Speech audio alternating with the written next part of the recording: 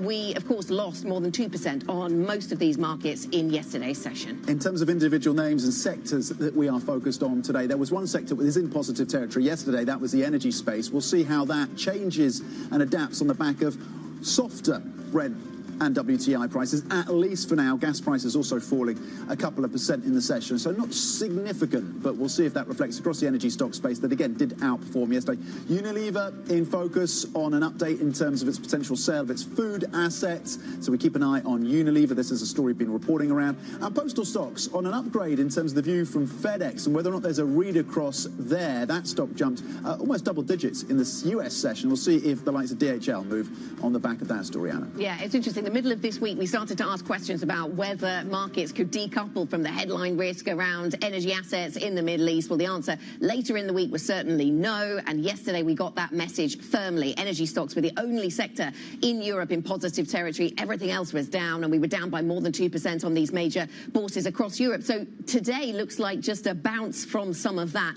negativity. How positive will we be today? What extent will we see that bounce coming through is really the only question. The FTSE 100 is up by 0.4%, waiting to see if we get some better gains from some of the markets that maybe have lost a bit more ground. The DAX, the CAC, for example, the IBEX over in Spain as well. So those markets a little slow to open this morning, but we are seeing a bit of positivity being reflected on that FTSE 100. And yes, we've got the CAC open and up by 0.8%. The IBEX up by more than 1%. So in some of these markets where we've seen more heavy selling, we are seeing some of those gains coming in.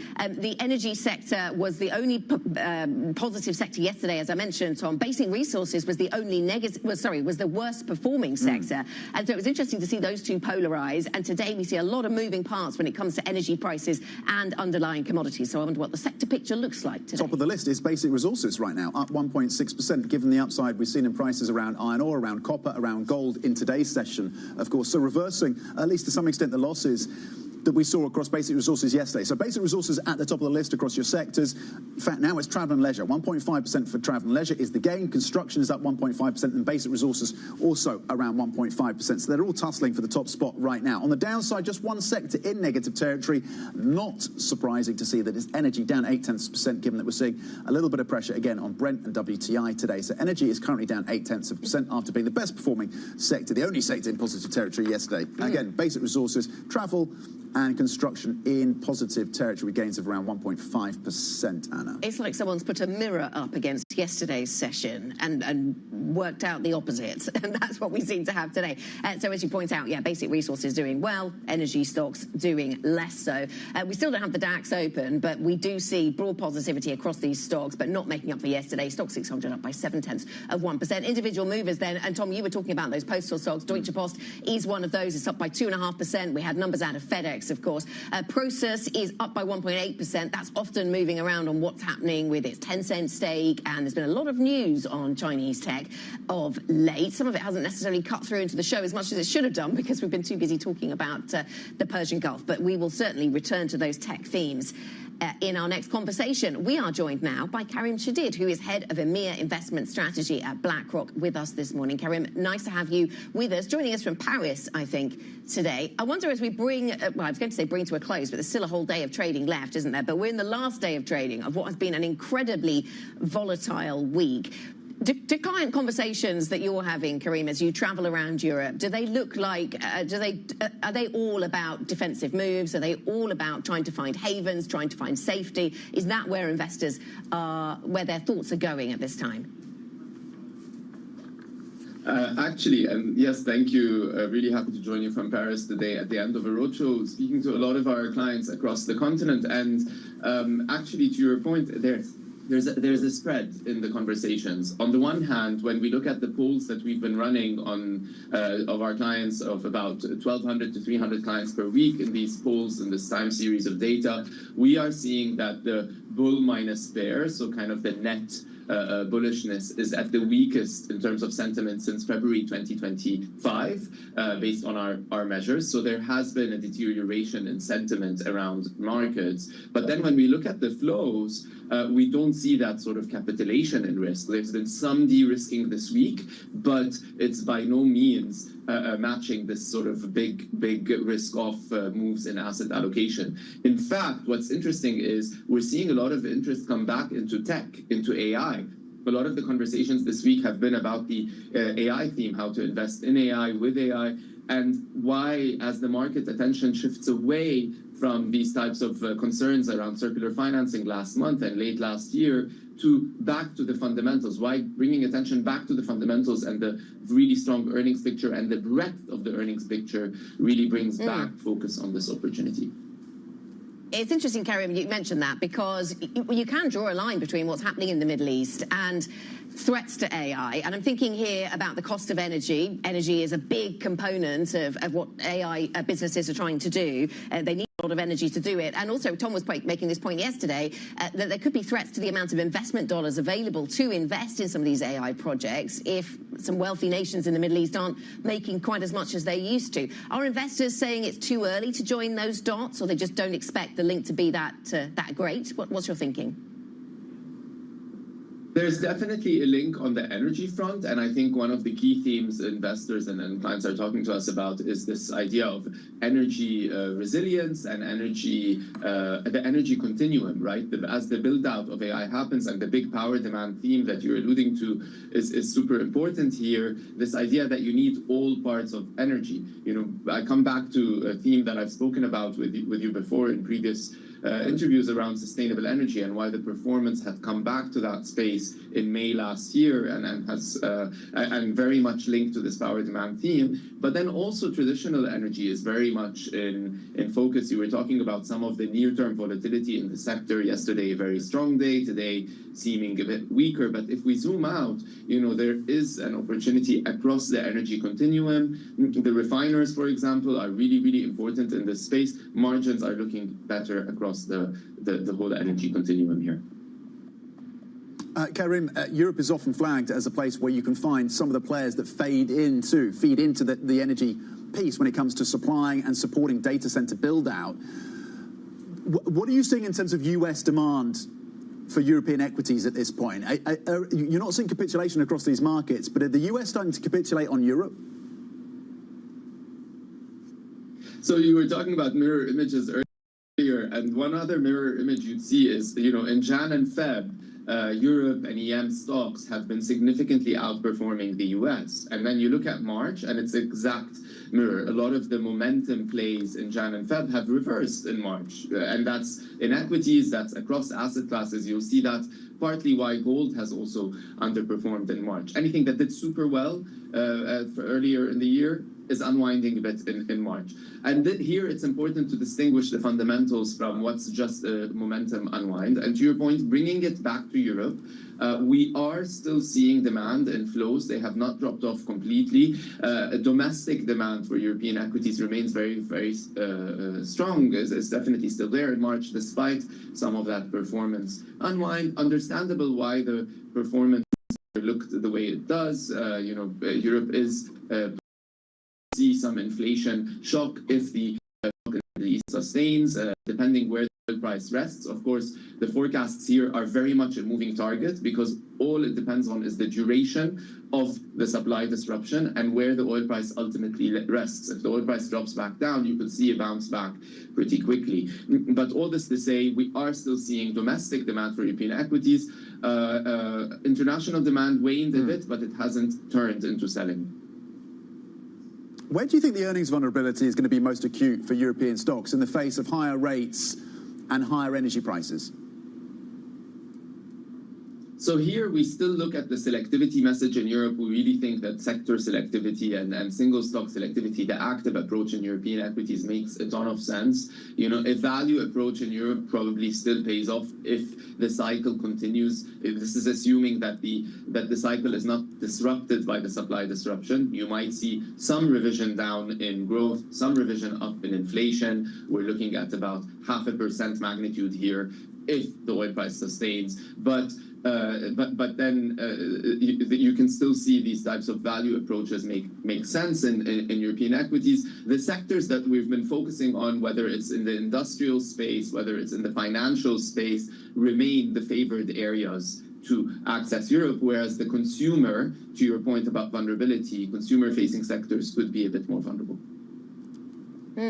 Karim, it's interesting that you say in your conversations with investors that some of the themes that go back to before the Iran war started are cutting through around AI, for example. Investors were also worried back then and continue to be so about private credit.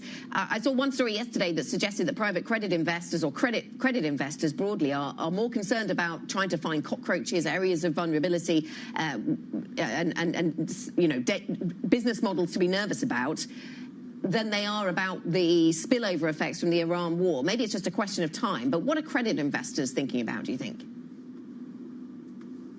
I would say that we have seen some caution, but not panic. And there's a big distinction here. You know, there is this sort of cautious hat that investors are wearing, whether in equities or in credit, looking for potential risks on the dashboard. But we are not seeing any sign of panic. We're not seeing any, you know, flight to safety by any stretch of the imagination. In credit, you know, the big theme for us going into this year that still stands is this idea of carry.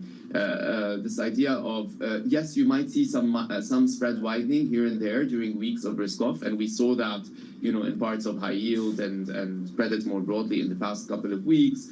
And we have seen some clients, you know, we talk to bring down the risk, you know, from high yield exposures a bit, you know, bring it down to neutral or maybe just below neutral. But we are generally seeing this mindset of continuing to carry credit with the idea that all-in yields can compensate you for mild spread widening.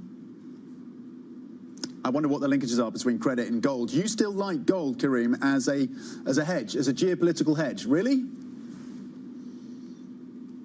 Yeah, so that's a call that obviously hasn't looked great in March. I stand by that, but when we look at gold, we really need to zoom out and think of the bigger picture. Some of the structural drivers of gold, such as purchases from central banks in emerging markets, which can be a bit price sensitive. So we saw a bit of a pullback in that data in February. We expect, you know, we're starting to see signs of that come back in March because it is a bit price sensitive. So on dips, those types of purchases provide a bit of a floor on the gold price. When we zoom out, gold is still looking quite lowly correlated versus stocks and bonds on a 10-year basis, sub 0.1. Clients we speak with are very much still asking for gold and about gold. In the polls that we run, gold has constantly come through in the top 3 net add exposures when asking about asset allocation shifts. Okay, on the case for gold. Karim Jadid, Head of EMEA Investment Strategy at BlackRock. Always appreciate your insights across these markets, Karim. Thank you. Let's get you a touch and a picture on the Core 6 right now. What, 11, 12 minutes into the Friday session, and you're seeing broadly across the Core 6 gains, apart from Novo, which is essentially flat. The strongest upside currently coming through for ASML in the tech space, of course, up 1.6%. Similar gains for Schneider Electric. Talking of those European companies that play into the data center story and the energy story. In the defense space, Rheinmetall popping 1.2%, so a decent gain there for a stock, of course, that's rallied in the last 2 years substantially. LVMH, which has seen some pressure given the luxury story in the Middle East, 1.4% is the gain, actually, for LVMH. So that is the picture across the core 6. Let's get some details on some of the other individual stocks on the move this Friday, bringing Charlie Wells. Charlie. Good morning, Tom. So let's kick off with airlines because they are in the green this morning, flipping from being in the red yesterday. So up well into the twos for EasyJet, TUI, and IAG. Now, this could be some dip buying. This could be traders saying basically that they buy the narrative that the White House wants to try to take some pressure off of the oil situation right now. So again, seeing positivity here, even despite some pessimistic comments coming from a lot of executives yesterday about having to push prices on to consumers. Let's flip and let's talk about Infineon. This is the German chip company. What we're seeing here is also a lot of positivity, well over 5%. And this has been another theme of the week, right? That AI narrative coming back, giving a boost to a lot of these chip companies, particularly here in Europe. So Infineon up right now, well over 5%. Different story when you take a look at Smiths. Let's bring up Smiths, that British engineering company, onto the screen, down over 4%. So they had an earnings report out today. Clearly, that disappointed the market. They were talking about returning over 1.5 billion pounds or 1.5 billion pounds to shareholders, but the market not liking this. This could be uncertainty right now. This could be a little bit of that rate issue, a little bit of the hawkishness spilling in to some of these engineering companies. So we're going to want to watch that for the rest of the day. I am watching with great interest this next one. It is JD Wetherspoon's, down over 8%, almost 9% here, because I love a pub. I think we all do, particularly on a Friday, and particularly after a week like this. They also had an earnings report out that was disappointing, clearly talking about that consumer that's under pressure. Now, JD Wetherspoon's, of course, they talk about offering pints at reasonable or sensible, if I believe. I've spent enough time in those pubs, sensible prices, but when you have those thin margins, when you get this uncertainty, when you get a lot of this pressure on the consumer, you get pressure on the likes of JD Wetherspoon's as well. We all love a pub. I'm just checking out to see whether the Jon Snow in Soho is a Wetherspoons. I thought it was. Anyway, we all love a pub on a Friday, particularly, as you say, Charlie, after a week like the week that we've just had. Charlie Wells with the stocks on the move this Friday. Thank you. Coming in and coming up, we're going to check back in on energy prices. You're seeing European gas a little weaker, just by around 1% right now on Dutch gas futures. Brent is trading down 1.4% at 107 after, of course, breaking through about $113 per barrel yesterday. WTI at $93 a barrel, so that spread continues, of course, between the two markers on oil. Currently down 2% on WTI. We'll see how sustained this is as Trump and Netanyahu try to reassure around energy infrastructure. We'll get more details and more conversation, of course, around that. We'll get an update live from Dubai. We'll have plenty more on that evolving story. Stay with us. This is Bloomberg.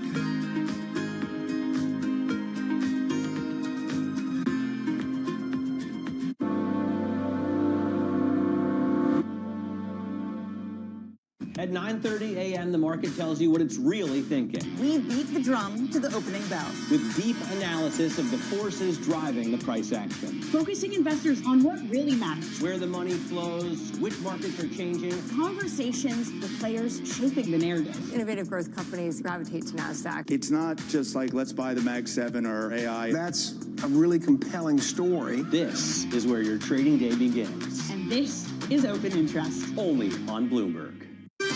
Bringing you up to the minute.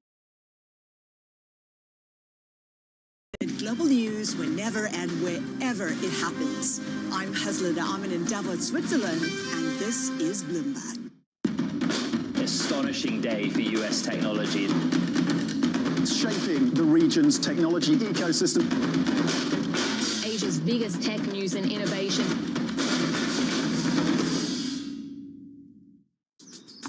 Welcome to Bloomberg This Weekend. I'm David Gura. I'm Lisa Mateo. And I'm Christina Raffini. We're tracking breaking news today from Wall Street to Washington. Let's start overseas. The sector is really propelling this deal forward. Yeah, the hope is this will open up new markets and provide some additional liquidity. Of course, now they're going to have competitors. We got a big week coming up in politics. Earnings season is underway. We're going to get some key reports. Everything you need to know before the markets open on Monday. Introducing Bloomberg This Weekend, bringing a little Bloomberg into your weekend routine. Guys, buckle up. The trading day is about to start. And you're already looking for that edge. The opening trade brings you everything you need to know as markets open across Europe. I'm Guy Johnson. I'm Anna Edwards. And I'm Tom McKenzie. This is your opening trade. Only on Bloomberg. Welcome to the world of decentralized finance. Why is it that NFTs have not recovered in the same way that, say, Bitcoin has? Bloomberg is covering all things crypto. It's a pretty spectacular story. The people. This is the future. This is the 21st century economy. The transactions. It snapped up nearly $1 billion of Bitcoin. And the technology. We need to build a digital Fort Knox. That gives people financial freedom, and that's a wonderful thing. That's extraordinary. We ride the wave that is Bitcoin. Bloomberg Crypto, only on Bloomberg. It's a multi-trillion-dollar industry. We'll show you what's happening in ETFs like no one else. ETF IQ, only on Bloomberg.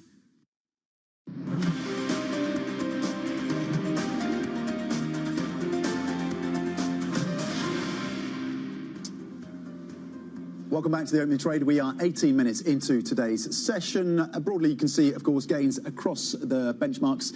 The index over in Germany, the DAX is actually outperforming, up 1.4% across your sectors. Construction at the top of the list. Energy seeing a little bit of pressure as a sector, currently down 0.4%, Anna. European gas prices are lower and oil has dropped from its highest close since July 2022 as leaders from the US and Israel sought to reassure energy investors rattled by damage to major Persian Gulf energy facilities. Bloomberg's Jumana Basetchi is in Dubai and joins us now. Jumana, bring us up to date with the actual damage then that we've seen to Qatar's LNG plant. I know there have been strikes on facilities in Kuwait as well. Yeah, absolutely, Anna. So a big strike took place at the Ras Laffan facility yesterday, as we spoke about. And over the course of the evening, Qatar Energy put out a statement defining how much damage they had been sustained. And what they did tell the market is that 2 out of their 14 LNG trains had been damaged. That represents about 17% of Qatar's LNG exports.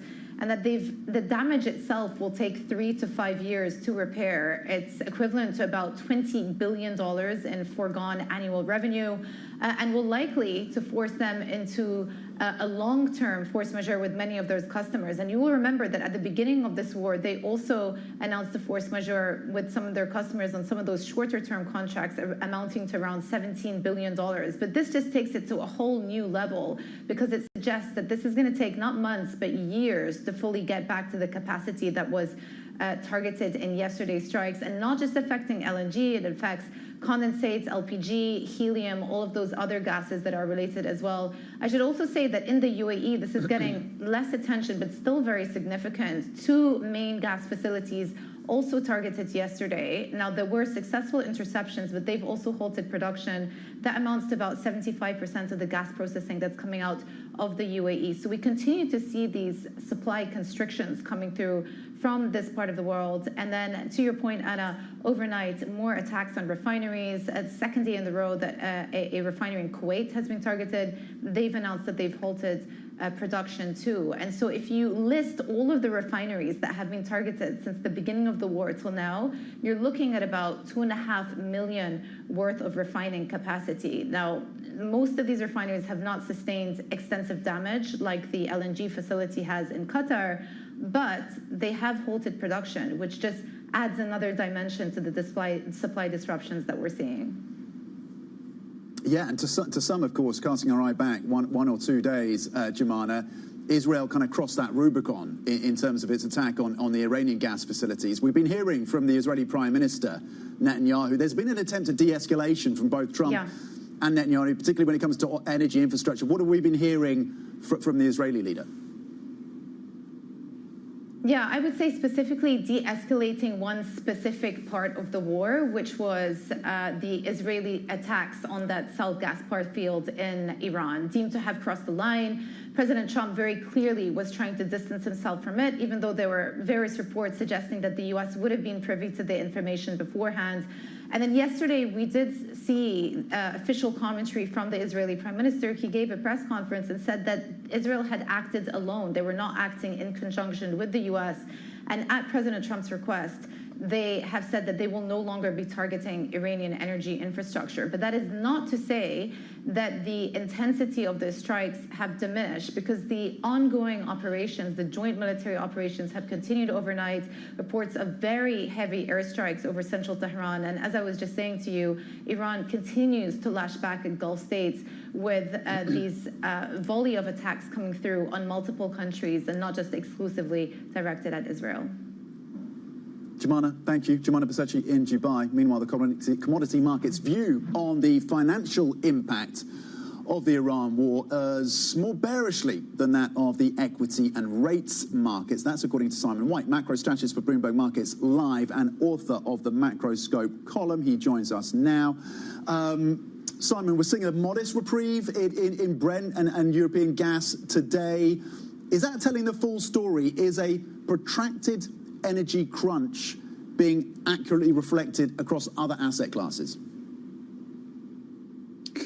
The short answer is I don't think so. I think that when you get energy shocks, it's not only how long they last for in real time, it's how long they last for over a longer period. So the longer they last for, the longer they take to remedy. So when, for instance, refineries are powered down, or when gas plants, liquefaction plants are powered down, they take a long time to power back up again. So you have these kind of what economists call hysteresis effects.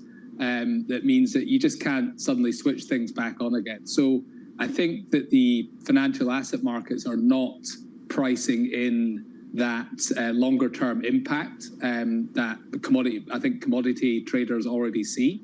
If you look at, for instance, break-even rates, inflation break-even rates, or CPI fixing swap rates, certainly in the US, they're still pricing a temporary inflation shock. So I think there's a mismatch there between the markets.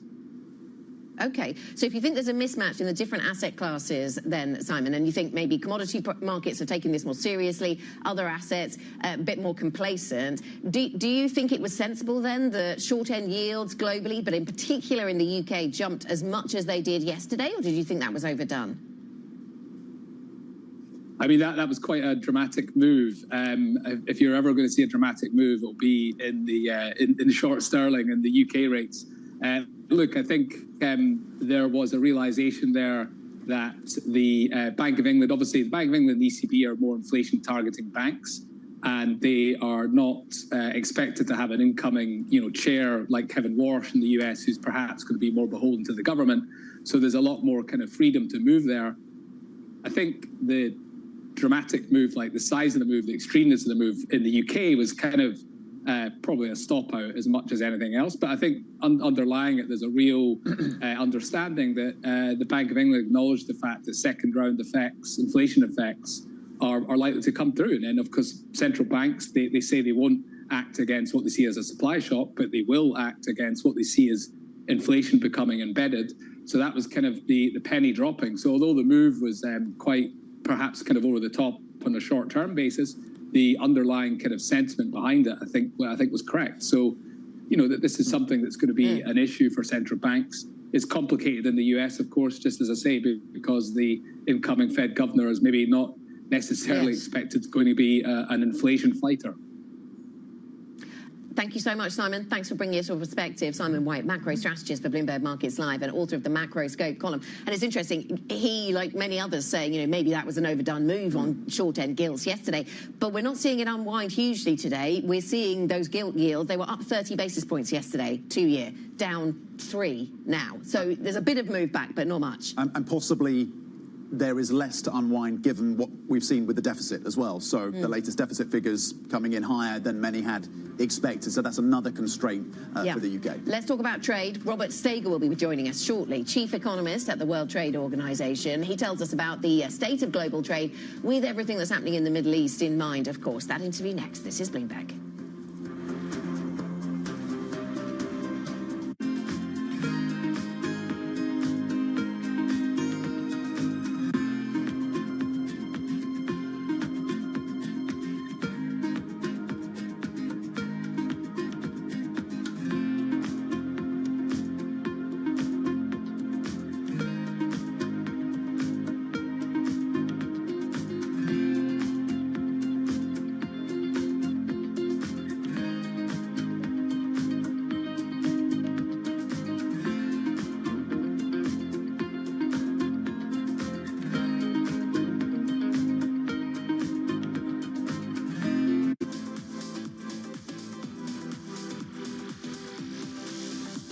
Have you ever thought about, or would you make a movie for a streaming service? Would you make a Netflix movie? Man, that's a great question. I mean, I'm waiting for one where I ask and you go, that was a shitty question. Yeah.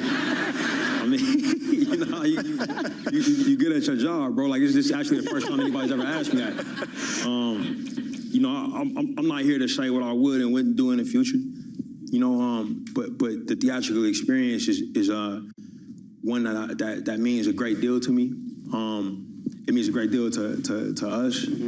I feel a certain responsibility. Like if Fruitville had happened a calendar year later, it probably would have come out on streaming. You know, I've been fortunate enough that everything that I've written and directed has been a theatrical release.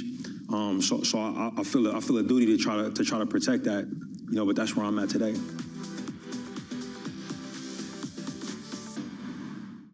Africa, a region rife with potential for growth and opportunities, but not without its challenges.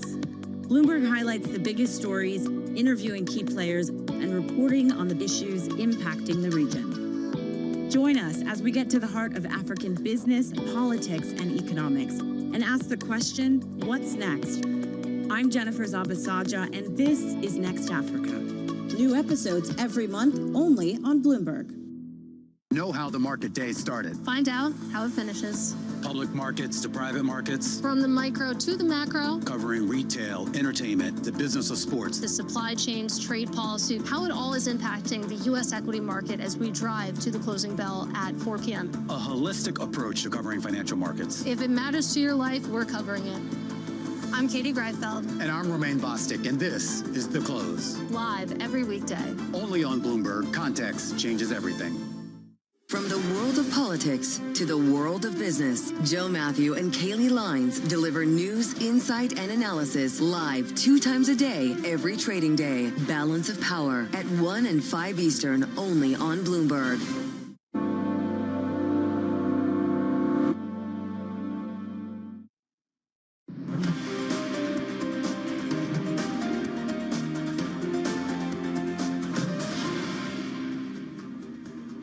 This is the opening trade Friday morning, 30 minutes into Friday's cash equity session here in Europe. And European equity markets look like they're reversing some of the trends of yesterday. We were down by more than 2% on some of the major markets in yesterday's session. Ongoing concerns about elevated, higher energy prices, energy supply as well. But today, we've put those to one side. We're slightly reassured, at least from an energy perspective, by some of the commentary coming out of the US and Israeli administration. Energy prices are a little bit weaker, and so we see stocks go higher. We're up by 1% on some of these markets, the Xetra DAX in particular getting some decent gains. So, Tom, we changed course, reverse path on some of the moves of yesterday, but we're still very much focused on everything energy. And it's quite broad-based in terms of the gains that we're seeing yesterday. But again, to your point, in the context of a drop of more than 2% by the close for European stocks yesterday. But again, quite broad-based in terms of the modest lift. We'll see how sustained that is in the days ahead for European stocks. Right now, you have about 500 individual names across the stock 600 in positive territory, and as you can see, about 88, close to 90 just in negative territory. Volumes are relatively light versus the 20-day average, or on par with the 20-day average. Not a huge amount to talk about there. When it comes to the leaders and laggards, let's break it down for you then. On the leaders side, Interestingly, tech is getting a lift today. That's one of the best performing sectors. Infineon upgraded by JP Morgan. That's had a ripple effect across the tech space. So that is up 5.4%. ASML also getting a lift as well, of course, the Dutch maker of those lithography machines, up 1.2% so far for ASML, a big weighting across the Stoxx 600. And Santander, the banking space, is also gaining as well. A bit of a sell-off, bit of a pronounced sell-off, of course, banks yesterday, so maybe making up for some of those losses. Santander currently up 2.3%. On the downside, energy names. Again, a bit of a mirror image, a reversal in terms of what we saw yesterday in the session, where energy was the only sector in positive territory. Today, it is on the downside, of course, on weaker oil prices, at least for now. Brent, BP then, under a little bit of pressure, down 2.4%, but again, in the context of the gains that have come through for these energy majors, Shell is down 1.4%, and Smiths Group falling 5.3%. That is a different story, unrelated, of course, to what's happening in the energy space. But this is where your attention should still be, is on what's happening around energy and how that's rippling across, of course, these various asset classes, Anna. Tom, so that's the markets. Let's get up to date on some of the other stories that we are focused on this morning. The Financial Times is reporting that JP Morgan has started a monitoring program to guard against overwork by its junior investment bankers. The program will track bankers' weekly digital footprint, including video calls, desktop keystrokes, and scheduled meetings. Bloomberg has learned that Blackstone's flagship private credit fund is planning to sell bonds backed by its over $82 billion of assets. BCred, the world's largest business development company, is looking to finalize the collateralized loan obligation deal, or CLO, early next week. The Blackstone fund earlier this month took the unusual step of asking some of its senior lenders to pitch in $150 million to help fund elevated redemption requests rather than cap investor withdrawals like some of its private credit peers. And the European Central Bank will need to consider hiking interest rates as soon as next month, that's April, if price pressures build further due to the Iran war. This is according to the Governing Council member Joachim Nagel. The ECB's new projections show consumer prices will advance in the euro area this year, and in an extreme scenario, inflation could peak in the first quarter of 2027. So April, perhaps, from an ECB perspective, Tom, is a live meeting. Yeah, 2.6% is the renewed target, or at least forecast, not target. The target's 2%. The forecast is now 2.6% for inflation. But of course, in worst case scenarios, they're looking at potentially 6%, the ECB. Again, that's in the worst case scenario. Now, global merchandise trade will decelerate less sharply this year than the World Trade Organization predicted 6 months ago. But if the war in the Middle East continues, keeping energy prices high, then a deeper slowdown could take hold. For more, we are very pleased to say we're joined by Robert Steger, Chief Economist at the World Trade Organization. Robert, good morning. What an important time to get your take on the health of this global economy and, of course, that focus on trade. What assumptions are you making right now about the impacts that the war in Iran is having on global trade? Good morning, and happy to be here. As you mentioned, even before the outbreak of the Middle East conflict, we were predicting that merchandise trade at a global level would growth would fall from its 4.6% rate in 2025 down to a 1.9% rate in 2026, and we are expecting that because of the Middle East conflict, if it leads to elevated energy prices throughout the year, that could shave another 0.5% of growth off of merchandise trade. So the growth rate would be 1.4% that we're predicting in 2026. Are you assuming that there's going to be, how do you factor in a scenario where this becomes more prolonged, where it's much more difficult to get these energy assets back into play? We're looking at the Qataris, for example, with an outage maybe of 3 to 5 years for part of their gas infrastructure.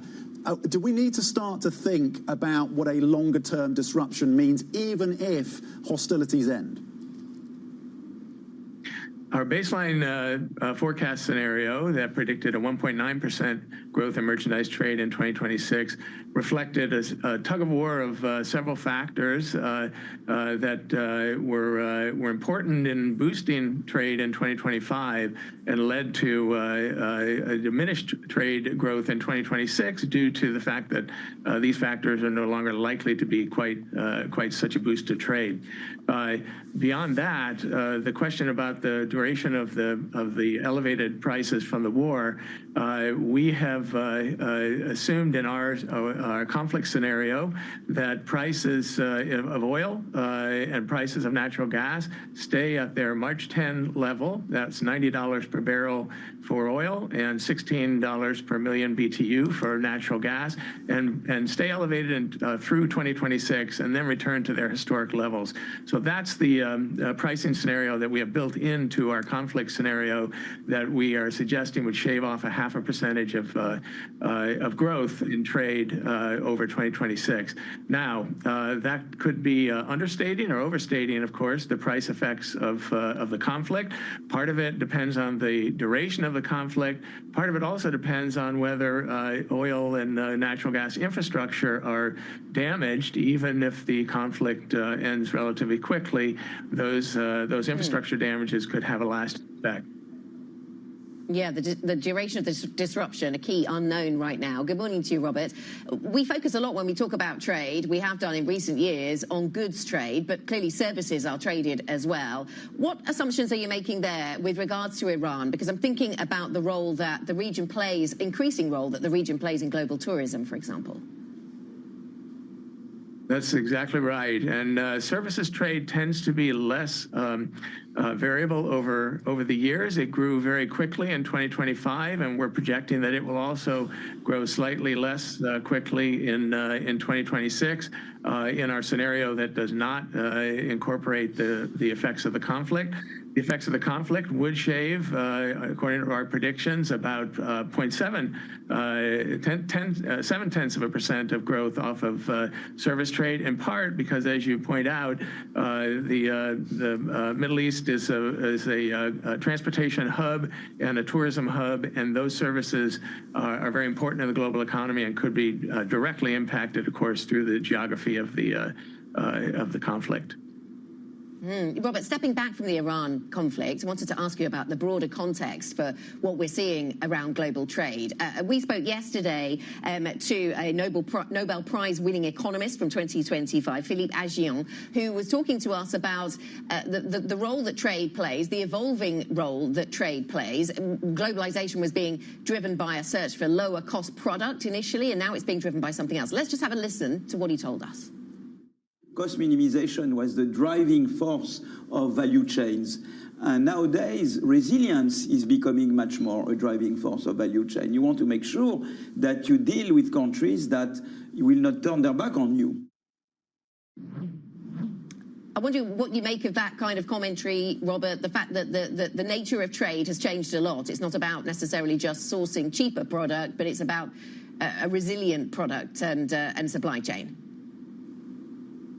Yes, I think that is very true. And in our report, we do look at fragmentation across countries in trade, and we have seen in the past some rising in fragmentation. Countries, groups of countries trading more within their groups than between groups.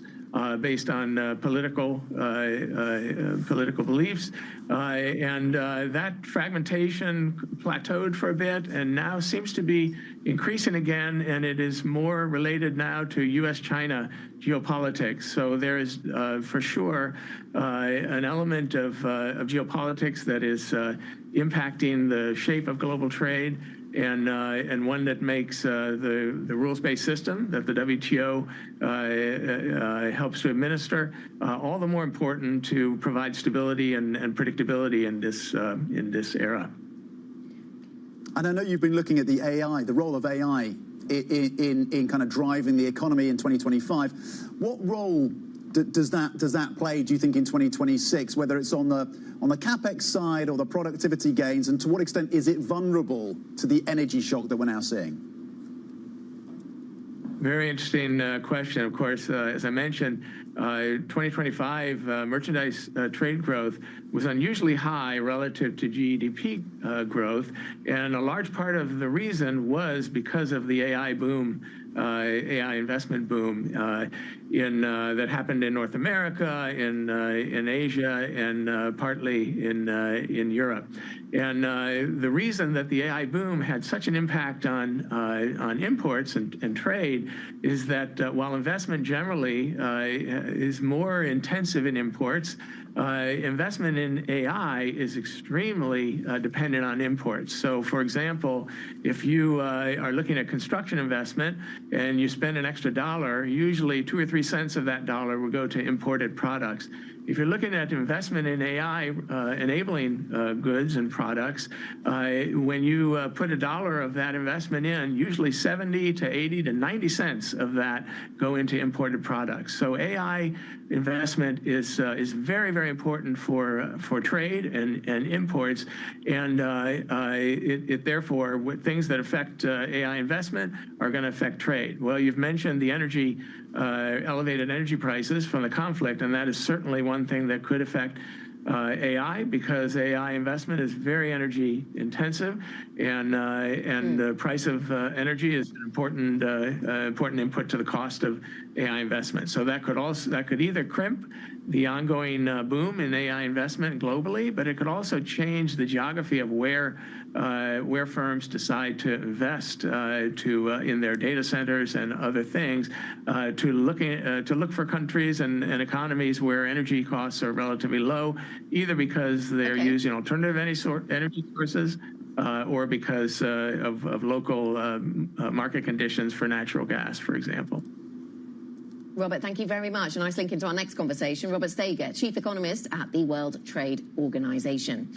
Now, with oil and European natural gas futures surging since the start of the war in Iran, several analysts note that while the conflict is bad for the global economy, it hasn't sparked necessarily the same style crisis as in 2022. Depends on which assets you're looking at, depends on which geography. But let's talk about this now in a little bit more detail. Joining me now is Kesavartini Savarimuthu, who joins us from Bloomberg NEF, talks about the European power markets there. Really good to have you with us. Thank you so much for joining us, Kesavartini. So let's think about the parallels with 2022 and where they exist and where they break down. How do you approach that question?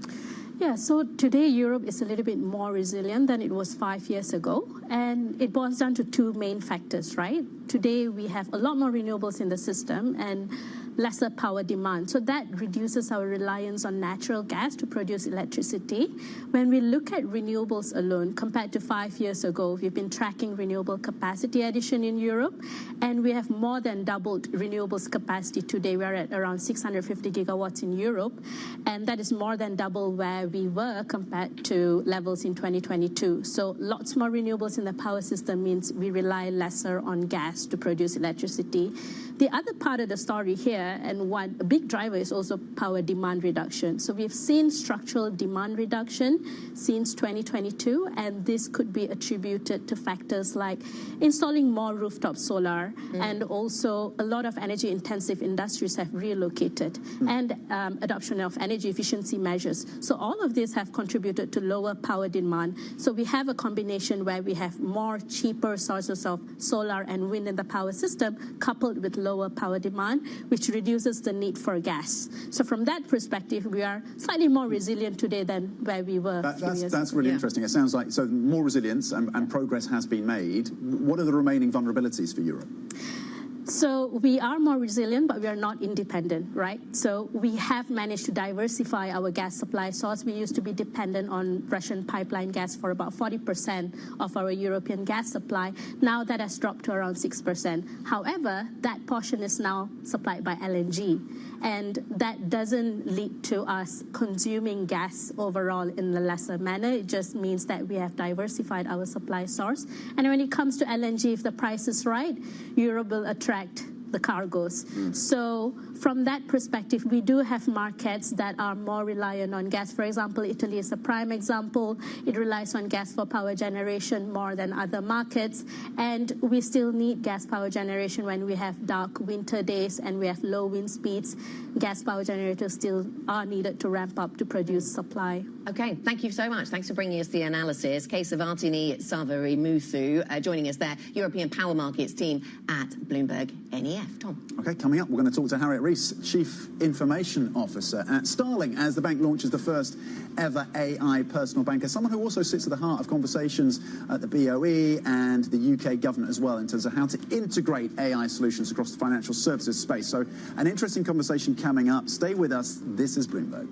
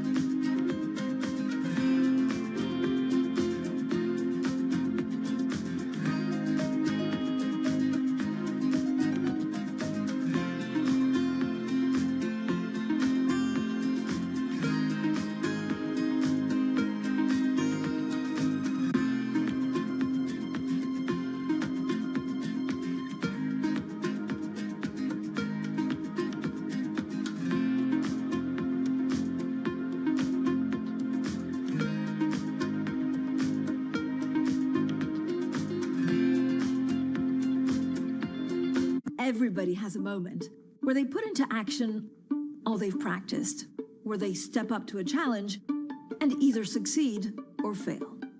But what are those moments for some of the world's most influential leaders?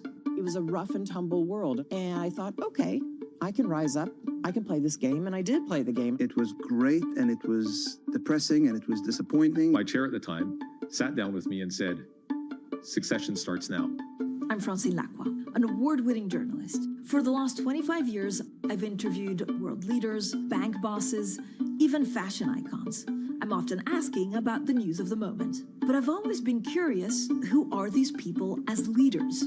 Join me for the podcast version of Leaders with Francine Lacroix. I'll start your week with conversations that explore what drives the world's most influential people, how today's leaders got to where they are, where they're going next, and how they've transformed their organization in the process. Make decisions. A poor decision is always better than no decision. You have to have truth tellers around you, and you have to be willing to listen. You don't want to be setting strategy in the middle of a transaction, that's for sure. Do it for the right reasons. Don't do it because of FOMO. We'll also learn lessons which we can apply to our work and daily lives. Tune into the podcast version of Leaders with Francine Lacroix.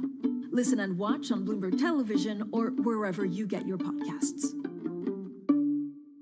Key investors, top executives, global innovators. Join me for in-depth conversations with the biggest newsmakers on the day's top stories. Insight with Haslinda Amin, only on Bloomberg. Join me each week on Wall Street Week for stories of capitalism from business, markets, economics, tech, and climate. More than what you need to know, it's what you need to think about.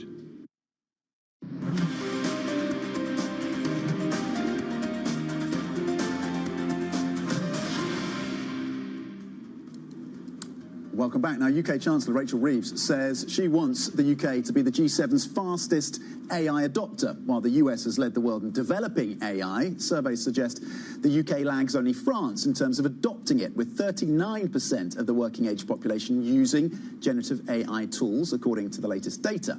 And it appears Starling Bank got the memo. They've just launched Starling Assistant, which they say is the first ever AI personal banker. Harriet Reeves, Chief Information Officer at Starling Bank and co-chair of the Bank of England's AI Task Force, joins us now. Harriet, and we want to get your views on how the BOE is thinking about this, how the UK government is thinking about AI adoption. But let's start with this AI agentic assistant then. What exactly is it? What does it actually do? Yeah, it's a really exciting time for us at Starling. So up until now, generative AI has been used primarily to serve information or guidance to consumers in the financial services space. But with the Starling Assistant, we're moving beyond that. And this tool can actually take actions on behalf of the customer. So you might want to set up a new payee, you might want to move money around your account, you might want to cancel your card. And all you need to do now is tell the agent that via voice or in natural language text, and that action will be carried out for you. You can do this via voice. Do you think, so presumably you think customers are going to embrace this. Do you think it leads to further customer acquisition for Starling? And how do you address concerns about security and fraud? Yeah, so at Starling, we've always been about using the latest technology to pioneer what banking experiences can look like for consumers, and using agentic AI is no different. We really see this as the beginning of a new era for experiences, and we'd like to show customers that AI can help them to manage their money by being more proactive about the actions that they take. When it comes to the security and the fraud aspect, of course there are risks here, and that's why we've been in pilot and testing with staff and customers for about 9 months. That's got us to the point where we're really comfortable that we can put these technologies into the hands of customers, and we're really excited to see how customers get on with them. Yeah, Harriet, it sounds like you're very excited. The whole sector, no doubt, is moving in this direction. But, you know, speaking for a friend, if I'm a person who hasn't even used an agent to book a table at a restaurant yet, do I really want to rely on it to do banking? I mean, what's the appetite for this kind of product amongst customers? Curiously, from our consumer testing, we found something really unexpected. We thought that it was going to be all the young tech-native people that were going to love this tool, and that we might struggle to convince some of the people that were less tech-savvy to use it. But it was actually the opposite. Customers found the ease of being able to simply ask an agent to carry out an action, and then be able to see within their banking app that that's being carried out as they requested, to be something that they found very heartening and very empowering. Yeah, I mean, you're a relatively new business, and I mean, a lot of bigger banks have loads of legacy systems that sort of talk to each other with different degrees of success. How easy has it been to introduce something into Starling? How would you say the sector is going to be able to introduce this kind of AI tech? For sure. So at Starling, this tool is the culmination of about 8 years of machine learning and AI development and research. So it's been a long time coming, but of course there have been many incremental and iterative steps on the way. I think for the industry, for sure, siloed data stacks and legacy technology are going to play a part. But I'm starting to see lots of movement in the industry, and in my AI champion role, I'm really excited to see firms embracing what AI can bring, both in the back office and starting to see in the front office too. What would you ask the government to do? If there's one thing the government could do right now to accelerate this kind of innovation and adoption, what would it be? So at the moment, the government has appointed financial service champions, as myself, simply to get in there and understand what the barriers are for consumer banks. What we're understanding is that there's some inconsistency around the comprehension of regulation in UK financial services. So there's obviously more we can do to make sure that firms comprehensively and consistently understand that. And then we need to think about the longer term of how we use UK infrastructure to support the AI development in the financial services sector and the wider sector industry here in the UK. There are a number of themes coming into play here, aren't there? Because there's, yes, the UK government's push into AI, the banking sector to some degree embracing that, and we're talking about that this morning.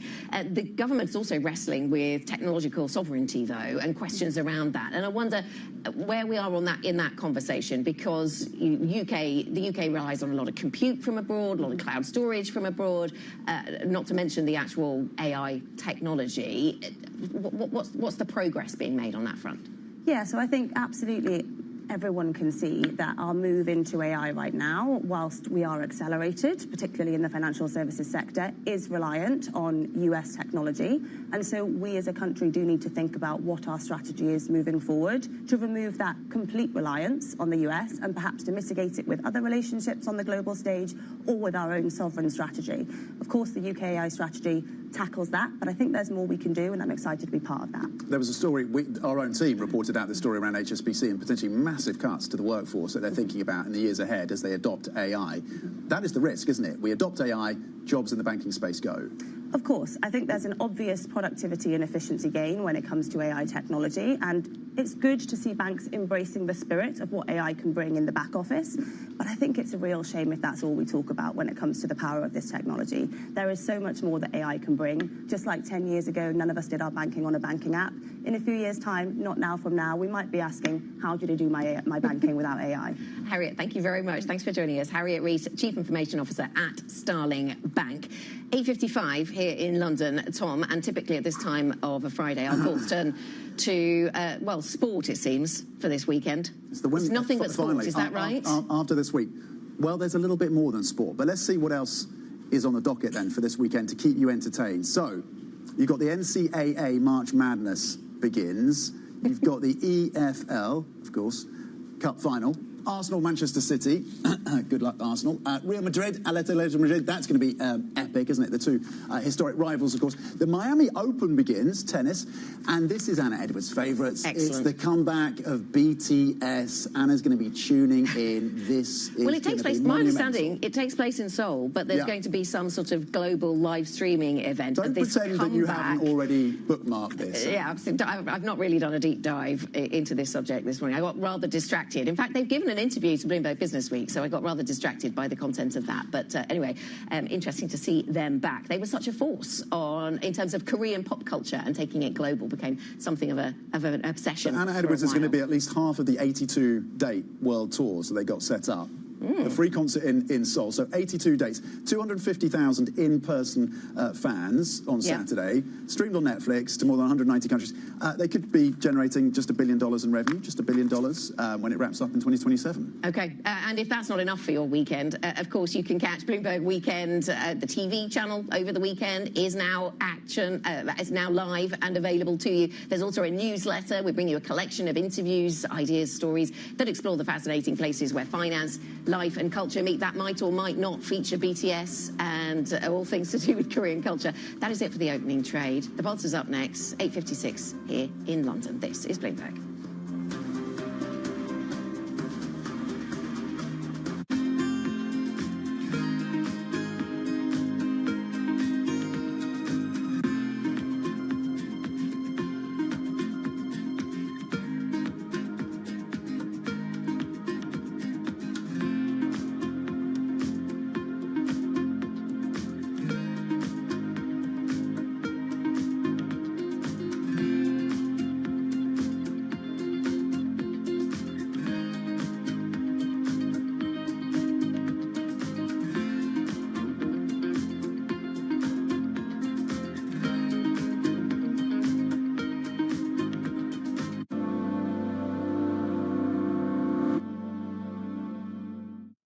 This is Bloomberg Daybreak Europe. I'm Lizzie Burden in London, and these are the stories that set your agenda. Taking you from the U.S. market's close to the overnight session in Asia, we'll walk you through what you need to know to kickstart Europe's trading day. Live from our European headquarters, we bring you the day's top market-moving stories, unmatched expert analysis, and on-the-ground reporting from across the continent. Tune in to Daybreak Europe, only on Bloomberg Television. Context changes everything. Bringing you up-to-the-minute global news whenever and wherever it happens. I'm Jemana Bersecci in Davos, Switzerland, and this is Bloomberg. Middle East and Africa. Vibrant resources and high-yield investment opportunities abound. Join me on Horizons Middle East and Africa for the stories, newsmakers, and insight from this exciting region. Now weekdays, only on Bloomberg. At 9:30 a.m., the market tells you what it's really thinking. We beat the drum to the opening bell. With deep analysis of the forces driving the price action. Focusing investors on what really matters. Where the money flows, which markets are changing. Conversations with players shaping the narrative. Innovative growth companies gravitate to NASDAQ. It's not just like, let's buy the Mag 7 or AI. That's a really compelling story. This is where your trading day begins. And this is Open Interest. Only on Bloomberg. What is going to be the consequence for U.S. markets? We are seeing modest gains across European equity markets. Take a look at how we're faring when it comes to Asian markets. Welcome to Bloomberg This Weekend. I'm David Murray. I'm Lisa Mateo. And I'm Christina Ruffini. We're tracking breaking news today from Wall Street to Washington. Let's start overseas. The sector is really propelling this field forward. Yeah, the hope is this will open up new markets and provide some additional liquidity. Of course, now they're going to have competitors. We got a big week coming up in politics. Earnings season is underway. We're going to get some key reports. Everything you need to know before the markets open on Monday. Introducing Bloomberg This Weekend, bringing a little Bloomberg into your weekend routine. Guys, buckle up. Sorry.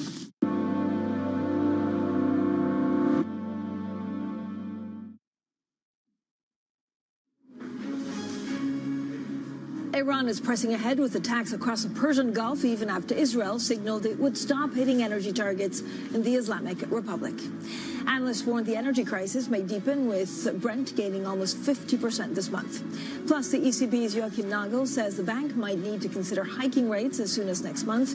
We discuss the outlook with the governor of the Central Bank of Ireland a little bit later. Now, this is the market's overall look. Of course, the focus is what's happening on the energy markets and everything that we've seen over the last 3 weeks. Again, oil set for the weekly surge. If you look overall at U.S. stocks, they seem to be wavering. Again, U.S. stocks swing between small gains and losses. Oil prices seem to be a little bit more steady and cautious trading. Sentiment definitely very sensitive to the escalation in the war in the Middle East. I'm also looking at a couple of what traders that we're calling say, and they're parsing every geopolitical headline because they worry about supply chains, they worry about the surging price of gasoline and jet fuel, and you can see euro dollar 1.1556. For the moment, if you look at European markets, they're a little bit higher. I guess they're about 0.6% higher. We did have a sell-off yesterday. So for the conversations that matter and the insights you need, let's get started.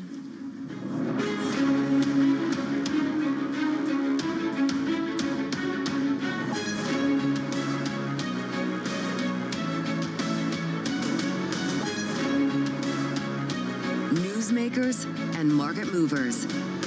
This is The Pulse with Francine Lacqua. Good morning, everyone, and welcome to The Pulse. I'm Francine Lacqua here in London. Now, Iran is pressing ahead with attacks across the Gulf, despite diplomatic efforts to ease growing tensions from the Iran war. Now, Israel says it will no longer target Iranian energy sites after sparking retaliatory strikes and a rebuke from President Trump. Now, the Prime Minister Netanyahu also pledged the help of Israeli forces to reopen the Strait of Hormuz. The threat of rising prices as a result of attacks on Middle Eastern energy sites have forced central banks around the world into holding rates, with some warning that hikes may be on the way. Now, the Fed, the ECB, and the Bank of England, also the BOJ, all making difficult policy decisions this week. With us, Yari Sten, Chief European Economist for Goldman Sachs. Yari, thanks so much for joining us. I mean, first of all, how difficult is it to predict the price of oil? Because everything depends on how long this lasts. It doesn't look like there's any kind of real escalation. So could we see 150 to 100, or does it stay at these levels but for much longer? Yeah, as you say, it's very difficult to predict. So we really have to think in terms of scenarios, I think, here. So we've laid out different scenarios for how long the flows through the Strait of Hormuz might be disrupted. Our baseline is 21 days, in which case we see oil at 110 around current levels. But we have a 30-day disruption and a 60-day disruption case, in which case the price of oil might go to 130 or 150 in that very adverse scenario. So that's the way to think about it at the moment. And then as we learn more about how the energy situation evolves, we have to sort of update our probabilities on these different scenarios. So what does this mean for the European economy on inflation and growth? Right. It's, I think, easy on headline inflation. We're clearly going to get a big boost here to headline in coming months. It's also relatively straightforward for growth. We're going to get a hit, possibly quite a sizable one.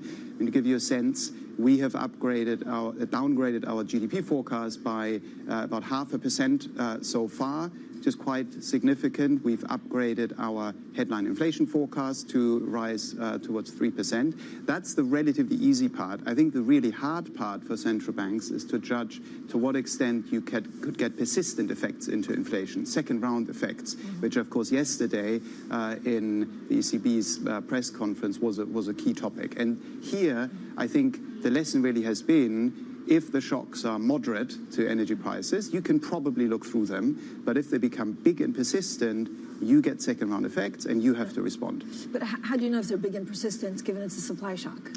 It's very hard. So, I mean, passage of time, obviously, is one element. Do energy prices kind of stay this high for a long time, or do they come down? We can see that. What is happening to the forward curve for energy? I would still say that is saying that we should see some relief in coming weeks and months. But we can also look, of course, at any damage to the energy infrastructure, because the more we see, the harder it will be for flows to resume. Those are, I think, the things we have to focus on immediately. The next stage is then to look at early signs of second-round effects, inflation expectations, firms' pricing behavior, wage demands, and so on. And, the message is we're watching all of this, and over the next 6 weeks, by April, we might have news on this, as Joachim Nagel, of course, said this morning. But, if we have a hike from the ECB, first of all, let's just talk about market expectations, because they're expecting the ECB to react in a completely different way to the Fed. Yes. Is that right? Does it feel fair, or is it because it's a different type of investor that's looking at these? I think it's fair to look for somewhat different responses here, right? So, first of all, the U.S. is more insulated from this as a net energy exporter. The Fed also has a dual mandate, has a weakening labor market coming into this, which the ECB does not have. So I think that's an important difference. And then also, I think there's a bigger scar in Europe from the 2022 energy crisis. And of course, the ECB in the past has been much more responsive to these type of headline pressures, sometimes rightly, sometimes wrongly. So I do think some difference there is appropriate, but the difference probably is a little bit too pronounced in current market pricing. But that gets back to the point of uncertainty that investors obviously are not just looking at what is most likely, but they're also trying to price the range of outcomes. And I think there are risks that if the energy shock continues to build, that you could get a lot of hikes in that scenario. And I think that's within the pricing as well. But is there a danger that a rate hike from the ECB in April could look like a policy mistake? It's possible, and that's what they need to balance. I think Philip Lane said we have two scars, one from 22, where we wish we had responded earlier, but we also have one from 2008 and 2011. So we have to balance that. And so, ultimately, if they do hike, we have a scenario, if energy price pressures continue to build, we have a scenario where they hike 3 times, June, July, September. But then we think they would probably unwind those hikes next year already, because the economy would weaken, global growth would weaken in that adverse scenario. And so I think that's also important to think about how sustainable would those hikes be. But I think the view within the ECB is if these pressures continue to build, if you get second-round effects, the ECB has to send a signal to wage setters, to price setters, and say, we're protecting the mandate. What does it mean for the Bank of England? They're looking at it very differently.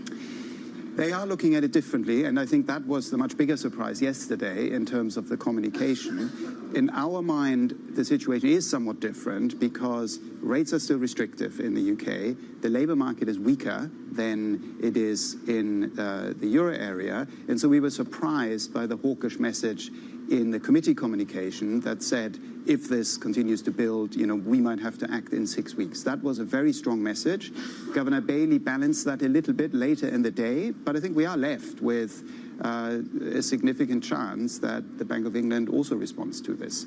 And to me, that's a bit of a surprise because I think the weakening that we're seeing in the labour market in the UK, the restrictive level of rates, to me does suggest that there's a bit more time that the Bank of England has, whereas the ECB starts from a neutral level and a pretty solid labour market, and so I can see the urgency a bit more there.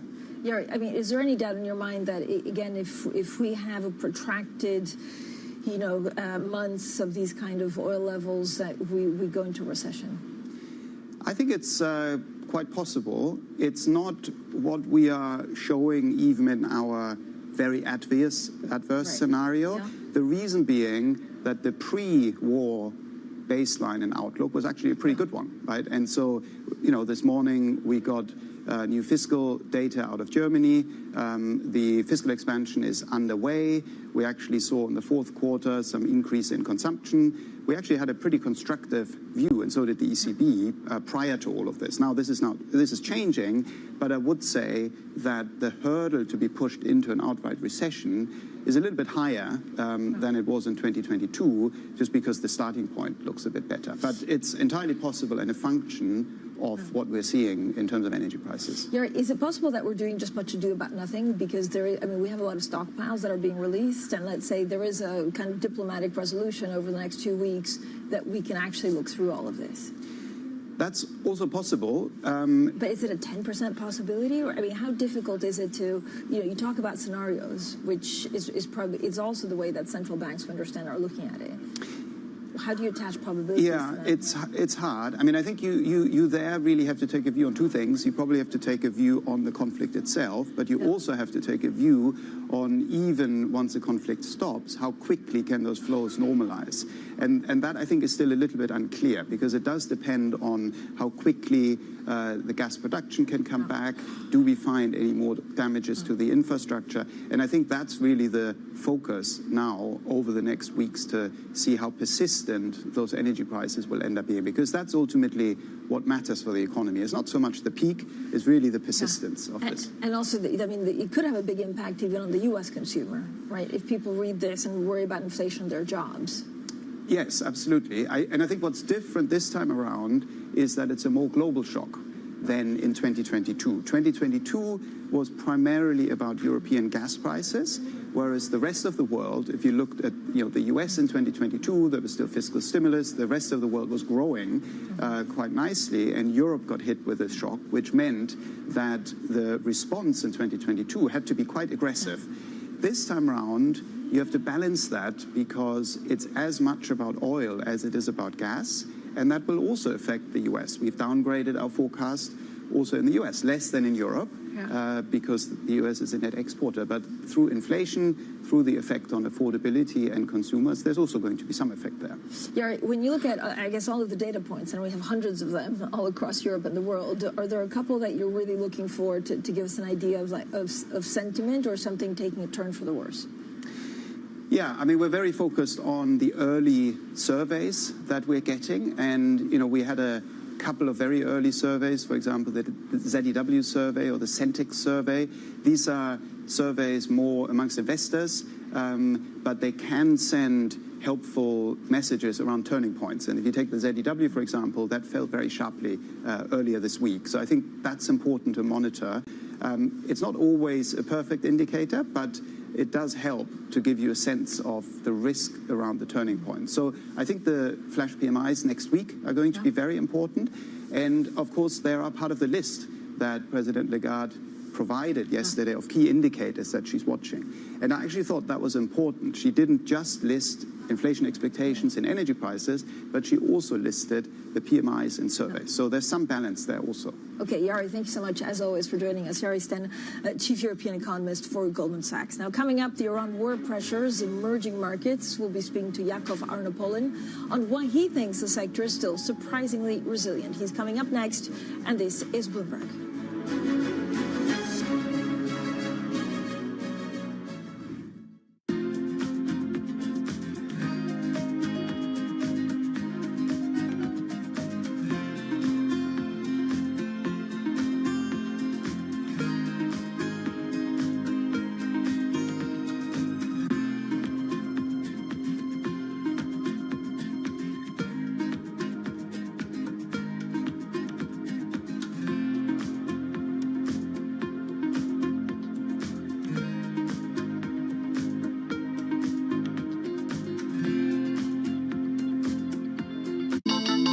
The countdown is on. Everything you need to get the edge at the end of the market day. Get ahead of tomorrow's trading with The Close. Weekdays on Bloomberg. Context changes everything. Welcome to Bloomberg This Weekend. I'm David Murray. I'm Lisa Mateo. And I'm Christina Ruffini. We're tracking breaking news today from Wall Street to Washington. Let's start overseas. The sector is really propelling this deal forward. Yeah, the hope is this will open up new markets and provide some additional liquidity. Of course, now they're going to have competitors. We got a big week coming up in politics. Earnings season is underway. We're going to get some key reports. Everything you need to know before the markets open on Monday. Introducing Bloomberg This Weekend, bringing a little Bloomberg into your weekend routine. Guys, buckle up. Sorry. Good morning. This is Bloomberg Surveillance. Welcome back to the opening trade. Watch Bloomberg Tech. This is the Asia trade. This is Wall Street Week. Welcome to Balance of Power. This is Bloomberg Television. U.S. jobs numbers are released. Bloomberg has the report under surveillance with crucial data and expert analysis at terminal speed. Nobody covers Jobs Day like Bloomberg. Key investors, top executives, global innovators. Join me for in-depth conversations with the biggest newsmakers on the day's top stories. Insight with Haslinda Anim, only on Bloomberg.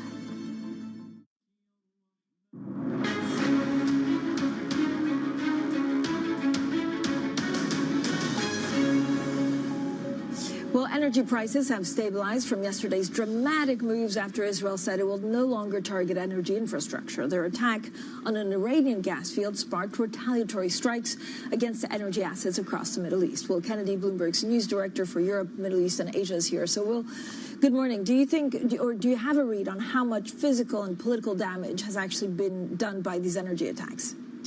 We know quite a lot about what happened in Qatar the night before last. The Qataris have put out a statement saying that 2 of the LNG trains in that massive plant have been hit, and that will cut capacity by 17% for up to 5 years. So that really gives you an illustration of how severe that attack was. Elsewhere, we're not entirely clear. We've seen attacks on many of the region's oil refineries, and those are shut down partly because of those attacks, but partly also because they're not getting the crude they need to be able to run, and they can't export what they're making because the Gulf of Hormuz is closed. So we won't really get a clear idea of the wider long-term impact until the strait is open again and people can restart and the flow of crude and oil products out of the region can resume to somewhere close to its pre-war levels. Well, major central banks, of course, are this week's warning of future likely rate hikes due to spiking energy prices. What are the long-term implications for global economies and energy? Yes, I mean, I think your previous guest outlined it really well, but the gas change will be significant. Not only will we lost that 17% of Qatari gas, which is probably somewhere in the region of about 4% of global, 3 to 4% of global production, but that plant is completely closed. It will take a long time to start up. They're going to have to be very confident about the safety of the Strait of Hormuz before they put any gas through that strait. So we had been expecting a big glut in global LNG markets over the next few years. It was probably something that central bankers were looking at and seeing this could be a source of relief for global price pressures, especially in Europe, which had been so damaged by the energy costs of the Ukraine war. And now that has totally changed. The outlook for the gas market has totally changed because of this war, and it's probably changed for a number of years. In crude oil, it's a little harder to say. The crude oil market can probably revert back to normal more quickly. But as everyone says, the longer the straits close, the bigger and wider the disruption, and the longer it will take for oil prices to get back to where they would have been. I think at the very least, we can say that the forecast for prices this year are now completely changed, and we will see them higher for longer as the disruptions build up and it takes longer to unwind if and when the Straits of Hormuz do reopen again. Well, thanks so much, Bloomberg's news director for Europe, Middle East and Asia, Will Kennedy. Now, the war in Iran has dealt a blow to one of Wall Street's favorite trades, buying yen. My next guest believes the emerging market sector with emerging markets is remaining surprisingly resilient in spite of geopolitical stress. Well, let's speak to Yakov Arnopoulin, EM Portfolio Manager at PIMCO. Yakov, so good to speak to you. So first of all, I mean, the focus on emerging markets, given the price of oil, has been quite significant. Does it change your view on any of them? Yeah, I'd say in general, given the prevalence of commodity producers among emerging markets, the sector has been quite resilient. And obviously, there's been some repricing in FX. I'd say largely in line with G10 currencies, and quite a repricing in the rate side. A lot of that to us is a question of some of the heavy positioning getting unwound, pricing in the inflationary shock we're living, obviously, the shock to headline inflation specifically. But what is probably not reflected yet is the likely hit to growth and potential demand destruction. So with that in mind, we're just starting to see value in the long ends of curves in Brazil, in South Africa, in the Czech Republic. So, I mean, I know you had a certain, a way of looking at emerging market local bonds in January. Do you continue to favor emerging market local bonds over hard currency, debt amid this recent volatility? Look, I would say there are spots of value across the spectrum in EM right now. Inevitably, the market, the knee-jerk reaction is sell the importers, buy the exporters. That's like the first line of defense, so to speak. Having said that, when you actually look under the surface and see how much mispricing there now is in the market, I would say even some of the commodity importers that have large reserve buffers and credible policy, they've actually withstood the shock pretty well. I mean, Turkey comes to mind. They've accumulated 200 billion in reserves. And we shouldn't forget that beyond the current oil and gas spike, gold is up 2x, over 200%. It's doubled in the past 2 years. So a country like Turkey that has half of its reserves in gold, right, the buffers have grown so much. So they're very much able to withstand the shock. And actually, anecdotally, as much as bond managers, we always think about the downside and worried about the worst case scenario. But if we do project some sort of benign denouement to this, which is not impossible, Turkey, a country, it's a $1.5 trillion economy. The trade with Iran, its neighbors, all of $3 billion. It's a drop. Right. So again, to the extent there is something good comes of this, and there's still hope, the trade could skyrocket. They could import energy from Iran. Turkey is a huge manufacturing hub that Iran could benefit from. So there are right tail scenarios that I think we should consider as well, for the region. Well, yeah. So where do you see shelter? Again, is it the oil exporters, or you go to like a Latin America currency? Well, LATAM stands to benefit because, one, you have obviously the geopolitical angle, which has been quite favorable thanks to the Donroe Doctrine, and quite a few countries in the region are commodity exporters. So there is a reason that Venezuela has performed so well. There's a reason that Argentina has performed so well. In fact, I will also argue in Argentina, the market is pricing in the fiscal prudence, but probably not pricing in the potential growth in Vaca Muerta, which is the oil-producing region, where production could grow significantly more even than the projections. But yes, Brazil looks very attractive in the current context. So you would go to currencies in Latin America over even oil exporters? Realistically, that's where you probably have the clearest, the dotted line. You have the clearest benefit. The clearest beneficiary is Brazil, and certainly the currency looks very good right now, given how much oil they export.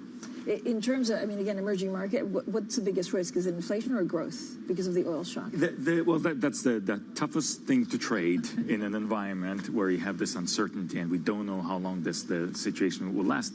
The toughest thing to trade is a handover from the inflationary shock to demand destruction. The curves have bear flattened, right? We've priced in more hikes.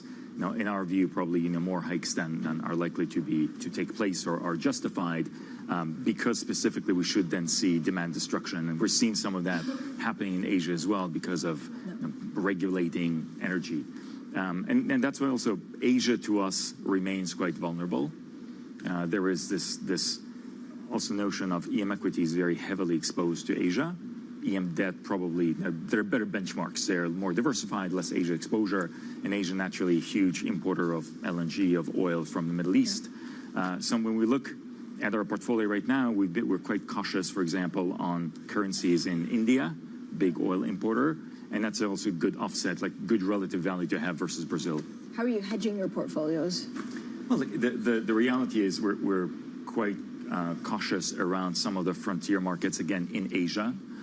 Pakistan comes to mind, Sri Lanka come to mind. I would just have to be nuanced again. It's a far cry from 5 years ago, where we really were concerned about defaults in both of those places, and Sri Lanka naturally defaulted. Pakistan, although small economy, frontier economy, reliant on oil from the Middle East, they have a bond coming due in a couple of weeks. I think they'll have no issues repaying that bond. It's a question of just broader vulnerabilities and more risk premium that should be priced into the longer part of that curve, and the same goes for Sri Lanka. Longer term, and again, this is all dependent on how long the war lasts, what it means for oil prices, and how long they stay elevated or whether they spike up from here. So do you revisit this every day, every 2 weeks, every minute? So you're really... Look, I think we're blessed to have a team that follows this around the clock in every possible time zone. And, the situation is constantly changing. So, we're there trying to, walk between the raindrops. A lot of, again, to me, it's back to a lot of interesting opportunities being created. And with that, to the thesis, I think the EM thesis is still intact, other than this kind of blip, more than a blip. But nonetheless, the thesis of a lot of our investors looking to diversify away from developed markets. Investors largely correctly perceiving emerging markets as being a commodity play, which it is, whether we're talking about gold, as we discussed with Turkey, The same goes for Uzbekistan, Kazakhstan, or oil and gas. So net-net, the sector should actually weather the storm quite well relative to the shocks of 22, 20, and prior to that. Jakob, I mean, let's say there's an off-ramp, diplomatic or otherwise. I mean, does everything go back to normal? It'll be difficult to put that genie back in the bottle simply because the shocks will take a long time to play out. There's damage to infrastructure, so naturally we don't want to be dismissive of the situation. But even looking at the Middle East, for example, which is the epicenter of all of this, when we think about the Gulf states and we think about Gulf credit, the starting point is very strong. We're talking about AA balance sheets, single A balance sheets. So as much as there has been a disruption, there's a lot of damage to the infrastructure because they're starting with large reserves. Qatar comes to mind, over 70 billion reserves, over 500 billion in the sovereign wealth fund. They should certainly be able to weather the storm and handle this deterioration. Although, again, I don't want to dismiss that this is an overnight situation. Certainly is not. Jakob, thanks so much for joining us. Jakob Arnopollen, their EM portfolio manager at PIMCO. Now, this is a picture for markets. We look at the markets every 15 minutes. The focus firmly on what's happening in the Middle East. We're looking at European markets, and they're still a little bit on the way up. Oil set for a weekly surge, again, as the Middle East war heads towards its fourth week. A couple of other things we need to watch out for. Joachim Nagel saying the ECB would need an April hike if the price outlook continues to sour. And then, look, investor sentiment has clearly shifted into a more bearish positioning. Traders, I guess, parsing every geopolitical headline after the conflict upended energy supply chains, but also that meant it was led to a surge in prices for gasoline and jet fuel. Coming up, insurance costs for vessels crossing the Strait of Hormuz soar. We'll discuss the challenges facing the reinsurance industry next with the SCOR chief executive. That's coming up next, and this is Bloomberg.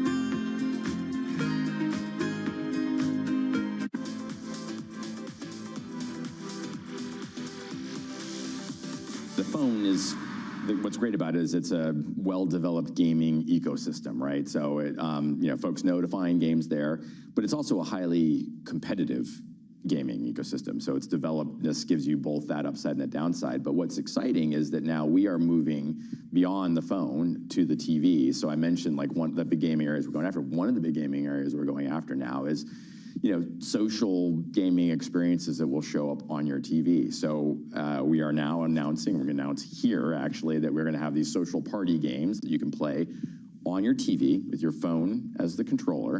And it's things like, recognizable games like Boggle, you got Pictionary, we've got a Lego party game. We, basically are going to unleash this with a bunch of creators, and they're going to go figure out stuff that we didn't even imagine that they can do with that interactivity. What is going to be the consequence for U.S. markets? We are seeing modest gains across European equity markets. Take a look at how we're faring when it comes to Asian markets. Get your fixed income fix. Watch Bloomberg Real Yield around the world right here on Bloomberg. Context changes everything. Breaking news on this Saturday morning. There's really only one story, and that is Iran. Balance of Power has all the angles covered. Trust Bloomberg for on-the-ground coverage. An entire region pulled into this conflict. Talking to you from the bomb shelters. Up-to-the-minute reporting. Iran remains a viable threat. And the analysis you need. There was no imminent threat. There's never a good time, but there are better times. Netanyahu is my opponent. However, on this issue, we stand together. Nobody covers geopolitics like Bloomberg.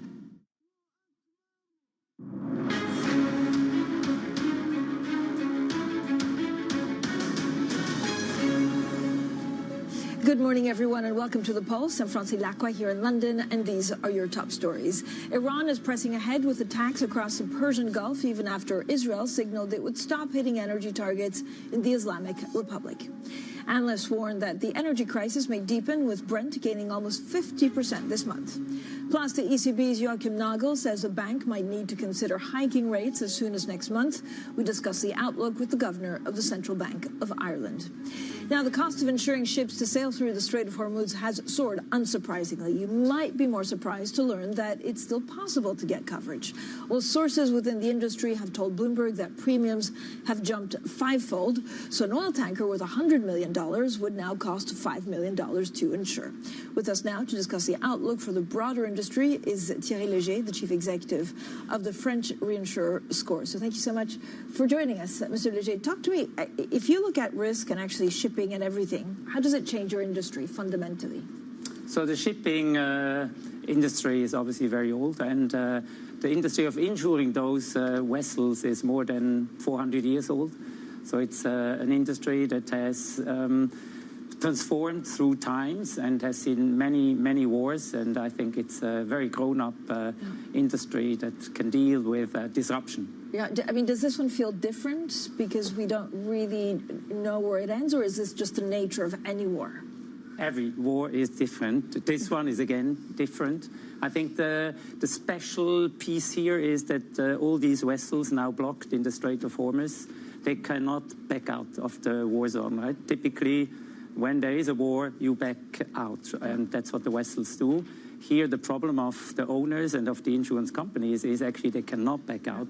They're blocked there, and that creates, again, a new situation that people have to deal with. Yeah, I mean, yesterday we had this incredible Bloomberg story. That means that there were 40,000 crews actually in some of those ships. Talk to me about what it means for insurance and insurance premiums going forward. Again, could this be short-lived, or does it actually change the level of shipping premiums longer term? Yeah, clearly, most of the insurance industry will not be impacted by this because generally we exclude war. So war is a very specific cover designed for typically airplanes, vessels, special buildings. So for the vessels, again, war covers, specific war covers exist for very long. It's very clear with this event that the prices will go up. You said it in your introduction, prices have gone up already. You have to imagine, right, this is a burning house, and you insure a vessel that is actually in a war zone and will remain in a war zone. Yeah. So the courage it takes to keep the insurance is considerable, and it needs considerable experience to do so. Mr. Léger, how has the nature of insurance and therefore reinsurance changed with, you know, climate change concerns, with some of the big weather events, but also now with the advent of AI? Yeah. So there are two things that really have happened this year. One is a few things that happened. So one is the polarization of the world. Gets more extreme, you're either for or against it. The other one is climate change is going on and continues to put pressure on the claims on the insurance industry. We have to adapt our models and so on. So it's very demanding. And the third element is the digitization. You have to imagine that in the insurance industry so far we were used to insure something we can touch, something tangible. When you leave your house, you can see if the door is open or not. Now we have to insure intangible digital world that is rapidly evolving, including AI. So it's a challenge, but it's also a great opportunity. I mean, the other, I guess, you're very exposed to the possible rise in interest rates, which at the moment we really don't know what happens given all the uncertainty on whether this hits inflation or growth. And of course, there are different scenarios if you're the Fed, the ECB, or the Bank of England. But how sensitive are you to interest rates? Yeah, so we, as an insurance company, reinsurer, we obviously have have to match both sides of our balance sheet. We have to make sure that assets and liabilities are matched, whether the interest rates go up or down, right? So that's part of the core business of what we do. So the only answer I can give you is we are economically matched, and therefore whether the interest rates go up or down, we should not be immediately impacted by that. In the longer term, we do actually profit from interest rates going up because it allows us to put our premium into assets that have a higher reward. I mean, given all of this, what's your priority for the next 12 months for SCOR? Yeah, the absolute priority now is to watch the markets. We have to make sure that we are being very nimble. You mentioned interest rates. I would also mention inflation. So the inflation outlook is again higher than it was before. Inflation is something we have to deal with as a company, of course. And then we have to watch the war itself. Yeah. The longer it goes, the more, obviously, it is a risk to the industry. What does, being nimble for a reinsurance company look like? Is it a more streamlined process? Is it organizational? What are you thinking? Yeah. So the most important nimbleness is about how you take decisions. I mean, fast decision-making, but it has to be informed, right? This is, by the way, where AI helps a lot. That it informs us faster to make a decision fast. That's important. But then you need the capital nimbleness. You need to be able to shift capital to the areas that have the highest opportunities and take it away where it's not the case. And the third element where you have to be nimble is in terms of the organization. We have to make sure we have little layers, which is, by the way, something we have adjusted 2 years ago, and is allowing us now to be much closer to markets and actually adapt the company to what's coming. Okay, thank you so much for joining us. Thierry Léger there, the chief executive of the French reinsurer SCOR, with a good conversation on shipping, inflation, and of course, what's happening in the Middle East. Coming up, the ECB keeps rates on hold, but could they hike as soon as their next meeting? We discuss all of this with Gabriel Makhlouf, the Irish Central Bank governor. That's coming up next, and this is Bloomberg.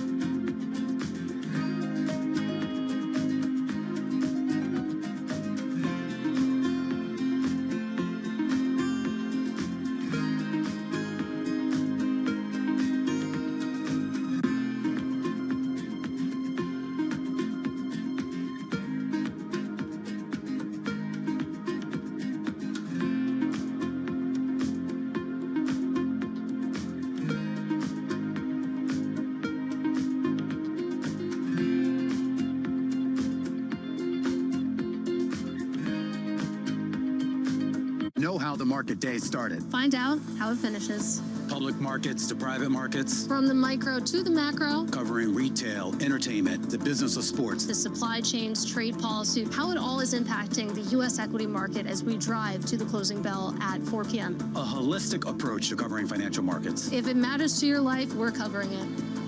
I'm Katie Greifeld. And I'm Romaine Bostic, and this is The Close. Live every weekday. Only on Bloomberg. Context changes everything.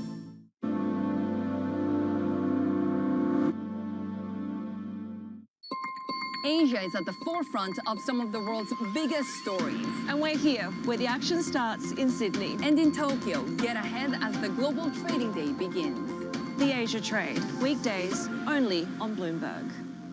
I'm David Weston. Join me each week on Wall Street Week for stories of capitalism from business, markets, economics, tech, and climate.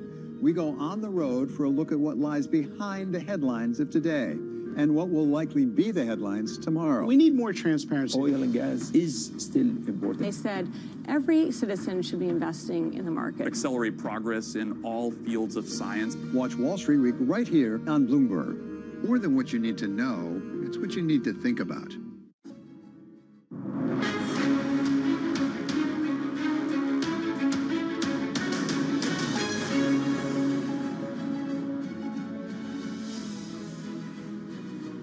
Now, Dubai has long sold itself as a safe haven in the Middle East, but Iran's unprecedented strikes on U.S. partners across the region are putting that reputation under pressure. Bloomberg Originals has been looking at how Dubai's model of stability is being challenged.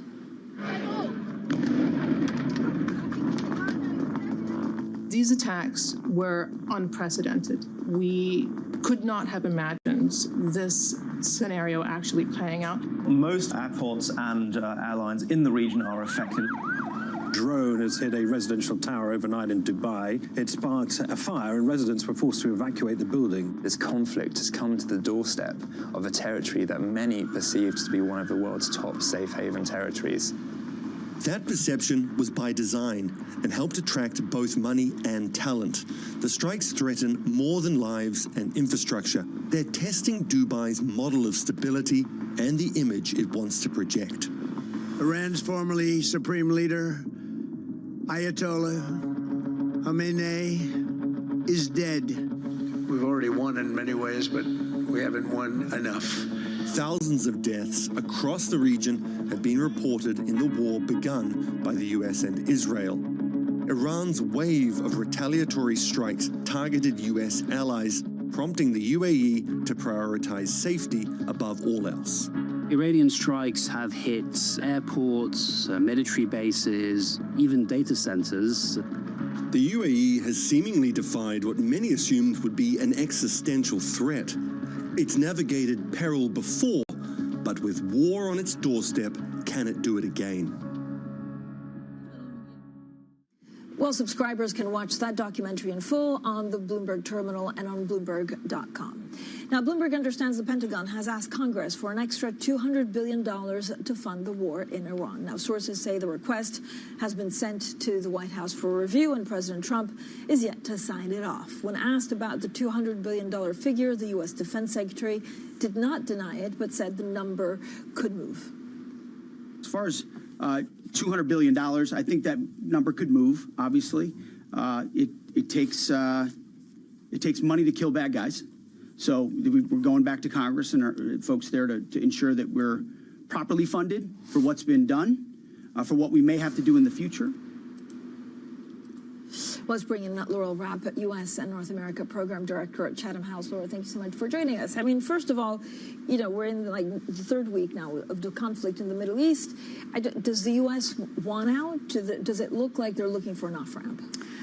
It's really not clear at this stage. The U.S. says it is continuing airstrikes. It is continuing to hit military targets. It wants to take out that ballistic missile system.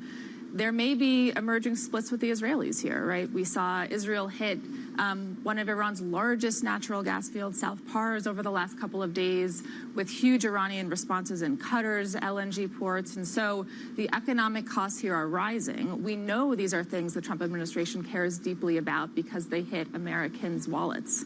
This is a big voter issue. But we have not seen a clear path to de-escalation at this stage or a plan forward. So what does Iran want? Do they just want to inflict maximum pain in terms of energy prices for President Trump? That's right. They know they have a couple of trump cards to play here. They know they can have huge economic dislocating effects here in the global energy market, but they also know it isn't just confined to energy. They can target and threaten the Strait of Hormuz, and so very little traffic is passing through Hormuz at this point, disrupting global commerce, raising prices across the board for every country that trades. That's everyone. But to what end, Laurel? So is it trying to get Europe to engage more, to engage in the conflict? Is it to try and get China involved because everybody has to lose with the higher price of oil? Or is it just to get the U.S. to back off? If we know anything about this Iranian regime, we know that it is focused on survival, right? This is an existential battle for the Iranian regime and the senior leadership and the Revolutionary Guards Force. And so they are going to try to inflict maximum damage for as long as they can, for as long as the U.S. and Israel is hitting them militarily. I mean, would Israel back down? I mean, can the U.S. convince Israel to back down? This is a question. We've seen Israel conduct unilateral strikes against Iranian targets over the past years. We've seen joint strikes between the U.S. and Israel. And so the U.S. could say, we're done, we're going home now, and Israel may want to continue. Look, the Iranians also have a huge vote in this too, and they can choose to retaliate in any number of ways. And we know this has been a huge risk as the U.S. has looked at past contingencies on Iran to say, what are the tools Iran has in its toolbox? It has proxy forces across the region that can hit U.S. troops and allied partners, and it has this huge commercial leverage of controlling Hormuz. Was this a gross U.S. miscalculation? The U.S. didn't really seem to have a plan here. They went in with a whole range of shifting and conflicting goals and objectives here.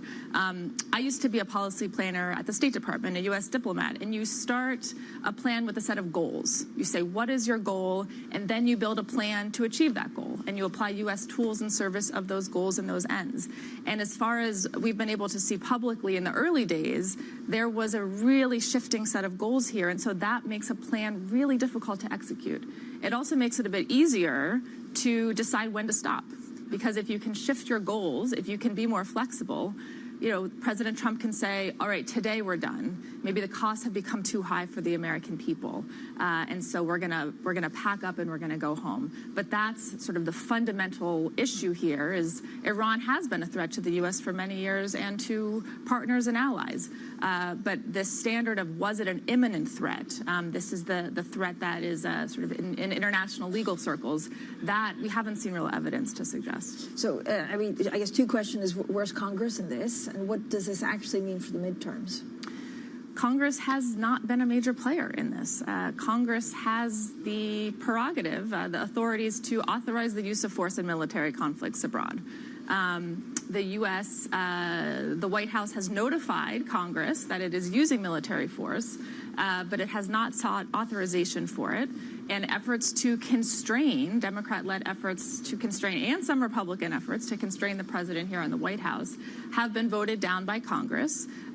Look, this isn't surprising. We've seen this Congress give this White House enormous latitude to conduct military operations abroad. We've also seen Congress use similar restraint in trying to shape the White House's military actions when President Obama was going into Libya, when President Bush was going into Iraq. And so there is often, in the Congress-White House relationship, a lot of latitude given to the president. We're seeing that here, too. Okay, Laurel, thanks so much. Laurel Rapp, their U.S. and North America Program Director at Chatham House. We'll have to come back because there's a lot to talk about, given the midterms are about 6 months away. Now, the ECB will need to consider hiking rates as soon as next month if the Iran war exacerbates price pressures. This comes from the Governing Council member, Joachim Nagel, who told Bloomberg that a rise in inflation might force a more restrictive stance on monetary policy. Well, joining us now is Gabrielle Makhlouf, the Governor of the Central Bank of Ireland. Governor, thanks so much for joining us, as always. So, look, the ECB baseline forecast has basically built assumptions of more than 40 basis points of rate hikes this year. There's also still an inflation overshoot in the medium term. So when should we expect a hike? Well, at the moment, we are, like everyone, trying to manage extreme uncertainty and trying to understand what the facts are as we make decisions. What we included in our baseline reflects a number of things, but in particular, it reflects our determination that we're going to achieve our price stability target of 2% in the medium term. The market expects, and it's in the baseline, 2 hikes. And I can well understand why they've assumed that. I mean, for one thing, they understand our determination to meet our target. But we have no predetermined path. And I think what we said yesterday and what I'm saying today is we need to keep a very close eye on the data, on the facts, on what's happening. When we come together again in April, we'll look at all those and we'll make a decision. Do you agree with Governor Nagel that the ECB may need to consider hiking as soon as next month? Well, if the facts, I mean, I agree with him, and I don't. I mean, what I've just said is that the facts. If the facts point to us having to take action, we're going to absolutely take action. But in the end, it depends on the evidence. And quite clearly, we are 6 weeks away from having to make another decision. And 6 weeks is, you know, in the life of this particular shock, of course, is a very long time. So let's see where we are in April. In the end, the most important thing is our determination to achieve our 2% price stability target in the medium term. Governor, financial conditions have tightened really quite a bit since the war started. How is that helping manage inflation pressures? And does that potentially actually buy you just a little bit more time before you need to consider hiking? Well, it certainly plays a factor, but I think what we're going to have to keep a very close eye on is what happens to commodity prices in general, what's happening to demand, what's happening to the labour market. I mean, all the sort of second-round effects that we worry about in particular are the sorts of things we're going to have to pay attention to. Financing conditions will obviously play a role, but in the end, and I'm sorry to keep repeating this, but I think it is important that we are determined to achieve our 2% target in the medium term. And the baseline projections that were published yesterday although we've got a spike in inflation this year, they do go back to the levels that I would be comfortable with in the medium term. But so, I mean, again, is every meeting now a live meeting, potentially? Well, absolutely. But I think every meeting in the past has been a live meeting because we have, for some time, adopted a data-dependent meeting-by-meeting approach. So I think it would be wrong to come to any conclusion that there are the opposite of live meetings, dead meetings. I mean, meetings are moments when the Governing Council comes together, looks at the evidence, looks at the projections that our staff put together, and we come to a judgment. So certainly in the face of this particular shock, which has clearly had an impact on energy prices, clearly is having an impact on communities everywhere, and concern for what might happen to their cost of living. The next meeting is a live meeting, definitely. Yeah. Does the ECB now have a tightening bias? No, I don't think the ECB's got a tightening bias. I think the ECB, and certainly I can't speak for all of my Governing Council colleagues, but for my part, I think we've got the same bias we've always had, which is to take a calm, careful, considered look at what the evidence is telling us, and be absolutely determined that achieving our 2% inflation target in the medium term is our objective, and that's what we're going to do. And we take decisions based on that. But does that mean, I mean, would you say that rate cuts, are off the table for good for now? For good? Well, if you tell me what's going to happen to the economy for good, then I could probably give you an answer. No, I mean, my own view has been in the past that we were in a good place. Expectations were anchored. Our projections were showing an inflation target in the medium term. So I personally had not been in a position of really contemplating cuts. I mean, from my perspective, we were basically at neutral, and that was a good position to be. Of course, the facts have changed significantly in the last few weeks, and we've now got to look carefully at what that means for us going forward. On the other hand, the facts could change significantly again in the next few days. I mean, things have moved very quickly, and we've seen quite significant oscillations, both in sentiment and in markets. So it makes our job a bit harder. But I think it would be a mistake to make any commitment for good at this stage. Governor, are you comfortable with money market projections? So at the moment, they have 2 quarter-point hikes from the ECB this year, and then a more than 50% chance of a third hike by the end of the year. Well, I mean, I completely, as I said earlier, I mean, I completely understand why markets are making these sorts of assumptions. In the end, they need to hedge their positions in some way. I mean, we don't have a predetermined path. I mean, the only thing that we're absolutely determined on is achieving our 2% target. At the end of the day, we're going to, meeting by meeting, look at the facts, look at the evidence, see what's happening, and come to a judgment. Governor, what risks do you see to Irish financial stability because of this war?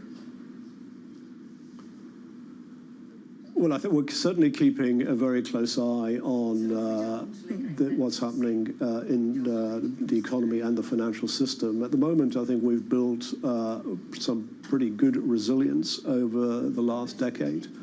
I don't see in the very short term shocks that lead me to be concerned. I think our banks are well capitalized. I think the system is in a pretty good place. I do, however, note that some of the concerns I've had for a number of years now about the growth in market-based finance is still out there, and it's something which we will continue to keep a very close eye on and work with our colleagues across Europe and across the globe to make sure that any risks are properly managed and mitigated. Governor, I know it's difficult, at the moment looking at data points given the uncertainty in the Middle East, but do you have favorite indicators to see on whether something doesn't go to plan? No, I'm actually somebody who's permanently looking for as many indicators as possible, whether it's commodity prices, whether it's surveys of consumers, everything in between. In the end, the more comprehensive a set of indicators, the better informed would be. Clearly, what's happening to energy prices right now are things that we pay particularly close attention to. But it would be a mistake, I think, to say there's one favored indicator over another. Governor, thank you so much, as always, for joining us. Gabrielle McClough there, the Governor of the Central Bank of Ireland. Now, again, if you look at the markets for the moment, U.S. stocks edging lower, Brent resuming its climb as sentiment remains sensitive to any escalation in the war in the Middle East. In fact, traders are parsing every geopolitical headline after the conflict upended these energy supply chains, causing gasoline and jet fuel prices to surge. The UK 10-year bond yield rising to the highest level since 2008. This has also a huge implication because of what we heard from the BOE yesterday. Up next, Bloomberg surveillance, and this is Bloomberg. When I visited Fernandez at IMAX's headquarters outside Toronto, we went to the facility where IMAX designs and maintains its cameras. The latest next-gen equipment was out with directors on filmed for IMAX sets, but there was still plenty of cool gear on view. As the head of the finance department, do you look at all the things in this room and think, this costs that amount of money, this costs that amount of money? Thankfully, no, I don't. When I think about cameras in general and what we, when we first, I'll give you a really prime example, the film cameras. When you thought about it, okay, are we building 2? Are we building 4? Are you building 8, right? And that's where I start to think about, well, what makes the most sense from a return perspective? Because yes, Nolan wants the cameras, but how many other filmmakers out there use the film cameras? The lens that I look at it through is essentially how many do we build and in what way? Because the one thing is we are going to invest to build it right and to build it for longevity. But do you need 10 of them? No. Building 4, that was the right number. And do we potentially want to build a couple more? Maybe a couple more, but I don't think we need 10 because they won't always be in use all the time. I imagine that at different points you need to tell people no. What's that process like for you? Oh yeah, it's a key role in the CFO position. It is a word that most people are used to, and yet they still think you're not going to say it. From the world of politics to the world of business, Joe Matthew and Kaylee Lines deliver news, insight, and analysis live 2 times a day, every trading day. Balance of Power at 1 and 5 Eastern, only on Bloomberg.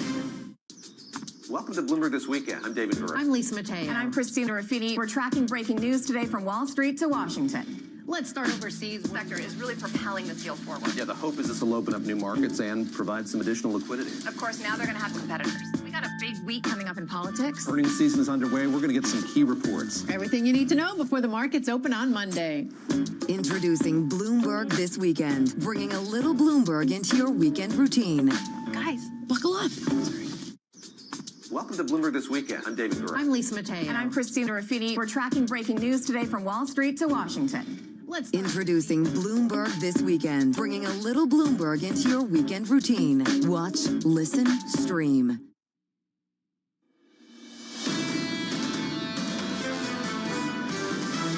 Investors are almost paralyzed, waiting to see how the conflict ends. It's almost like the market is saying, maybe this can still be a short-lived event. Markets are repricing the front end pretty aggressively. The rates market so far is definitely weighing the inflationary impact. This is a ruthlessly efficient market in exposing kind of where the fault lines are. This is Bloomberg Surveillance with Jonathan Farrow, Lisa Abramowitz, and Anne-Marie Hordern.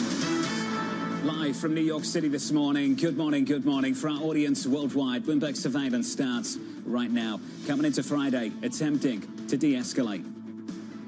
Israel acted alone against the Slawiya gas compound. President Trump asked us to hold off on future attacks. It's coordinated, but on occasion he'll do something, and if I don't like it, and so we're not doing that anymore. The US and Israel vowing to avoid targeting Iran's energy as the Brent crude rally is heading towards a fifth week of gains. It's leaving central banks in Europe gearing up for potential rate hikes. The ECB opening the door to a move. And this is because this is going to have a tremendous amount of inflationary pressures, especially if this conflict persists, which at the moment it is. You do see Benjamin Netanyahu and President Trump saying energy facilities at this point are basically taken off the targeting list. The problem is, we do see the Iranians continue to target energy infrastructure. Like this morning, they were targeting Kuwait. This struck out to me, Jonathan, from the Qatari energy CEO, Saad Al-Kaabi. He's talking about the damage sustained by the LNG facilities will take 3 to 5 years to repair, and this means that they will be compelled to declare force majeure for up to 5 years on some long-term LNG contracts. Who does that affect? Europe. That was the change. That was the change yesterday, that moment in the last 24 hours where the market's attention shifted. It's been very focused on potentially short-term transit risk and now all of a sudden focused on the potential for long-term production risk. That was the wake-up call, I think, for me and for many others too. Short-term was the Strait of Hormuz. The Iranians have full control. Individuals are going to them, different countries on a bilateral basis, trying to get their tankers through. The product is still there. We just have an issue transporting it. Now, the product is being damaged. And how long is that going to take to recoup? And we are seeing physical barrels come off the market potentially for a lot longer. Check out the moves in energy. European gas, those prices have almost doubled since this war started. Brent crude up by 50%. Refined products absolutely surging. That's the energy move. Push it through the bond market. At the front end of the UK curve, we've had an almost 100 basis point move since this war started. That's the 2-year. The 10-year, the yield just moments ago, the highest since 2008. These moves building across Europe, cascading through financial markets. And you can see that when it comes to the BOE yesterday, when it comes to the ECB, they are concerned about the inflationary impact. Jim Reed this morning from Deutsche Bank points out, at this point, the Fed is the only G10 central bank that is still, albeit very marginally, pricing easing later this year. At one point yesterday, markets are looking at potentially we are going to be in for hikes. Just a bit of tension this morning. Equity futures negative by 0.5% stateside. Coming up this hour, John Stolfus of Oppenheimer with stocks looking to snap a 2-day slide. Marine Corps veteran General Robert Walsh as the US and Israel pledge to avoid targeting energy sites. And Kelsey Barrow of JP Morgan Asset Management as inflation concerns weigh on the global bond market. We begin this hour with our top story. The US and Israel pledging to stop targeting oil and gas sites in Iran. Bloomberg's Jemana Basechi joins us now from Dubai. Jemana, welcome to the program. It's an attempt to de-escalate. Is it working?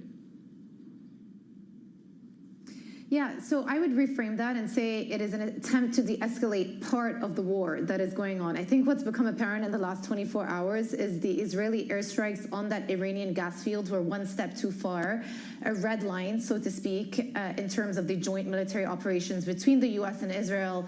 President Trump trying to distance himself from it. And actually, the Israeli prime minister gave a press conference yesterday where he said Israel acted alone, and at the U.S.'s request, they will no longer be targeting Iranian energy infrastructure. So that is the comment that came through. However, that is not to say that there's a de-intensifying of this war that's going on. The attacks and counterattacks have continued. It is day 21. It's been going on for 3 weeks. a very heavy wave of airstrikes over central Tehran this morning. The IDF saying that they're continuing to attack regime infrastructure. That is the language that they used. Some reports coming through from Iranian media suggesting that perhaps this time they've also targeted some key personnel in the IRGC, waiting for confirmation of that. And in response, Iran continues to strike back at Gulf states and at energy infrastructure. For the second day in the row, we've seen a Kuwaiti refinery being targeted. It has now halted production. Ongoing drones intercepted in Saudi Arabia, the eastern part of the country, the northern part of the country. And over here, where I am in Dubai, more interceptions overnight as well. Plus, we got more color, as Anne-Marie was just saying, from Qatar Energies about the extent of the damage that was leveled at their LNG trains. And they're talking about $20 billion of annual revenue that's lost. It's going to take 3 to 5 years to get back to normal again. 17% of their capacity has been wiped out. Not just there, also remember the 2 gas fields in the UAE were also targeted too. So you have to think about this in terms of the aggregate damage that has been leveled over the course of the war, not just the flow day to day, but the stock of damage and how long it's going to take for this physical repair to take place. At the same time, there hasn't been a lot of progress on the strait itself. And I will just end with a comment from President Trump himself. He was asked about the strait, and he said, the only thing is the strait, it's very hard. You could take 2 people and they could drop little bombs in the water, and they're holding things up. And I think the takeaway from all of this is as long as the strait remains effectively shut, you're going to continue to see this upward pressure on oil prices, on gas prices. And of course, now you have to account for the longer-term possibility of physical damage in the region too. That's the reality on the ground. Jumana, always appreciate the update. Jumana Basechi there in Dubai, leading our coverage out of the region. Compare the reality on the ground to what we heard from the Israeli Prime Minister in the last 24 hours and those comments helping to support markets going into the close yesterday. War can end a lot faster than people think. 1, 2, Israel can help with the Strait of Hormuz. Israel can maybe help with the Strait of Hormuz, but at the same time, like Jumana just pointed out, what the president is talking about, you can have one of these asymmetric hits, whether it's a drone, whether it's a mine that's dropped into the strait, and it could potentially be maybe some even rogue actors, especially right now, given the fact that it is very unclear who is in charge, given the absolute decimation of the top brass of the IRGC and the regime. We keep going through this framework. We've had the energy shock. Now we're pricing a rate shock and doing it really, really quickly. We priced out the easing at the Federal Reserve. We're pricing in rate hikes elsewhere, the Bank of England, at the ECB. Deutsche Bank overnight, now forecasting 2 hikes from the ECB this year. This market is pricing 3. 3 interest rate hikes fully priced to the European Central Bank. That headline crossing just moments ago. It's unbelievable. This was supposed to be potentially the year of easing or potentially the year of everything on hold. More energy was going to be needed, and we had a glut, and that was going to the AI trade. Now it has absolutely flipped a script. I go back to what Jeff Curry said this week. It's basically COVID in reverse when it comes to supply and demand dynamics. Let's get you the view on Wall Street this morning. This is from John Stolfus of Oppenheimer. He's telling investors to stay the course. He writes the following: exercising patience and staying focused on longer-term objectives can help to avoid being a whipsawed. John, welcome to the program, buddy. Typically, you're bullish, you're constructive. It felt different for a moment yesterday. There was this moment yesterday in this market where we'd taken the move in energy, priced it into rates, and started to reprice growth. It lasted a few hours, then we backed away from it. John, what do you make of the repricing to the growth story we've seen over the last few days, and where are we in that process this morning? Great to be on the show this morning with you, Jonathan. And I got to say, the first thing off is you have to differentiate the difference between traders and private investors. The intermediate to longer term picture with a goal beyond is a lot different than what it is on day to day. The problem with a situation like what we have right now is everybody wants this thing to go back to normal and get over this period. Yet it's going to take longer than everybody would like, but it probably will not be as long as some would project. Usually the negative projection goes to the nth degree. It's driven by traders. They're interested in the moment. How much can you make? You know, and they're protecting, you've got to remember, most likely highly leveraged capital for the short term. And so these moments are very, you can get whipsawed if you miss the signal for the near-term noise. John, even if I've got a longer-term time horizon, at this point, I'd be thinking, why allocate capital now? There's a risk of 10, 15, 20% downside. If this risk is something that stays with us for a while. The disruption is prolonged, and I have to reprice growth. Coming into this year, a lot of people were bulled up on a lot of different things for a lot of different reasons. The rate cuts we'd already seen, the fiscal easing, the refunds that we'd get from taxes, the tax refunds, etc., the tech capex that we'd see over the next 12 months as well. It was quite a bullish market. The consensus view was constructive. If I'm sitting here today with patient capital, thinking about deploying it, why wouldn't I wait and wait for further downside? Well, if you're already allocated, okay, and you're positioned for better growth and a better situation ahead, you'd likely remain with what you have, depending upon your tolerance for risk, your experience, and the quality of the financial advice you're listening to, and what you believe in. The other side of it really is that when we look at the situation, the curious thing is, energy is up 31.78% year to date, based on what my Bloomberg's showing me on the SPXL1 GRR screen. That was about what communication services did for the full year last year. So what we've seen, I think, really is that oil matters more than anybody recognized, the dependency of the world on it, and the bridge that exists there. The opportunities seem to be pretty clear here, in our view, and that is let the diplomacy and the military do what they need to do, and in the meantime, prepare for a more positive outcome than is being projected at the present time. Remember, last year, first half of the year, value ruled. Second half of the year, mostly growth ruled until the end of the year, when there was a question about growth going forward. And also, I remember last year we had an 18.9% pullback from February 19th until April 8th. So, we can have volatility, but the question is, can you be a rider on the storm? Is the real question investors need to ask themselves, and they need to consider the quality of their convictions. In the meantime, some headlines we need to pour over, John. Forgive me, just need a couple of minutes. This is from Axios. According to 4 sources with knowledge of the issue, the Trump administration considering plans to occupy or blockade Iran's Karg Island to pressure Iran to reopen the Strait of Hormuz. That story dropping about 20 minutes ago. Well, look, we did have the door opening to that yesterday. The Treasury Secretary hinting at, saying potentially remains to be seen whether or not Karg Island would become a U.S. asset. The president has spoke about the fact that they could take it over, and there is this amphibious assault ship heading towards the Middle East. These type of Marines, they are trained for operations like this. This is the risk, John, that people are confronting right now. I understand your longer-term view, but let's take a look at some of the dislocations that have opened up off the back of this story. You've got a 6% move in energy stocks so far this month and a 5% decline in consumer discretionary. Would you be willing to fade that story in both directions right now? Well, when I look at it, I'm going to try to avoid the noise and continue with the signals. So I will likely, in this particular view, I'm going to want to own energy, because I think this is a reawakening of the energy story, and it's important as a bridge towards eventually an alternative energy world. Related to concern now, I'm going to be prepared to ride the storm, and if we are carrying in portfolios that I manage higher levels of cash that we would normally have after a banner year last year, and still knocking on wood, doing okay through this particular period. John, that sounds slightly defensive. That's not how we started this conversation. Well, John, you know me. We've been working together for years in terms of our conversations, and it's near term. I remain constructive without a doubt, but I have to recognize that indeed there is uncertainty right now.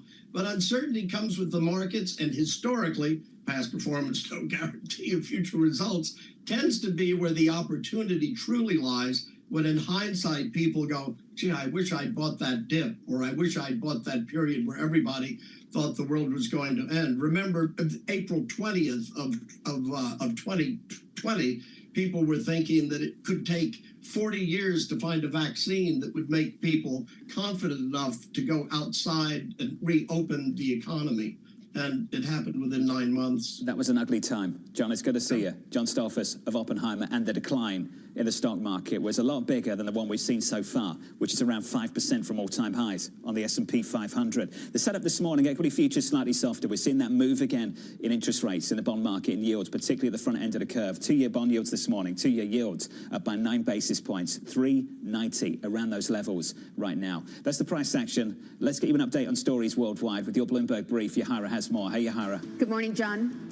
Iran stepping up its attacks on energy sites on neighboring Gulf states after Israel bombed its primary offshore natural gas field earlier this week. Iran striking an oil refinery in Kuwait for the second straight day, forcing the plant to shut down some of its units. Brent has surged over 40% since the war started nearly 4 weeks ago. President Donald Trump says he is resetting his planned trip to China, suggesting it could now happen in mid-May. Trump was due to head to China next week, but delayed the trip to focus on the war with Iran. His meeting with President Xi Jinping will be closely watched for progress on trade and, of course, Beijing's reaction to the war. And President Trump making an off-the-cuff joke about Pearl Harbor during his meeting with the Japanese Prime Minister at the White House. Trump commenting about after being asked why the U.S. did not inform allies in advance of the strike on Iran. Who knows better about surprise than Japan? Okay, why didn't you tell me about Pearl Harbor? Her face says it all. The president saying Japan is, quote, really stepping up to the plate. We've had tremendous support and relationship with Japan on everything. That's your Bloomberg Brief. John. Yahara, thanks for the update. More from Yahara later this slightly awkward moment in the Oval yesterday. Definitely awkward for the Prime Minister of Japan. What I would say is that when Japan attacked Pearl Harbor, they were not an ally, they were an enemy. The question was about why didn't you let allies know? Up next on the program, turning down the temperature. Israel acted alone against the Slawiya gas compound. President Trump asked us to hold off on future attacks. It's coordinated, but on occasion he'll do something, and if I don't like it, and so we're not doing that anymore. In just a moment, we'll catch up with the Marine Corps veteran General Robert Walsh, his perspective on the war in Iran. From New York City this morning, good morning.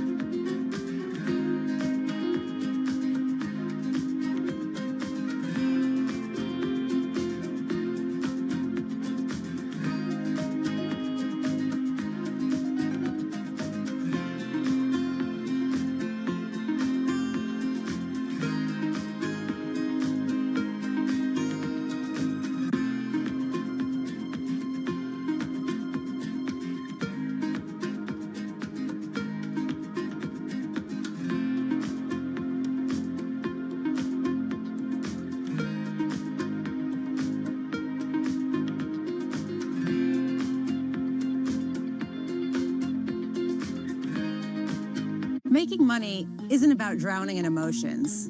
It's about understanding what's actually happening. Markets are the best way to glean signal from noise, and that is what we try to do every morning. This is Bloomberg Surveillance. The Middle East and Africa regions are home to some of the biggest deals and fastest growth in the world. Vibrant resources and high-yield investment opportunities abound. I'm Jumana Versace. Join me on Bloomberg Horizon's Middle East and Africa for the stories, newsmakers, and insights shaping the decisions of traders across this exciting region. You had heightened levels of volatility. There's still room to maneuver. We do see opportunities. It allows you to increase significantly your net income. Every trading day, only on Bloomberg. The countdown is on. Everything you need to get the edge at the end of the market day. Get ahead of tomorrow's trading with The Close. Weekdays on Bloomberg. Context changes everything.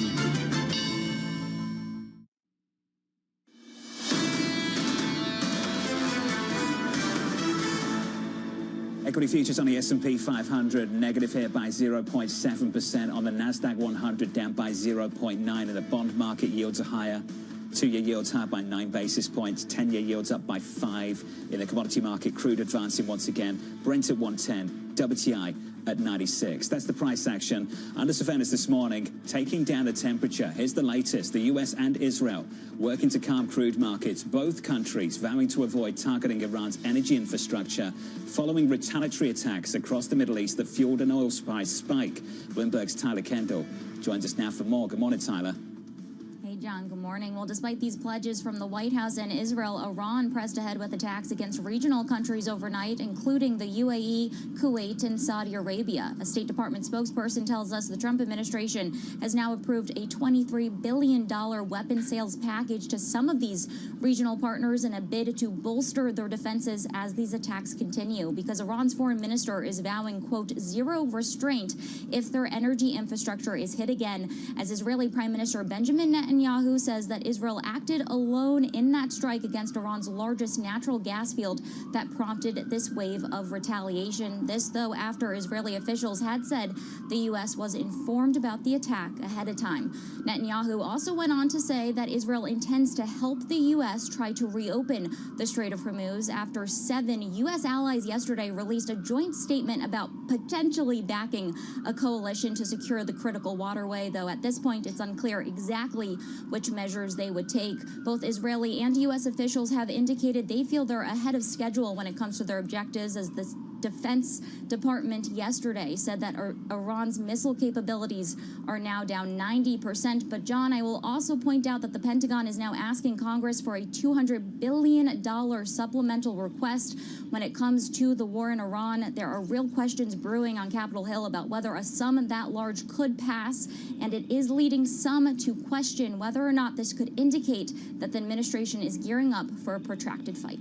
Tyler Kendall with the latest in Washington. Tyler, thank you. To build on that, General Robert Walsh of Academy Securities writing, the conflict is transitioning to a war of attrition. There is no clear checkmate scenario. General Walsh joins us now for more. General, welcome to the program, sir. Are you suggesting this war has entered a new, more enduring phase? Good morning, Jonathan. Thanks for having me today. You know, the war changes as time goes on, and what we're seeing now is, from a U.S. perspective, it is going into a little bit more of a war of attrition.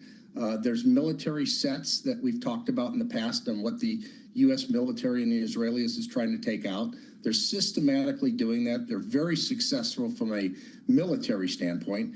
But as we see that the nature of conflict is really a clash of wills, and that clash of wills is going on now between both, you know, the U.S., Israelis, and Iran. And Iran has a say-so in this. And what we're seeing from Iran is they're taking a very asymmetric approach to this. And their asymmetric approach is, number one, their objective is the regime to remain. But we're now seeing what's changing a little bit in that is they're also looking at cost imposition on the U.S. and Israelis, and also the Gulf partners and the rest of the world. So that cost imposition now is changing, and we see those attacks now becoming more prevalent on, you know, infrastructure in the Persian Gulf, and we're seeing it more and more taking place. And that's that cost imposition that they're now starting to put to make it so painful that the U.S., the Israelis, and the world community want to get out of this situation. General, we do have the United States sending a second amphibious assault ship to the Middle East. Can you walk us through what these highly trained Marines could potentially be used for in the region? Sure. I think as you look at the combatant commander, Admiral Cooper in the Central Command, he wants to have as many capabilities in his hands as he can use as possible. As the planning takes place, we see what we call branches and sequels. As things start to change on the battlefield, then different branches and plans come into play. Having a Marine amphibious group with a Navy amphibious ready group with it, Marine amphibious unit, that ARGMU capability brings, it's a toolbox in its own, which adds to the toolbox that he has. And it brings many capabilities that comes to bear. It's got a reinforced infantry battalion with plenty of fires capability or attack capabilities. It has a full range of aviation assets, from attack helos, heavy transport helos with the CH-53s. It's got the MV-22s with our tilt rotor assault support aircraft that can go out long ranges and do raid-type missions or insert missions. And then it's got F-35s on board, too, that can provide the close air support that the team would need. But in this case, they'd be inserting themselves into a very large joint operation where there's many capabilities that the CENTCOM commander has to be able to fit this tool into his toolbox and be able to use it as he sees fit. So some of the missions you could see, you talked about Carg Island, there could be raids there. Going into the, if there were any indications that we'd go into the nuclear sites to try to hold those. We've got very highly trained special operations forces that can do those missions, but you'd probably need a conventional force to go in that the Marine Expeditionary Unit can provide to go in and provide some of that security, along with many of the joint assets that would be on top of that, providing air superiority. How vulnerable will they be, though, in a narrow corridor? I think what you're seeing right now is why the U.S. Navy is not operating inside the straits, because those conditions have not been set by the joint force to be able to bring Navy ships in there yet. The Navy would rather stand off than stand inside there, where there are much more risks. So the threats to the Navy, both from drones, missiles, and fast attack craft, has to be taken down more before you start to see them entering. So this is a phased campaign based on conditions. And what we've seen recently start to really play out is, as the air superiority has been gained, the U.S. has now brought in capabilities like the A-10 aircraft, which you saw that operate at a very low air altitude. It can see targets and take out small targets like the fast attack boats, or where they've got missile sites hidden, along with these attack aircraft that are in. So they're bringing much more capabilities in there that are for that type of mission to set the conditions for Navy aircraft that come in. General, always appreciate your time, sir, for framing things in the Middle East. General Robert Walsh of Academy Securities. Up next on the program, Stephen Shaw of the Shaw Group with Brent Crude holding on to triple digits.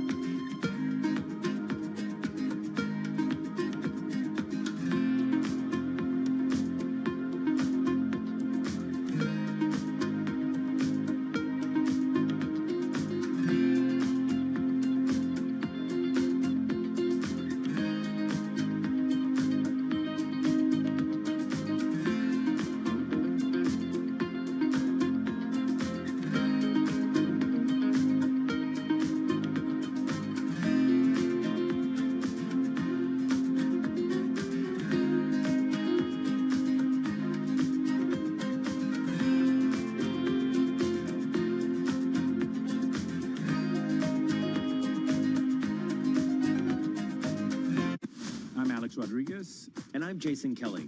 And we're back with another season of The Deal, with athletes and entrepreneurs who are changing the game on and off the field. Jerry Jones. Some good-looking trophies. 1 and 1 is 3 in sports, not 2. And it's because that 3 is imagination. That 3 is putting yourself in a way, having yourself hit the home run. Erica Ayers-Badon. I'm a high-energy board member. I'm very passionate. I have a lot of opinions. Robin Arzón. I want to light fires in people's lives, and that is still one of my core mandates for all of my businesses. Justin Tuck. I tell all of my friends that play in leagues now, make these relationships now while you're hot. Don't wait till you're like your 12th year in and you're just hanging on. Stay tuned. You won't want to miss it.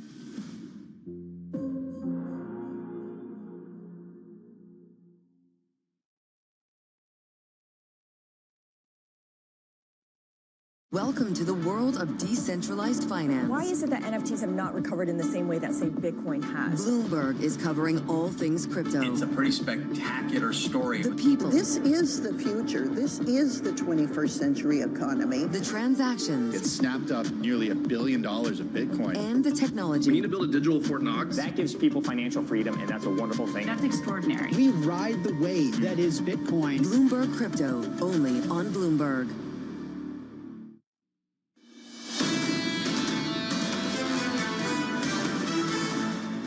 Stocks down across the board this morning. On the S&P 500, negative by 0.7. On the Nasdaq, down by 0.9. On the Russell, small caps down by more than 1 full percentage point. In the bond market, this is where things got really interesting yesterday. Flatter curves. This morning, flatter again, led by a sell-off at the front end of the curve. That's what they call a bear flattener. The two-year yield this morning up by 9 basis points, 388. For a moment yesterday, a really interesting moment where we really started to reprice the inflation story, the rate story at the front end of the curve. Two-year yields much higher, and really started to reprice growth lower at the longer end of the curve. Yields down at the long end of the curve. So up at the front, down at the long end. That competing story, toxic for risk assets, and lots of that is happening off the back of this. Turn to crude, WTI and Brent. WTI is actually down on the week, believe it or not. WTI crude this morning up by about 1/3 of 1%. It's the breakout in Brent, AMH, that we keep on seeing. Brent crude 110.20 and up another 1%. We saw this immediately yesterday and the previous day. When you start hitting energy facilities, this means that long-term impact is going to be more sustained. And we heard that already from the Qatari energy CEO. We're talking about rebuilding of 3 to 5 years and potentially long-term gas contracts, these liquefied natural gas contracts. Think India, China, the European Union, which no longer gets a bulk of their natural gas anymore from Europe. Potentially is going to be force majeures. And that is why there's an incredibly amount of concern. You're hearing that from the Israeli Prime Minister, especially from the President of the United States. They no longer want to be energy facilities as a target. The problem is the Iranians are saying, for us, these are still a target. It's crude, it's energy product, it's gas prices as well, igniting a big move at the front end of the yield curve. So two-year yields, stateside, up by about 50 basis points since this war started. That's just 3 weeks, 15 days of trading, 50 basis points higher. In the UK, that number is twice that. That number is almost 100 basis points higher at the front end of the curve as they respond, not by taking out easing. You've got a market responding in the UK, pricing in rate hikes, and Europe doing the same thing, 3 of them fully priced at the ECB for the year ahead. Some major moves out there in the bond market so far this week. Let's get you some single names, some morning movers. 3 hours away from the opening bell, Yahara has more. Hey, Yahara. Hi, John. You start with earnings out of FedEx. Shares are rising nearly 9% in the pre-market after the company raised its full-year profit outlook in a sign that its network overhaul is starting to gain traction. Management saying that demand is holding steady into March, even with the war. And as that conflict pushes oil higher, we are getting some insight into how FedEx is navigating it. FedEx is passing on some of those costs via higher fuel surcharges, helping to cushion its margins. And as the war continues and we continue to see that theme of higher defense spending playing out, we are seeing shares of Planet Labs soaring nearly 15% in the pre-market. The company reporting results that showed strong demand for its satellite imaging products as governments ramp up their spending on intelligence and surveillance. And we end on a big mover to the downside, and that is Super Microcomputer. Shares are falling at 22% in the pre-market on a stunning indictment. U.S. prosecutors charging a co-founder of the company in what they're calling the largest AI chip smuggling case to date, accusing that person of smuggling NVIDIA-powered servers to China. Prosecutors say $2.5 billion in shipments were involved, much of that being rushed out ahead of tighter export controls. John? Yahara, thank you. Wild story. coming out of that company. These are individuals with significant amounts of wealth, and yet they're still engaged in that kind of activity. And what's interesting is the U.S. government has been trying to figure out how has China been able to get access to some of these high advanced semiconductor chips? Well, here it is. Those allegations, crazy. Some of the pictures involved in those allegations, pretty crazy as well.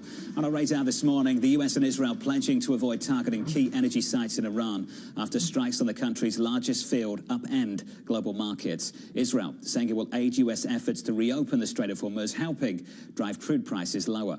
Elsewhere, Iran striking an oil refinery in Kuwait for the second consecutive day. Drone attacks on the plant forcing the shutdown of several units. Kuwaiti oil production cut in half since the start of the war nearly 4 weeks ago.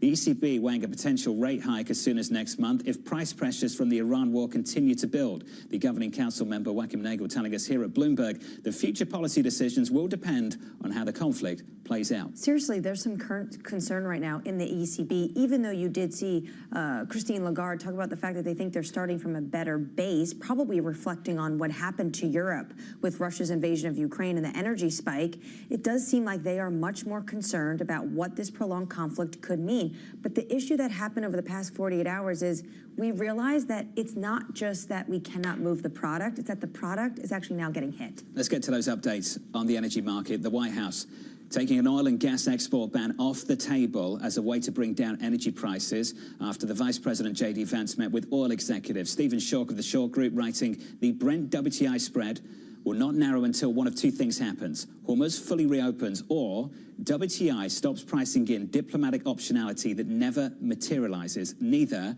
is imminent. Stephen joins us now for more. Stephen, welcome to the program. I want to get to your line in your research. The Brent WTI spread says everything, diplomacy won't. Stephen, just build on that. Yeah, absolutely. Thank you. So the Brent market is now the benchmark for the seaborne trade in oil. And this is the market that is pricing the conflict, is pricing the war, is pricing the shortages that we are seeing. The WTI market prices optionality, prices optimism. It's a landlocked contract. It's a futures contract. And like every futures contract, it derives its value from a physical asset. The physical asset in WTI is landlocked in Oklahoma. It's a different type of crude oil. Brent is a similar crude oil, but priced in Atlantic Basin barrels, and it's the benchmark for the seaborne trade. So every time we see a dovish headline, the war might be ending, or there's an off-ramp, that optimism gets priced into the WTI contract, and that is the hope contract. The Brent market is the real market. That is pricing the real events going on, and that blowout in the spread that we've seen over the past week and a half tells you that this war is far from over because we are seeing a tremendous bid in Brent over that WTI contract. Stephen, I want to pick up on your point about what the WTI is pricing in about policy the U.S. government could do. So yesterday, Secretary Wright tweeted that there is going to be no export ban, but then I had a bunch of calls from people saying no export ban for now. Do you think this is something the U.S. will keep in their back pocket in case prices continue to rise? Absolutely. Now, let's be clear, an export ban would be catastrophic for U.S. oil production because all it would do is pent up more supply here in the United States of oil we don't necessarily use, so we don't have a use for it, so we're not going to burn it, so the inventories would just build. And as those inventories build, there's no place for new production to go. So ultimately, it's a catastrophic move for production, and I think it appears that the White House got that message. But you never know. It does make a nice headline, so we could potentially see it. It's a political tool. It's not an economic tool. So certainly there is that potential. And clearly, with the way the Brent market has gone, we've gone from a $5 premium Brent over WTI at the start of this week to now it's upwards of $13 to $14. So we've tripled that premium. So clearly the market is skeptical that an export ban is not off of the table. Stephen, do you even think Brent right now is pricing in really what is going on in the region? When you look at Oman futures, I think yesterday they blew past $170 a barrel. That's more tied to the physical barrels right now that are moving in the Gulf. So is Brent even accurate? It's an excellent question. And, I'm reticent to say it's not because then I've been saying, oh, the market is wrong. But to your point, we have a bifurcated market. So the Brent market is still an Atlantic Basin market. That's where it's derived from. To your point that Oman and the Dubai futures contracts, which are linked more towards the Asian markets, that is really reflective of the shortage. So what the Brent Dubai or the Brent Oman, Brent steep discount to those markets is telling you is that we're looking at an Atlantic basin that is well supplied with oil. The problem is in Asia, where all that oil is still blockaded up in the Strait of Hormuz, so your refineries from India over through Japan up through South Korea are bidding for that oil, and hence why we're getting such a huge disconnect between the two markets. So to answer your question, Brent is certainly disconnected. It's more connected, as we've said, relative to WTI, but actually where the shortage is, where the physical shortage is represented in the Oman and Dubai markets, clearly, again, that is another telltale that this war is far from being resolved in any sort of positive manner. Stephen, that's the reality for Asian importers, buyers of that crude, of that physical asset. Do you think this market's taking too much comfort from the futures curve? It's really interesting, and where we're really seeing the blowout, and to answer your question, I think the market is rather relaxed, is if we look at the Brent Dubai market, for instance, if we believe in market theory or in that curve, then we're looking at Brent trading at a $30, $40 discount to Dubai, $60, $70 discount to Oman. So the question is, when does the market catch up? So that we'll take the Dubai market right now. We're trading at about a $35 discount, Brent below Dubai. That's not supposed to happen. Dubai is an inferior quality oil. It trades at a discount to Brent, but that's not the case, but we know why. But we go 2 months out, the Brent premium, and we said Brent normally trades at a premium to Dubai, is now trading at a life of contract high of nearly $8 a barrel. So what the market, at least what the curve is telling us, is that, yeah, there's a real problem. Those are stranded barrels in the Strait of Hormuz.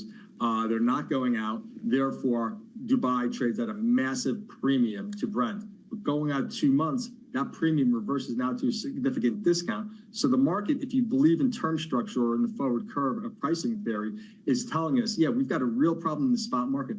By the time we roll into summer, there's going to be some sort of exit in this war. Remains to be seen. We're not seeing it in the product markets, for instance. So another question now is the diesel market, the crack spread, or the margin between diesel prices and oil prices in the Gulf Coast is almost $70 a barrel. So one of two things are going to happen. Oil, WTI, is going to have to catch up to where product prices are, or product prices are going to crash because of demand destruction. And now we're talking about significant economic contraction. So, but the here and the now is that the spread is telling us significant shortage in the spot market prompt month. But going 2 months out, we should start to see some sort of resolution. At least that's how the market, or that's what the forward curve is suggesting to the globe. Stephen, it's good to see you. Let's get your perspective. Thank you, sir. Stephen Schork there of the Schork Group on energy, on the price of crude and crude product. Let's get you an update on stories worldwide this morning with your Bloomberg brief. Yahara has more. Hey, Yahara. Hi, John. The Trump administration is considering plans to occupy or blockade Iran's Karg Island. Axios reporting the operation would be used to pressure Iran to reopen the Strait of Hormuz. It would only be launched after the U.S. military further degrades Tehran's military. The Pentagon is considering sending more troops to the region, with 3 Marine units already on their way. President Donald Trump and top Justice Department officials supporting a new bid to investigate Fed Chair Jay Powell. Sources telling us here at Bloomberg the president had been open to the idea of dropping the probe until last Friday, when a judge rejected subpoenas. The investigation is related to the Fed's $2.5 billion renovation of its headquarters. And the ECB may need to raise rates as soon as next month. Governing Council member Joaquim Nagel telling Bloomberg the central bank's future decisions will depend on the developments of the war in Iran and its impact on medium-term inflation, saying more restrictive monetary policy would probably be necessary if inflation expectations rise. That's your Bloomberg brief. John? Yahara, thank you. More from Yahara in about 30 minutes' time. Up next on the program, the Iran war feeding inflation risk. There's so much uncertainty associated with what's going on in the Middle East. I'm worried about the fact that we haven't fully integrated what happens to demand. Kelsey Barrow of JP Morgan Asset Management joins us next, live from New York City. This is Bloomberg.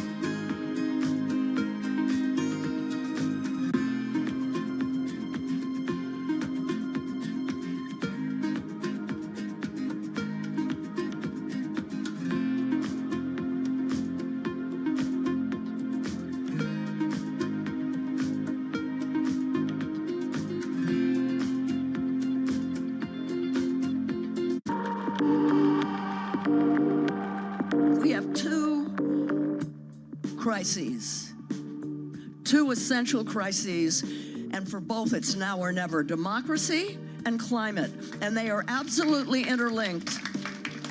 And we have to solve them together. We're losing the democratic infrastructure and norms to deal with the climate, and we're losing the climate stability that is essential for a democracy. We have to solve them together.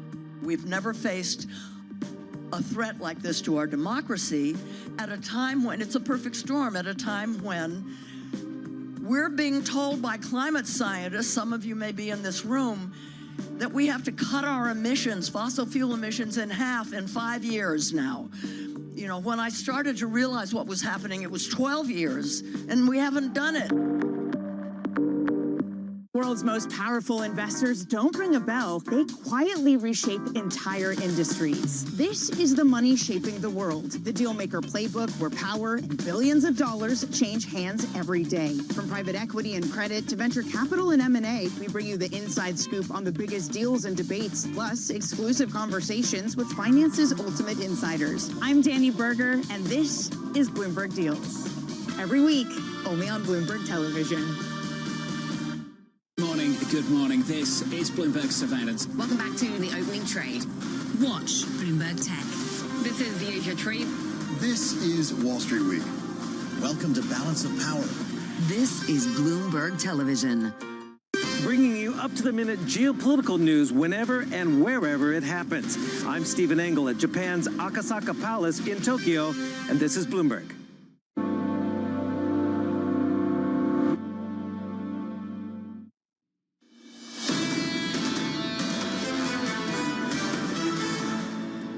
Heading into the weekend with stocks lower, down by 0.5 on the S&P, on the Nasdaq down by 0.7. That's the stock story. Here's the bond market picture.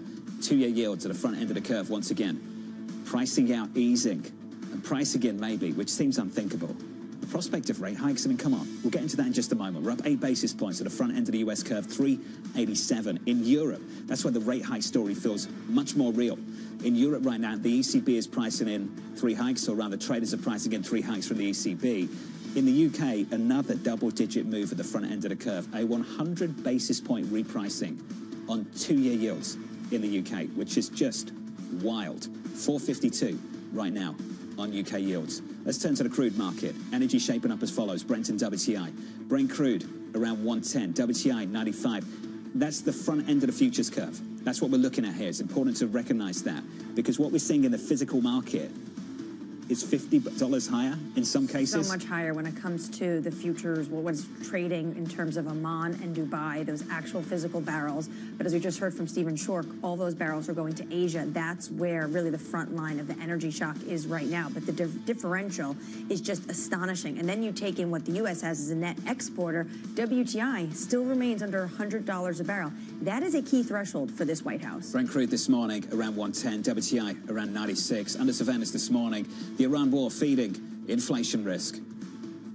A prolonged war in the Middle East could lead to a larger and longer-lasting upward shift in energy prices. Higher energy prices will push up overall inflation, but it is too soon to know the scope and duration of the potential effects on the economy. By the next time we meet, a lot will have happened, and I can't predict what. I can't possibly, none of us can predict what it will be, but it is a very volatile situation.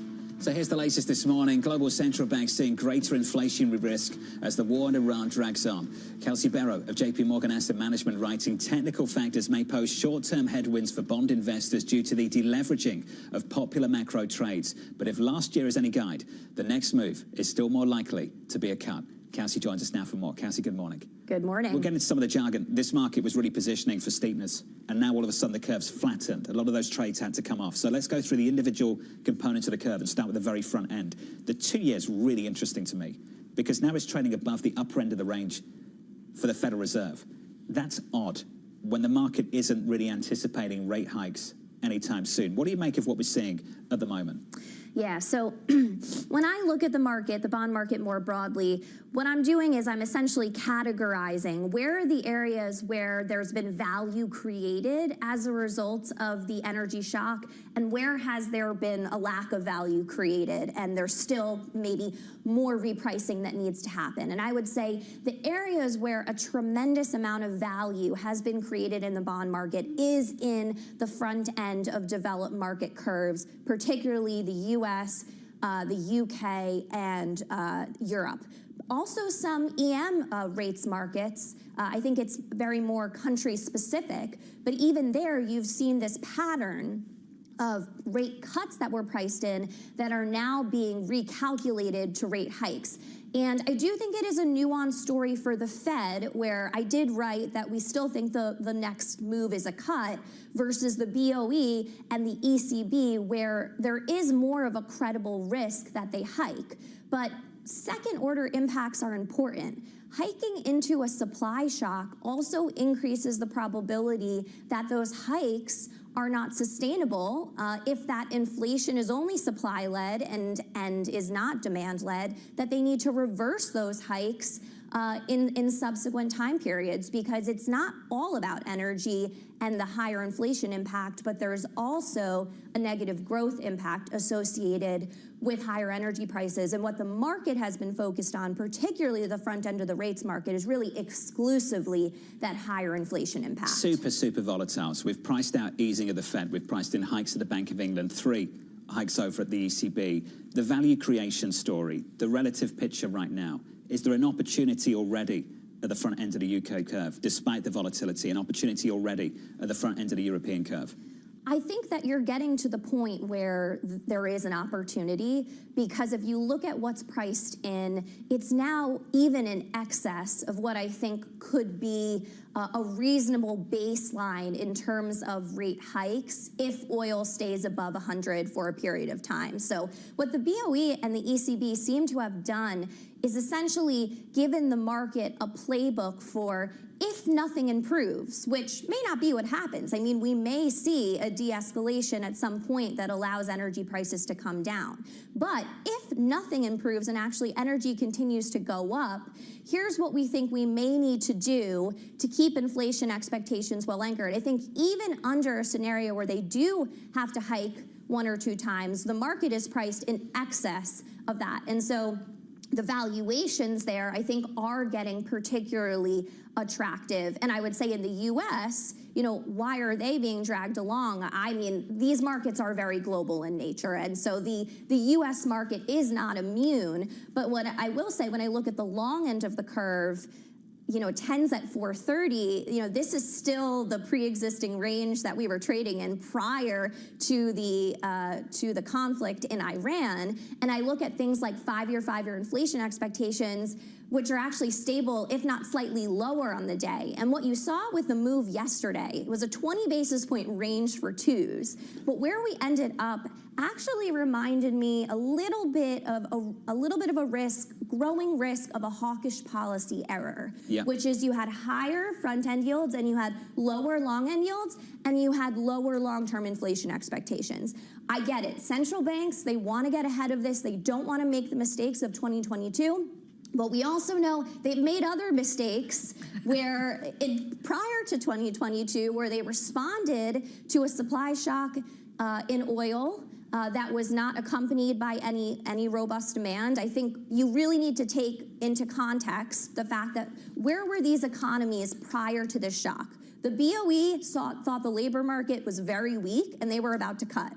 In the Fed's orbit, we were seeing cyclical inflation come down. Job growth was essentially 0. They were looking to gradually normalize. That is a very different world from where we were in 2022, when you had double-digit nominal GDP growth, you had negative real policy rates, and there was a clear reason why central banks across the globe had to endeavor on aggressive hiking cycles. Let's stick with your framework. That's where we've created value. Where haven't we created value in fixed income? Well, credit spreads have moved wider, but I think they could continue to move wider and be under pressure in a scenario where oil stays very elevated. And so one of the things that we've been doing, we had our investment quarterly yesterday. Our senior investors come together for all across the globe. The timing was great, obviously, with everything going on. And we stressed, for example, investment grade corporates in a number of different oil scenarios. And in a scenario where we stay around here, or maybe we see that $150 a barrel oil, which we're already seeing in other parts of the oil market in Dubai, that could be a situation where corporate earnings will get hurt. And it's actually a more broad-based impact to corporate earnings than the tariff shock. And in that case, there are a lot of parts of the market that are still very, very tight. For example, in the European investment grade market, your banks and the lower in the capital stack part of the banks, they're still pricing in very snug valuations, not consistent with a situation where revenues and earnings turn negative because of a prolonged energy shock. Kelsey, smart, really, really smart stuff. Kelsey Barrett there of JP Morgan Asset Management. The curious case of risk assets right now, both credit but also equities. We've gone back and forth on this now for 3 weeks. It's an energy shock, the risk becoming a rate shock, and now you're starting to understand, trying to get your hands around, wrestling with the idea that it becomes a growth shock as well. And that really depends on how long these disruptions are and how prolonged this conflict is. The Wall Street Journal has a piece this morning citing Saudi energy officials. You know, they never want to say what kind of price they think or price they're targeting, but they think if this conflict continues to last to the end of April, you're looking at $180 on Brent, not the physical cargoes, on Brent crude. S&P 500 futures this morning negative by 0.5. In the next hour, we'll catch up with Jim Bianco of Bianco Research, Michael Zezas of Morgan Stanley, Paul Sankey of Sankey Research, and Terry Wiseman of Macquarie. The second hour, just around the corner.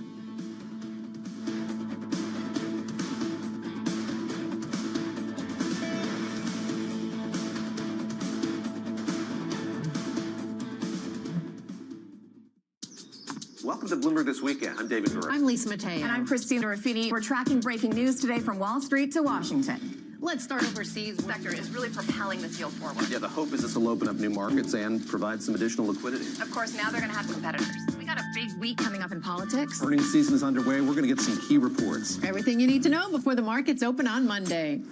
Introducing Bloomberg This Weekend, bringing a little Bloomberg into your weekend routine. Guys, buckle up. Tariffs, I think, are probably the first time in my career I've had to deal with like a fundamental change in government policy in terms of how we think about how markets work. The challenge, especially within my supply chain, is now how do you have enough productivity initiatives to offset the increased cost of all the product? Can you just move your supply chain out of China and into the U.S. or out of Mexico and up to Canada? Is it that easy? It's not that easy, but we do have flexibility. And we had been, prior to tariffs, prior to any of this, we had been on a journey to diversify our footprint out of China. So probably 2-ish years ago, roughly 65% of our toy and game volume was coming from China. Today, as we entered into 2025, that was around 50%. All we've done is really accelerate the path to get down to roughly, call it 30% by the time we enter into 2027. For us, I mean, if tariffs stay, if tariffs go, it's never good to have so much of your manufacturing base centered on one geography. We think the diversification is good, but it does take a bit of time to get vendors and suppliers up to speed. Quality is a big deal, especially when you're dealing with toys and kids. It's not an instantaneous thing, but it's not also a 5-year, have to build a new plant from scratch. Breaking news on this Saturday morning. There's really only one story, and that is Iran. Balance of Power has all the angles covered. Trust Bloomberg for on-the-ground coverage. An entire region pulled into this conflict. Talking to you from the bomb shelters. Up-to-the-minute reporting. Iran remains a viable threat. And the analysis you need. There was no imminent threat. There's never a good time, but there are better times. Netanyahu is my opponent. However, on this issue, we stand together. Nobody covers geopolitics like Bloomberg. Key investors, top executives, global innovators. Join me for in-depth conversations with the biggest newsmakers on the day's top stories. Insight with Haslinda Amin, only on Bloomberg.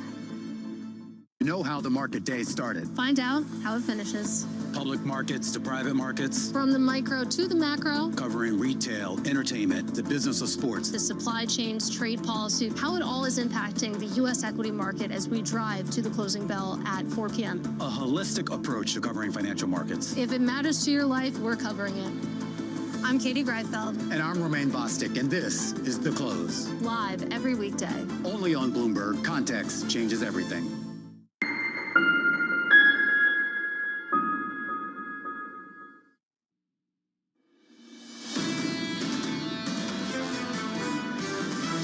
We have an economy that faces growth as well as inflation risks. There are short-term impacts, but there are also longer-term impacts that these central bankers have to consider. You can't hit the global economy with a shock of that magnitude and not expect bad things to happen. No doubt, I think you are going to see uncertainty start to weigh on corporate confidence. The risk of recession is higher than the markets believe. This is Bloomberg Surveillance with Jonathan Farrow, Lisa Abramowitz, and Anne-Marie Hordern.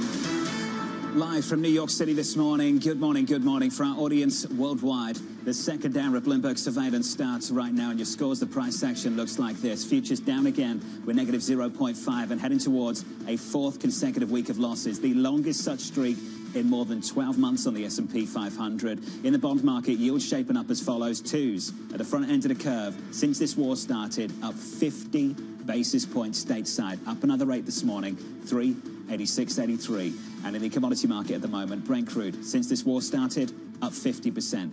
Physical barrels, up a ton more than that.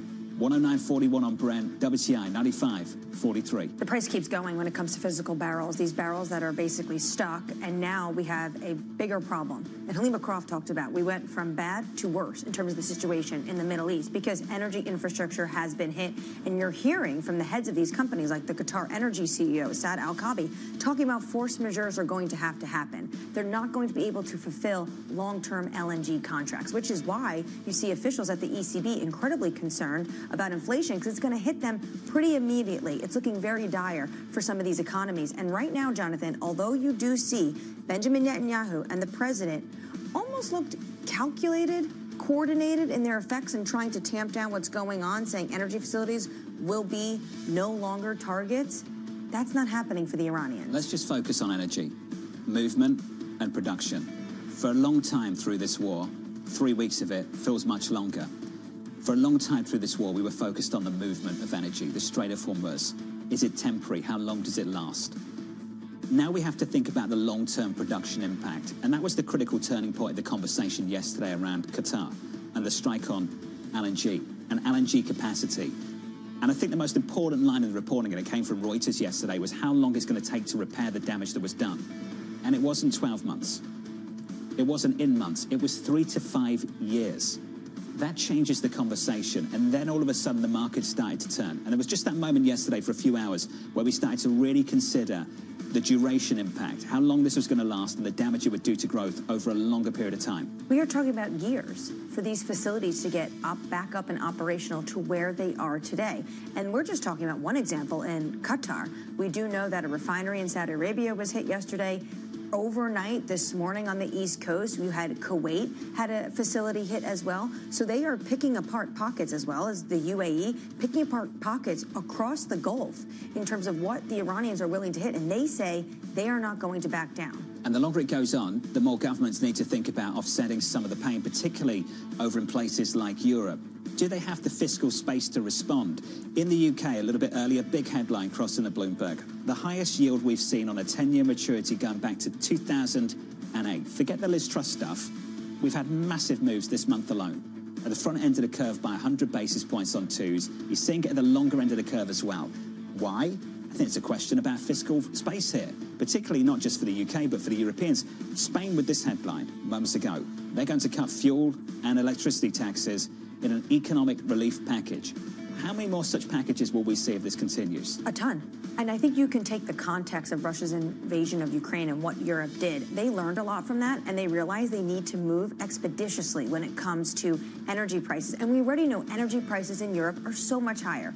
They are importers of it, And also, they tax it heavily. You're going to see a lot more economies probably say, we're going to have to give the consumer a bit of a break here. For once, the action's elsewhere. Crude's actually pretty stable.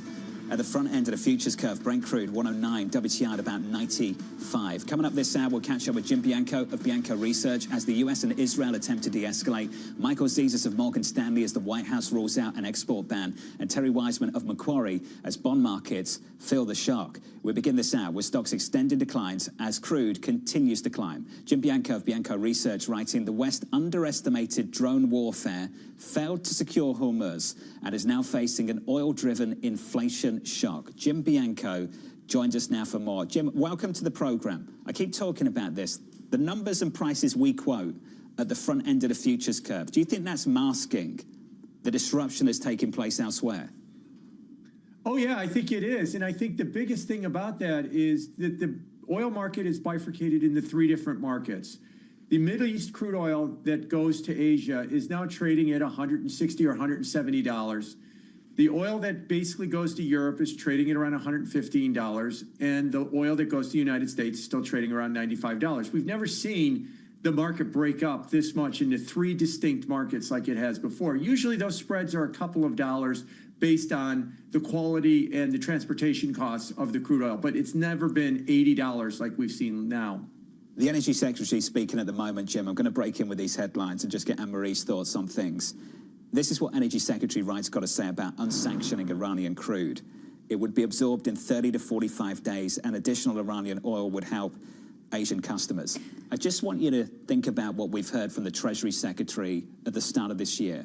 The Treasury Secretary was talking about the war in Ukraine and the Europeans buying Russian energy still and financing the war against themselves. What is this move from the US side, unsanctioning Iranian barrels at a time when they're at war with Iran? Well, sounds exactly like what Brussels was doing with Moscow and when it comes to still importing Russian gas. President Trump in his first term and his second term has been very direct when it comes to the policy proposals they want on the regime. Maximum pressure. Now they're potentially saying, well, there is Iranian oil that is out there on the sea. We're going to unsanction it. Potentially. They're just talking now. They're saying that this would be absorbed in 30, 45 days. This means not all of it would just go illegally to China. Other Asia buyers could potentially buy some of this crude. But it's giving the regime money at a time when they are trying to combat this regime and topple it. And if you're selling this crude legally, how much more money is Tehran able to bring in then from these barrels? Jim Bianco, Bianco Research, still alongside us. Jim, forgive me for that. Just wanted to jump in and break down some of those headlines. It's starting to feel a little bit desperate. I think they understand that these markets are getting tighter. Jim, I keep going through this framework that we've priced in the shock to energy prices, started to do it into interest rates. Where are we in the process of repricing growth? I think we're in the process of repricing it lower, but we have to consider where should interest rates be? They should basically approximate nominal GDP expectations. That's a fancy way of saying growth plus inflation. And what I think you're seeing out of the interest rate market, is particularly the short end of the yield curve, is we're going to get more inflation than we're going to get a reduction in growth. And nominal GDP is going to go up. And that means that the appropriate response for interest rates is to go higher. And the appropriate response from central banks might be to hike rates. This is the early 80s. What did we do when we had recessions in the early 80s because they were driven by high inflation? We raised interest rates. And this is what we could wind up seeing now. What would be a giant mistake is to be cutting interest rates into this. We have a deficit of oil right now. Jeff Curry was on with you the other day, did a great job of explaining it. We need 10 million barrels of oil to be consumed less. Somebody not has to buy it. If we're going to start cutting taxes and cutting interest rates to subsidize people to continue to buy higher prices, they're just going to keep going up and up until 10 million barrels are not bought anymore. So we're just going to keep driving prices higher. So I don't think that interest rate cuts is going to be appropriate until this war is over and we can assess the damage. If we're missing 10 to 15 million barrels per day, as you say, prices will need to rise. At what point do they rise and it starts to hit demand production? I think it's starting right now, especially out of out of Asia, because of the $170 price you're getting there. We're already hearing that some of the countries in Asia are starting to ration oil because they don't have enough. Now, in the United States, we're benefiting from, we are independent in our oil. We produce enough oil so we won't ever have to ration, but we're still going to be subject to the prices of the world market. We're going to pay a lot for it, but you're always going to be able to go to the gas station and it's always going to have gas available for you. Right, but right now, if you are an American and you go to the gas station, on average, we're looking at $3.91. So we're about to hit $4 a gallon of gasoline. That psychologically, Jim, is going to be difficult for the American consumer. At what point do you think gasoline prices will be rising enough where it starts to hit corporate profits and other parts of the economy? I think it's there already, and it will start to do that. I think the only question is, how long does it last? And the answer to that is, when does the oil start flowing? Remember that oil and trade is, everybody loves medical metaphors. It's the circulatory system of the global, of global GDP. It's got a blockage right now in a very important artery. That blockage has to open. As soon as it opens and the oil starts flowing, then we can assess how long this is going to be. If it's $3.91 a gallon or that range for a couple of weeks, that's not going to be really debilitating. If it stays there for a month or two or three, then it's a bigger problem. Jim, you said it's a mistake to cut rates. I don't see a sign of interest rate cuts anytime soon. Do you think it would be a mistake to hike interest rates in places like the UK, places like Europe? It might not be at this point, because if they don't hike rates, again, that would actually act as a subsidy again, because what's happening in technical terms is their neutral rate is going up quite a bit. And if they don't follow the neutral rate up, then they're going to wind up with leaving rates where they are being too easy in terms of where the policy rate turns. So they might have to start following those neutral rates higher. And we're starting to see that in the United States. Just a couple of weeks ago, we were pricing hikes across the board, and now we're starting to price in we're cutting cuts across the board. Now we're starting to price in small hikes, way less than 50%, but we're above zero for the first time in a couple of years in terms of where we think Fed policy is going to go, in that it is now leaning towards hikes more than cuts. Jim, it's good to see you as always, buddy. Thanks for breaking it down. Jim Bianco there of Bianco Research on the change to rate pricing we've seen, and it's been aggressive. It's been fast. It's happened really, really quickly at the front end of the UK curve and across Europe too. Deutsche Bank, I mentioned this earlier, now expecting 2 hikes from the ECB over the next year, and Joachim Nagel of the Bundesbank, the German central bank president, out this morning, essentially leaning into the idea they can move pretty soon. Basically, they're saying they can maybe, or he's saying there's capacity maybe to move next month. This means that the ECB, the European Union, they realize that they need to move quicker potentially, because Jim is right. After Asia, the next point that's going to get hit with the energy shock is Europe. And to your point earlier, Spain's already seeing it today. They're trying to get rid of the taxes when it comes to gasoline, because you know why? For consumers, these levels are just way too high. Futures, stateside, largely insulated, relatively speaking, to what's happening elsewhere. Equity futures right now in the S&P down by just 1/3%. Let's give you an update on stories elsewhere this morning, worldwide, with your Bloomberg Brief. Yahara has more. Hey, Yahara. Hi, John. The Trump administration is considering plans to occupy or blockade Iran's Karg Island. Axios reporting the operation would be used to pressure Iran to reopen the Straits of Hormuz. It would only be launched after the U.S. military further degrades Tehran's military. The Pentagon is considering sending more troops to the region, with 3 Marine units already on their way. Meanwhile, Iran is stepping up its attacks on energy sites on neighboring Gulf states after Israel bombed its primary offshore natural gas field. Iran striking an oil refinery in Kuwait for the 2nd straight day, forcing the plant to shut down some of its units. Brent has surged more than 40% since the war started nearly 4 weeks ago. And Saudi Arabian oil officials projecting oil prices could top $180 a barrel if the Strait of Hormuz remains blocked for another month. The Wall Street Journal reporting a prolonged war would bring huge Saudi profits, but could trigger a recession. That's your Bloomberg Brief, John. Yahara, thank you. Appreciate the update. More from Yahara in about 15 minutes' time. Up next on the program, downplaying crude concerns. I thought it would be worse. Much worse, actually. I thought there was a chance it could be much worse. It's not bad, and it's going to be over with pretty soon. Up next, we'll catch up with Michael Zezas of Morgan Stanley, live from New York City this morning. Good morning.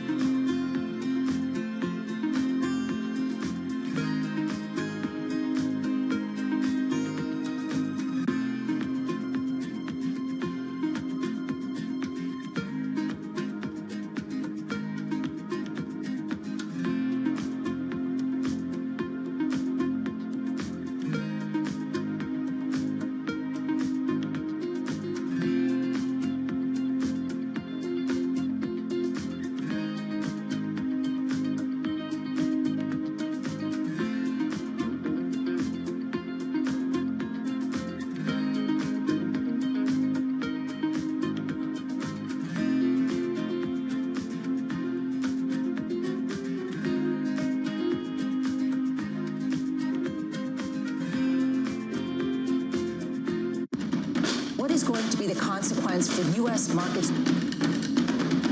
We are seeing modest gains across European equity markets. Take a look at how we're faring when it comes to Asian markets. I'm David Weston. Join me each week on Wall Street Week for stories of capitalism from business, markets, economics, tech, and climate. We go on the road for a look at what lies behind the headlines of today and what will likely be the headlines tomorrow. We need more transparency. Oil and gas is still important. They said every citizen should be investing in the market. Accelerate progress in all fields of science. Watch Wall Street Week right here on Bloomberg. More than what you need to know, it's what you need to think about. Asia is at the forefront of some of the world's biggest stories. And we're here, where the action starts in Sydney. And in Tokyo, get ahead as the global trading day begins. The Asia Trade, weekdays only on Bloomberg.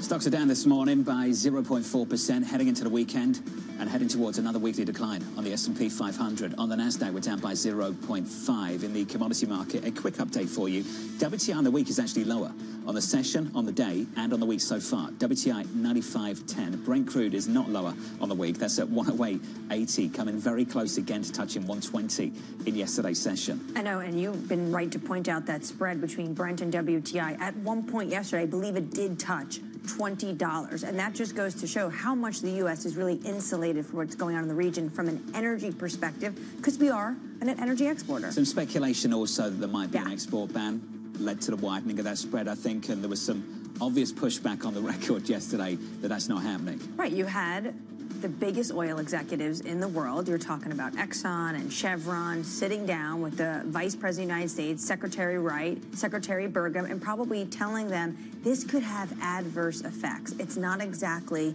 the silver bullet idea you want to think of, even though maybe politically it could be a nice statement for the American people. WTI 95, Brent crude 108 under surveillance this morning, downplaying crude concerns. I thought it would be worse. Much worse, actually. I thought there was a chance it could be much worse. It's not bad, and it's going to be over with pretty soon. You could end this thing. It's not bad, and it's going to be over with pretty soon. You could end this thing in 2 seconds if you wanted to, but we are being very judicious. So here's the latest this morning. The White House looking to ease energy concerns, floating plans to lift sanctions on some Iranian crude and ruling out an export ban. Bloomberg's Tyler Kendall has more. Hey, Tyler. Hey, John, good morning. Well, this White House is looking for viable options as it seems that the risk of lasting damage to energy supply and infrastructure in the Middle East is only increasing at this point, though the Treasury Secretary floating that we could see a lifting or easing in sanctions on Iranian crude would reverse what is years of U.S. policy, though officials have argued that this could bring about 140 million barrels currently at sea up to a market price of about 2 weeks of supply for allies to buy after a similar move was taken against Russian barrels at sea earlier this month. That was part of a range of options that the administration decided to take in a bid to try to lower prices, including, as you know, waiving the Jones Act, invoking the Defense Production Act to spur offshore drilling, though there are concerns about the timing and the impact that project will have, and of course, tapping the Strategic Petroleum Reserve to the tune of about 172 million barrels over the next 4 months. The Treasury Secretary suggesting we could see another tapping of the SPR, and we know other options floated, including asking Congress for a federal gas tax holiday and potentially waivers to get higher content ethanol gasoline to the market. Though, of course, the number one thing this White House wants to see is a securing of the Strait of Hormuz as President Trump continues his criticism of allies for not meeting his demand of naval escorts in the waterway. John, at this point, as you mentioned, President Trump, and you heard, is really downplaying what has been the recent spike in oil prices, but still we know it's becoming a political issue as we head into the midterms. Our analysts at Bloomberg Economics say that the data shows a very strong relationship between higher gas prices at the pump and lower presidential approval ratings. Tyler Kendall with the latest in Washington, D.C. Outside of the White House, Tyler, thank you. You did get the impression that the administration was worried about this spiraling out of control just yesterday. You also got the impression that Bibi Netanyahu got a phone call from the White House No inside line on that whatsoever, but just the impression that he got a phone call from the White House to get out there and deny that there was any U.S. involvement or cooperation around the strikes on that Iranian gas field, and that it won't be happening again. Absolutely. It almost felt coordinated because the president spoke about it, and he's like, sometimes, you know, we know what they're doing, we're behind them, and sometimes they sort of go off on their own. The president was almost saying that they could be a little bit rogue, but the reporting is at Bloomberg and a number of other sources that the U.S. was aware that Israel was going to go strike South Pars, that huge energy land in Iran that they share with Qatar. But Bibi Netanyahu came out and said, nope, not true. So it did feel like he maybe got a phone call from the Oval. An attempt to try and de-escalate this just a bit. Michael Zeiss of Morgan Stanley writing this: there are still credible paths to de-escalation. Markets are adjusting, but not fully priced for persistence. Michael joins us now for more. Michael, good morning. Hey, good morning. Help us have a better weekend, sir. And for everyone else around the world, too. Credible paths to de-escalation. What are they? Yeah. Well, I mean, they really start and stop with how the U.S. wants to define its end goal here, right? And the U.S. pulling back. So credible is not necessarily the same as easy, right? True. So there's paths where the U.S. pulls back and declares victory. There's paths where the U.S. is engaged in regional dialogue. But really, when we talk about how investors are supposed to think about this, about whether or not there are ways to get relief to the global supply chains, to the U.S. consumer, they really kind of start and stop with the duration of the conflict. The discussion about U.S. policy options, you talked earlier about the idea of an oil export ban, those are things that are sort of light impact tactics at best. So we really have to focus on duration. When you look at 2,200 Marines going towards Iran and potentially going on the shores of the Strait of Hormuz or taking Karg Island, is that a path to de-escalation? That's potentially a path towards getting oil flowing through the region again, though I can't tell you how credible or how likely it is that those things are to work, right? What that signals to me is that the U.S. is not looking to, or is preparing for an event where de-escalation might take a long time, and is looking for options to really sort of force the flow of commodities through the market again. Also, the Pentagon is asking Congress for more money. Yeah. That seems like a signal that this is going to last longer than the 2-3 weeks the Oval Office has basically was trying to communicate to the world. I think that's right, and so that's what we think investors really need to be thinking about, a scenario where oil prices are going to be, $90, $100, $110 a barrel for a couple of months, and what that means, and practically speaking, what we think that means is a little bit lower on growth, a little bit higher on inflation, the Fed pushing off rate cuts, and then the question, of course, is if we're priced for all of that, and the answer is not completely. Can we work through the numbers? Sure. So they're requesting what, $200 billion? Yes. Yeah. What's this costing every day at the moment? That's a great question. Do we have an idea of what the numbers are? I'm just trying to understand what that $200 billion will look like over what period of time. I don't know exactly how much of that is for munitions versus labor, but I mean, $200 billion over, is that the cost for refilling what we spent over the last 2 weeks? I don't know. I mean, obviously it's a lot, right? And it is a lot more probably than the American people would have signed up for if this had been talked about beforehand. And so the other angle of this, of course, is what does it mean going into the midterms, which is, it's not particularly good. That's what I wanted to ask you. Going into the midterm elections, we're talking about the Pentagon asking for more money, increases of deficit, gasoline prices going up. We are just a hair away from being $4 a gallon. It's not $5, but $4 a gallon is psychologically going to impact the American consumer. What are they prepared to do? So I don't think they have a lot of options here, right? So they're doing what they can. You talked earlier, I think earlier in the last hour, about things like allowing seaborne crude to be sold that was already under an Iranian flag. Obviously, they talked about, but then discussed or sort of put away the idea of a crude ban, sort of crude export ban. They're probably going to lean on the idea that tax refunds are going to help consumers in the short term. But I think really there aren't a lot of policy options that can mitigate what's happening here at the pump and what's going to happen to inflation over the next few months. However, that doesn't necessarily mean that this has to be an economic disaster, right? I think a lot of this is going to be conditional on what the settling price is for crude over the next few months. If we're in this zone of kind of $90 to $110 a barrel, Fed cuts are going to for WTI. Right. Fed cuts are going to get pushed out. And growth is going to be somewhat slower, but you probably still get those Fed cuts over time. Our economists would say that the demand degradation is going to mean that you're going to have to respond to that as opposed to the oil price itself.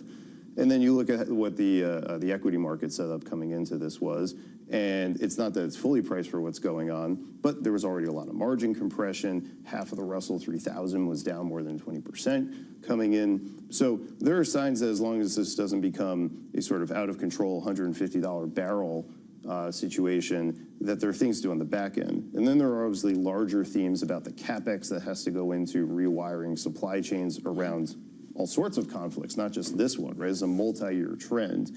And then you look at industrials, and there's opportunities there as well. So we don't want to just focus just on the sort of, lower growth, higher inflation impact of this, because ultimately that's a moment we can get past. We want to focus on the secular multi-year trend. Michael, it's good to see you. Thanks for being here to break it down. Right. Michael Zetas there of Morgan Stanley. Speaking to that, Mike Wilson of the team over at Morgan Stanley as well. Still pretty constructive, looking at 6 to 12 months.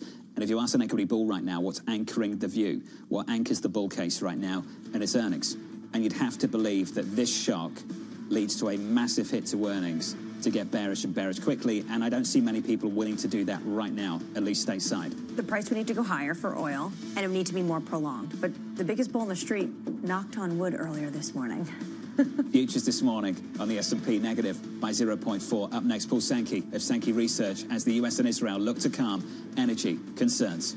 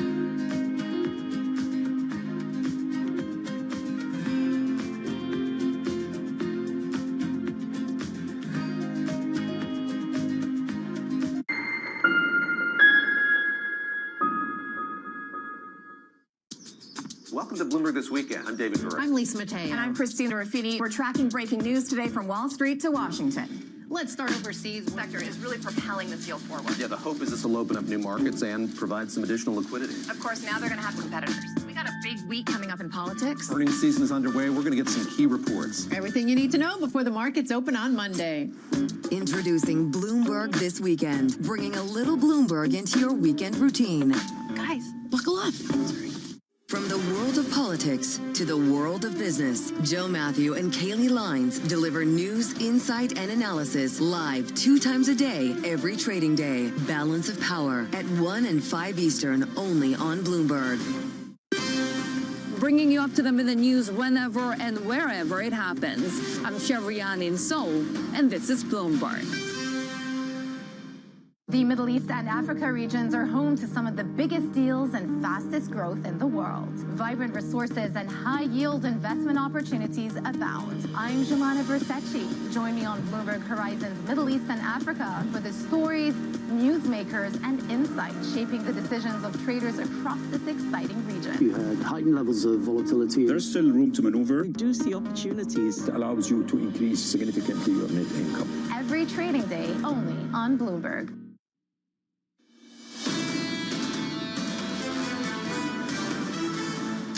Let's take stock of the price action. Equity futures right now, the S&P negative by 0.4, just off session lows. On the Nasdaq, we're down by 0.5, still heading towards a fourth consecutive week of losses on the benchmark stateside, the longest weekly losing streak going back more than 12 months on the S&P 500. The losses over that period, not that great. We're still down only 5% or so from all-time highs on the S&P 500. The losses elsewhere, of course, much greater. In the bond market, shaping up as follows. For 2-year, 10-year, 30-year bond yields, yields higher at the front end of the curve by 7 basis points, 385.76. The move elsewhere internationally much bigger. So if you take stock of what we've seen since the war started, 15 days of price action, we've seen a move of almost 50 basis points at the front end of the US curve. At the front end of the UK curve, the 2-year yield is higher by almost 100 basis points. We've priced out easing stateside. We're pricing in interest rate hikes elsewhere in the UK and over in Europe at the ECB. Let's finish on the commodity story. The commodity story right now, Brent and WTI. Brent crude at 107.85. Down on the session now. WTI down on the day and also down on the week. WTI at 94.57, Brent at 107.85. But as we said consistently throughout this program, then financial markets were always pricing and quoting the front end of the futures curve. And what you're really seeing elsewhere is the physical market gets so much tighter and these moves, these numbers, so much greater. Oman, Dubai, those kind of futures, those kind of barrels, they're moving at 155, 160, 170, depending on the moment of time in the day. And those cargoes are going to Asia, which is why what you see in these Asian economies is rationing, fuel cuts, please carpool. You're seeing, I saw a story from Thailand. Thai Buddhist monks can no longer have the cremation because they have to make sure that they're hoarding diesel and not using it right away. This is hitting these economies in a massive way. And to the rate story, Europe is going to be next.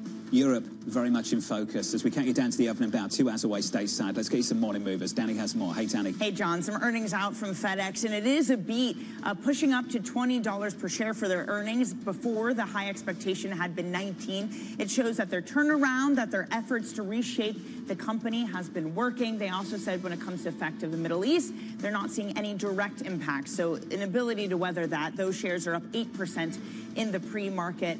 Elsewhere, the U.S. charging the co-founder of Super Microcomputer with illegally diverting billions of dollars worth of NVIDIA-backed servers to China. That is the co-founder Wally Li Wao. They allege that him, a manager and a contractor, sold chips to a South Asian company knowing that it would end up in China.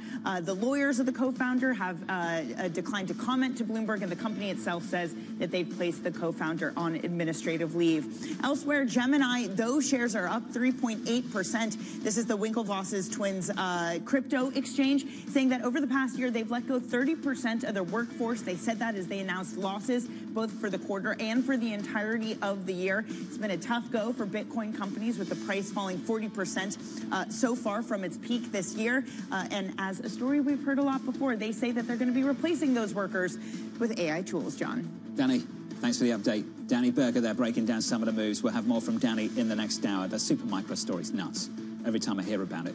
On our radar this morning, let's talk about energy. Tehran pressing on with attacks in the Middle East as Israel vows to stop targeting Iranian energy. A drone strike hitting a Kuwaiti oil refinery today and forcing the shutdown of several units. Elsewhere, Gulf nations working to protect just how much crude prices could rise if disruptions in the Strait of Hormuz continue through April. Saudi oil officials telling the Wall Street Journal prices could spike beyond $180 a barrel. And finally, the president, Donald Trump, continuing his pressure campaign on Fed Chair Jay Powell. He should be lowering rates immediately, but he won't do that because he's a stubborn, incompetent person, and that's a bad thing. You know, when you're stubborn and incompetent, I think it's the worst combination, and he's also not a smart person. The president signaling his support for the DOJ investigation into Powell, which could delay the confirmation of Fed Chair nominee Kevin Warsh. There was an off-ramp. They're not taking it. So this is what I keep going back to. The president basically had two doors and options when the U.S. District Court came out and basically said, we're scrapping this, the subpoenas aren't viable. You could have had an off-ramp. This was a gift, potentially. Quickly wrap this up. Senator Tillis gets on board. You can have Kevin Warsh as your next Fed chair. Your nominee is no longer just hanging out there in purgatory. He's going over to the Fed. They're doubling down. They are doubling down. Jeannie Pirro is going for this. She's saying we're going to appeal this. And this means this is going to be a lot longer, which is why, and I'm not saying I'm a conspiracy theorist, but which is why potentially you have to think, if this is the option the president took, when he had this gift in front of him, does he potentially want Jay Powell there a little bit longer because they think the economy is going to be weaker and they want a fall guy? That's one conspiracy. The great irony right now is they'd get those interest rate cuts if we didn't have the war in the Middle East. We've priced out the easing in America. We've priced in rate hikes in Europe, in the UK, precisely because of the move in energy. Crude heading for another weekly gain. Brent crude looking at another weekly gain for Brent this morning. Brent up on the session briefly, up on the week, big time, up on the month by something like 50%. And the US and Israel struggling to de-escalate the situation. Paul Sankey of Sankey Research writing, you broke it, you bought it. This is the terrifying near-term question. Either Iran controls the Strait or the USA controls it. Paul joins us now for more. Paul, good morning. Morning. How much is broken in the Middle East right now? Well, now it's almost turning into a humanitarian crisis on the ships. You know, there's now 3,500 ships that are stranded with, running out of water and everything else. So the scale of the disaster here, unfortunately, basically continues to deteriorate. Although, as you mentioned, there's a mild improvement insofar as Netanyahu was saying no more energy infrastructure attacks. But you just quoted me saying, you broke it, you bought it. You know, having attacked South Pars, they've really opened a horrendous Pandora's box. And we understand that the Haifa refinery, which is 200,000 barrel a day, biggest refinery in Israel, was hit and was on fire yesterday. So this continues, and let's just hope that we don't get into global terrorism here against energy infrastructure as well, which would be more of an 180 type scenario if this actually spreads outside the region, which it more or less had already, because we had the situation where the Ukrainians blew up Russian LNG, or carrying Russian LNG tanker in the Mediterranean going into this catastrophe. So the situation is bad. We've highlighted today as a very big day. Ramadan ends, Iranian New Year starts, and we have quadruple witching. So I think we'll be in a pretty wild day here as certainly as the crude contract rolls. It should be pretty crazy, I would think. Gulf nations have sat this out. Let's just talk about the calendar. They have focused on a defensive posture. Do you see that changing at all? I do, yeah, because I think they'll form a GCC NATO, and they'll become a bloc of their own. And then I think what they'll try and do is engage the Iranians. I think part of that deal would have to have some sort of withdrawal of the U.S.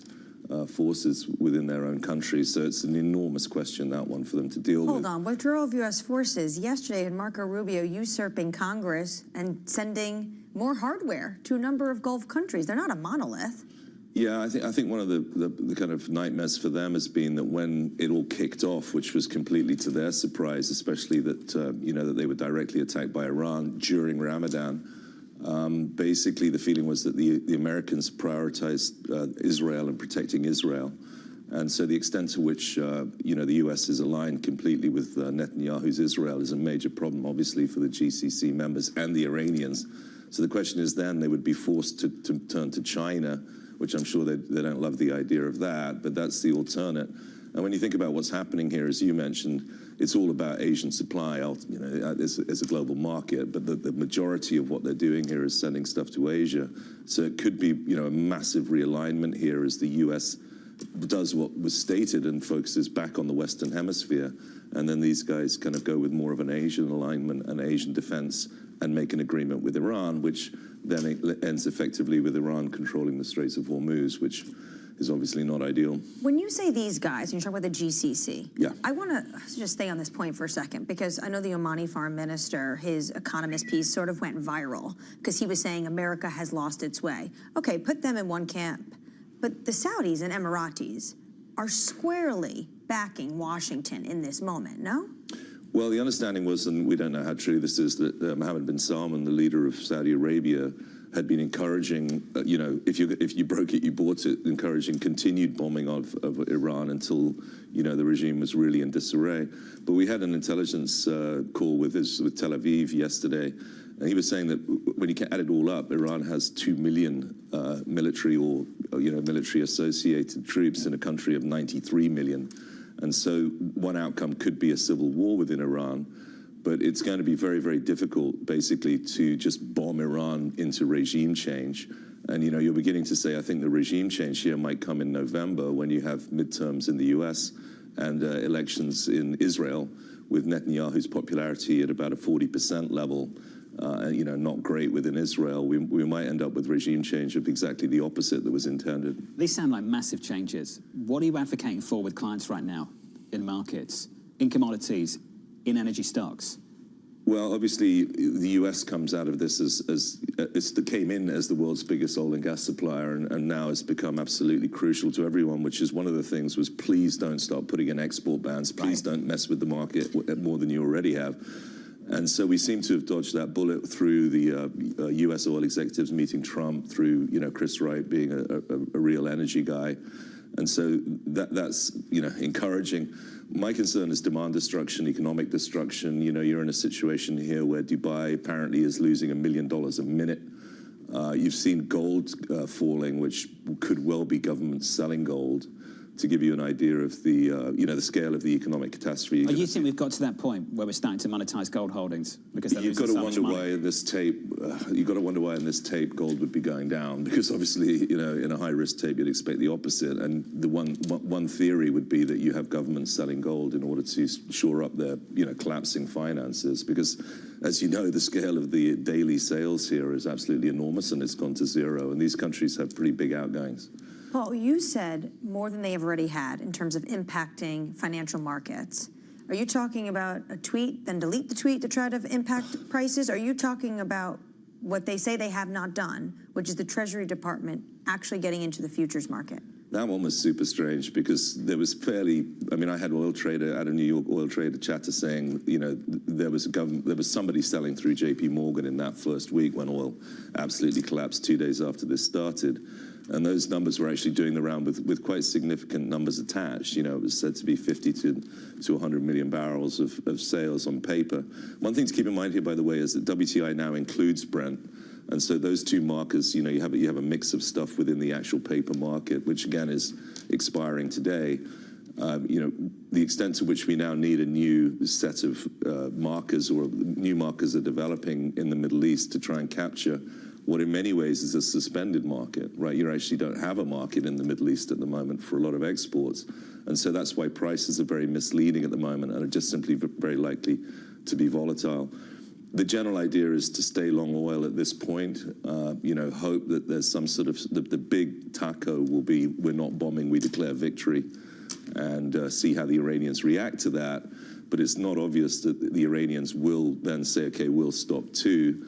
And even if you do, you've then effectively empowered the Iranians, because what you've said is, okay, we give up. So it's an extremely tough situation. We've been liking U.S. refining through thick and thin, actually, prior to this anyway. I think, you know, it's very impressive the way U.S. gas is performing. I find it cold in New York, and we're seeing that, you know, you have that enormous implied arbitrage between the biggest single loser here, which is European gas prices going absolutely through the roof, Putin more or less laughing in their face. It's a crazy irony that the big winner ends up being U.S. energy. Just a final question, and a bit of a home bias, so just let us go with this. The North Sea oil, this has become a big talking point in the UK. Where are we now? What do you think is going to happen?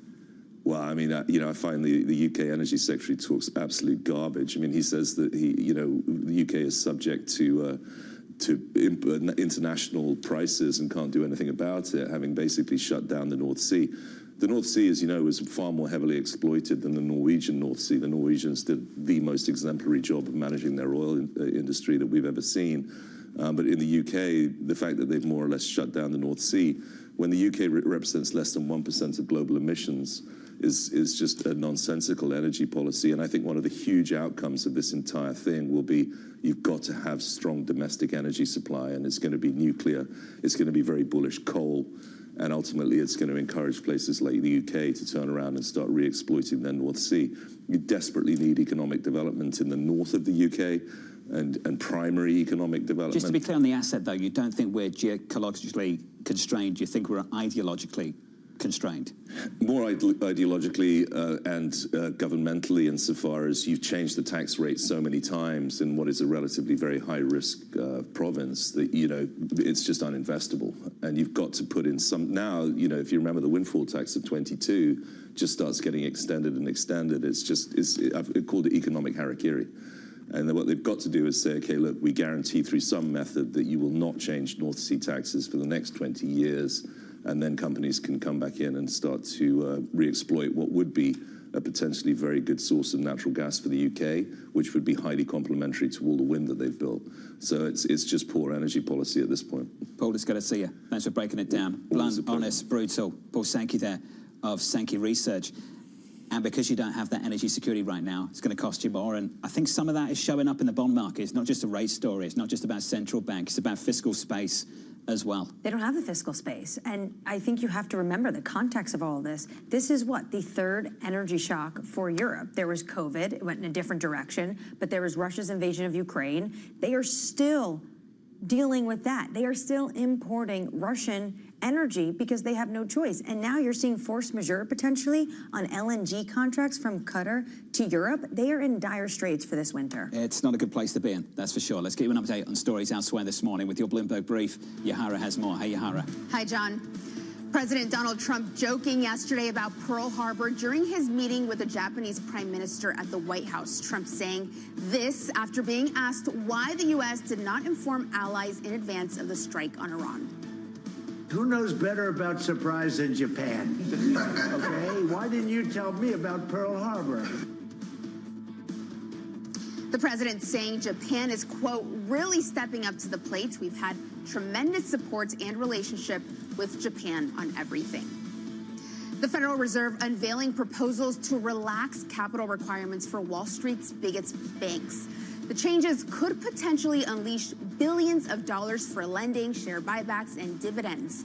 The plans are subject to a 90-day public consultation, but if approved, would represent a major win for the industry. And OpenAI is developing a desktop application to bring together its ChatGPT chatbot, coding tool, and web browser. The company trying to keep users engaged in the face of rising competition from rivals like Anthropic. It's unclear when the application will launch. That's your Bloomberg Brief. John? Yahara, thank you. More from Yahara in the next hour, about 30 minutes' time. Up next on the program, bracing for inflation. A prolonged war in the Middle East could lead to a larger and longer-lasting upward shift in energy prices. But it is too soon to know the scope and duration. None of us can predict what it will be. Up next, Terry Wiseman of Macquarie, live from New York City. You're watching Bloomberg TV.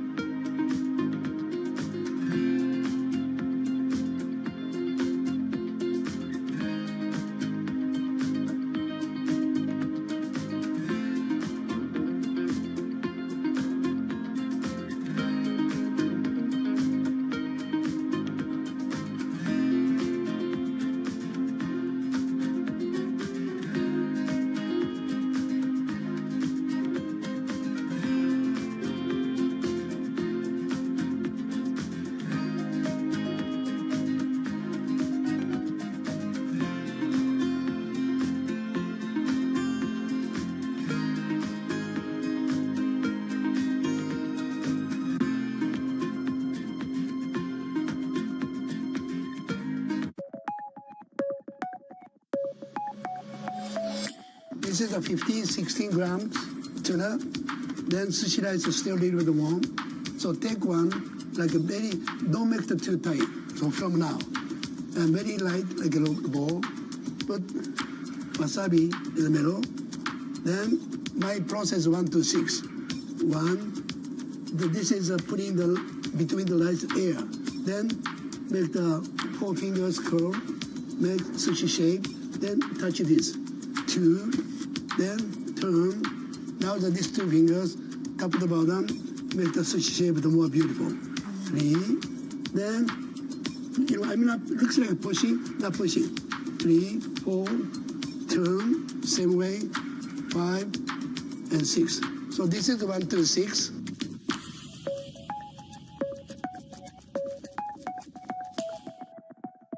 Welcome to the world of decentralized finance. Why is it that NFTs have not recovered in the same way that, say, Bitcoin has? Bloomberg is covering all things crypto. It's a pretty spectacular story. The people. This is the future. This is the 21st century economy. The transactions. It snapped up nearly $1 billion of Bitcoin. And the technology. We need to build a digital Fort Knox. That gives people financial freedom, and that's a wonderful thing. That's extraordinary. We ride the wave that is Bitcoin. Bloomberg Crypto, only on Bloomberg. Welcome to Bloomberg This Weekend. I'm David Gura. I'm Lisa Mateo. And I'm Christina Ruffini. We're tracking breaking news today from Wall Street to Washington. Let's Introducing Bloomberg This Weekend, bringing a little Bloomberg into your weekend routine. Watch, listen, stream.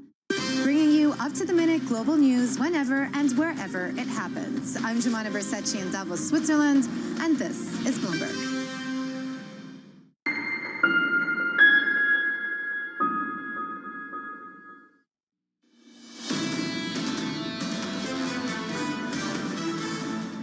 Stocks are negative by 0.5% on the S&P 500. On the Nasdaq, we're down by 0.6. Energy still elevated, but down on the session now. Brent at 107, WTI at 94. Under surveillance this morning, bracing for inflation.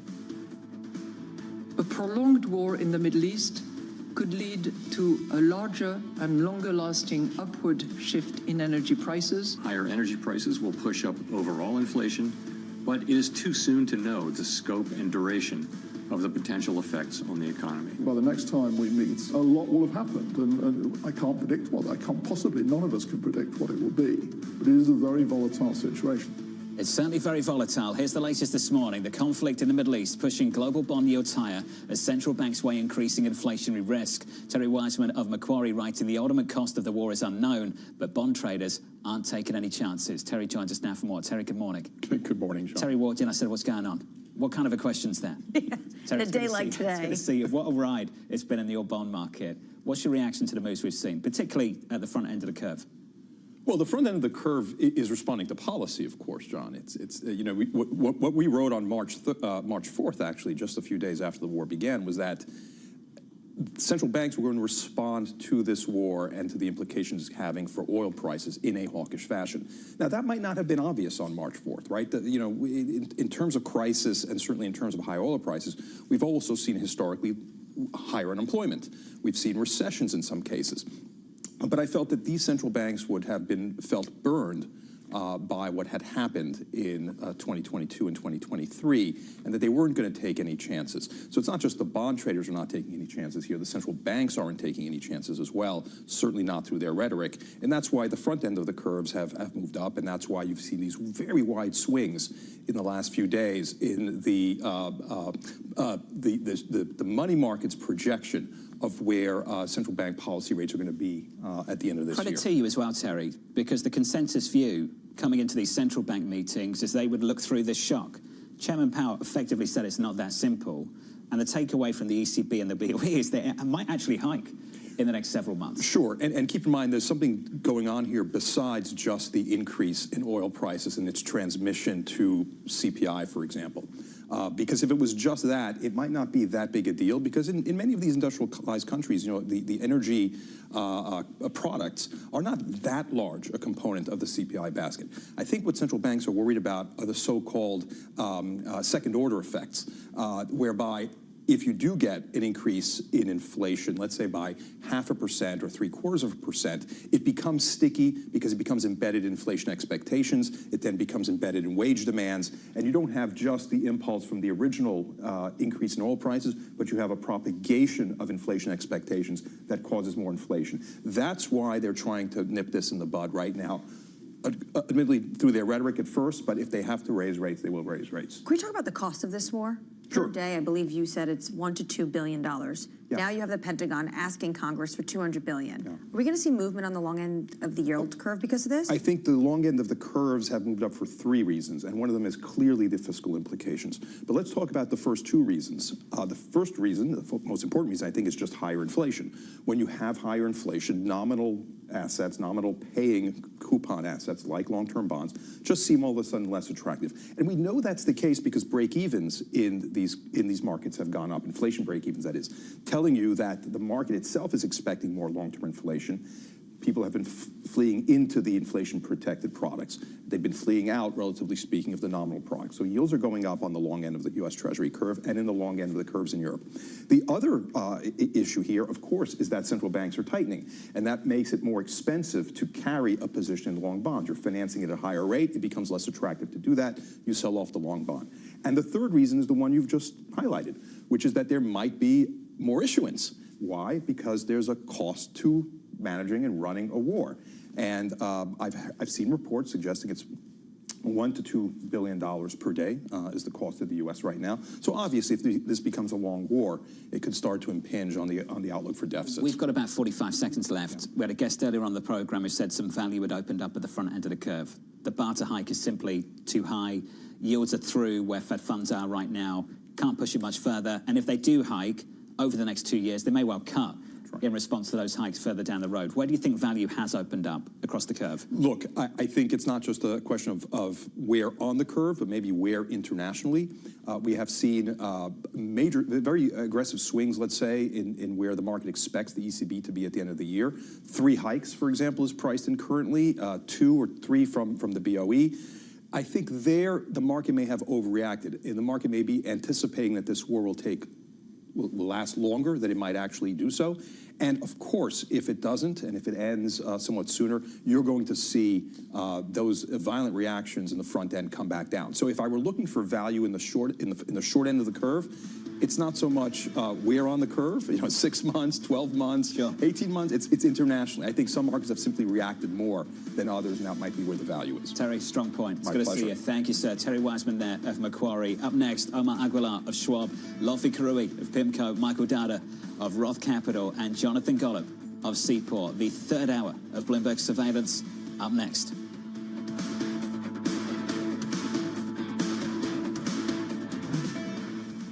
Everybody has a moment where they put into action all they've practiced, where they step up to a challenge and either succeed or fail. But what are those moments for some of the world's most influential leaders? It was a rough and tumble world, and I thought, okay, I can rise up, I can play this game, and I did play the game. It was great, and it was depressing, and it was disappointing. My chair at the time sat down with me and said, "Succession starts now." I'm Francine Lacroix, an award-winning journalist. For the last 25 years, I've interviewed world leaders, bank bosses, even fashion icons. I'm often asking about the news of the moment. But I've always been curious, who are these people as leaders? Join me for the podcast version of Leaders with Francine Lacroix. I'll start your week with conversations that explore what drives the world's most influential people, how today's leaders got to where they are, where they're going next, and how they've transformed their organization in the process. Make decisions. A poor decision is always better than no decision. You have to have truth tellers around you, and you have to be willing to listen. You don't want to be setting strategy in the middle of a transaction, that's for sure. Do it for the right reasons. Don't do it because of FOMO. We'll also learn lessons which we can apply to our work and daily lives. Tune into the podcast version of Leaders with Francine Lacroix. Listen and watch on Bloomberg Television or wherever you get your podcasts. World's most powerful investors don't ring a bell. They quietly reshape entire industries. This is the money shaping the world. The Dealmaker Playbook, where power and billions of dollars change hands every day. From private equity and credit to venture capital and M&A, we bring you the inside scoop on the biggest deals and debates, plus exclusive conversations with finance's ultimate insiders. I'm Danny Berger, and this is Bloomberg Deals. Every week, only on Bloomberg Television.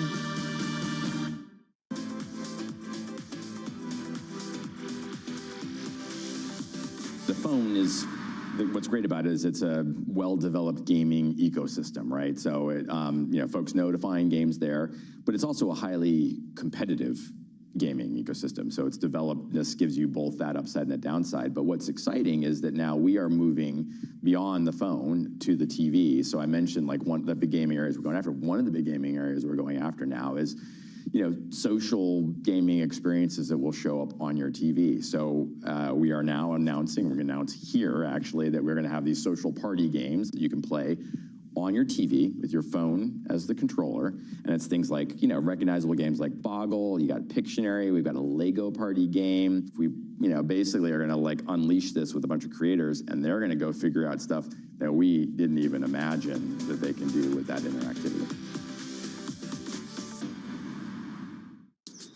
Welcome to Bloomberg This Weekend. I'm David Burrell. I'm Lisa Mateo. And I'm Christina Ruffini. We're tracking breaking news today from Wall Street to Washington. Let's start overseas. The sector is really propelling this deal forward. Yeah, the hope is this will open up new markets and provide some additional liquidity. Of course, now they're going to have competitors. We got a big week coming up in politics. Earnings season is underway. We're going to get some key reports. Everything you need to know before the markets open on Monday. Introducing Bloomberg This Weekend, bringing a little Bloomberg into your weekend routine. Guys, buckle up. It's a multi-trillion-dollar industry. We'll show you what's happening in ETFs like no one else. ETF IQ, only on Bloomberg.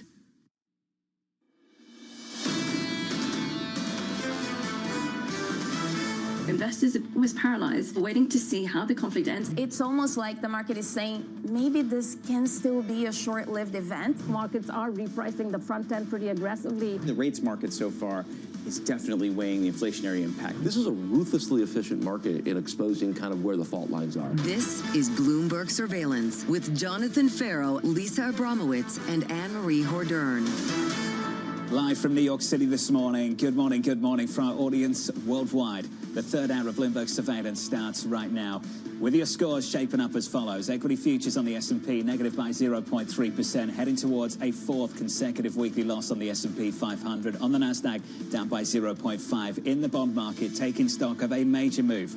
Month to date, since this war started, a 50 basis point climb at the front end of the curve.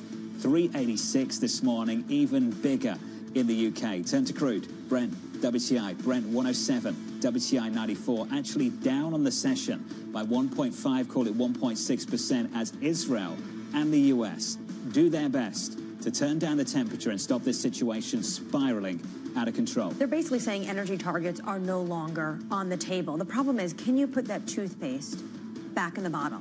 I don't think so. When you have the Iranians coming out and saying, well, they're not for us. And what did we see? Kuwait was hit. An oil facility in Kuwait was hit this morning. So that was after the president and Benjamin Netanyahu spoke yesterday. And I think what's going on in terms of, you said it at the top of the program, it's an energy shock that moves to a rate shock. The reason why they're so concerned in Europe is because you have the Qatar energy CEO, Saad Al-Kaabi, coming out and saying the damage is going to be more sustainable. This is going to be years. And this is the line that stuck out to me. This will mean that we will be compelled to declare force majeure for up to 5 years on some long-term LNG contracts. Gasoline for a natural gas just got a whole lot more expensive. Put up the UK curve if we can. Let's check out gilts, and we'll work our way through the curve, and we'll start on twos. The 2-year at the moment's about 449, so let's call it 450. That's about 100 basis points higher than it was before the war. We were talking about interest rate cuts in February, and now we're talking about interest rate hikes. That's the front end. The longer end of the curve, on 10s, up by 8 basis points, just short of 5%. The highest level going back to 2008. And that's not just about interest rates and inflation, that's about fiscal space. That's the third factor here that isn't being talked about enough, I don't think, in fixed income. The limited fiscal space that some of these countries have to help offset this for consumers in a moment like this, if this endures. That's a problem. We saw the headline from Spain earlier on. They're going to have an economic package to offset some of the difficulties. Others are going to too, and you're going to see that take place across Europe if these production hits keep coming. And that's what you're seeing in Spain in terms of energy is very expensive in Europe because it is highly taxed. The reason why it's not as expensive in the United States, that's one reason, besides the fact the U.S. is a net energy exporter. But you're right, Spain's the first one. Who's going to be next? France, Italy, the United Kingdom. There's going to be a number of packages that these countries want to take on. Also talking about fiscal space, look what's going on in the United States. And Terry is saying you're seeing it already in the long end. The Pentagon yesterday is saying they're going to have to ask Congress for $200 billion more. That says to me that this crisis is going to be more prolonged than some members of the market think it is. Based on how much that war's costing at the moment, I'm not sure how long $200 billion will actually last. That's a very good point. Terry is talking about the reports that we've all been seeing, $1 to $2 billion per day that this is costing. And then you have to also think about the fact that we only had one drawdown so far of the SPR.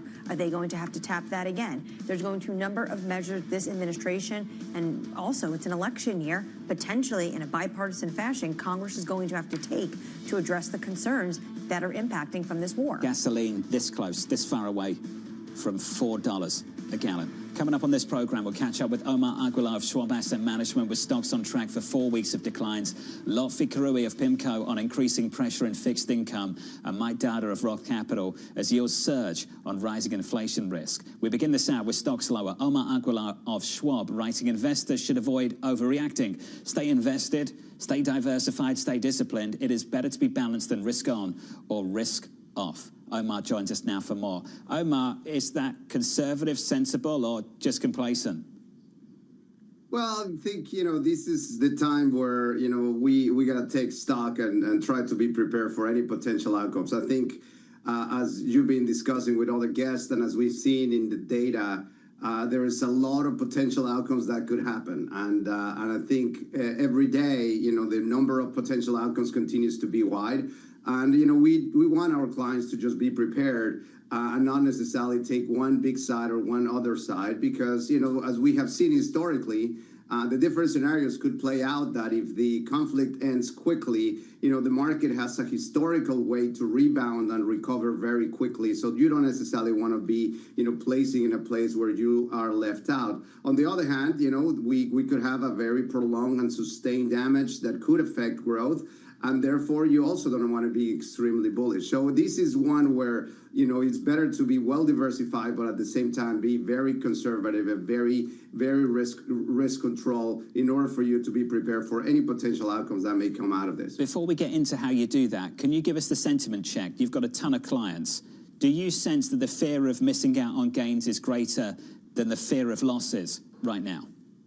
Right now, they're in the loss aversion, and the risk aversion has been increasing dramatically for the last, 2 or 3 weeks. So clients, started to just, be concerned about, what would be the length of this, the implications. And in many cases, they see it not just because of the results and the volatility we see on an every given day, but they also see in their regular lives, the effect on gas prices, the effect of just the potential inflation hit, something that, clients are starting to feel. And that's the natural reaction, is to just become, risk averse. So the risk aversion is definitely there. The sentiment towards being uncertain is growing higher. You will see days like today where nobody wants to go on a weekend like this with any positions. They will try to just stay flat. And that's probably the right approach, as we go in through the next few days. You mentioned the word diversification. The fear of 22 and a repeat of 22 is when the correlation between stocks and bonds turns positive, and it's hard to get away from. You get losses in stocks, you get losses in bonds. Where's the diversification right now? Well, I think if you go for the last 2 days, there's definitely the same feeling that we had back in 2022. And now the big difference in this particular time, unlike 2022, where we were just, coming out of COVID, our economy was not in the best shape. We were better prepared here. So I think in many cases, our current feeling and our current positioning is that the fixed income market seems to be extrapolating fairly aggressive, what the potential implication of inflation might be. Inflation expectations has gone through the roof, not just in the US, but it should probably even more in Europe and in the UK. And then, the market is now going from potentially easing financial conditions and monetary policy being easy to now, pricing in rates that could be, over, 75 basis points in some cases. So that translation has actually gone into the different type of setting, because, right now, we're talking about the implications of inflation, not the implications of economic deceleration. And I think that's the biggest difference. That trade-off between, what is the market pricing it today is a significant inflation hit, is basically what is driving inflation expectations higher and yields higher, whereas, the long-term implications for the economy hasn't been priced in completely.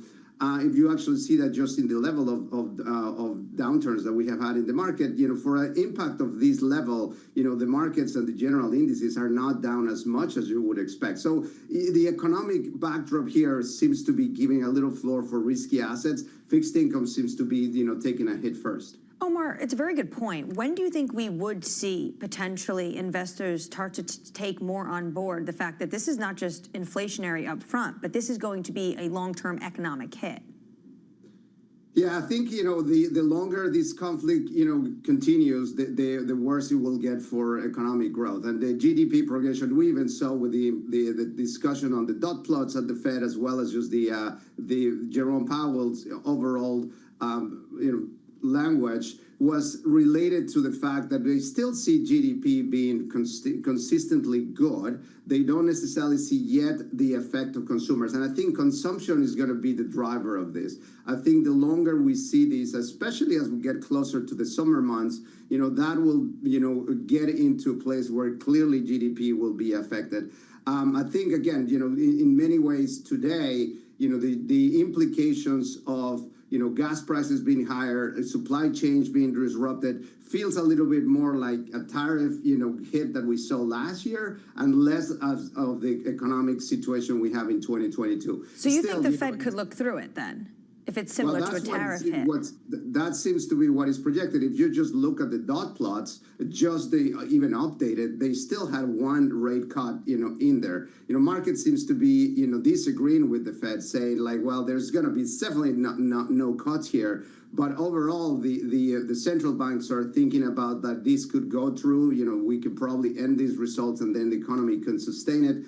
I think the longer the conflict stays, the more difficult will that be. Omar, it's good to catch up with you to get your thoughts. Omar Aguilar of Schwab Asset Management, and to get a read on clients right now and what some of their investors are doing at the moment. It's very challenging because up front you have this potential inflationary shock. Even though the U.S. maybe is a little bit more insulated from that, you do potentially will have this inflationary shock. We're seeing it in diesel prices. As you say, we're a hair away from $4 a gallon of gasoline. At some point, consumers might say, this is just too much to fill up my car. I'm going to have to be choiceful elsewhere. And then at what point does that start to hit economic growth projections? We hate that word, choiceful. I know, I did it, just to rile you up a little bit on a Friday. I can't stand that word. Features right now in the S&P, negative by 0.2%, rebounding nicely here, going into the opening bell, about an hour and 20 minutes away. Let's get you an update on stories worldwide with your Bloomberg Brief. Yahara has more. Hey, Yahara. Hi, John. Iran is stepping up its attacks on energy sites on neighboring Gulf states after Israel bombed its primary offshore natural gas field. Iran striking an oil refinery in Kuwait for the second straight day, forcing the plant to shut down some of its units. Brent, as you can see, has surged more than 40% since the war started nearly 4 weeks ago. Shares of Super Micro are plunging, now nearly 26% in the pre-market. The U.S. charging one of the company's co-founders with illegally sending AI tech to China. Wally Liao is accused of sending U.S.-assembled servers containing NVIDIA's cutting-edge chips in violation of U.S. export controls. And J.P. Morgan is starting a program to monitor its junior bankers' digital activity. The Financial Times reporting the program is aimed at curbing overwork. The program will track bankers' weekly digital footprints, including video calls, desktop keystrokes, and scheduled meetings. That's your Bloomberg Brief. John. Yahara, thank you. More from Yahara later this hour. Up next, the Morning Calls Plus. This one you don't want to miss. Lotfi Karui of PIMCO on increasing pressure in fixed income. We'll talk credit, broader fixed income, and private markets in just a moment. From New York City, you're watching Bloomberg TV.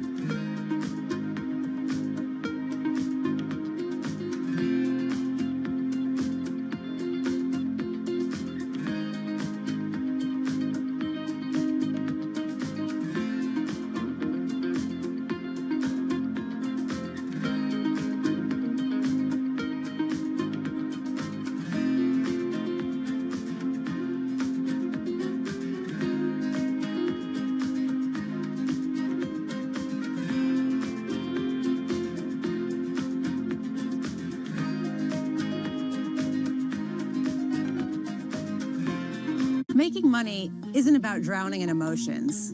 It's about understanding what's actually happening. Markets are the best way to glean signal from noise, and that is what we try to do every morning. This is Bloomberg Surveillance. Breaking news on this Saturday morning. There's really only one story, and that is Iran. Balance of Power has all the angles covered. Trust Bloomberg for on-the-ground coverage. An entire region pulled into this conflict. Talking to you from the bomb shelters. Up-to-the-minute reporting. Iran remains a viable threat. And the analysis you need. There was no imminent threat. There's never a good time, but there are better times. Netanyahu is my opponent. However, on this issue, we stand together. Nobody covers geopolitics like Bloomberg. The countdown is on. Everything you need to get the edge at the end of the market day. Get ahead of tomorrow's trading with The Close. Weekdays on Bloomberg. Context changes everything.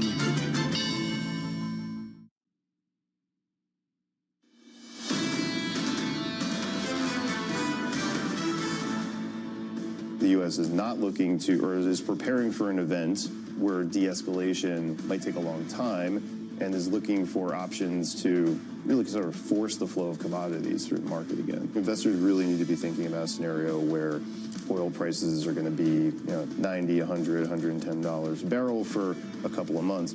We're starting to internalize some of that. That was Michael Zezas of Morgan Stanley. It's been a big week in this market, cross-asset, not stocks really, and perhaps not even in crude. It's been in the bond market where we've seen these big headlines. Equity futures right now, the S&P 500 declining by a few tenths of 1%, the S&P down by a third, the Nasdaq down by 0.4%. In the bond market, speaking of those moves, we've had 10 basis point hikes to the 2-year yield, up another 6 this morning, 385, 34, up on the month by something like 50. If you look at the UK, that number's closer to 100 at the front end of the curve on 10s at 430. In the US and the UK, the highest since 2008. These bond moves really starting to pick up speed through the week so far. The market is thinking potentially you're going to see hikes. And we saw that yesterday from the Bank of England, that everyone was saying they're going to cut. Now people are pricing in hikes. The European Central Bank have a governing council member come out and say, well, maybe we can move as soon as next month. Maybe by the end of April, you can see the ECB having to do this because they are so concerned about inflation, because they are really the heart. After Asia, it is going to be that next, Europe, when it comes to the energy. And not just the fringe of the ECB for that matter. That official was the German Central Bank president. So there's a lot of weight behind that name going into a governing council meeting, that's for sure. That's the setup this morning. Let's get you some morning calls. First up, JP Morgan upgrading Occidental to neutral, seeing a solid balance sheet despite Middle East exposure. That name is up by 1%. Your second call from HSBC upgrading Chevron to buy, citing more leverage to rising commodity prices. And finally, BMO raising its price target on FedEx to 410, saying the conflict in the Middle East is not expected to have a material impact on that name. FedEx up by close to 7%. Let's get to it then. Continued inflation concerns, sending bond yields rising across the globe. The US 10-year yield rising about 25 basis points since the start of the month. At the front end of the curve, the move even bigger. Joining us now to discuss is Lotfi Karui, the multi-asset credit strategist at PIMCO. Lotfi, good morning. Good morning. We've got a lot to get through. So let's just start with the energy shock. How is that playing out through fixed income at the moment? A tailwind to the high-yield market in relative terms. Obviously, the way I like to see it is that, we're at a point right now where it's on just about one big trade. Oil prices need to be, stabilizing a little bit. You need to unwind some of that risk premium. But it's creating some relative value opportunities. The high-end market is showing some resilience. It's 11% energy, and so energy has sort of, provided a lot of support to the index. And then some of the commodities light parts of the market are underperforming. The broadly syndicated loan market is a good example. And then outside of credit, obviously, as you alluded to, the moves that we're seeing in the front end of the curve have been absolutely nothing shy of spectacular. We'll see how that plays out. But to me, it's one big trade, and it's oil prices. Well, let's get to that line. We'll see how this plays out. I want an idea from you on how you think this is going to play out. We've priced in a lot now. We're pricing in 3 hikes of the ECB, maybe a couple at the Bank of England, priced out all the easing in the Federal Reserve. Are you willing to push back against that view at the moment? Yes and no. If I go back the last 5 to 6 years, if you think about it, every 18 months or so, we had a supply shock. We had COVID, we had the Russia-Ukraine conflict, and then we had tariffs, and now we have the war in the Middle East. And so if you walk in the shoes of a central banker, in the back of your mind, you probably thinking about the risk that inflation expectations get de-anchored a little bit. And so to me, what we've seen particularly in the UK and Europe, is a dramatic change in the distribution of outcomes, at least the way it is perceived by the market. I think, you'll have to be in show me mode a little bit and wait to see evidence that, oil prices are sort of reversing their massive increase that they've seen the last couple of weeks. Do you think we need to get used to a regime of shocks, of more shocks? It's because too the chairman early was to tell. asked about this in the news Totally, conference, and he yeah. kind of shrugged it off and said, yeah, well, this is out of our control, this happened, that happened. Is this a new regime? Yeah, I mean, there is risk that that actually ends up being a new regime. And again, you go back the last 5 years, empirically, we've been there already for, since 2021. Lotfi, you also said this is all one big trade, and it's oil prices. Are you surprised yields are moving, actually more volatility at the moment than Brent crude? The front end, yes. And I think, again, that goes back to this idea that, if you walk in the shoes of a central banker, your reaction function has to look a little different relative to a month ago, with a lot more emphasis on upside risk to inflation and inflation expectations more specifically, as opposed to downside risks to growth. So for the front end, I wasn't really surprised.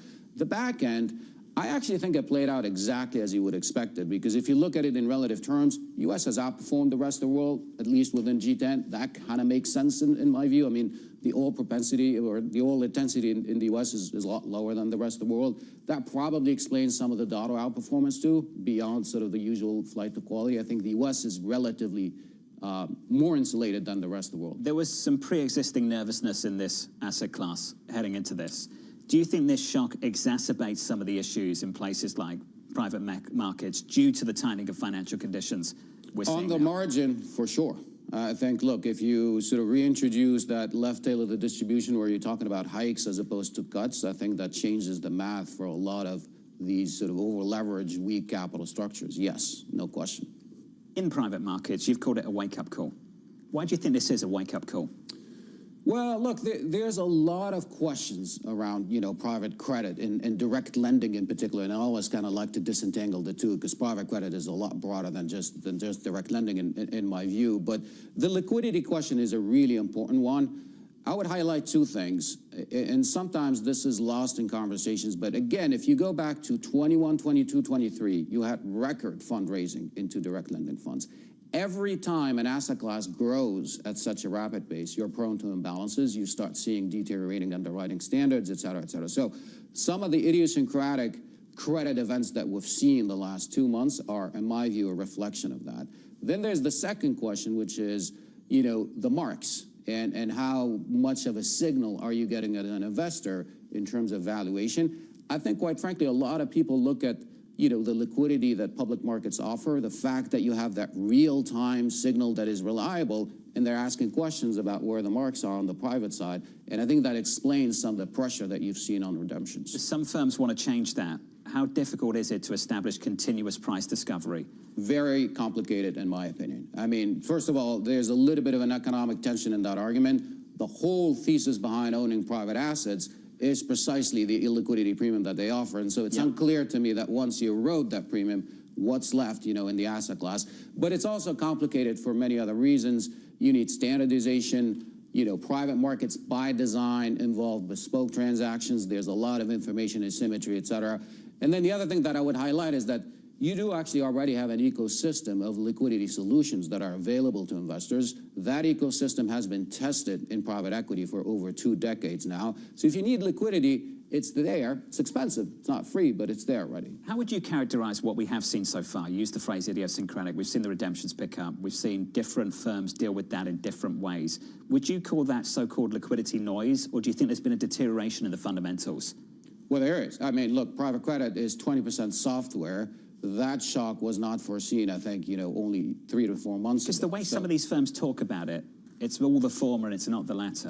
Well, I think the reason you have that narrative is because that 20% stat that I mentioned, if you look at, BDC portfolios, it's 20% software, but there's quite a lot of dispersion across managers. Some are closer to 40, some are closer to 10, which is why you have sometimes that noise in the system. But in aggregate, there's large exposure to software, and that's a serious fundamental headwind. Do you think this spills over to other markets, or does it stay isolated? There are some adjacencies with the broadly syndicated loan market, for sure. We've seen, growing overlap at the issuer base over the last couple of years.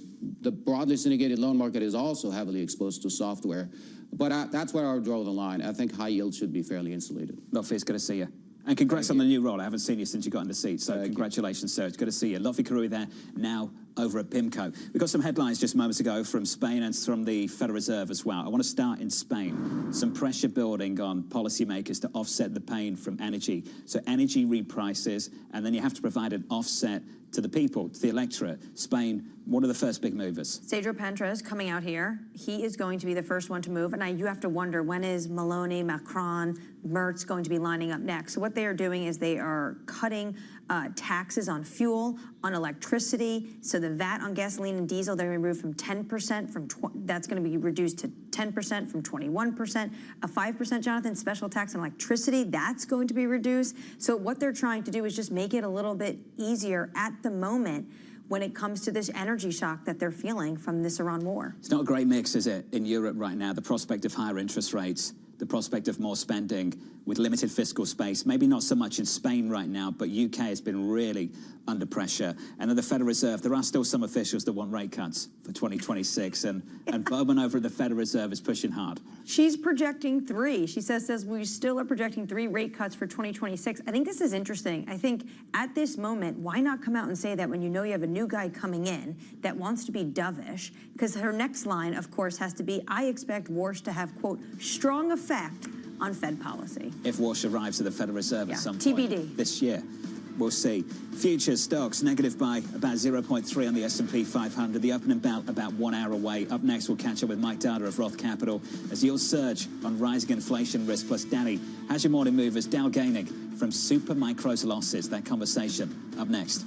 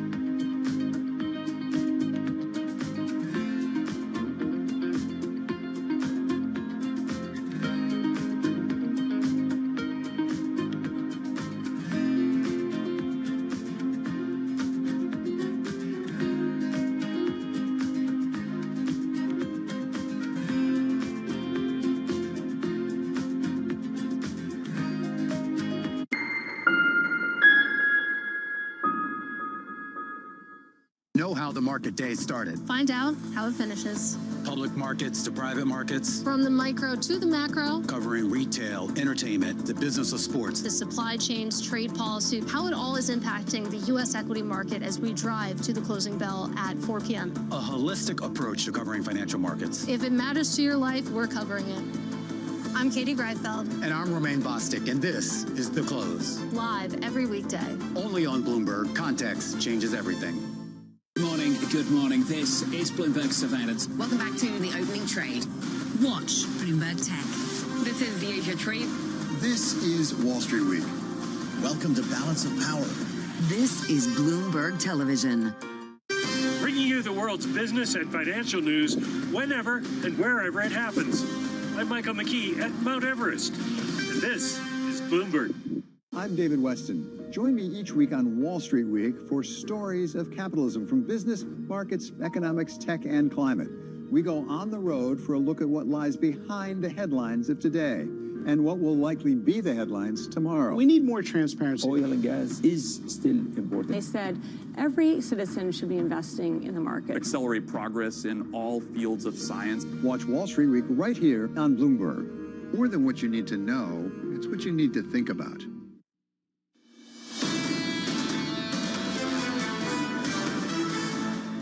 Just taking a beat going into the weekend. It's a bit calmer, I have to say.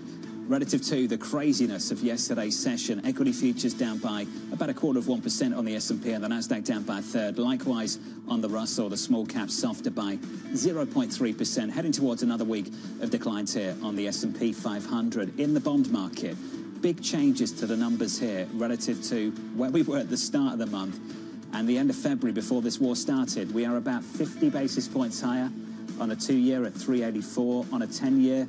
Haven't broken through the upper end of the range for the year just yet. That's around here, right here, around 430, 429.46, but we're getting close by 4 basis points on the session at the long end of the curve. Yesterday was really interesting stuff, the front end versus the long end. The front end responding to the move in energy and how constrained central banks are. Yields were much higher. At the longer end, you started to see yields fall, and that's the growth story, the repricing of growth. Starting to have that hit at the long end of the curve. I guess you can call that a curve twist. Nah, that seems to be the story right now. The biggest concern in the forefront today, tomorrow, the next few weeks for these economies is going to be the inflationary impact. We're seeing responses already from places like Spain coming out and saying we're going to lower the taxes when it comes to your petrol. And then you have to think long term, though, what does this mean for growth? Does this inflationary story then start to hit demand? Do we see demand destruction? Does that start to hit growth of these economies? Right now, yields up at the front end by 5 basis points. That curve flatter led by the front end.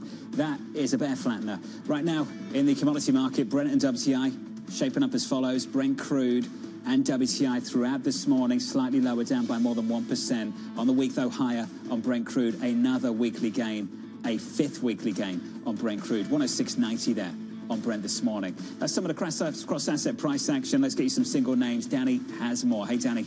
Hey, John, a really wild story out overnight on Supermicro Computer, the co-founder being charged by the U.S. government of illegally diverting billions of dollars worth of NVIDIA-backed servers to China. I highly recommend giving the story a read. It includes surveillance footage of them taking hair blow dryers and melting and changing and putting dummy serial numbers on the servers.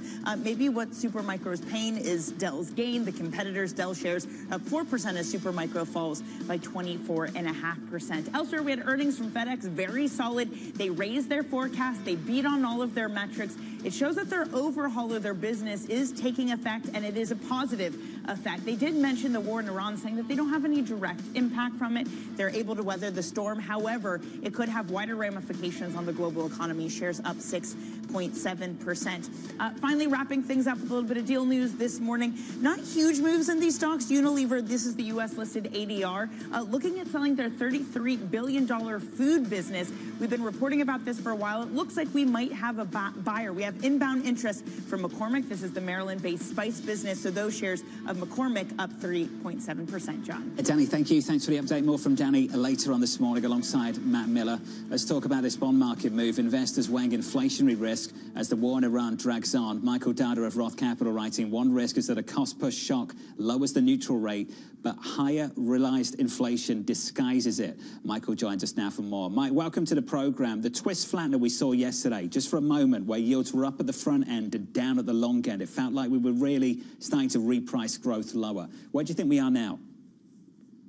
Yeah, I think that's right, Jonathan. I mean, you have a situation here in the bond market where we've essentially taken out 3 25 basis point rate cuts from market expectations over the next 12 months. And you see that show up mostly in the short end, as you noted, but there's been a little bit of upward pressure in the long end too. I mean, 4.30 on the 10-year is almost exactly the average over the course of the last 3 years. So it's nothing to get super alarmed about. But markets definitely have priced out the Fed easing that was expected just a few months ago. And the Fed basically confirmed that this week. Mike, how would you describe this shock? A growth shock, inflation shock, stagflation shock? What would you call it? This is, Jonathan, a textbook supply side shock. So it temporarily will raise inflation. Temporarily, you take a hit to real growth, real income. And what do you do if you're a central bank, the Federal Reserve? Well, higher inflation would tell you to raise rates. Lower growth would tell you to cut rates. So maybe you just don't do much. That's what some members of the ECB are thinking. But right here in the U.S., you have Mickey Bowman saying still expecting 3 cuts for 2026. Is she just maybe trying to align politically with the new incoming boss? Or is that really on the table? Yeah, well, maybe there's still a little bit of lobbying for the top job going on there, but that is outside of the consensus on the FOMC. And if we look at the Fed's forecast, I mean, what did they do? They actually raised their real GDP forecast. They raised the inflation forecast. So that's not a situation in which the consensus on the Fed is going to move to embrace ongoing easing. And so whoever takes over for Jerome Powell, if it's Kevin Warsh, I mean, he's going to have to bring the rest of the committee along. And if the data doesn't support the easing, then he's not going to be able to deliver on these implicit promises that, he likely gave in terms of lowering policy rates after getting the top job. That's twice now that you implied that maybe it won't be Warsh. I don't mean to, take this excursion, but you said that maybe someone's still lobbying, and if he gets the job, do you think actually Kevin Warsh over to the Fed is in jeopardy? Well, I wouldn't go that far. I think most likely he'll make the confirmation and then be the next Fed chair. But you still have this situation where the Fed is under investigation. Senator Tillis said, we're not going to vote on a confirmation until that is dealt with. So things are still a little bit up in the air. And you saw the press conference with Powell. I mean, I think he's feeling pretty comfortable and confident, even potentially staying on a little bit longer, which certainly got under the skin of President Trump. Mike, what was your reaction to what he had to say about succession and potentially staying on? Yeah, I think that, considering the circumstances, I think those comments were very circumspect. I mean, look, I'm a fan of Powell. I think that, he's not flawless. He's made mistakes. But, boy, you cannot look at the last 3 years and not give the Powell-led Fed a tremendous amount of credit. I mean, we came out of a 2-year inflation surge, and they soft landed the U.S. economy in a way that's virtually unprecedented, never seen in history, essentially. And, I've been saying Fed Chair Powell is the best friend President Trump never knew he had. So, he's done a phenomenal job here in a very complicated macro situation. Mike, you're better at me than this, and I hate to go over some of the history, but do we give him too much credit for some of that? Isn't that due to Biden just turning a blind eye to what was happening on the southern border and letting millions of people into this country to work? Yeah, well, I mean, look, the supply side of the economy did pick up just at the right time for the Fed. So the surge in the labor force and then the reversal in some of the supply side disruptions with supply chains and the like did help productivity to pick up right as the Fed was trying to tighten to lower inflation. So that definitely did support the business cycle. Powell acknowledged that. He essentially said we're getting a tailwind from the supply side, and that is helping on the inflationary front. So your point is not invalid. And I would say Powell acknowledged that, but still, to be able to pull off what the Fed did with 530 basis points of rate hikes and skirting a recessionary outcome, absolutely unprecedented. So maybe it was a bit of luck and maybe it was a bit of skill combined. Well, Mike, it's funny we end up having this conversation because it is relevant to today, because the politics has changed and that supply side cushion is no longer there anymore. So when you have a shock like this one, in energy, do you think it makes us more prone, more vulnerable to second-order effects, particularly given the different tightness in the labor market? It definitely could. I mean, there's no real labor force growth going on now. We have this cost push shock underway. The only silver lining, and it may save the day ultimately here, is that trend productivity has visibly picked up now for the cycle. The quarter-to-quarter movements are too noisy to really divine a trend. But if you take the average non-farm productivity growth for this cycle so far, it's running at about 2.3% versus 1.6 in the last cycle.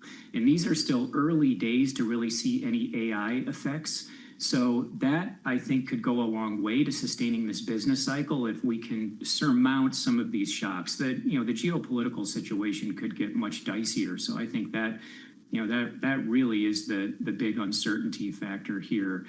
In terms of the labor force growth, if trend productivity can mimic the pickup that we saw with the infotech boom, we could still get growth potential pretty close to 3%, even without any labor force growth organically. So it could still be a pretty good supply side story there. But if oil goes to $150 to $200 a barrel because there's some kind of protracted closure of the Strait of Hormuz, then I think you've got a much more complicated scenario, at least in the short term. And we just don't know what kind of scenario we've got to deal with, and they don't either. All they can tell us is this is the balance of risk, and this is our reaction function. They've had a bias to ease now for quite a while. This is from BNP Paribas, Mike. I'd love your reaction to it. We expect the Fed to adopt a symmetric policy bias indicating that a rate hike or a cut is equally likely to come at its April meeting. Now, that, of course, is dependent on developments in the Middle East. But do you think we're that far away from a change like that one? Yeah, I think they're basically there now in terms of not moving policy rates and allowing the market to price out those expectations. I mean, they could easily push against those expectations. And Powell, speaking for the rest of the committee, did not do that. Basically, he cemented those expectations. And so the Fed's just not convinced at this point that the economy is set to weaken in a dramatic way. If that changes, then obviously the policy rate trajectory will change as well. But I think prior to this shock, I mean, the Fed was gearing up for a rebound, a reacceleration. So I think we were getting quite close to the end of this rate cutting cycle in any event. And now we've got this complicating geopolitical factor that's in the mix as well. Certainly a complication, that's for sure. Mike, it's good to hear from you. As always, have a nice weekend, sir. Michael Dowder there of Roth Capital. Heading into the weekend, things changed. Things changed for this committee and for one official on the Federal Reserve in particular, Governor Waller. Governor Waller sat around this table and talked about the importance of the next jobs report. And he said, if it's weak, then I'm going to lean towards a rate cut. I'm paraphrasing here, but that was the bias for him. So it was a surprise when we saw the statement this week that didn't have a dissent from Governor Waller because the jobs report was weak. Speaking to the press just moments ago, it's down to one thing, and it's obvious, it's down to that one thing, the Strait of Hormuz and the shock in the Middle East. And the concern that this could be more prolonged. If the Strait is not opened up, or rather if Iran, which controls it right now, is only letting certain boats and ships through, if does not let the normal navigation of travel and for oil and energy products to continue flowing through, potentially that is going to mean inflation could be more elevated and starts to seep through in the rest of the economy. Basically saying his brain understands the jobs math, Jonathan, but his gut can't say it's okay. There's concern right now in the geopolitical sphere. Yeah, stall speed. I think there's a real worry about stall speed in the labour market. At the same time, we're getting a squeeze in the commodity market. Brent crude at the moment down by 1.4%, 107 on Brent, WTI at around 95. Let's get you an update on stories worldwide with your Bloomberg Brief. Yahira has more. Hey, Yahira. Hi, John. The Trump administration is considering plans to occupy or blockade Iran's Karg Island. Axios reporting the operation would be used to pressure Iran to reopen the Strait of Hormuz. It would only be launched after the U.S. military further degrades Tehran's military. The Pentagon is considering sending more troops to the region with 3 Marine units already on their way. The IEA is warning it could take months to restore oil and gas flows from the Persian Gulf. The executive director telling the Financial Times politicians and markets are underestimating the scale of the disruption. He went on to say some oil production sites could need well over 6 months to become operational again. And in sports, March Madness kicking off with VCU storming back to upset North Carolina in overtime. And High Point University defeating Wisconsin by 1 point. Top-seeded Duke and Michigan surviving early scares to advance. And one day into the men's tournament, Citadel's Ken Griffin topping the leaderboard in the 11th annual Bloomberg Brackets for a Cause. That's your Bloomberg Brief. John? Is there anything Ken's not good at? Thank you, Yahara. Not bad, eh? I forgot to do Early it. days. Jamie Berlin was supposed to fill mine out, but wow, Ken Griffin, good for you. Jamie, our long-time producer over the years, usually does mine too. Did he do yours? No, I didn't. I forgot that I was too busy. He sent me a message yesterday. I never watch it, so I can't get into it. Honestly, I was winning, I think, last year in the women's. You did and well, I remember that. That's because Bria, our producer, helped me do it. You really need to know the teams before you start messing around with these brackets. Very cool. Up next on the programme, we'll catch up with Jonathan Golub of Seaport as stocks head for a fourth consecutive week of losses. From New York City, you're watching Bloomberg TV.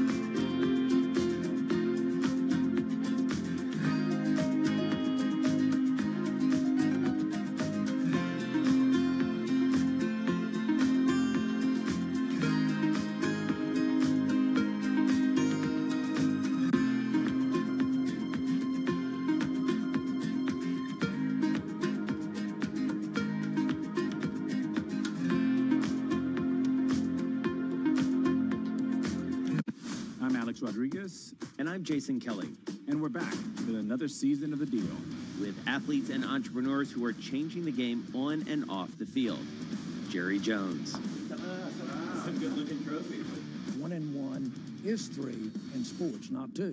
And it's because that 3 is imagination. That 3 is putting yourself in a way, having yourself hit the home run. Erica Ayers-Badon. I'm a high-energy board member. I'm very passionate. I have a lot of opinions. Robin Arzón. I want to light fires in people's lives, and that is still one of my core mandates for all of my businesses. Justin Tuck. I tell all of my friends that play in leagues now, make these relationships now while you're hot. Don't wait till you're like your 12th year in and you're just hanging on. Stay tuned. You won't want to miss it.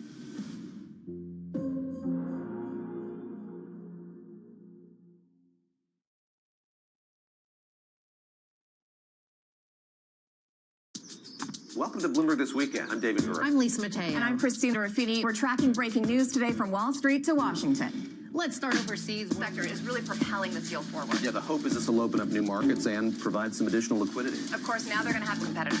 We got a big week coming up in politics. Earnings season is underway. We're going to get some key reports. Everything you need to know before the markets open on Monday. Introducing Bloomberg This Weekend, bringing a little Bloomberg into your weekend routine. Guys, buckle up. Key investors, top executives, global innovators. Join me for in-depth conversations with the biggest newsmakers on the day's top stories. Insight with Haslinda Amin, only on Bloomberg. Bringing you up-to-the-minute global news whenever and wherever it happens. I'm Haslinda Amin in Davos, Switzerland, and this is Bloomberg.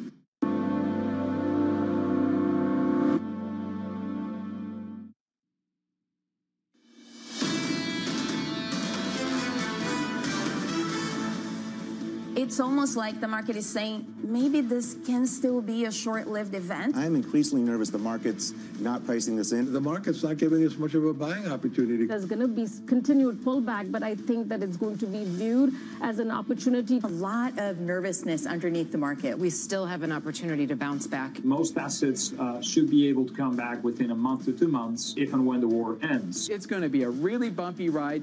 It's been a hell of a bumpy ride of the week so far. We're taking stock and taking a deep breath going into the weekend. This is what the ride looks like this morning. Equity futures on the S&P 500, negative by 0.4%. On the NASDAQ, down by 0.5%. In the bond market, talk about a bumpy ride. Never mind the commodity market. In the fixed income market, 2-year yields up by 8 basis points this morning, pushing 390 once again. We have had a 50 basis point move at the front end of the yield curve on twos and double that in the UK. On a 10-year at the moment, 430.84, up by 6 basis points, and looking to make some new highs for the year on a 10-year maturity as governments worldwide start to react to an energy shock. Spain the first really to come out with an economic package, put a number on it, and say what they're going to do to offset some of the pain. We're going to have to see more governments potentially line up. We've already seen this administration, a number of governments around the world say they're going to tap their strategic petroleum reserves. Now Spain is saying we're going to cut some of the taxes. I mean, energy in Europe is more heavily taxed than it is in the United States. But Spain, I think, is the first of many that are going to come out with packages like this. Interest rates reacting, rate pricing reacting, taking out the easing at the Federal Reserve, pricing in the hikes of the ECB at the Bank of England. I talked about that 50 basis point move at the front end of the curve in the UK, in the US, double that in the UK. We've had a 50% move on Brent so far this month. Call it 48. Crude right now at around 107. On the session, Brent looks like this, down by about 1%. WTI is actually down on the week, believe it or not. And that spread at one point earlier this week. It was crazy, wasn't it? It was almost $20 between Brent and WTI at one point this week. A massive spread, and right now Brent crude is much lower than what Saudi officials, according to the Wall Street Journal, are projecting. If this conflict lasts until the end of April, Jonathan, they say we can get to 180 on Brent. But this is small compared to what the physical barrels, what Oman and Dubai contracts are showing. They're showing $155, $160, $170 a barrel. Let's get to the stock market. Stocks heading for a fourth straight week of losses. Jonathan Golub of Seaport writing the market has not had the defensive rotation that would be consistent with the current environment. Jonathan joins us now for more. Jonathan, good to see you. Good to see you. What did you mean by that line? Well, I mean, we're seeing the market off. First of all, the market's not off by a ton. It's off by about 4%. And it could be a heck of a lot. 4 or 5 from all-time highs. Worse. But defensive sectors like healthcare and consumer staples are down by the same amount that industrials and materials are down. So if the market was really panicking, and you're talking about these governments taking these emergency actions and all, but in reality, if the market was really as concerned as we're painting here, then what you would see is that industrials and materials and cyclical sectors would be getting hammered, and people would be rotating into healthcare and utilities and REITs, and that is not happening. The market's taking in the stride. You keep saying the market. Yes. I want to talk about the market. When I look at the bond market, I see a market that's pricing in a massive change. When I look at the commodity market, I see another market pricing in a massive change. Gas prices in Europe have doubled in 3 weeks. Brent's up 50%. We've had massive moves in energy, big moves in bonds. It's the equity market that's not bothered at all by this. Why is that? Well, I think there's other things in the market that you can kind of look at, which is gold is down substantially. If there was a real sense of overwhelming concern, gold would be going up. If you look at high-yield spreads... Just to push back on gold, gold's getting slammed because we're repricing rates. There's some speculation also that some gold holders aren't getting the oil revenue they were getting and they need to monetize the holdings. There's reasons for gold to be down, and they're not good reasons. Let's look at other things. Let's look at the VIX. The VIX was almost 20 before the war. It's in the mid-20s now.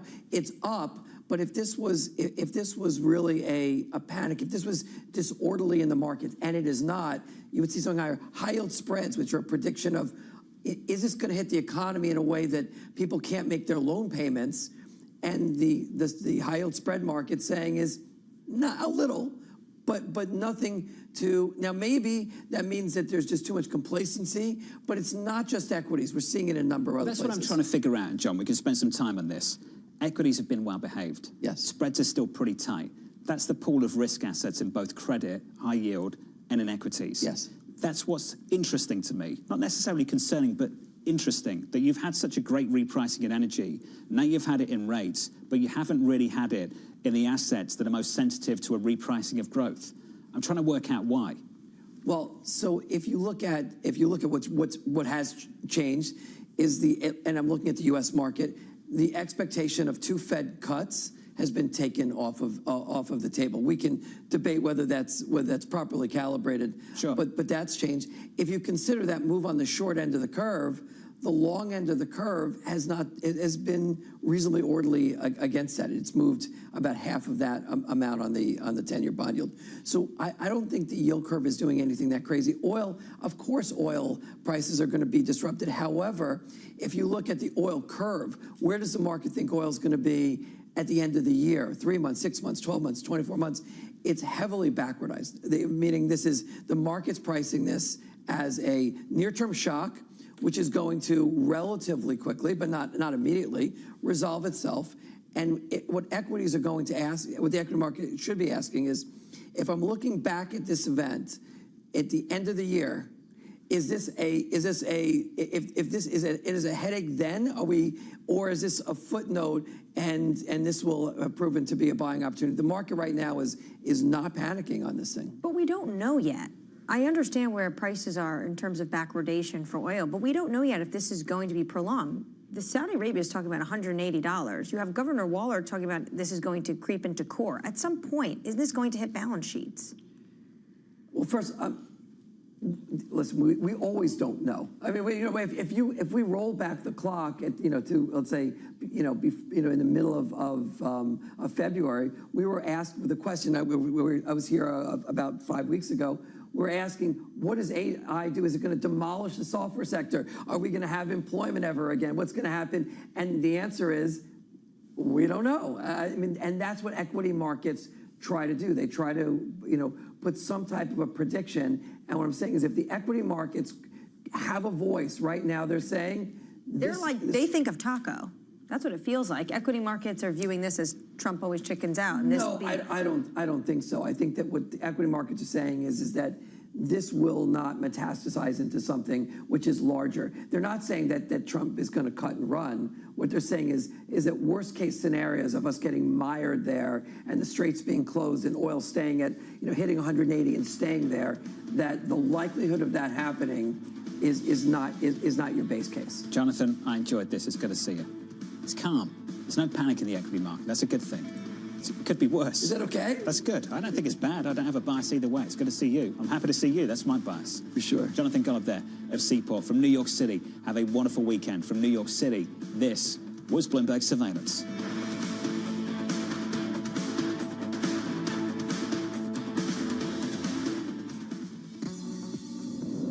Day 3 at the Miami Open. There was a major upset in the women's draw as 2022 champion Iga Swiatek crashed out to compatriot Magda Linette in 3 sets. The 34-year-old closing out the comeback win 6-3 in the decider after just over 2 hours on court. And don't forget, you can watch all the action live daily and head on over to tennischannel.com to download the app. The Middle East and Africa regions are home to some of the biggest deals and fastest growth in the world. Vibrant resources and high-yield investment opportunities abound. I'm Jumana Versace. Join me on Bloomberg Horizon's Middle East and Africa for the stories, newsmakers, and insights shaping the decisions of traders across this exciting region. You had heightened levels of volatility. There's still room to maneuver. Reduce the opportunities. It allows you to increase significantly your net income. Every trading day, only on Bloomberg. You don't think the court was hurt by the perception that it was a political decision? The court's always hurt, it seems to me, if we look political. One of my concerns, my present-day concerns, is there's too much partisanship. It's true historically that most presidents have appointed justices to the Supreme Court who are members of their own party. The partisanship should not be an overriding factor. What you look at is temperament, learning, background, reputation, whether or not you have those qualities of independence and caution that make for a good judge. Increasingly, you see dissenting opinions in the Supreme Court aren't quite as civil as maybe you might prefer. And is that of concern to you? Yes, it's of great concern to me that our civil discourse, our civic discourse, is not civil enough.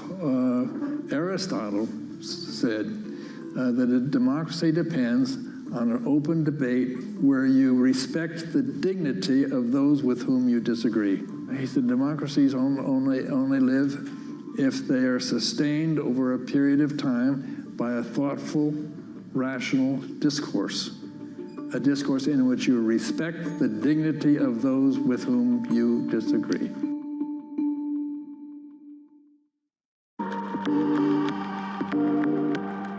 We have two crises, two essential crises, and for both it's now or never: democracy and climate, and they are absolutely interlinked.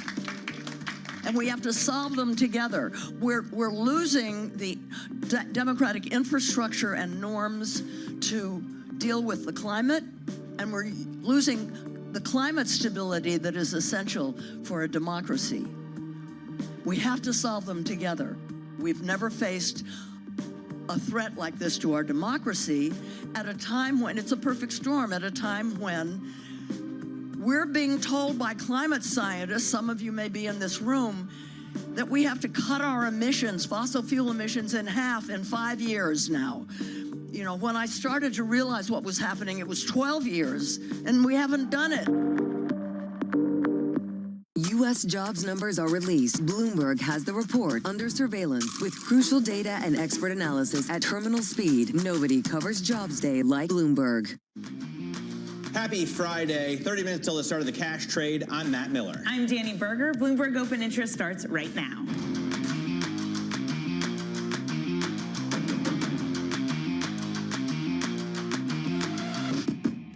Oil is headed for another weekly gain as the U.S. weighs a potential move on Iran's key export hub, Karg Island. War-driven turbulence meets triple witching. Wall Street equity traders brace for more volatility today. Maybe the options expiry will matter. And FedEx delivers an earnings beat as investors look for clues on the Iran war's impact on corporate America. I find it hard to believe that the expiry is going to really make a difference, because in my 26-year career here, I've really never seen triple witching matter. But I've become, as you know, obsessed in recent days with this idea that it will matter this time because the market hasn't moved much, because a lot of people are hedged. So maybe when those hedges start to roll over, it will matter. I could be wrong. I don't know. You know? We'll see what happens. Yeah. It's a long day, a lot to play for today. We're looking at FedEx shares in the meantime in the pre-market up 7 1/3%. It boosted its full-year forecast as its network restructuring takes shape. It says the war in Iran won't have a material impact on the business for now, but Matt,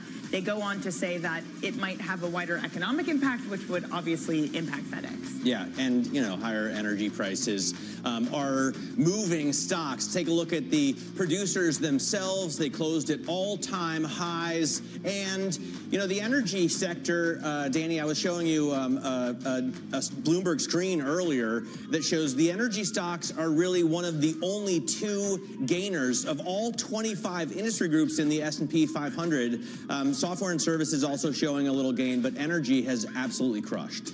It certainly has, and the developments keep on coming. Axios reporting that the Trump administration is weighing plans to take control of Iran's Karg Island, a critical oil export hub. The move is aimed at reopening the Strait of Hormuz. Let's get the latest with Bloomberg Washington correspondent Tyler Kendall, who's at the White House. Tyler, what could this look like?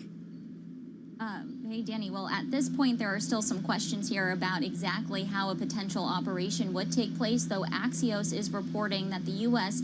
would look to degrade Iran's military capabilities around the Strait of Hormuz further before launching any potential operation there. This comes as the disruptions in the Strait continue, and we heard the U.S. Treasury Secretary Scott Bessent just yesterday suggest in an interview that Karg Island could become a U.S. asset. In his words, just for context here, Karg Island ships out about 90% of Iranian crude exports, and imagery analyzed by Bloomberg shows that for the most part, those loadings have continued unabated. Now, there's a few different things that we could be watching here. Of course, we know that last Friday, the U.S. had confirmed that it did hit military targets on Karg Island, prompting President Trump at the time to say, quote, "We can take the island anytime we want." The U.S. has sent additional assets to the region recently, including the closely watched 31st Marine Expeditionary Unit, a 24 100-troop force that specializes in amphibious operations amid speculation that this could be used in any potential takeover or blockade of the island. But again,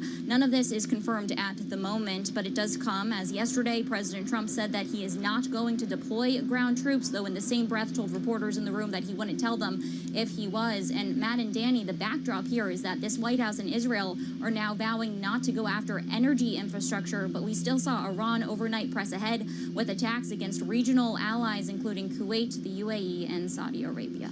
All right.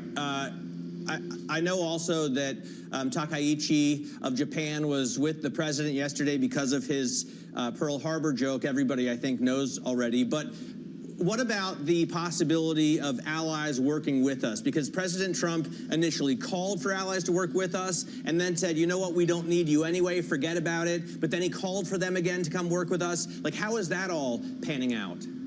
Well, Matt, we actually saw yesterday, after Takaichi's visit here to the White House, 7 allies, including Japan, release a joint statement saying that they would be supportive of a potential coalition to help secure the Strait of Hormuz. But it didn't really go into details in exactly what they would be willing to deploy in terms of assets and when, as we've heard a lot of our allies outline, that they would need to see a ceasefire in place first before they looked to help secure the Strait of Hormuz. We heard from the Israeli Prime Minister Benjamin Netanyahu in a press briefing yesterday saying that Israel is going to start to help attempt the U.S. Attempt to reopen the strait, but all of this is still, of course, fluid. President Trump has reiterated his criticism yesterday, saying Japan stepped up to the plate, but NATO allies haven't. Not totally clear, again, what Japan is providing here, though President Trump did say behind closed doors they would talk about the country's mine-sweeping capabilities.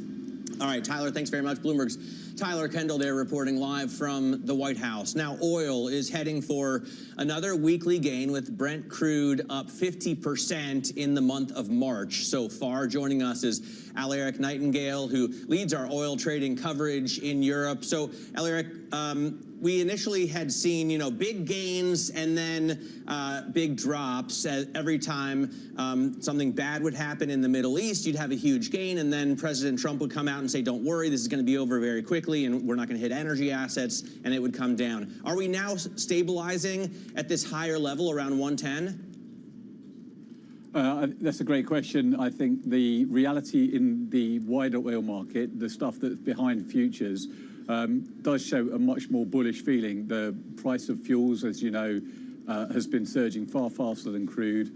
And if you look at the differentials for there are hundreds of different crude grades in the world, and those prices, the ones that refineries have to actually buy, are really surging. The premiums are really going up, which tells you how tight the actual market is, the underlying market below the kind of futures price. So there is a bullishness out there, and until we see clear kind of signs of things calming down, there's plenty of reasons to think that things won't ease off. It's incredible to look at, for example, the price of crude priced from Dubai at something like $160 a barrel, Alaric. How do futures curves look further out, the discrepancy between the physical and the futures market? Because one would have to assume, with the knowledge that Iran can clearly control the Strait of Hormuz with cheap drones, surely that there's some more risk premium priced in further out. I think the most important thing that futures curves tell you is that right now the market is extremely tight. I mean, that's such an obvious statement given what's happened, but the premiums to get barrels now, the premiums to get physical barrels are really, really high. So that's the most obvious and certain thing. Beyond that, everybody's waiting to see how this plays out. Everyone's waiting to see how this settles down.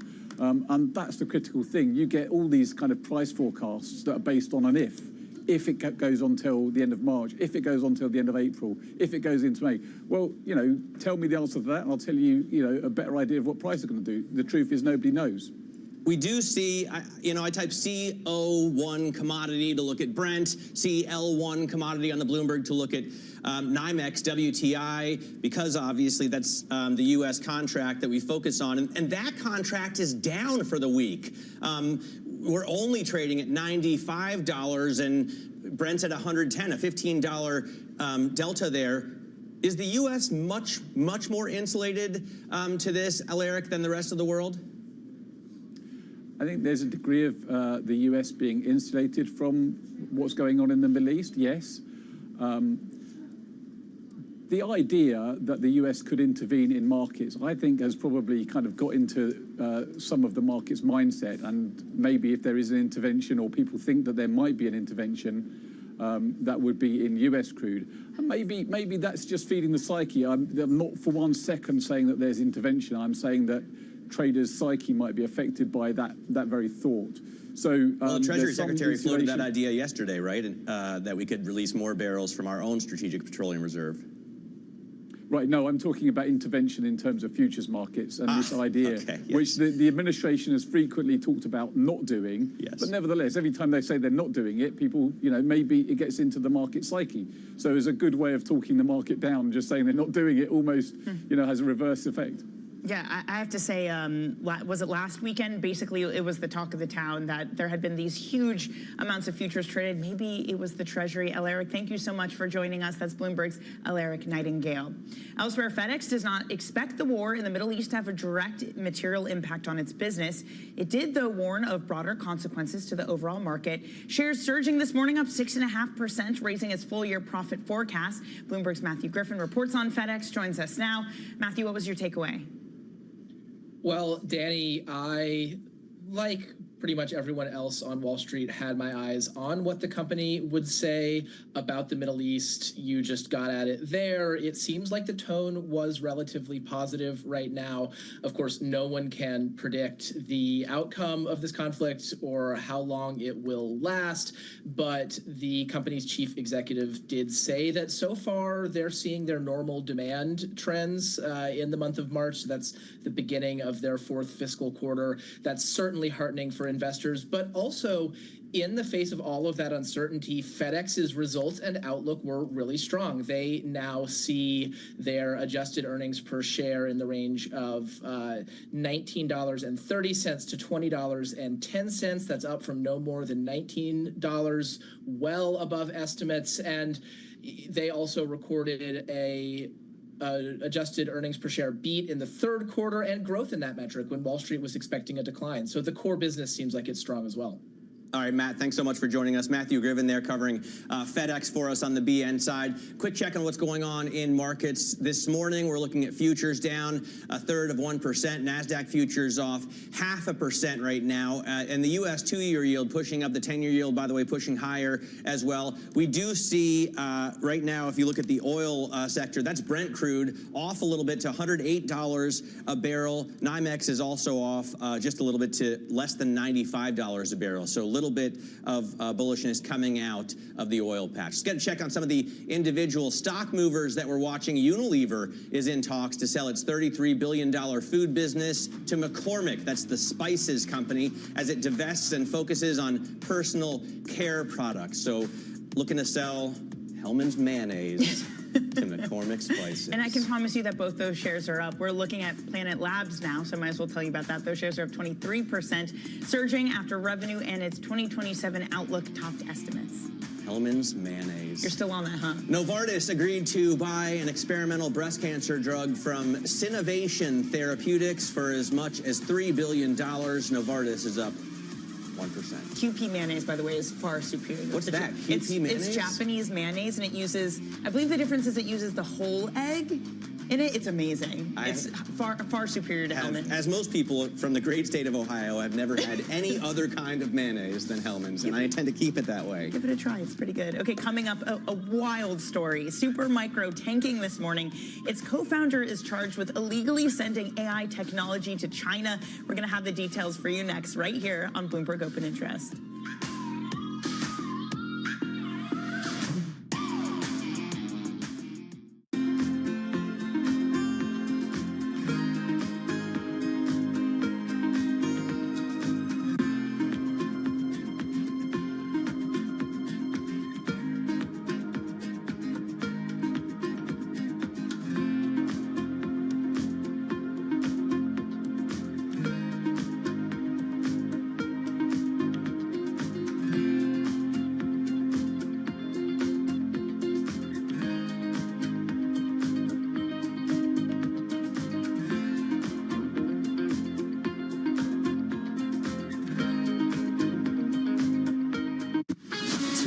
to Bloomberg Business Week Daily. We got to talk crypto. From the magazine that helps global leaders stay ahead. What's the conversation around your company? Bringing you insight on the people, companies, and trends shaping today's complex economy. Planning very big things. The new level of premium. Plus global business, finance, and tech news as it happens. The floodgates of innovation are going to open up. You can't fake passion. You either are or you aren't. Bloomberg Business Week Daily, only on Bloomberg.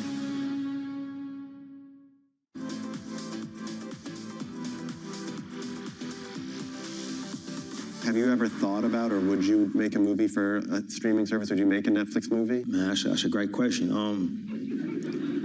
I mean, I'm waiting for one where I ask and you go, that was a shitty question. Yeah. I mean, you know, you good at your job, bro. Like, this is actually the first time anybody's ever asked me that. You know, I'm not here to say what I would and wouldn't do in the future. You know, but the theatrical experience is one that means a great deal to me. It means a great deal to us. Mm-hmm. I feel a certain responsibility. Like if Fruitville had happened a calendar year later, it probably would have come out on streaming. You know, I've been fortunate enough that everything that I've written and directed has been a theatrical release.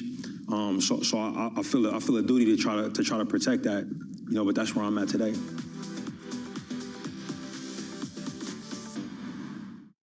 Bringing you up-to-the-minute political news whenever and wherever it happens. I'm Tyler Kendall in Washington, and this is Bloomberg.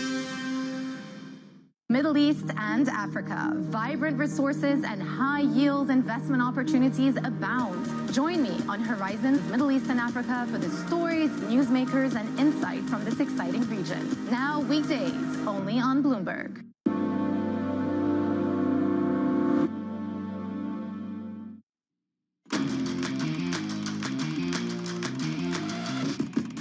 Let's get now to high interest. Look what's making headlines around the world. Janice Henderson is facing internal revolt as teams overseeing 90% of assets oppose Victory Capital's takeover bid.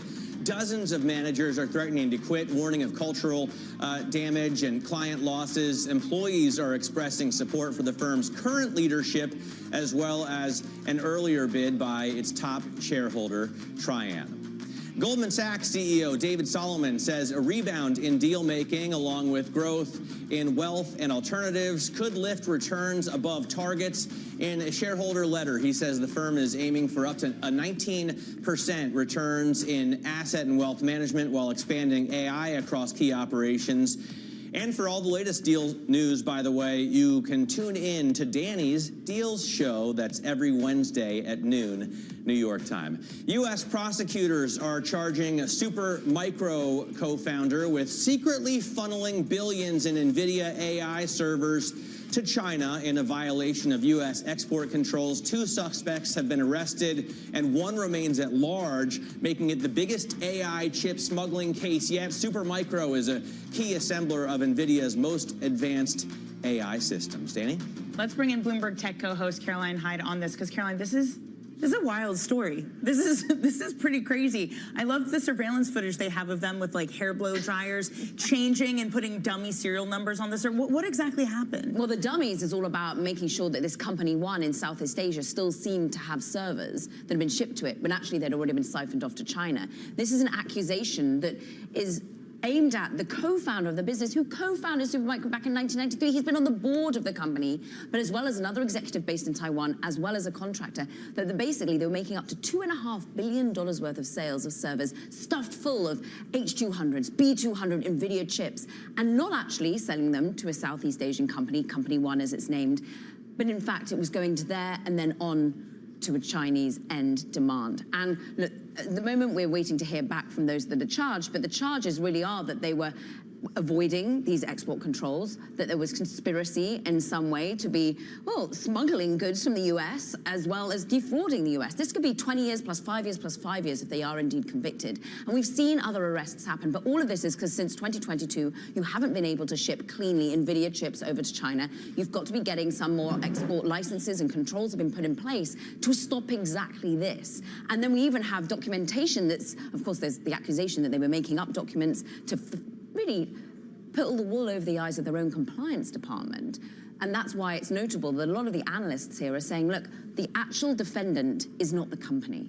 But what does this mean in terms of NVIDIA wanting to do business with this company long term? How much does it once again just implicate and skirmish the name of Supermicro, which I might add has already had plenty of governance issues already? I was just going to say, I mean, this is the same company that had accounting problems, right? And had its auditor say, you know what? I quit. We quit. We don't want to have anything to do with these books. And for months, they couldn't even find another company that would agree to audit their books. Like, this can't be a surprise. I think maybe if you're a long-term holder of Supermicro, you're up for a bit of volatility. And like at that point, the shares dropped 60%. Today, Matt, they could fall off a cliff by a quarter of their entire market cap. That's what, $4 billion of about $18 billion company. You're used to perhaps this company sailing close to the winds, but never have we seen such a clear and evident accusation and charge of companies trying to get around what is the United States' focus on national security, on stopping NVIDIA chips getting into Chinese hands, and the AI issues that come into play with that. Really, this is at the moment an allegation, and we know that one still remains on the run. He's the Taiwanese executive for Supermicro, but the contractor and indeed the co-founder have been brought to bear, have been charged. I want to see how this court continues. For what it's worth, Supermicro, their statement this morning, Supermicro maintains a robust compliance program and is committed to full adherence of all applicable U.S. exports and re-export control laws and regulations. Carolyn, what about the political context of this? Because this is also a moment where, yes, this is an administration that is deeply occupied by war, but still these concerns of what technology goes to China, what doesn't, the relationships, what NVIDIA chips get exported to China constantly is in the headlines. Another issue of contention, I'm sure, when indeed President Xi does meet with President Trump and what they discuss. This is a U.S. server maker allegedly trying to get tech over to China. So this is an embarrassment in many ways to the US government, who doesn't want to see what are companies that are integral to the AI data center wave. These sorts of pieces of equipment, this is a direct rival to Foxconn. This is actually a US made company that makes servers in the United States. Yes, then it's shipped over to Taiwan and then over into other global countries, but this is US made. This is important for the build out of data centers. It's not a good look if they're being charged by your own government for potentially, well, accusations that they're defrauding and that they're smuggling. All right, it's interesting. You know, the SEC problems with accounting happened before this investigation even started. So they've had first the SEC issues, then the NASDAQ delisting. This investigation started in 2022 after all of that stuff. Then you had the Hindenburg report. Then you had EY leaving. So they've had just a slew of issues. I guess you're right. Volatility is definitely in store, regardless of whether the allegations are proven true or not. Bloomberg's Caroline Hyde co-anchors Bloomberg Tech. You can catch her program every weekday at 11 a.m., including today. She'll be on with Ed Ludlow. I will. He's with back. Ed. Ed is back. All right, coming up, Cole Smead was bullish on oil stocks long before the Iran war, and he joins us next for a bit of a victory lap, but we'll talk about what else he's holding and if he's going to make any changes now. This is Bloomberg Open Interest.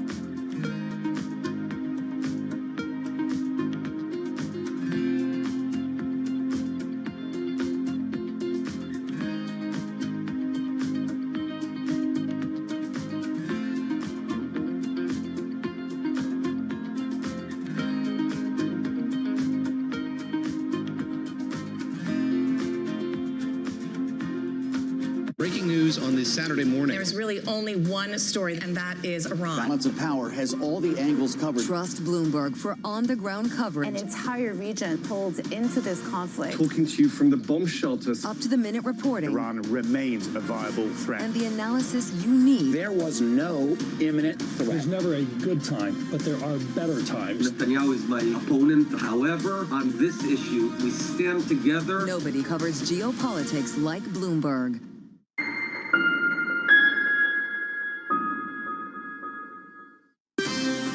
Bringing you up to the minute news whenever and wherever it happens. I'm Shevrian in Seoul, and this is Bloomberg. The countdown is on. Everything you need to get the edge at the end of the market day. Get ahead of tomorrow's trading with The Close. Weekdays on Bloomberg. Context changes everything. From the beating heart of global finance, economics, and politics, and wherever newsmakers are moving markets, Bloomberg brings you conversations that allow for deep discussions and important insights. What do you think the future is for inflation? Is this a new normal? Are markets too optimistic? How do you worry about the things that are outside your control? How does the current fighting completely stop? I'm Francine Lacroix, and this is The Pulse, every weekday only on Bloomberg. The trading day is about to start. And you're already looking for that edge. The opening trade brings you everything you need to know as markets open across Europe. I'm Guy Johnson. I'm Anna Edwards. And I'm Tom McKenzie. This is your opening trade. Only on Bloomberg.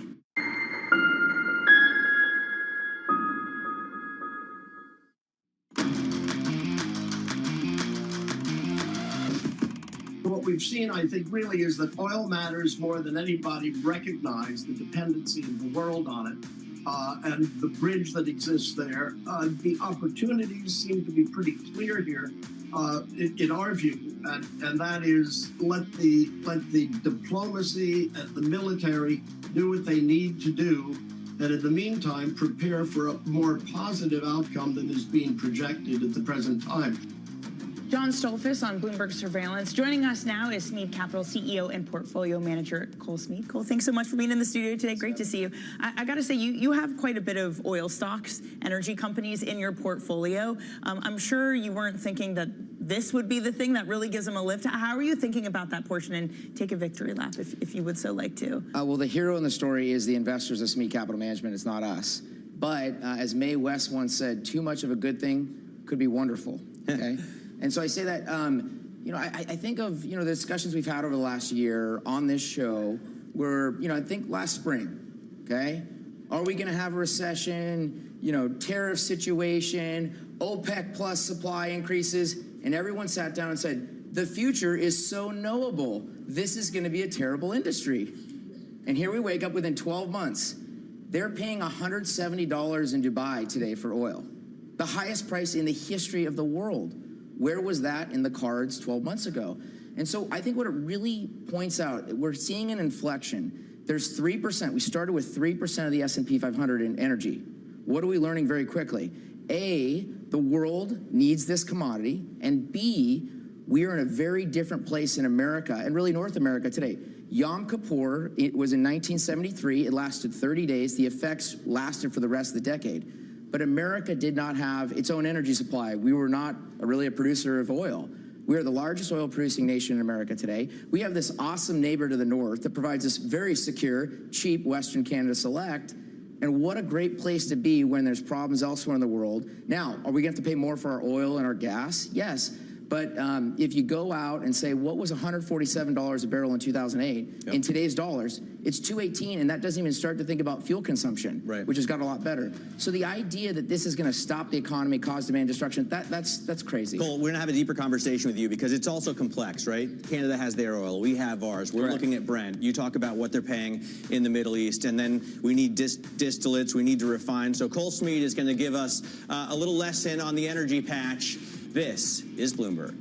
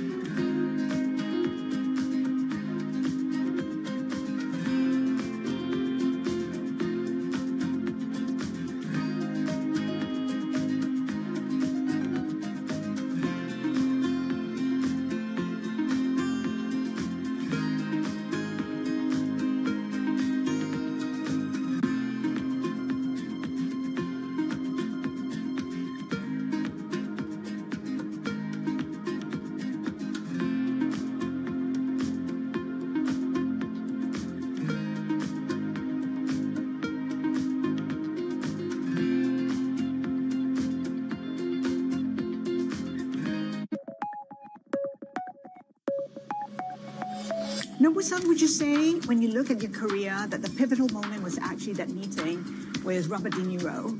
It took him 4 years to convince you to open a restaurant near him. You eventually did, and that started a partnership that has lasted through the decade. You know, I met him 1988 after my first restaurant opened.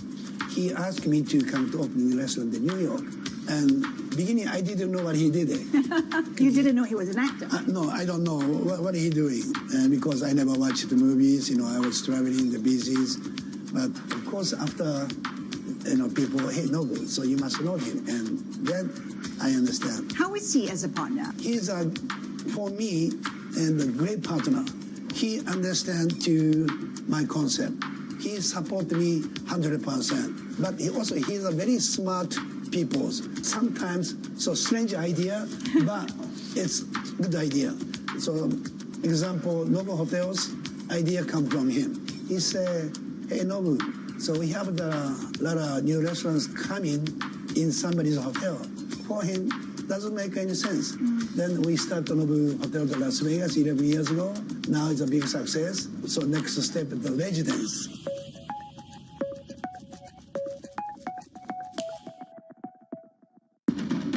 Astonishing day for US technology. It's shaping the region's technology ecosystem.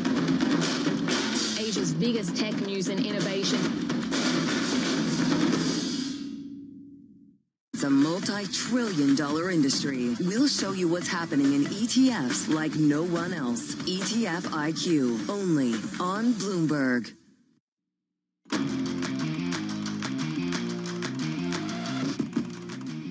Moments away from the start of trading, this is Bloomberg Open Interest.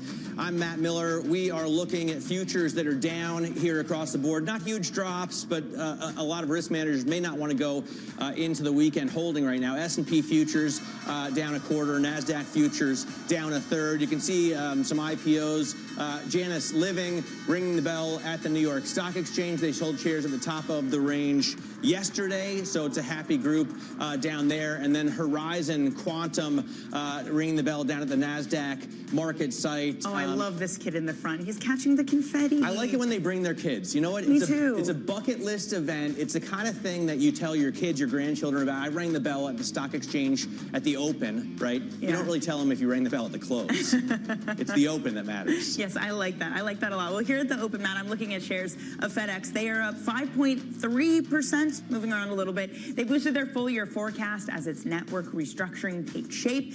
They also talked about the war in Iran on the call, saying that it won't have a material impact on the business for now, but they did flag, look, with the volatility, especially in energy prices, this could have wider economic ramifications.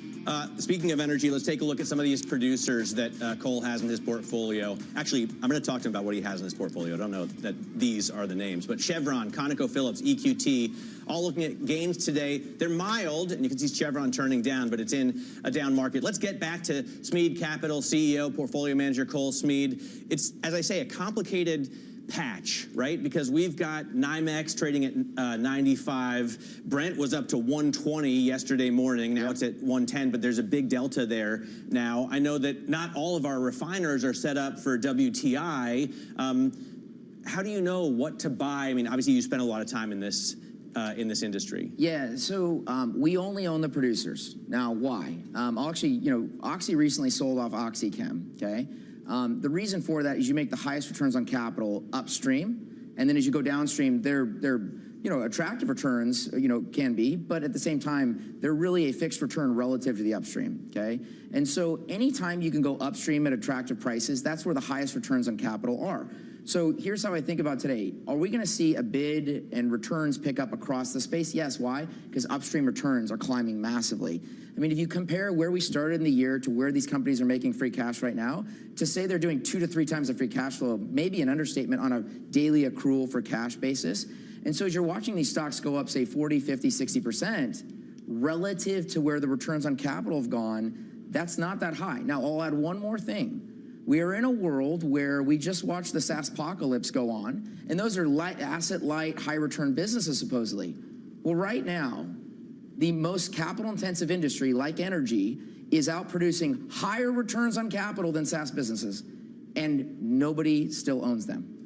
But by the way, which producers? You're talking about the major integrated oil producers. So which ones do you own? Yeah, so our U.S. side, our largest holding, both portfolios of ours is Cenovus, oil sands producer. They took out Meg last summer. They've already announced in that Meg acquisition, Meg was producing about 108,000 barrels. They're going to do 150 in a couple of years. Meg was bought for about $54,000 per flowing barrel as of November. That was at lower prices. So what is the value per flowing barrel that the market should be implying? As of these prices, we know it's higher. Is it 50% higher? Is it 100% higher? I point that out because it kind of gives you a nice comp for the market. Go look at APA. APA was $14 last April. We're talking about a stock at 37 right now. Okay, and so that's how quickly the prices have shifted, because ultimately the Permian producers were left in this, you don't have much inventory, Canada's going to be marginally more attractive, and now these Permian producers are being bid because ultimately the word is torque, right? Where is the price of oil moving the operating leverage in a business in a way that causes free cash flow to explode? And where that is the best is in the non-majors. Okay, so you're an independent producer like an APA.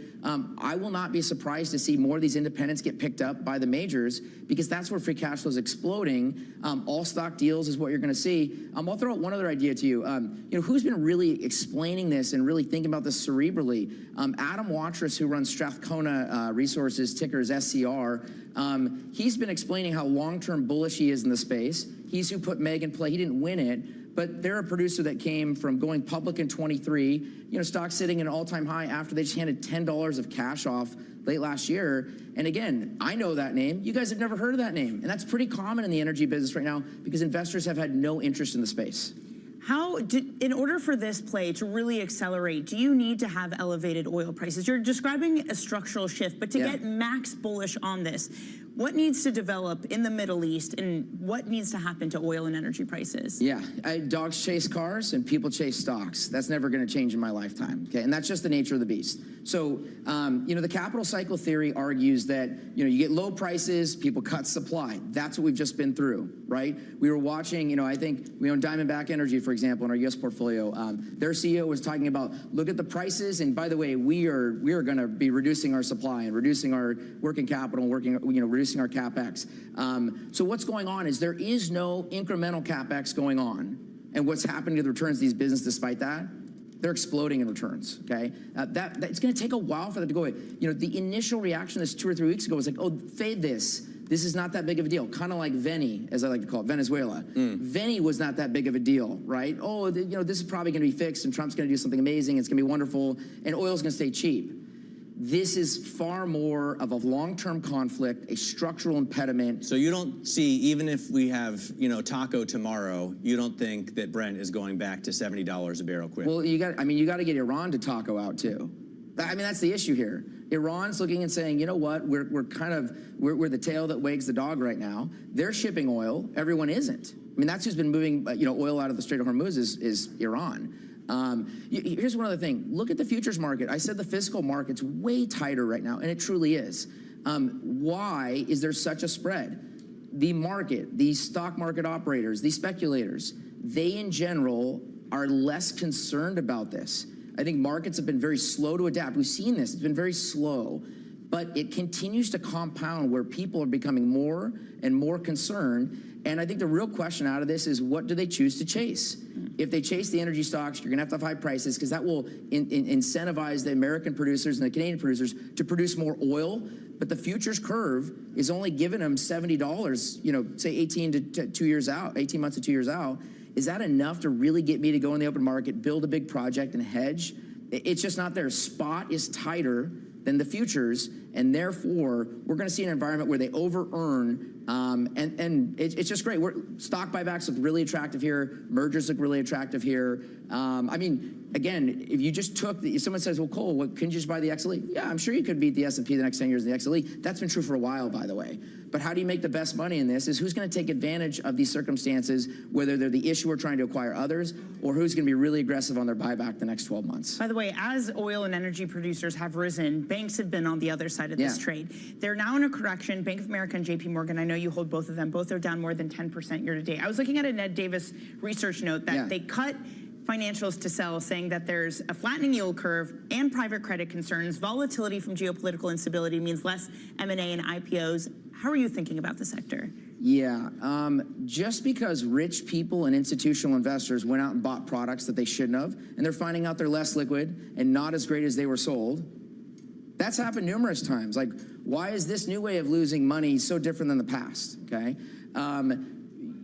Banks have been tied up in that because the idea is, like, we own Western Alliance. They're in a fight right now with Jefferies over one of these loans tied to Jefferies' asset management business. Ken Vecchione, their CEO, and Rich Handler got together for breakfast, here a little over a week ago. They sat down. They do not agree. Now, in our opinion, why is Jefferies, having that conversation? They're not really worried about the loan that they're dealing with Western Alliance. The question is, who's next in line? Okay, I think that's what's going on, and that's what people are really worried about, is who's next in line for some of the people around these alternative credit-related situations. But the idea that the economy is somehow going to get crippled, the average American, their house is the most important thing. Underwriting standards and mortgages have not changed at all. It's the underwriting. The average American owns a ton of stocks right now. Well, right? no. The average relative American, to history. The wealthy Americans own a lot of stocks, or a large amount of stocks relative to history. If you look at the Fed's, equity as a percentage of household financial assets, that's true. But the average American, the median American, doesn't own stocks. That's the catch. We have to not forget that you're in New York. You work in the finance business. I work in the finance business. You get to hang out with rich people. I get to hang out with rich people. But isn't it a problem that that's the part of the world or the part of the American economy that's holding it up right now? That's a myth, and I totally reject that. Please talk more about that. Here's what I say. That's like saying, okay, the people that had success in the past will stay there forever. I've met trust fund babies that end up with no money. That doesn't hold true. Now, you see these things where it's like, oh, the top 10% are doing half the consumption of America. Once you buy 3 houses, does the 4th really change your consumption? Once you have 4 cars, the consumption doesn't change as much as people think. So I think that's a big myth. What is big is government spending. 7% of our GDP is deficit right now. Why are we seeing this buffer all the time? Tariff tantrum, no recession. Even this, because ultimately that spending is going into Medicare and also Social Security and now defense spending. And that is such a good buffer. Now, is that problematic long term? Yeah. But do you see any politician running on austerity or fiscal, thriftness?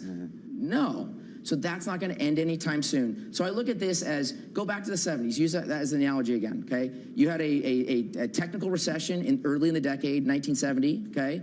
You had a real recession in 1974 when the Nifty 50 broke. We had an oil shock in 73 from, off of Yom Kippur, and we had multiple shocks during the decade, but 74 was the only real recession in the 70s. So here's my theory, okay? And I won't throw my colleagues under the bus on this one. But I think we're gonna see an economy that does way better than people expect. That is different than risk assets, and that's different than equity risk or beta. Those don't look attractive. And who's gonna have to pay the penance? Institutions and rich people. Cole, I wish we had more time with you. This has been really fantastic. I got a lot more. I'm looking forward to the commercial break because I have a lot more questions. But we don't have time. We got to go to the commercial. We have to pay our bills. Smead Capital CEO and Portfolio Manager Cole Smead. Coming up, FedEx's turnaround plans gains. The turnaround plan gains momentum. We're going to discuss that with Bloomberg Intelligence Senior Analyst Lee Klasko. Nobody knows more about logistics than him. This is Bloomberg Open Interest.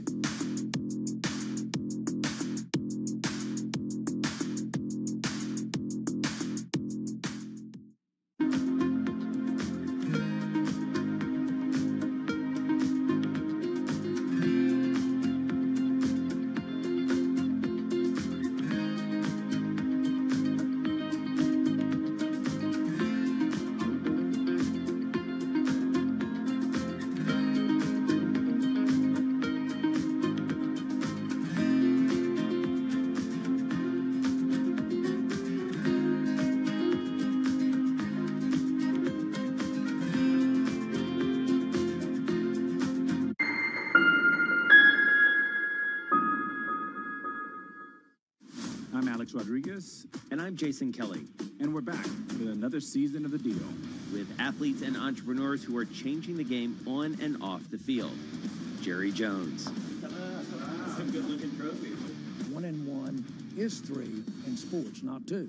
And it's because that 3 is imagination. That 3 is putting yourself in a way, having yourself hit the home run. Erica Ayers-Badon. I'm a high-energy board member. I'm very passionate. I have a lot of opinions. Robin Arzone. I want to light fires in people's lives, and that is still one of my core mandates for all of my businesses. Justin Tuck. I tell all of my friends that play in leagues now, make these relationships now while you're hot. Don't wait till you're like your 12th year in and you're just hanging on. Stay tuned. You won't want to miss it.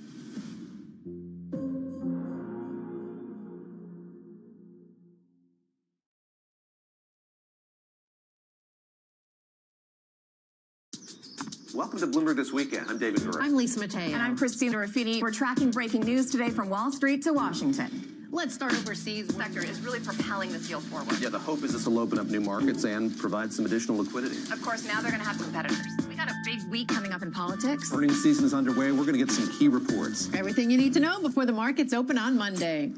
Introducing Bloomberg This Weekend, bringing a little Bloomberg into your weekend routine. Guys, buckle up. Bringing you up-to-the-minute geopolitical news whenever and wherever it happens. I'm Stephen Engel at Japan's Akasaka Palace in Tokyo, and this is Bloomberg. Welcome to Bloomberg This Weekend. I'm David Gurr. I'm Lisa Mateo. And I'm Christina Raffini. We're tracking breaking news today from Wall Street to Washington. Introducing Bloomberg This Weekend, bringing a little Bloomberg into your weekend routine. Watch, listen, stream. Technology is embedded in every aspect of our lives. And laying the foundation for the future. From finance to defense, AI to entertainment. And from the road to the stars. Bloomberg brings you the latest stories of the people and companies pushing the tech sector to new frontiers. And the politics that shape global tech markets. I'm Caroline Hyde in New York. And I'm Ed Ludlow in San Francisco. Watch Bloomberg Tech every weekday. Only on Bloomberg Television.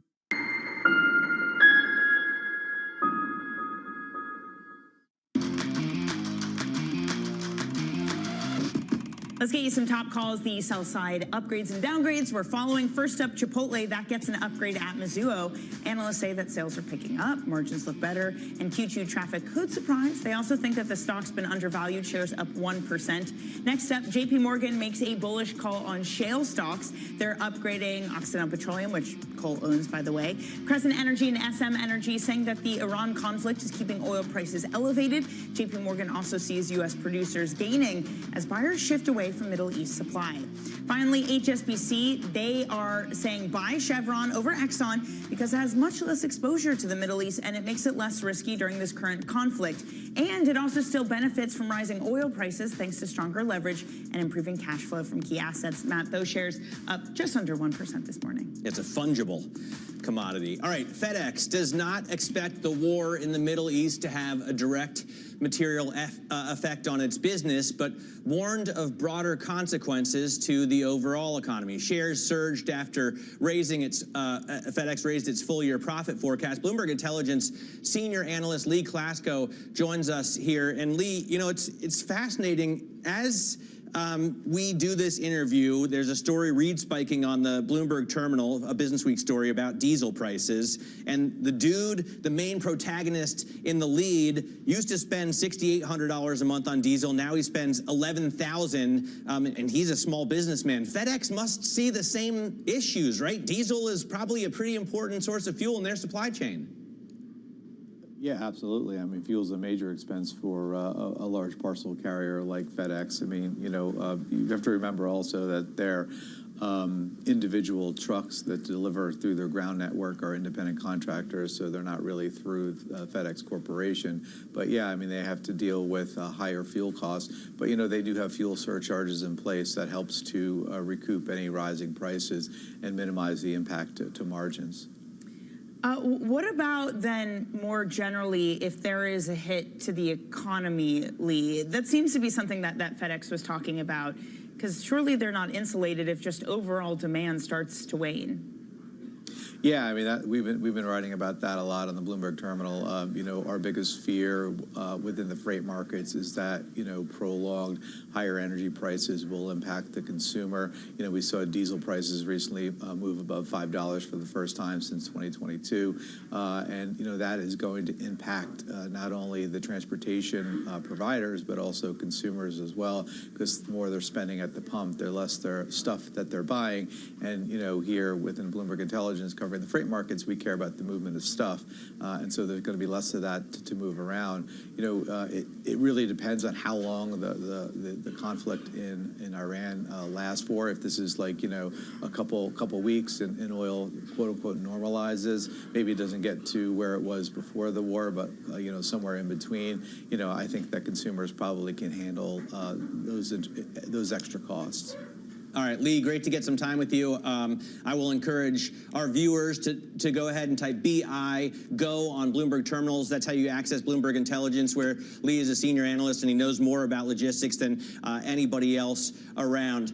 Coming up, Vertiv, Lumentum, Coherent, and EchoStar are joining the S&P 500. So if those are names that are less familiar to you, you'll be hearing them more often. And we'll talk about the reshuffle of what may be the most important benchmark index in the world for stocks. This is Bloomberg Open Interest.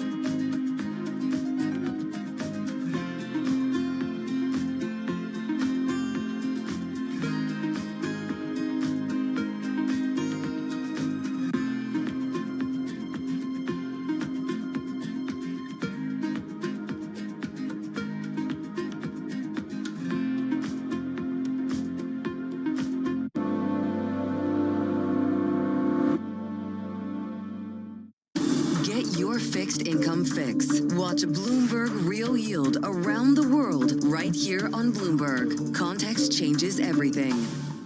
Key investors, top executives, global innovators. Join me for in-depth conversations with the biggest newsmakers on the day's top stories. Insight with Haslinda Ahmed, only on Bloomberg. Good morning. This is Bloomberg Daybreak Europe. I'm Lizzie Burden in London, and these are the stories that set your agenda. Taking you from the U.S. market's close to the overnight session in Asia, we'll walk you through what you need to know to kickstart Europe's trading day. Live from our European headquarters, we bring you the day's top market-moving stories, unmatched expert analysis, and on-the-ground reporting from across the continent. Tune in to Daybreak Europe, only on Bloomberg Television. Context changes everything. Join me each week on Wall Street Week for stories of capitalism from business, markets, economics, tech, and climate. More than what you need to know, it's what you need to think about.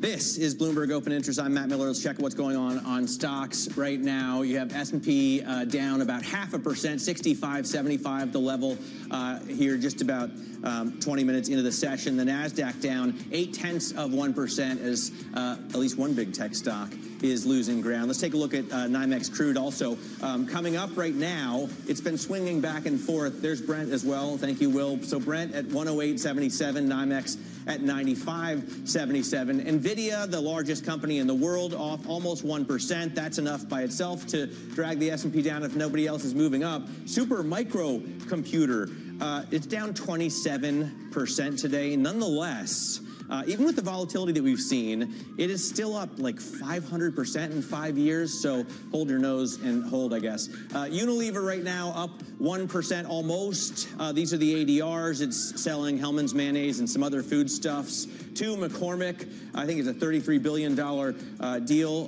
Danny can confirm that. But McCormick, as a result, down 1%. FedEx is up 1.5%. We just talked to Lee about that, a rosy outlook. And Dell Technologies, because maybe Super Microcomputer makes competing products. If they have problems with Johnny Law, Dell could pick up those customers, Danny. So one, yes, confirmed. $33 billion is the price tag. So well done on that. Two, some other stocks maybe on the move. Vertiv, Lumentum, Coherent, EchoStar. they're about to enjoy the perks of index fame. Their entry into the S&P 500 today could trigger nearly $44 billion of forced buying from passive funds tied to benchmarks. Let's discuss with James Safer, ETF analyst for Bloomberg Intelligence. James, what sort of reshuffling are we expecting to see? Yeah, I mean, as you mentioned, we're expecting tens of billions of dollars to be buying some of these names. Obviously, a lot of this is front run. This was announced last week, but it doesn't actually take effect in the index until really after close today. So a lot of this trading is going to happen around the close. But like I said, hedge funds, people trying to predict this, are going to be selling to those sorts of funds. There's over $10 trillion in assets that are tracking the S&P 500 alone in passive vehicles. If you include, derivatives and actively managed funds, that number goes well over 20 trillion. So I mean, this is a lot of money that's changing hands here. So what typically happens to these stocks? I mean, you get added to the S&P. I know you get a boost because of that. Have you looked at the average boost? Does it matter your size and your weighting? How do you calculate these things? Yeah, all of it matters. I mean, part of it is like, are these names in the mid-cap 400? Because if you're going from the mid-cap 400 to the S&P 500, you're going to get some selling from that index. It's much smaller than the S&P 500, but it matters. And three of those names are getting upgraded. Coherent, Lumentum, and EchoStar are in the S&P mid-cap 400, whereas Vertiv is not. So Vertiv is going to see the biggest amount of net buying. It amounts to like as big as what we saw at the year-end 2025 triple witching? No, because the year-end contracts, there tend to be a lot more dollars trading around that, rebalancing around that. But it's still big. I mean, you're talking, I think the latest number is $5.7-ish trillion is going to be rebalancing into other options or other futures contracts. So, I mean, the answer is yes, it matters. Is it the biggest ever? No, but obviously we have a lot of things going on geopolitically, you name it. All right, James, thanks very much. James Seifert there from our ETF team, probably the most famous ETF team in the world, the triumvirate of analysts, James Seifert there, Athanasios Serafagas, and Eric Balchunas. Definitely follow their research on BI and watch their show, ETF IQ, Mondays at noon. Now, the Wall Street Journal just out with a report that 3 U.S. warships, additional warships, are on their way to the Middle East with more than 2,000 Marines being dispatched out of California. This is important, obviously, Danny, because of the talk about the potential that the U.S. will take over Carg Island. You would imagine we would need boots on the ground in order to do that, and Israel looks fairly stretched here. We also have a post on Truth Social, President Trump putting out a message saying that without the U.S., NATO is a paper tiger.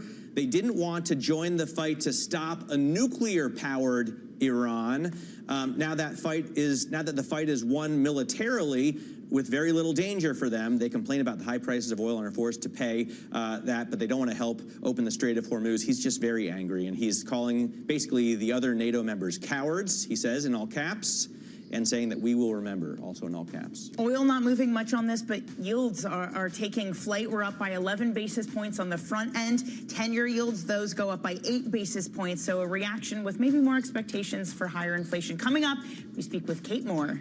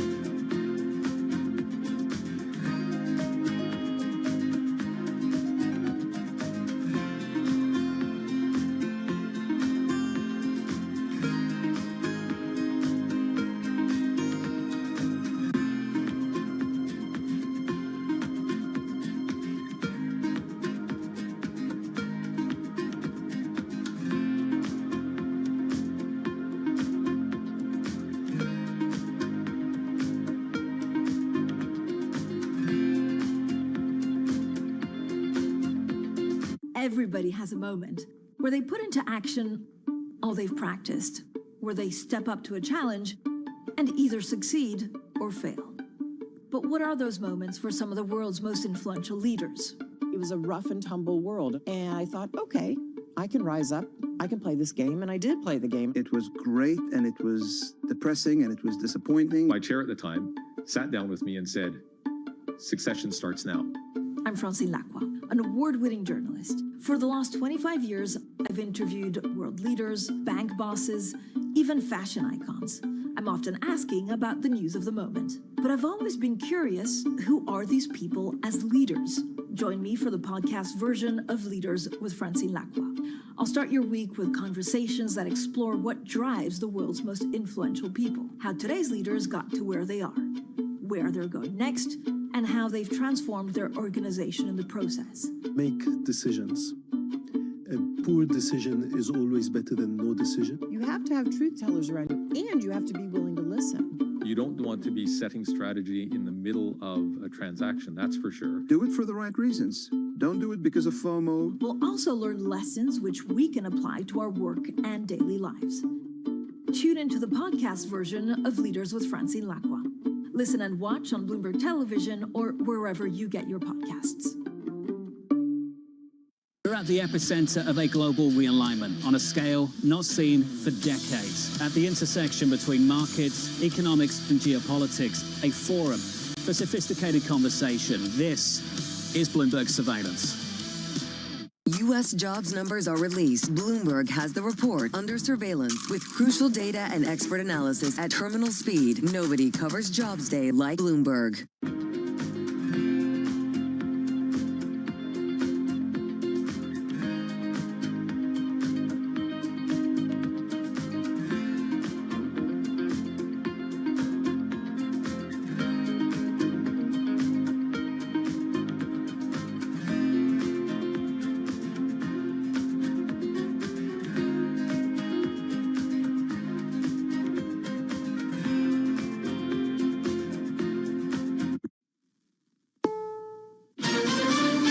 CBS News on the Hour, sponsored by JTV.com. I'm Deborah Rodriguez. Iranian drones are targeting oil facilities in the Middle East again, raising new concerns over global oil supplies. And we're hearing from Israel's prime minister. Correspondent Charlie D'Agata is in Tel Aviv. A day after gas fields were set ablaze across the Gulf, Netanyahu conceded Israel would stop attacks on the energy sector. President Trump asked us to hold off on future attacks, and we're holding out. That doesn't mean the Iranians will follow suit, with drones attacking a Kuwaiti refinery once again today. Iran's military spokesman has just threatened to target recreational and tourist sites around the world.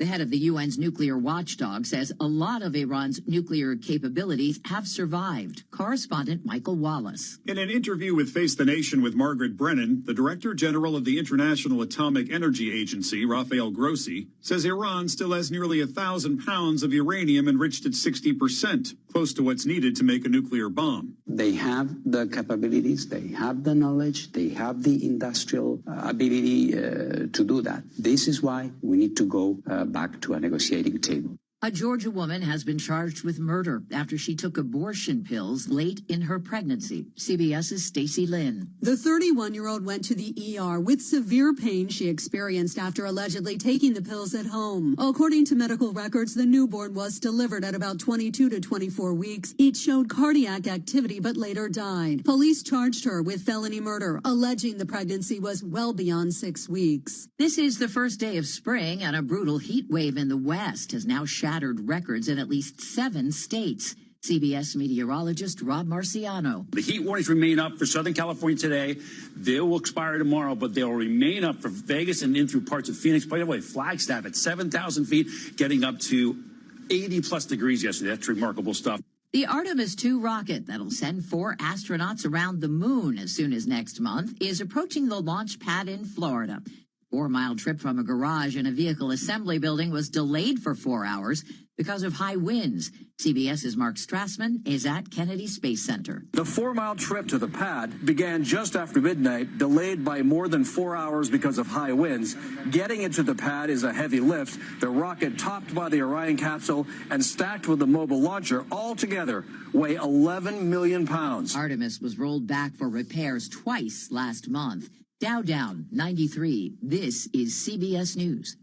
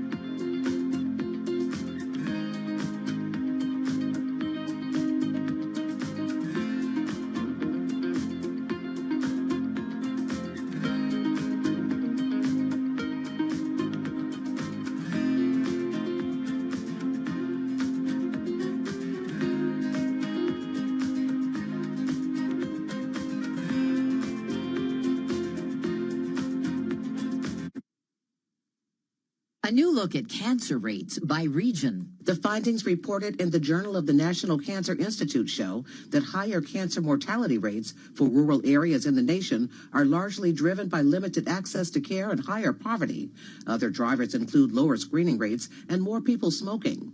The studies find that large cities had the largest rate of overall cancer mortality in the late 1960s and early 1970s, but the mortality rate reversed between 2021 and 2023 to non-metropolitan areas. Allison Keyes, CBS News. An AI scandal is rocking the publishing world. Hachette has canceled release of the horror novel Shy Girl in the U.S. this spring and discontinued its British edition, that is, over widespread allegations the author, Mia Ballard, relied heavily on artificial intelligence to write it.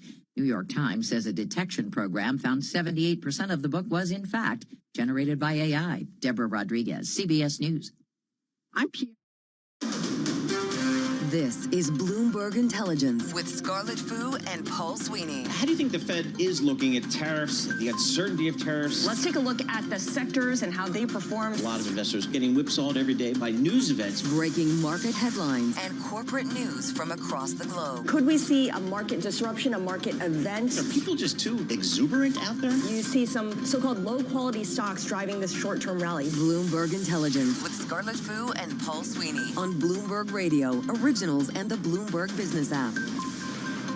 Good Friday morning from the Bloomberg Interactive Broker Studio in New York City to our worldwide audience. We are streaming live on YouTube, and we're also streaming live at Bloomberg.com. A lot going on there.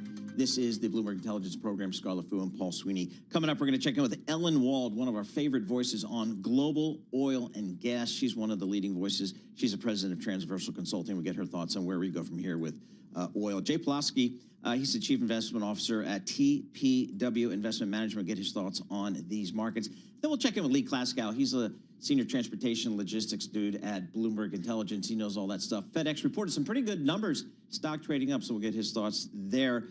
Stu Leonard, president and CEO of Stu Leonard's, on how the Supreme Court ruling striking down President Trump's tariffs will hit your grocery bills. And then it's Friday. We want to get a sports update because we're in day 2 of March Madness here. Randall Williams, Bloomberg Business of Sports reporter. He's a good dude. He's going to join us here in the studio, and we'll figure out what's going on there. Right now, let's kick off this hour with John Tucker and a Bloomberg Business. All right, guys, this flash being brought to you by IBKR. Will the price of gold exceed $5,150 on March 31st, 2026? You could turn your view into a trade at ibkr.com/forecast. Last trading day is March 31st. You know, with everything going on, I'm going to go right to yields. This is the more, what do I call it, the more policy reactive 2-year. That is up 11 basis points right now. We are above 390. You have the inflation fears and concerns about all that, pushing Treasury yields to their highest since July. In fact, the traders were being told right now, pricing in a 50% chance of a Fed rate increase, not a cut, an increase by October. I saw that. Yeah, I mean, it's quite a turnaround. S&P 500 right now on track for the 4th straight of weekly declines. This would be the longest slide in about a year at this point. We have the S&P 500 45 points lower right now, down 0.7% at 6560. The Dow Jones Industrial Average 134 points lower, and that is down 0.3%. The Nasdaq 100 263 points lower, down 1%. It's technology that is leading stocks lower right now. As you look at Brent crude, that just turned lower, down about 27 cents, 108.34 a barrel. That's been up and down all morning long. Unilever in talks to sell its food business to McCormick, the spice people. No details on how any deal would be financed. Unilever's food unit has a potential equity value of as much as $33 billion. And then one of the other standouts today, satellite company Planet Labs. This is a Google partner delivering record revenue for the latest fiscal year, reflecting growing demand for satellite imagery. As those shares right now, 27% higher. Let me give you also McCormick. That was down about 0.6% on that Unilever news. And we check the markets for you all day long right here on Bloomberg Radio. I'm John Tucker. That's your Bloomberg Business Flash. Scarlett and Paul. I'm doing the countdown to spring. When is that? It's coming at 10:40. 43. Oh, all right. So That's a good thing. Started off this morning with winter because it was like 30 degrees here. Well, you know, again, turn that frown upside down. It's going to be a milder weekend. Okay. It's supposed to be nice around here anyway. Yeah. I mean, it's the Southwest. I might be break out the Vespa from winter storage. We might be getting to that point here. I need a few more weeks before I see you on Ocean Boulevard, Ocean Avenue. The wind blowing through his hair. Exactly. John Tucker, thank you so much. Appreciate it. Scarlett Fu and Paul Sweeney live here in our Bloomberg Interactive Broker Studio, streaming live on YouTube and Bloomberg.com as well. As John was just reporting, sell-off in the markets, but let's take a look at some of the stocks on the move today. We can do that. Bloomberg's Natalia Kinijevic. Natalia, what are you looking at today? Let's start with FedEx, guys. The ticker is FDX. Shares are up by 2%, but they were up as much as 10% in pre-market. So the company raised its adjusted EPS forecast. We see that even the bottom of this new range is above analyst expectations. FedEx said that it does not expect that the war in the Middle East to have a direct material impact on its business. However, of course, like some bigger consequences, such as higher fuel prices and potentially slower demand from consumers, that could be a headwind for the company. So Bloomberg Intelligence is saying that this outlook appears to be achievable, again, assuming that higher energy costs will not significantly derail consumer spending. And some analysts, an analyst from Morgan Stanley also highlighted that there is a sharp segment divergence, guys, because Express segment did well, but Freight segment materially missed on weak market conditions. So not everything is great within the company. All right, good recap there of FedEx. What's next on your list? Yeah, let's talk about Supermicro. That's a big story. So shares are down by 27% today. So the U.S. charged a co-founder with illegally diverting billions of dollars in NVIDIA-powered servers to China, which is a violation of U.S. exports control. So the company's co-founder and two other individuals allegedly sold servers that are assembled here in the United States, and they have NVIDIA cutting-edge chips, and they sold those servers to China. The total amount of servers that had been sold is about $2.5 billion. Analysts are saying this is a big reputational risk for the company. Potentially, it could impact potentially, we can see that the company will lose its share to Dell. And Raymond James analysts are also saying that Supermicro might be subject to greater scrutiny, and as a result, they can expect higher costs and delays in its operations. All right, you got one more here. One more. This is a company that potentially people don't really know about. It's called Swarmer. The ticker is SWMR. The stock is up by almost 1,000%, guys, this week. It went public. This is a small drone software company. The reason why it is important is, of course, that we see that many companies from the defense industry are doing really well with these geopolitical risks and uncertainty. And analysts are saying even despite the fact that, I don't know, we have geopolitical tensions in the future or not, but military spending is going to be higher and higher. And it's not just this company. We also saw other companies from the defense industry, such as Aero Group or Voyager Technologies, that went public last year. They did extremely well. So defense sector is in focus. All right, let's put this into focus a little bit. I'm just looking up this company. They did go public on March 16th, 3.45 million shares at $5 a share. And now it's $54. Wow. Lucid Capital Markets took them public. I don't know Lucid Capital Markets, but if you got into that deal, it's a pretty good deal. So. And it's an unprofitable business, by the way. Yeah, no kidding. Okay, no problem there. They're growing. They're growing the top line. They're growing the users. Natalia Kinijevic, thank you so much for that. We appreciate it. For more conversations like this, subscribe to our Stock Movers Reports. Listen for 5-minute audio reports on the biggest winners and losers in the stock market. Subscribe to Stock Movers on Apple Podcasts, Spotify, or anywhere you listen. Boy, it's all been about the global crude market. That has been what's been driving these markets for sure. So you have to have a call on oil before you have a call on anything else. And our next guest has, I think, one of the calls on global oil, and that's Ellen Wald, president of Transversal Consulting. Ellen, put into context for us what you've seen over the last 21 days in the global crude market. This is a wild ride. I mean, this is absolutely the most wild ride we've seen, probably since 1973. We've got the Strait of Hormuz is still closed. We're starting to hear that the ships that are sitting there in the Persian Gulf are running out of supplies for the sailors. So we've got no crude moving. We've got attacks now on oil facilities, and still. The price of oil today is about $104 a barrel, which seems extremely reasonable given the current circumstances. And I think what we're seeing is the fact that we had so much oil in storage, and that there's still the potential, if this does actually end and ships start to move, that things could get back to normal within, 2 months, I would say. But that window is very quickly coming to an end. We've got already long-term issues in the LNG market. Yeah. We're seeing shortages in developing countries. And we're at the point where once these oil stocks are used up, that there isn't going to be any turning back. Prices are going to shoot up and remain there. Right. With every passing day, that idea that this will be a quick conflict kind of dies a little bit. Saudi Arabia has modeled scenarios where oil would hit $180 a barrel. Walk us through how we get there and what impact that would have.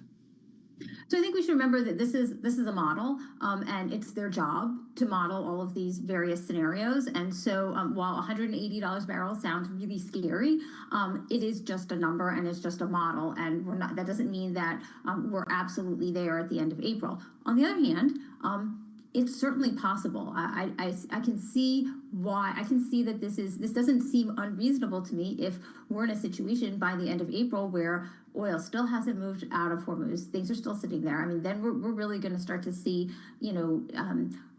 potential for some wider spread destruction of oil facilities, and that can lead to some really long-term damage, which can take much longer to get back online, which in turn will impact the oil prices farther out. So right now, a lot of traders are looking at like 6 months from now, and they say, oh, well, everything could be back to normal. And so we're seeing, like lower prices in 6 months. And that impacts the prices that we're seeing now. This could change, and if this conflict continues for another couple weeks without any serious changes, and we still see the potential for destruction of oil fields, then I can see why they're predicting $180 a barrel. I mean, right now they're selling Arab Light to customers at $125 a barrel. But when Aramco's stored oil runs out, that doesn't mean they'll have no oil, but it means that they won't be able to rely on what they have in storage, at the Sumed pipeline. Then they're going to start charging $145 a barrel, and it's only going to go up from there. Ellen, 30 seconds left. What do we know about the damage to some of the infrastructure in that region? So we still don't know a whole lot. We do know that there was damage to Qatar's LNG facilities, and we don't know how long it would take to repair that.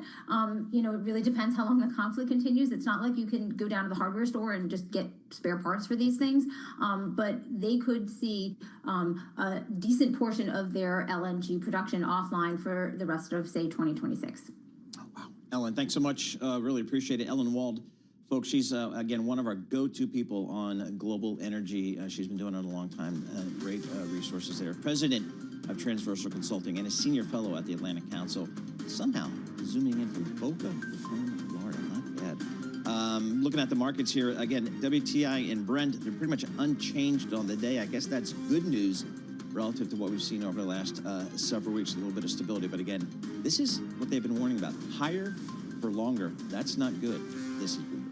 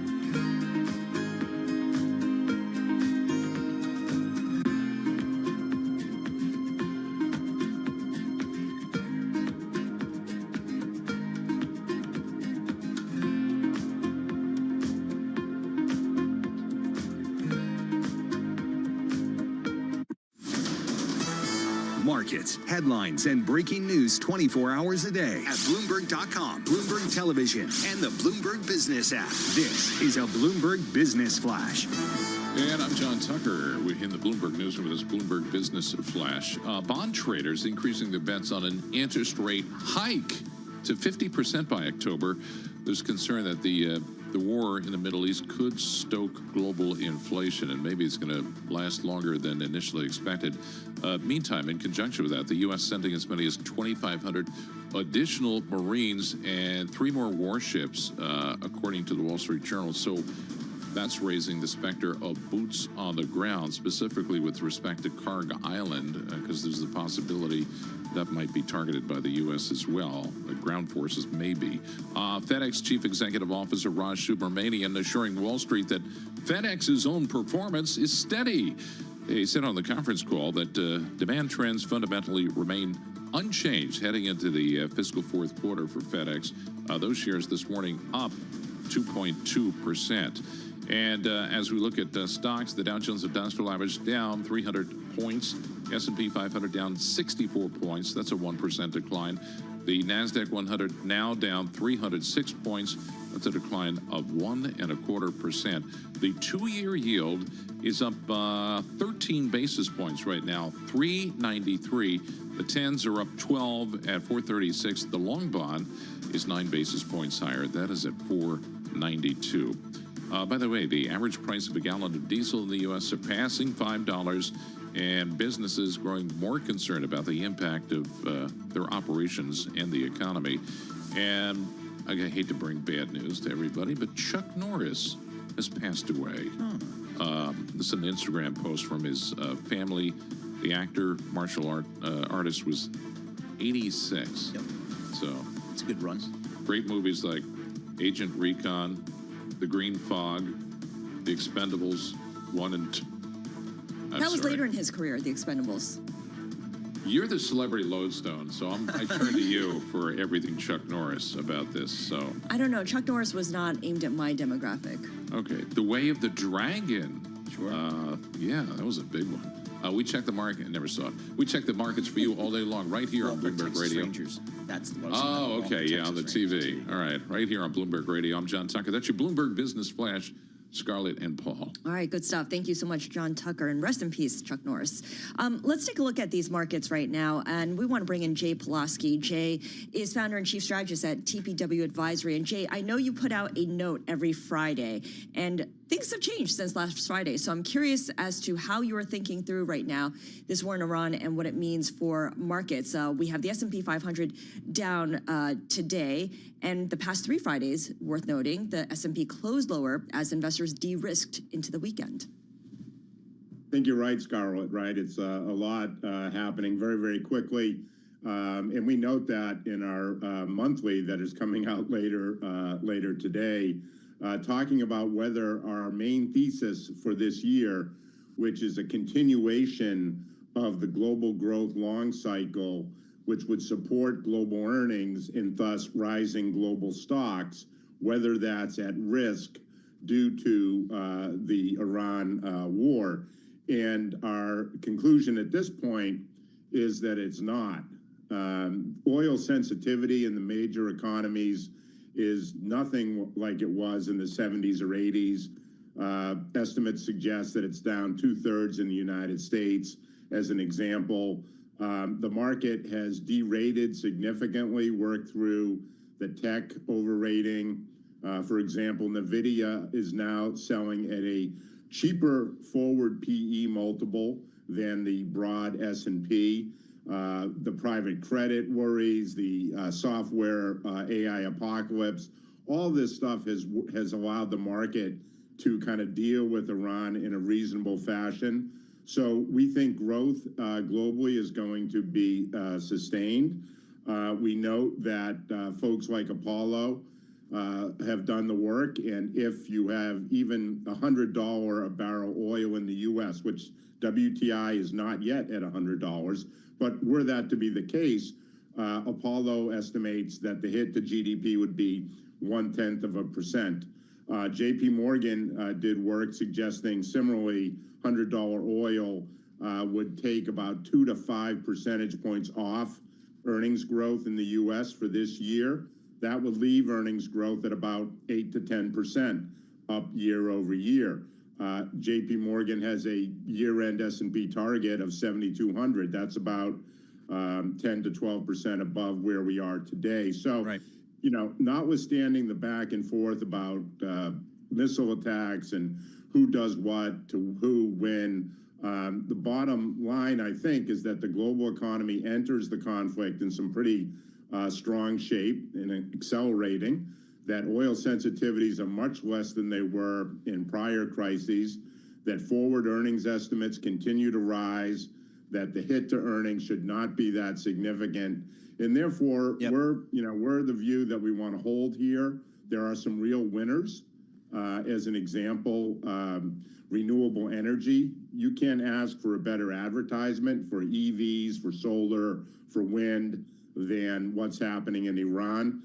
In addition, you have thematics like automation, all this talk about, you know, missiles being used up so fast and drones and things of this nature all point to autonomy and automation. And who is the leader in the globe in both renewable energy and automation? China. So we think China is a big winner in this. We think countries like Brazil and Latin America are big winners. And we think things like copper in the commodity space have been kind of oversold. Copper miners are down 30%. They ran hard, so pullback is normal to be expected. But everything that's happening suggests that the demand for copper is going to go up, not down. And therefore, we think there are opportunities that are presenting themselves for investors who have an ability to hold positions for more than, you know, a couple of hours. Jay, if you're not that concerned about the geopolitical risks to growth, how about on the inflation side? We're seeing, you know, folks in the U.S. at the pumps paying, you know, 40% more than they were 3 weeks ago. That's a tax rate on their pocket there. How do you think about that? Yeah, it's the same thing, Paul. The hit in terms of to consumers, oil sensitivity is, you know, down 2/3 from what it was in the late 70s or early 80s. And so these are facts. This is not, you know, a hypothesis or a theory. These are facts. The oil sensitivity is nothing like it was back in the 70s and 80s. However, you do raise a very, very important point, which I should have mentioned at the top, which is that politically, this is very bad for President Trump. And if there's one thing that President Trump is focused on, it's self-preservation. And so one of the reasons why we're not that concerned about what the Iran conflict means longer term is because we don't think there will be a conflict longer term. In other words, the potential for the president to search for an off-ramp is rising daily as his poll numbers crater. And as things like, you know, you pointed out, gas up 40-30% in a matter of a month or so, that's not sustainable politically. And so we do think that the U.S. is looking for an off-ramp. And so while the talk is escalation and boots on the ground and things of this nature, we think the reality is that the U.S. is going to be searching pretty desperately for an off-ramp here in the next couple of weeks. Prediction markets suggest a ceasefire in the next 2 months. We think it's going to be sooner than that. All right, good stuff. Jay, thank you so much. Jay Pulaski is Chief Investment Officer and co-founder at TPW Investment Management, saying that if there's one thing the market can be more certain of, it's that President Trump will find a way to preserve what he needs to. Yeah, I'm kind of in that camp. I kind of feel like one day we're going to wake up and he's going to have a change of heart, whoever got Declare victory in whatever form it is, right? Yep. Okay. So we'll see. Let's move on to some corporate news. FedEx coming out with results. It's seen as economic bellwether, even as it clearly has its own issues to work through, namely this overhaul of its businesses. Lee Klaskow is our senior transport logistics and shipping analyst here at Bloomberg Intelligence.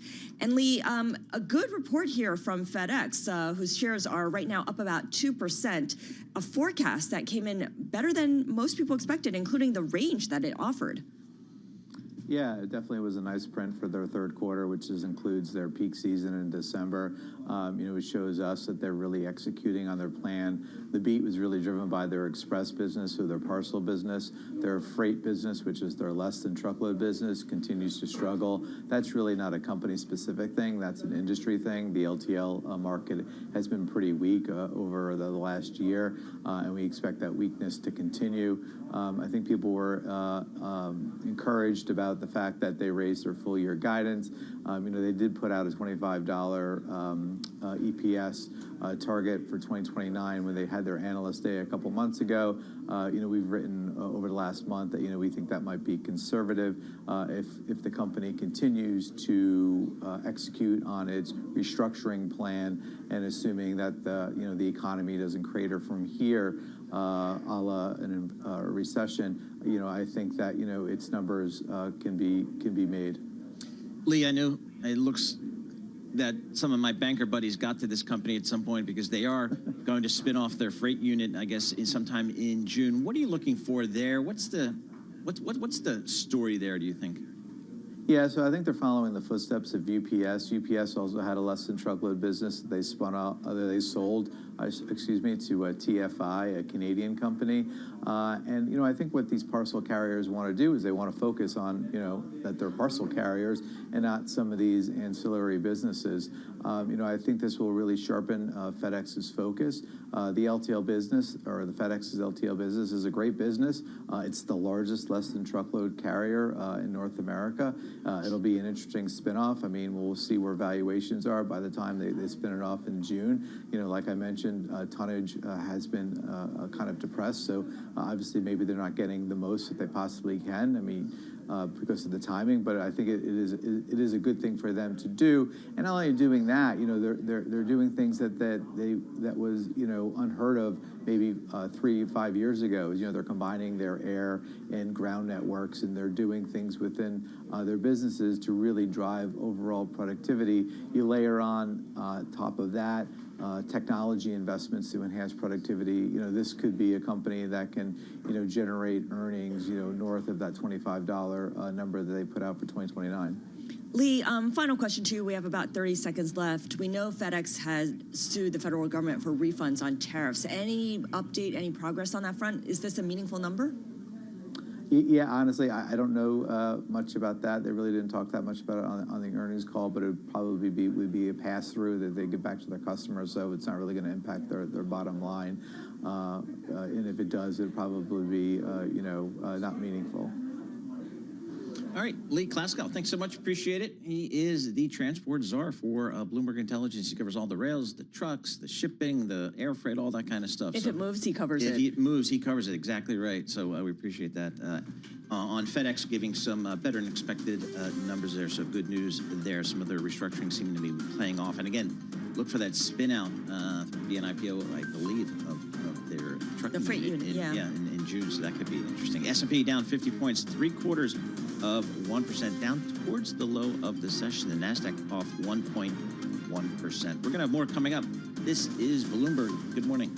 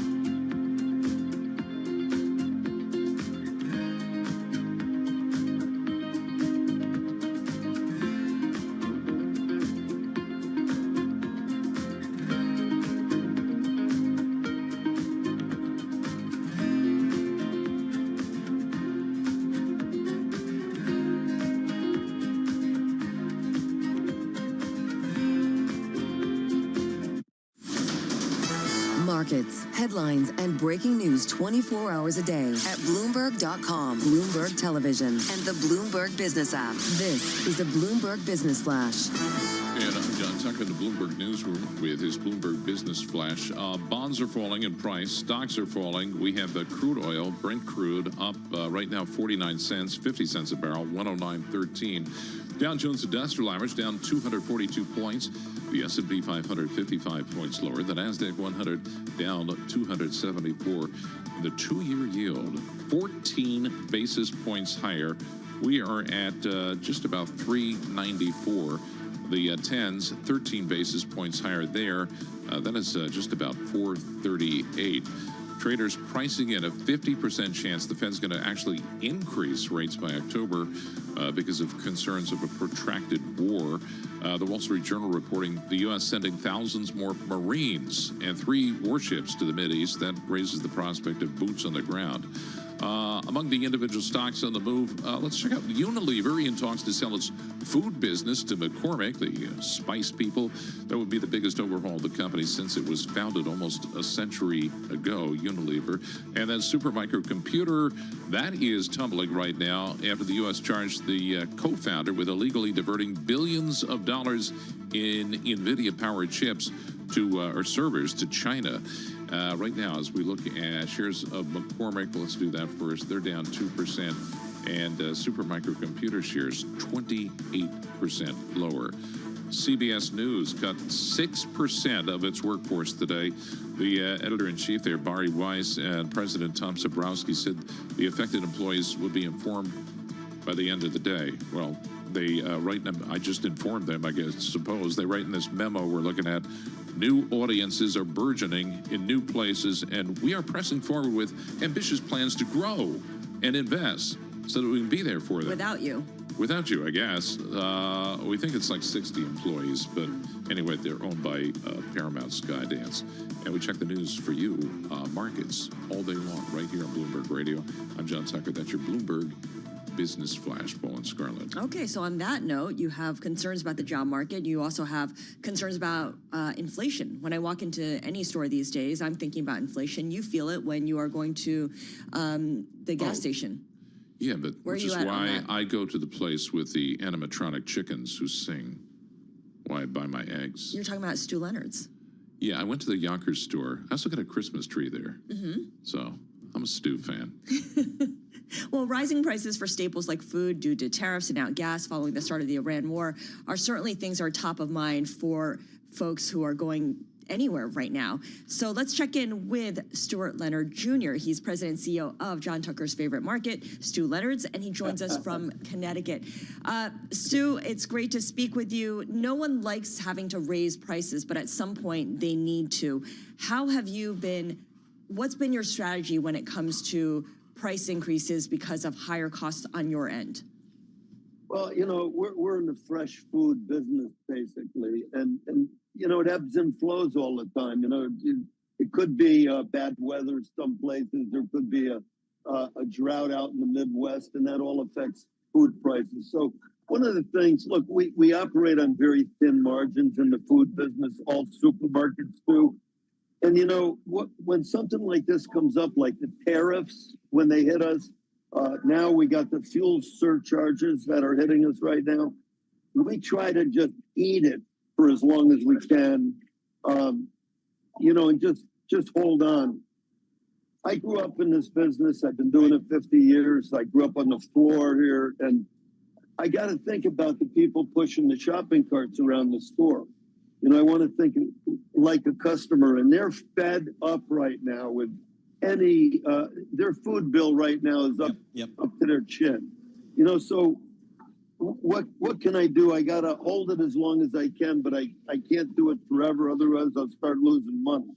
Stu, I mean, based upon your experience so far this year with the higher tariffs, kind of I know you try to work with your suppliers to kind of share the cost here. How is it kind of shaken out? How much has been borne by you, the retailer, by maybe your suppliers, and then maybe by the consumer? Well, I think your opening comment that you had today, nobody wins when you raise prices. Okay, the suppliers don't win, The ranchers don't win, the farmers, Stu Leonard doesn't win. So everybody holds off. Usually what we're end up probably doing, we're starting to get some fuel surcharges hitting us right now. We're bringing fresh product in from the beef from the Midwest and you know, berries and produce from Florida and California. You know, and those fuel costs, I mean, the guy's got to fill his truck up to get it here. So those costs have been going up. Usually what we can do is say, we'll split it with you. That's the first step. So that's what we're probably going to start doing. And then hopefully, the way I feel, this is going to be short term. I hope the government is going to get this all worked out with the flow of oil, and I hope energy prices will be coming down in the future. Yeah, well, I think that's something we all hope for. Of course, we also know that the Supreme Court struck down President Trump's tariffs, and I'm wondering where that leaves you, Stu Leonard's, and where that leaves prices on those goods where they had gone up because of tariffs. Hey, you know what? I think that's above my pay grade right there. You know, we're a family business here in the Metro New York area. I don't really know how they're going to rebate people. I know Costco was suing the government, and I think our wine suppliers just wrote that there's some money coming back from the tariffs on the liquor end of the business. But I don't really know how that's going to work out. I like getting a refund check, I guess, if it happens. Hey, Stu, one of the areas that seems to be a persistent area of inflation for shoppers is just the cost of beef. And, you know, we've been told that the actual cattle herd in this country is at a very low level. What's your understanding of that market? Hey, look what I have for you right here. I brought one of these. How's that look? Oh, there we go. The tomahawk. That's what our ranchers, when they come back from the Midwest, that's what they want to eat. It's a ribeye, you know, tomahawk steak, and they're great. But you know what? Right now, there is a 50-year low supply of cattle right now. It's at the herd sizes are the smallest they've been. So obviously, it's going to drive price. One of the reasons is there was a great drought. The grass wasn't out in the pastures.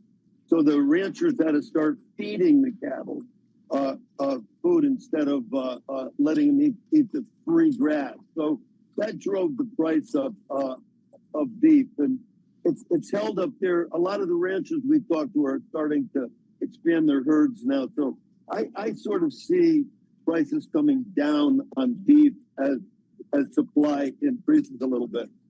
But you know, here's what you can do if you want to save money.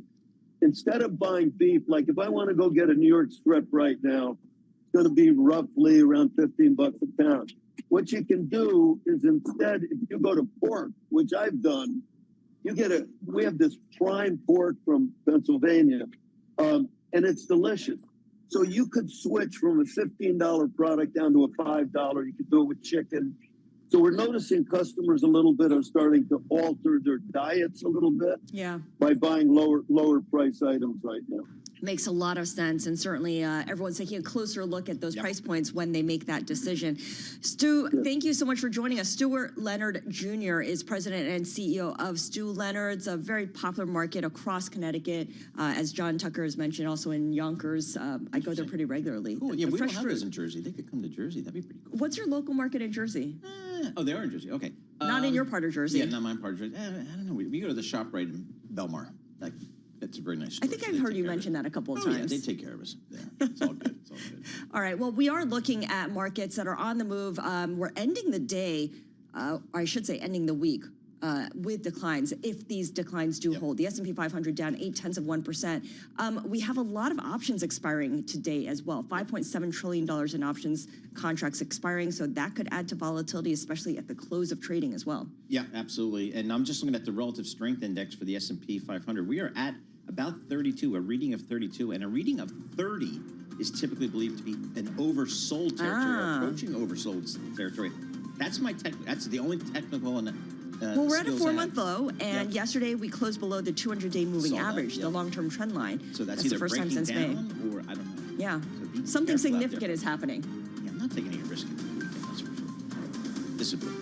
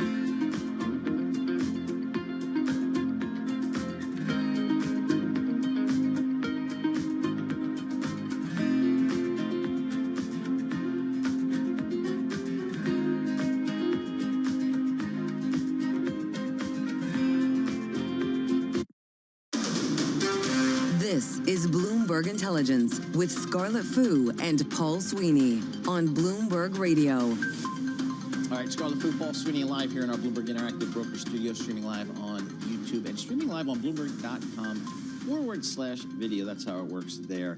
The business of sports. Nobody does it better than our next guest, Randall Williams, U.S. sports business reporter for Bloomberg News. He doesn't mail it in from home like the rest of these folks. He's live in the Bloomberg Interactive Broker Studio, and we appreciate that. Randall, I'm so glad you're here because, to me, I've been following closely this WNBA collective bargaining agreement because what I think we've all noticed over the last several years is just the explosive growth of women's women's sports in general, but certainly the WNBA. And boy, I did not think the economics for them reflected that. Does it now with this new agreement? I remember when Caitlin Clark was drafted, I think all of us, Bloomberg included, ran the story that she was going to be making either it was $76,000 or $78,000. And you think about the growth that she brought to the league, as well as many, many others. I mean, the league was growing before she arrived as well. And then she and her rookie class, Angel Reese and Cameron Brink and so many more, served as a tidal wave. And so their salaries didn't reflect that, but they will soon. They will soon, but there was a lot of bad blood between the commissioner, Kathy Engelbert, and the players union leading up to, the agreement that they'll come to something together.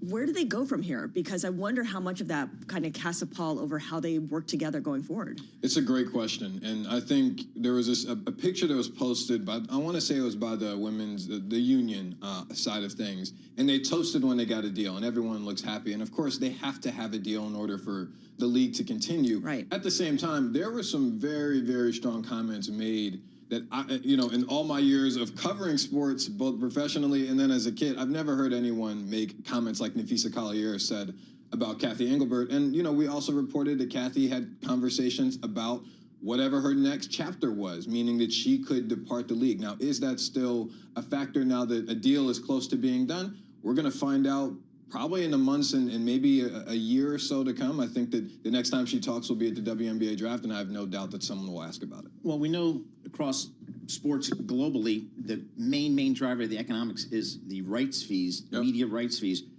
Where's the WNBA these days? So that was a big part of this, was that the WNBA agreed to a new media rights deal. I believe it was in 2024 with Amazon, ESPN, and Comcast. And so that deal is going to pay them at minimum $200 million a year. And okay, so when the players were having conversations about it, they're like, listen, we're seeing expansion fees rise. We're seeing our media rights fees rise. And so they were like, if all of this money is rising, when is it going to come down to us? And the league and the players saw it two completely different ways for a long time, but they got a middle ground. All right, and it's about time, frankly. I agree. Let's talk about college basketball because it is March 20th, and March Madness is in full swing. Here at Bloomberg, of course, we have our Brackets for a Cause. If you have a Bloomberg terminal, it's BRKT Go, where we've invited folks to put together their bracket and appoint the charity that would get a winning donation if they do come out ahead. And these are always full of surprises. Absolutely. I mean, yesterday we saw Duke almost get upset by almost being the key word there. I was at a CBS watch party yesterday, and everyone was on edge. And then, of course, BYU lost to Texas, and so that first round and that second round are always dangerous. And I mean, Ken Griffin is leading right now, so I mean, it sounds like if he continues down this track, he'll be the winner. I am close on his heels. I'm in the top 4%. How many points do you have right now? 26. I'm 568 out of 12,872 people. Who do you have winning, Paul? I have Duke winning. I just pencil in Duke, then I work backwards. And yesterday, let's not forget, Carolina lost. Oh, here we go. Where'd you go to school again, in case anybody? Yeah, exactly. So it was a very good day yesterday. So how big is this for the media side of the business? Because it just seems a lot of people are concerned and upset with college athletics in general because it's maybe swung too far the other way with NIL and the transfer portal, and it's lost some of its cachet a little bit. Are we seeing that in the numbers anywhere? I think you're seeing it across competition more than you are with the numbers, because I mean, you look at Duke's game yesterday. Again, I don't want to mean to shame you because they came out on top, but you know, you have more of these results and more upsets happening because college players are being paid more. So they have the choice to go and play for a smaller school that might be close to home, or maybe go somewhere far away that offered them an incredible price. Now, from the media rights perspective, Duke loses, and I can guarantee you there are media executives who are not going to be happy. And so Duke, Kansas, all the blue chip schools, the farther they go, normally the better the rights, the better the ratings. And because of name, image, and likeness, these athletes, and the transfer portal, these athletes can go to schools where last year, you know, wasn't even on the map. So which schools look most interesting based on the players who have come over from other teams? Which schools look, I need to be in college to answer that question, because ultimately I would jump schools every single year if someone was paying me more. That's the right thing to do. I mean, unfortunately, that's the manipulative part of this, is that if you are in the transfer portal, let's say you make $80,000 your freshman year, then you make $120,000. Then you have a good season that same sophomore year. Now someone's offering you $500,000. Now you're being offered $1 million. Why wouldn't you try to be a college basketball player for as long as you possibly could if you have no aspirations or you're not good enough to go to the NBA? And that's what's happening. And that ties into a story that Janet Lauren had yesterday from Bloomberg News about some of these kids leaving the Ivy League. Which didn't used to happen. No, because they can then, because Ivy League does not pay nil money, but if you have a good season in the Ivy League, maybe a power school will pay you. So, boy, it's a whole new world. I just kind of characterize it as the Wild West. And it is the Wild West. There needs to be some regulation, and I think we're starting to move that way. There's a growing recognition there. Randall Williams, U.S. sports business reporter for Bloomberg News, joining us live here in our Bloomberg Interactive Broker Studio. March Madness. We'll see how today unfolds for me. I got pretty good yesterday. We'll see how today rolls. I'll probably get beaten up.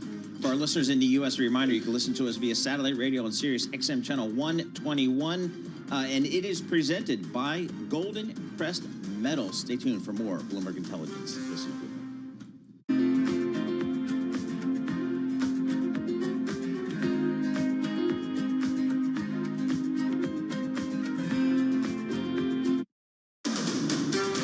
This is Bloomberg Intelligence with Scarlett Fu and Paul Sweeney. How do you think the Fed is looking at tariffs, the uncertainty of tariffs? Let's take a look at the sectors and how they performed. A lot of investors getting whipsawed every day by news events. Breaking market headlines and corporate news from across the globe. Could we see a market disruption, a market event? Are people just too exuberant out there? You see some so-called low-quality stocks driving this short-term rally. Bloomberg Intelligence with Scarlett Fu and Paul Sweeney on Bloomberg Radio, Originals, and the Bloomberg Business app.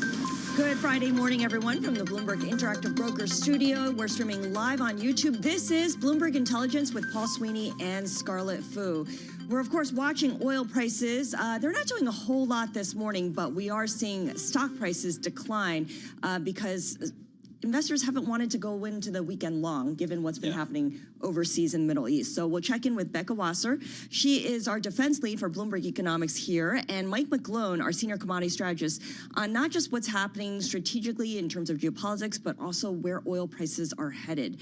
We're also going to check in with Eric Kazatsky because it is Friday, which means munis are in focus. Paul loves it. Yes. Jody Laurie is our credit analyst. She's going to give us the latest on the cruise industry and Six Flags and other companies that have come under pressure as yields have moved up.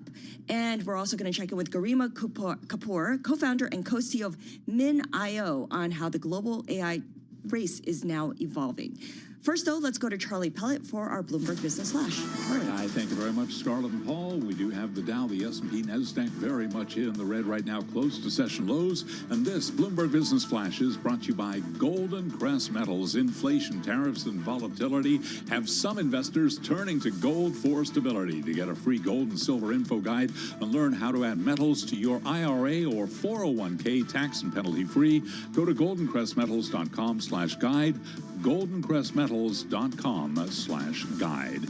S&P 500 index on track for a fourth week of declines as investors grapple with the conflict that has upended energy supply chains and reignited fears over inflation.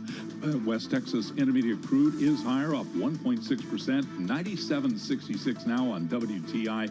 Brent crude 109.79 right now, up by just about 1%. S&P 500 index down 54, drop there of 0.8%. Dow Industrials down 264, a decline of 0.6. NASDAQ is down 1.3%. The VIX just below 26 with a 10-year at 4.38%. The 2-year 3.92%. Gold is down 1.6%, 45.73 the ounce. As for the overall market backdrop, Jay Pulaski is Chief Investment Officer at TPW Investment Management. And right here on Bloomberg Intelligence last hour, he said, big picture, there is reason to be optimistic. You know, notwithstanding the back and forth about missile attacks and who does what to who when, the bottom line, I think, is that the global economy enters the conflict in some pretty strong shape and accelerating, that oil sensitivities are much less than they were in prior crises, that forward earnings estimates continue to rise, that the hit to earnings should not be that significant. TPW's Jay Pulaski interviewed on Bloomberg Intelligence. Oil stocks higher. ExxonMobil, case in point, up 2.1%. Chevron up 1.6%. ConocoPhillips up by 1.2%. The Justice Department today filed a new lawsuit against Harvard University, saying its leadership failed to address anti-Semitism on campus, creating grounds for the government to freeze existing grants and seek repayment for grants already paid. Recapping, S&P down 0.9%. West Texas Intermediate crude up 2%, 98.05 a barrel. Brent 110.12 the barrel. I'm Charlie Pellet. That is a Bloomberg Business Flash. All right, Charlie Pellet, thank you so much. We appreciate that. Scarlett Fu and Paul Sweeney live here in our Bloomberg Interactive Broker Studio, streaming live on YouTube and Bloomberg.com as well. Boy, this just came across my social media feed from Vail, Colorado. They closed the back bowls today. I mean, that is... Lack of snow? Early, yeah. I mean, high temperatures, lack of snow, that is like so early. There's some years they're skiing there till literally July. Yeah, 2026 has been brutal. You were just in the West Coast, right? I was just in Colorado at Aspen, and we got, I'm going to say, the last good week of skiing. And now there'll still be some spring skiing, but they had some snow the week before we were there, which made it decent. Right. But boy, it's tough out there this year. But to close the back bowls, this is the earliest I've ever seen. And it also raises the odds of fires. Exactly. Forest fires later on. Yeah, because the snowpack is the big source of water out in that part of the world. If they didn't, no snow, no melted snow. So anyway, tough stuff out there. Markets moving lower, as Charlie was just reporting. Let's take a look at some of the stock movers on the day. We can do that with Natalia Keniajevich from Bloomberg News. Natalia, what are you looking at? Before I start, I also want to say something about skiing. I was in Killington this weekend, Okay. It was really good. I know, all the good snow's in the east this year. I know. I wanted to go to Colorado because I bought an Icon Pass. Yeah. And I was so upset because I can't use it because there is no snow in Deer Valley, no snow in Colorado. Nope. But I don't know, So maybe next year. You know what people that were really searching for snow? Japan. That's where they went this year. And you have a strong dollar on top of that. Yes, so exactly. Good bonus. Good call. Yeah, so going back to stocks, first of all, of course, energy. I'm looking at Occidental Petroleum. The ticker is OXY. Shares are up by 2.3%. JP Morgan upgraded the stock to neutral from underweight. Price target is now at 63 versus 49 before. So what the bull case here is because Occidental has 85% of its upstream production here in the United States. It will benefit, of course, from higher energy prices and increased cash flow as a result. However, the company does have one facility in the UAE, and according to JP Morgan, that facility suffered the physical damage in the Iranian attack in mid-March. Production is now halted, and analysts assume that facility will be offline through the middle of 2026, second quarter of 2026. Of course, analysts have said that if a ceasefire was reached, of course, energy prices would decline.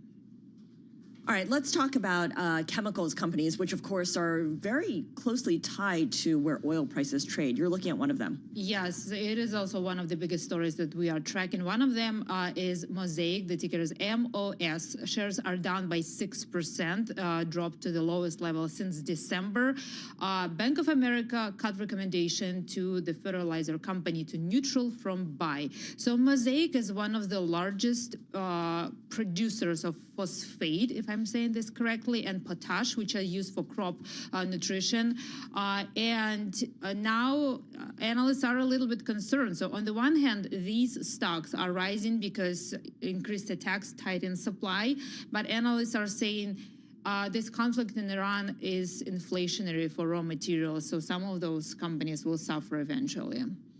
Supermicro, what's going on there? Yes, a big story, guys. The stock is down by almost 28%. The U.S. charged the Supermicro co-founder and 2 other people from the company that they illegally diverted billions of dollars in servers that were assembled here in the United States, and they contain NVIDIA's cutting-edge chips. And those servers were sold to China. As a result, that is a violation of U.S. export controls. Analysts are saying that raises reputational risk for the company. There is a risk of share loss to Dell, a competitor, and Raymond James analysts are also saying that Supermicro might be a subject for greater scrutiny and may face higher costs and delays in operations. All right, good stuff. Natalia, thank you so much for our market drivers, and for more conversations like this, subscribe to our Stock Movers Reports. Listen for 5-minute audio reports on the biggest winners and losers in the stock market. Subscribe to Stock Movers on Apple Podcasts, Spotify, or anywhere you listen. So we are now day 21 of this Iran war, and that country continuing attacks on Gulf Arab neighbors, even after comments from Israel and the U.S. that hint at some de-escalation. Energy infrastructure is what we're all focused on here.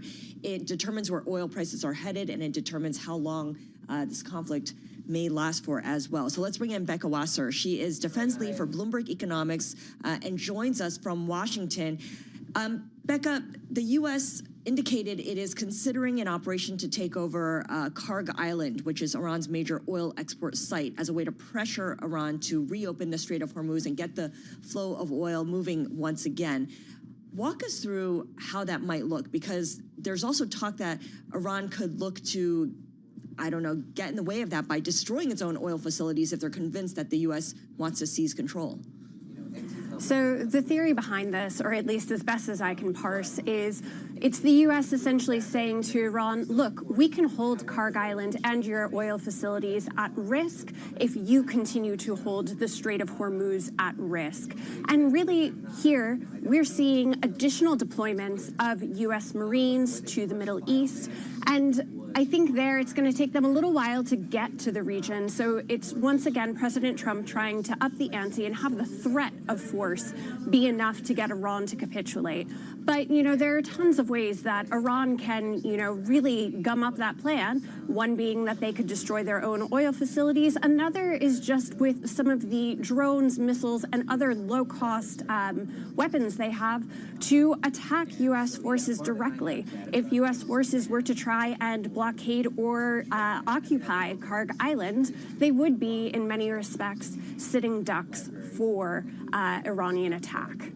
Becca, from your sources, is there any expectation that these Marines heading towards the Middle East, and in addition to the already military personnel there, would they be deployed anywhere on Iranian soil? What's the thinking now?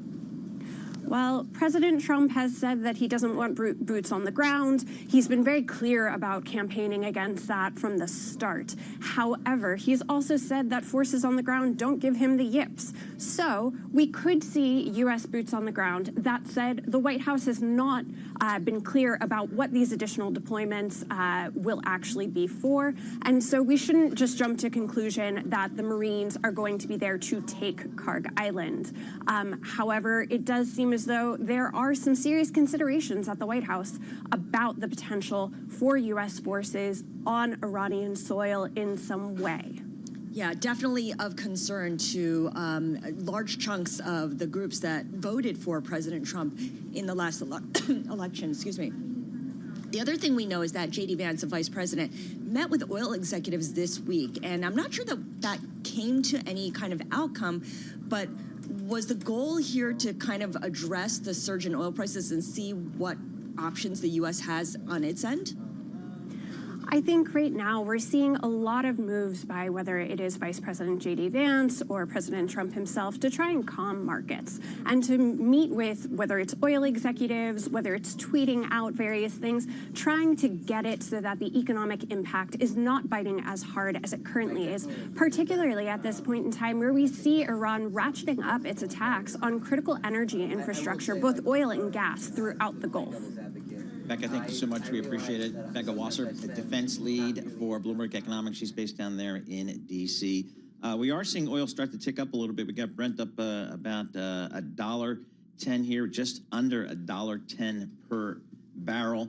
WTI crude up $1.80. That's sitting right at Given $98. recent moves, this is like nothing, right? Yeah, exactly. But still, sending additional Marines to that part of the world, that's an ominous sign for a lot of folks. Mike McGlone joins us here, global commodity strategist here. Mike, are your friends in the oil trading pitch? Are they just kind of watching the news like we are here? Definitely, and one lesson I learned as being the father and son of U.S. Marines, as I know you're in military families, you don't mess with the Marines. Yep. So we'll see how that works. We'll see how that works out. But right now, the key thing to remember is the front crude oil contract, the most widely traded contract, is actually down on the week. It's traded around 96. It ended last week around 98. Now, that's a switch in contracts from the April to the May. But that's the problem crude has. It has to climb up that wall, that curve. And if you look at the December contract, which is significant because that will be the front month when we meet the midterms, it's running around $78 a barrel. So the key theme right now is it's a weekend. We have to worry about major strikes. Are we going to wake up Monday morning and see more burning oil takers? That's a problem. But the key thing I'm fully expecting is the U.S. military forces and Israel military forces are just going to keep pounding until we stop seeing Iran aggression. So, Mike, you've been clear about looking at the front month contract for oil and then something like the December contract and how it's still holding relatively subdued compared to the front month. But we have seen some increase in that price as well, right? What has that looked like over time? Well, that's a key thing to point out. I'm glad you did, Scarlett, because I look at the December contract. It just made a new high for its life. It's been around since 2017. The key thing, remember about 2017? The U.S. was a net importer around 3 million barrels a day of crude oil and liquid fuels. Now we're a net exporter around 3 million barrels a day of crude oil and exports. And the highest volume price in that almost 10 years is traded is around $53 a barrel. By the time we get to midterms, I expect to be there.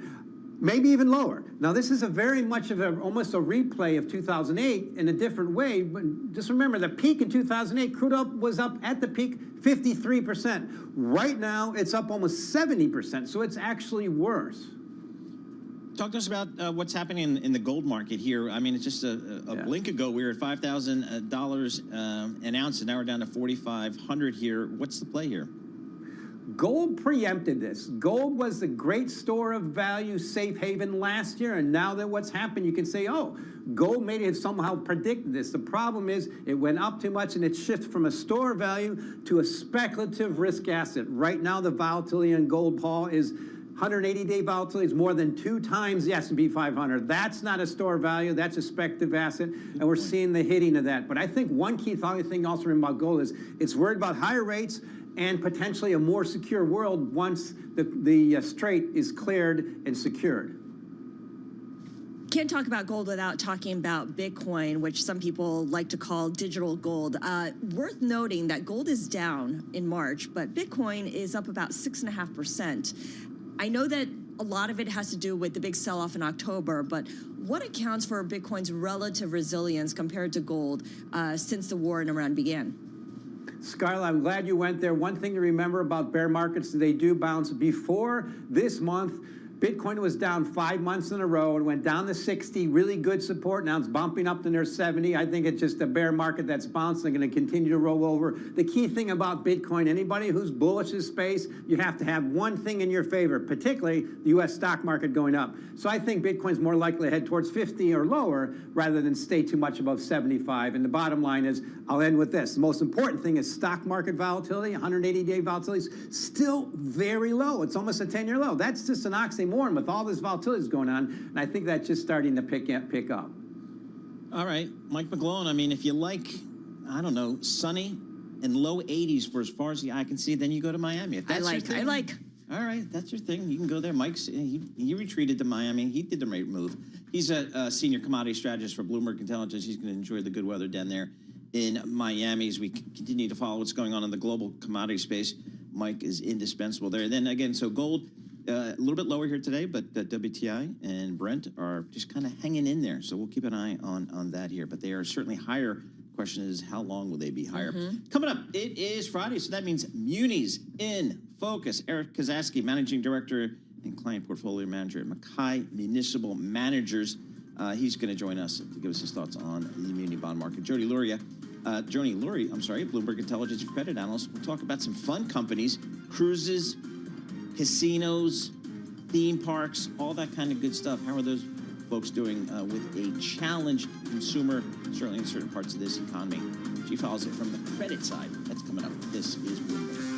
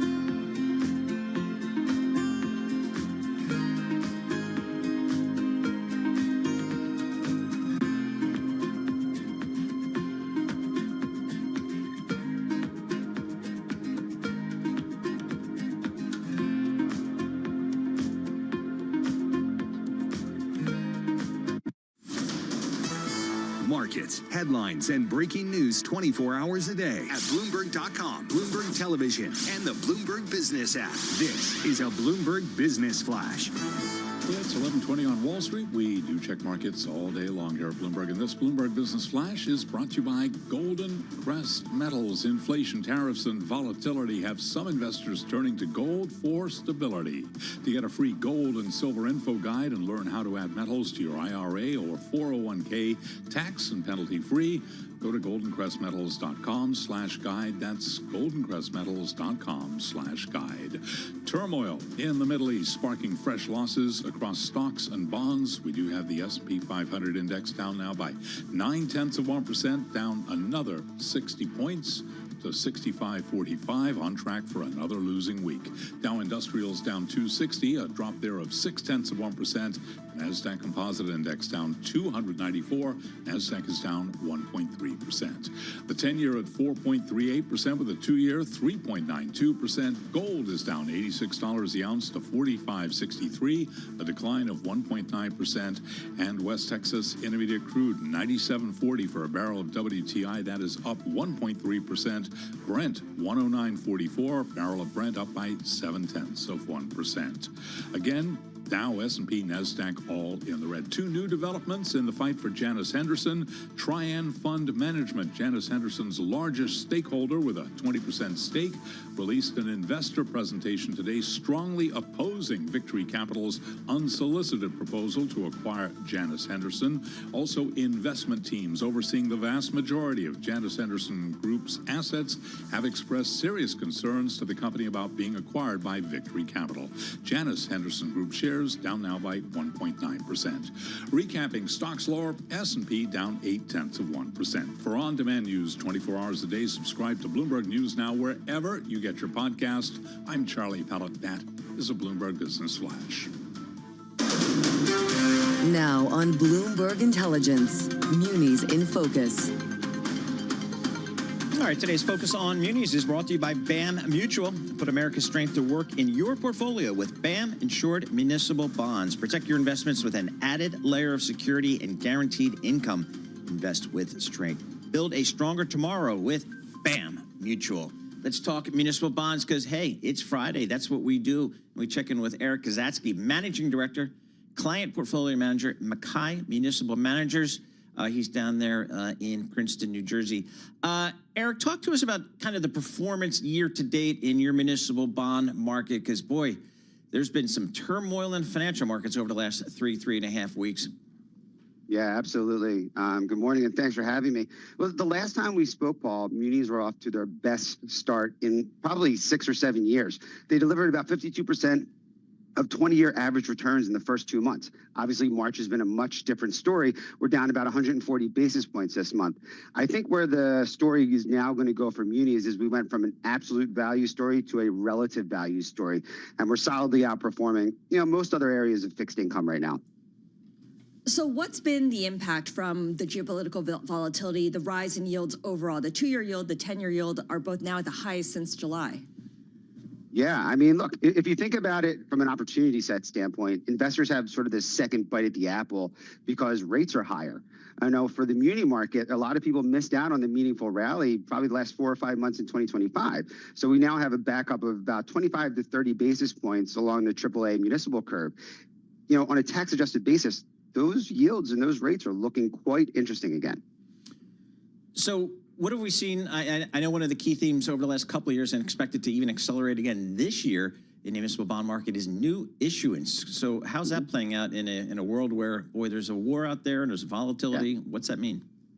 I mean, it's seemingly unaffected, right? So right now, we're about $110 billion on the new issue side year to date. That's about a 5% year-over-year growth.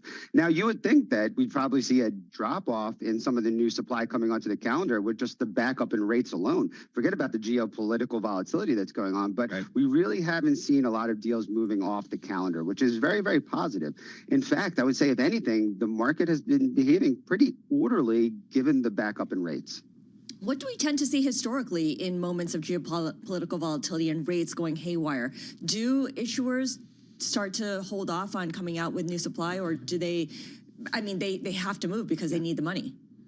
But that's exactly right, Scarlett, right? They have financing plans in place that they've already gone from bond ballot and have approval. So there's things that are in motion. Now, look, if you were trying to do an economic refunding and all of a sudden rates really move against you, that's a totally different story. But that's just a smaller portion of our market now. So, look, I mean, if we keep ticking higher, could you see some things on the margin fall off the calendar? Sure. But by far and large, like to your point, they still need the money and they still need to finance and they still get to do it in the tax-exempt side of the market, which does still save them money. So, Eric, one of the concerns, I think, in the marketplace over the last 3 to 4 weeks is perhaps this war may result in some higher inflationary pressures out there. How do municipal bonds tend to perform, I guess, in an inflation environment? Yeah, I mean, historically speaking, they tend to outperform. And again, look, munis are an uncorrelated asset class. You want something in your portfolio that's going to really be sort of this differentiating ballast. And munis are really checking that box right now, both on the taxable muni side and the tax-exempt muni side. If we look periods of like higher inflation in the 80s and 90s, munis have actually outperformed not only corporate fixed income, but also many areas of the equity market as well. So pretty reassuring on a relative basis. All right, Eric, thanks so much. Appreciate it. As always, that is our daily dose of the municipal bond market. And if you live in a high-tax state like I do, boy, munis make a lot of sense. Eric Kazatsky, Managing Director and Client Portfolio Manager at Mackay Municipal Managers. Let's go over to the consumer side. When you think about where consumers spend money, well, for enjoyment and entertainment and all that kind of stuff, they can go take a cruise, they can go to a casino, go to a theme park, all that kind of stuff.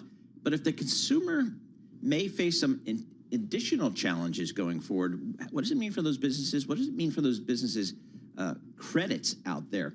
Jody Laurie, she's a Bloomberg Intelligence Credit Analyst. Jody, how do you think about some of the industries you follow? Again, kind of the cruise industry, the gaming industry, the theme park business, hotels, all that kind of stuff. What's your view of the consumer and what are your companies telling you? So I think, Paul, there's a couple of things to tackle here. First of all, of course, there's the pressure from the Iran war, which at the end of the day, I think there's more of an echo effect event, and it's more just adding to some of the pressures that the consumer is already feeling. We've been talking about the K-shaped economy. We've been seeing some of the effects of the K-shaped economy in hotels, in theme parks, in cruise lines, in gaming, but we haven't necessarily seen a broader scale effect of this inflation pressure on the consumer when it comes to higher income consumers. And so I think that's where you're going to start seeing a little bit more of that creep in and that pullback by the consumer. But I think at the end of the day, when you look at the companies, a lot of them are really well positioned. It's only the lowest rated companies that we're concerned about, the ones that are operating on a tight sort of cushion at the moment, such as Six Flags, such as Hertz, the names that really are trying to get their balance sheets in order and trying to address fundamental issues at their companies that we're concerned about at this moment. Right, especially when you look at the fact that traders are now betting on the possibility of a rate hike as well. Not only have they priced out rate cuts for the rest of this year, they're now looking at possibly the Fed needing to increase interest rates because of rising inflation. A rate hike would really be bad news for a lot of these weak borrowers with a lot of debt coming up, wouldn't it? It would, absolutely, Scarlett. And I think the key here, though, is that a lot of the companies have been proactive in terms of deleveraging. And so for 2026, we actually don't have that much debt outstanding for a lot of the companies that we cover. It's really as you get into 2027, 2028, when it's that prolonged sort of view, that's when you start feeling the pressure. If this is a sort of, 1 year blip or so, I don't think it's really going to affect them. I mean, we did an analysis on a company like Carnival, for example, which, they've been working their way towards investment grade ratings. They obviously are feeling the strain of something like Iran, and it's going to possibly affect booking levels for a lot of their consumers. But at the end of the day, for someone like Carnival, they've been proactively deleveraging, which is certainly a positive. And when we've looked at similar times in the past, it really hasn't affected EBITDA margins that much. Net income might be a different story, but EBITDA margins not that much, which is a little surprising for us. I think where we're sort of hesitant to feel really comfortable for a company that's unhedged on their fuel exposure is more in that secondary and tertiary effects related to something like this massive event, and also the consumer feeling pressure. By that I mean as consumers, if they're not spending on the scuba diving, if they're not spending on the random excursions the same way, you're not going to have that gravy of cash flow that a lot of these companies feel.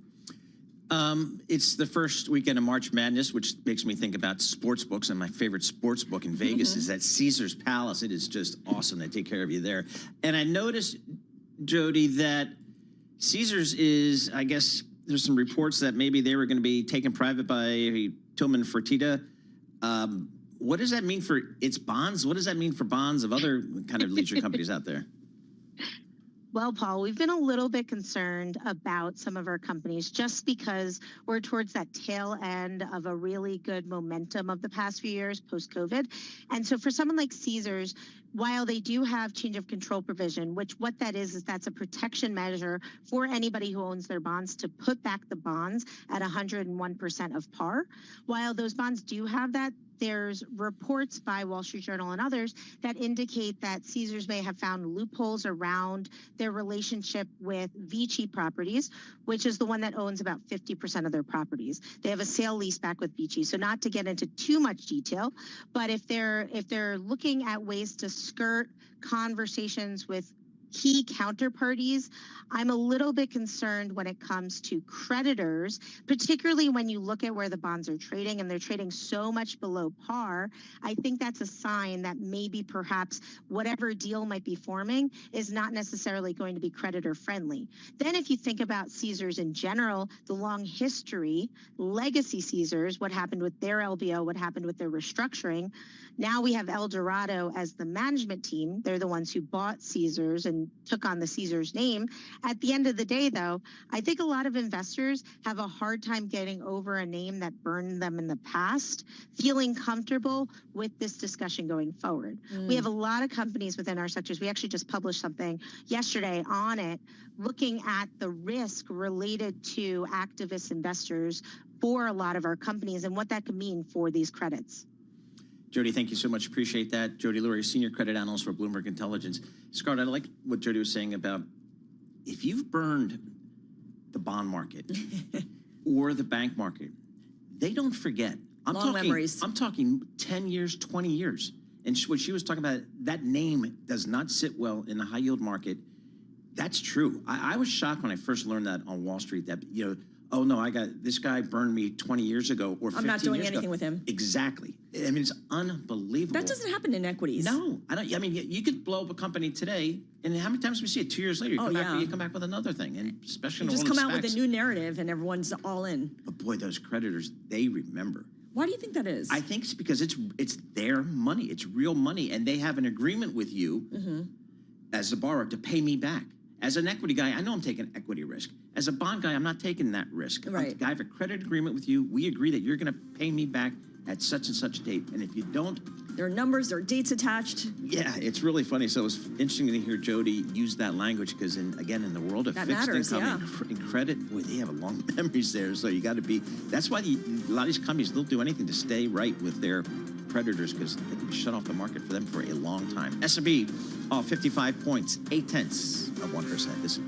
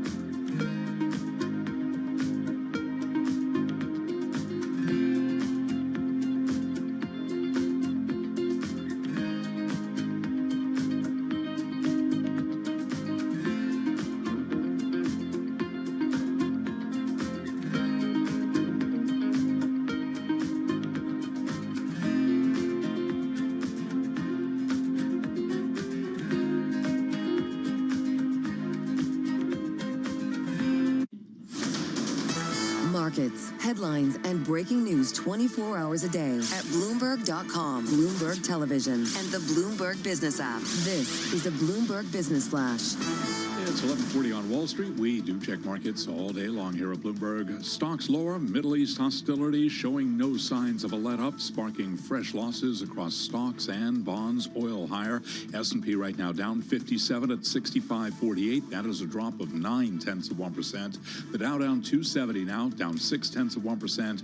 Nasdaq down 278 for the Nasdaq Composite Index, a drop of 1.3%. The VIX very close now to 26, moving higher. The 10-year 4.37%, with the 2-year 3.91%. Gold, spot gold 45.60 the ounce, down 1.9%, and West Texas Intermediate crude oil 97.78 a barrel, up 1.7%. Brent above 109, up 0.7% now, 109.30 for a barrel of Brent crude. FedEx shares are gaining 1.7% right now. FedEx raising its full-year profit forecast, sending the delivery company shares higher, and amid signals that the plan to restructure its delivery network is gaining traction despite all of the economic volatility. Lee Glasgow is a senior analyst for logistics at Bloomberg Intelligence. He was a guest right here on Bloomberg. It definitely was a nice print for their third quarter, which includes their peak season in December. It shows us that they're really executing on their plan. The beat was really driven by their express business or their parcel business. Their freight business, which is their less than truckload business, continues to struggle. That's really not a company-specific thing. That's an industry thing. The LTL market has been pretty weak over the last year. Bloomberg's Lee Glasgow. And again, shares of FedEx are up 1.6%. Rival UPS also higher, up by 0.1%. Recapping, West Texas Intermediate crude 97.70 a barrel, up 1.7%. S&P right now down 0.9%. For on-demand news 24 hours a day, subscribe to Bloomberg News Now wherever you get your podcast. I'm Charlie Pellet, and that is a Bloomberg Business Flash. Charlie Paul, thank you so much. We appreciate that. We've got Scarlett Fu and Paul Sweeney live with you here in the Bloomberg Interactive Broker Studio, streaming live on YouTube as well. Last night, I participated in an investor dinner, and I interviewed a speaker who was an executive in the AI space. And boy, if I had any doubts about how big AI is going to be, they were cured last night because, again, a lot of folks really bullish on AI, and it just came across. And I think our next guest is as well. Garima Kapoor, she is the co-founder and co-CEO of Min.io, joining us on Zoom from Cali, and we appreciate that. Garima, thanks so much for joining us here. Love to just start telling us about Min.io. What do you guys do in the tech stack? Yeah, no, thank you for having me. And Min.io is the company behind the product AI Store. And as the name itself signifies, we enable the organizations to bring all their data under a single data platform with open standards to supercharge their AI and analytics pipelines. What problems are you solving? Because how are companies doing that right now before they would implement Min.io? Yeah, right now, if you see the enterprises, they are operating in multiple data silos in very proprietary formats. They don't know what kind of data exists. And for any kind of organization to really take advantage from AI perspective when it comes to training, and of course, more importantly, inferencing, the first step is to bring all the data together under open formats. So now whatever you build on top of it, if you're going to build autonomous agents part of it, they can read the data in a standard format. And that is what Min.io is enabling for them. So right now, the infrastructure is very siloed across the board. So the first step for any organization is just to bring the data under one single platform. Agreement. Again, last night I was surrounded by a bunch of AI believers at this dinner, but I came away thinking, boy, we're just in the top of the first inning of this AI revolution or evolution. I'm not sure how you think about it. How do you think about the timeline for the evolution of AI going forward? I think it is amazing. And I mean, I echo that excitement across the board. AI is absolutely real. It is here to stay, and it is going to fundamentally change how we operate the business and how all of our lives are going to get impacted in a very meaningful way. If you see post 2022, the evolution has been happening in the AI space at a very fast pace. It started with the training workloads. Now more and more value is shifting towards inferencing. And that is where even, I don't know if you heard Jensen's talk, the focus was always on the compute side of things, that is where the training was happening. But now, the focus is shifting to the storage, because that is always going to be the bottleneck in terms of how you feed the AI models, how you inference the models is all going to be based on data. So that is going to be the evolution in terms of, how do you unlock the storage when it comes to the AI workloads. Of course, Garima, the economic outlook is shifting under our feet right now. The Iran war has sent oil prices spiking. Interest rates are moving up. It's created a lot more uncertainty. What does your pitch to enterprises look like now? How is it being received by companies that would need to shell out for a platform like Min.io versus continuing what they've been doing? They might feel more comfortable with just going with what's been working so far rather than spending a lot at this moment. Yeah, I think it's only going to accelerate the move towards more efficient architecture. As you mentioned, energy issues are real. And if you see, power is a real concern when you're building the AI infrastructure. So anyone who is looking to leverage and build these infrastructures, they have to now accelerate in terms of thinking what is the best way and the efficient way of doing that. And Min.io being lightweight, Min.io being very low on the compute resources, runs on architectures, it helps the organization to get to their outcome in a much more efficient way than from the legacy system. So I think this is only going to accelerate our story with the customers rather than, being status quo, because I think for enterprises, being where they are and status quo is not an option anymore. Garima, in the public equity markets, what we've seen over the last several months is some concern about AI as a threat, particularly as we get to the agentic move part of this AI evolution. Will AI compete against software companies, particularly software as a service companies? How do you view that? Yeah, I think in terms of, like I mentioned, right, AI is going to is fundamentally changing how the products are getting built. And when it specifically comes to SaaS organizations, I think you need to view it from different perspective. First of all, how critical the SaaS business is. There are businesses like HR SaaS applications, finance SaaS applications. Are they going to go away anytime soon? I don't think so. So, you really need to understand the criticality of the business that is getting sold, the kind of data that these organizations are holding. I think that is important as you are evaluating. Second, of course, is, how good their balance sheets look like, what is the free cash flow, and how much they can invest back within their organization to really accelerate that journey to make themselves AI first. And I think that is going to be extremely important. And I think third piece of it is, are these problems interesting enough for companies like OpenAI or Anthropic to go and solve themselves, right? So that, I think if you really evaluate any business, SaaS business, from these three perspectives, you will get the answer, whether it is going to sustain or whether it is not going to sustain. As a retired investment banker, I have to ask you, when are you going public?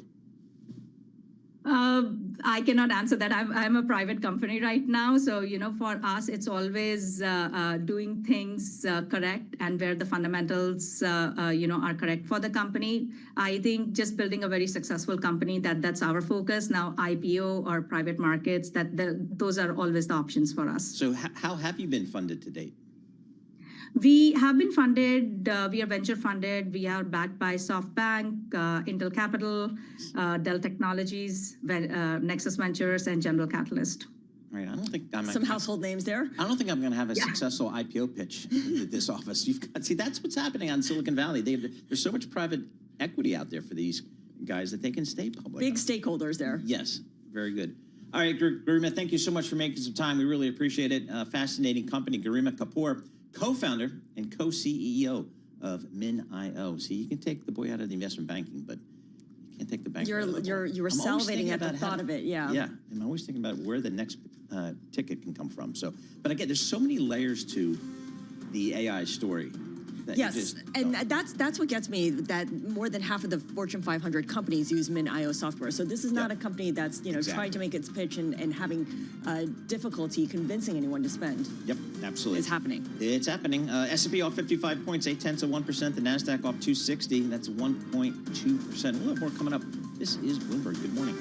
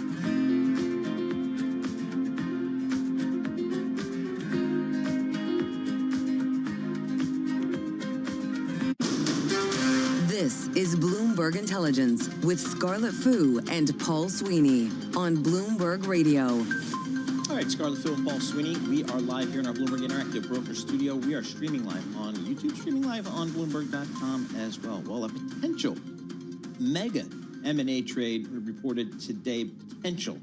Unilever is in talks to sell its food business to McCormick in what would be the biggest overhaul of the company since it was founded almost a century ago. We're talking this business could be worth about $33 billion US. So that would be a sizable trade there for sure. Let's get down into the details here. We can do that with Diana Gomes. She is a senior equity research analyst at Bloomberg Intelligence. She's based in London.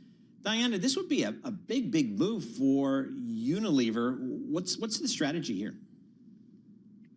Yes, thank you. So the strategy for Unilever would be really to simplify and refocus more on the higher growth premium skincare, well-being, beauty portfolio, which is what the company is trying to do in order to reach about 2/3 of sales in the midterm.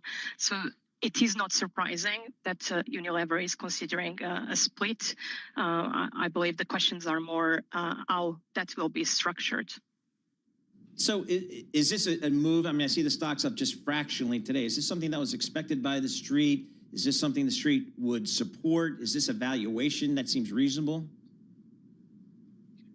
So the valuation we came up with, we calculated a potential 9 times EV to EBITDA multiple on a potential 3.2 billion euros of EBITDA in 2026 for the foods business as part of Unilever, which would be aligned with packaged food multiples and slightly below Unilever's multiple at the moment, which accounts for the fact that foods has been a slower growth segment for Unilever, but it's still margin accretive, it's cash accretive. So a quick sale at a non-favorable value would not be something that I see Unilever looking for. But in prior days, we have seen more chatter in the market about Unilever potentially speeding up some considerations for a split, a spin-off, a sale. There are many hypotheses being put out there. So it is not coming as a complete surprise. Right. I believe the details are quite thin at the moment, so it's difficult to say. So, but I think we've seen a lot in the consumer products space just over the last several weeks, several months.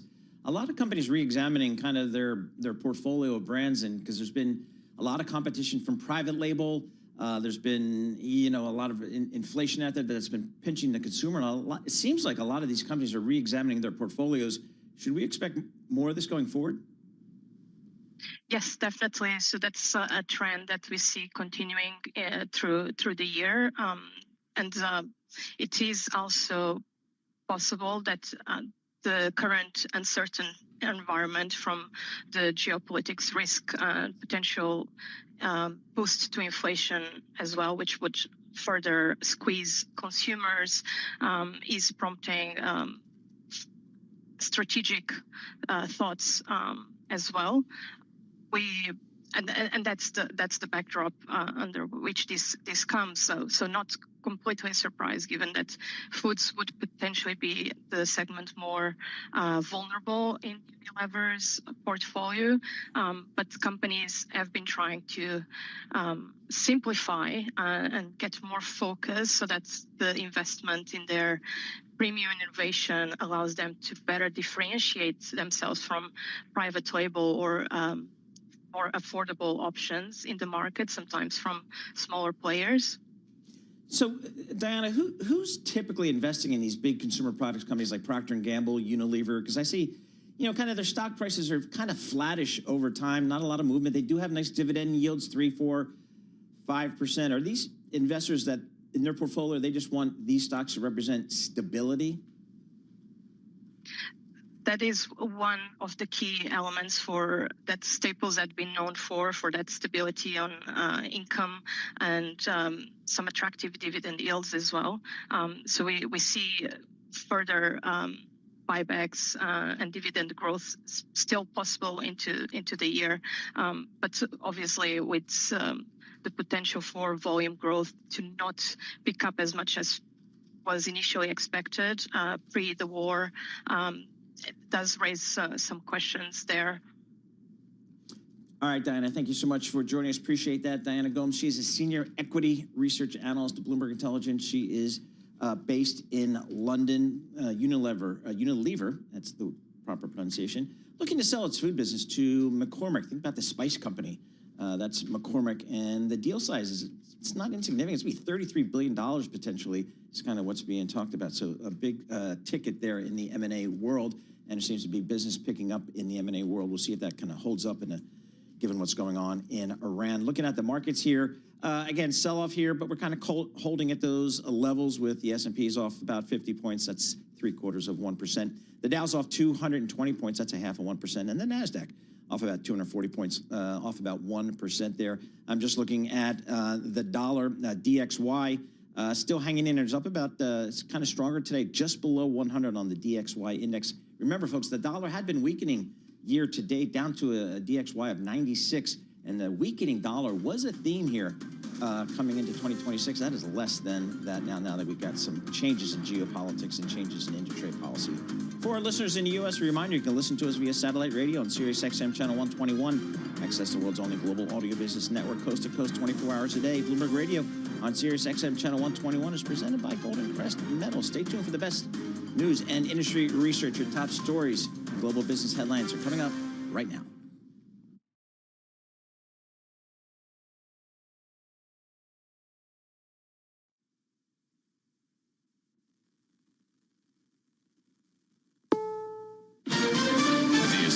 CBS News on the Hour, your home for original reporting. I'm Cammie McCormick. Action star Chuck Norris has died. His family described it as a sudden passing. He was 86. Stacey Lynn has a look back at his career.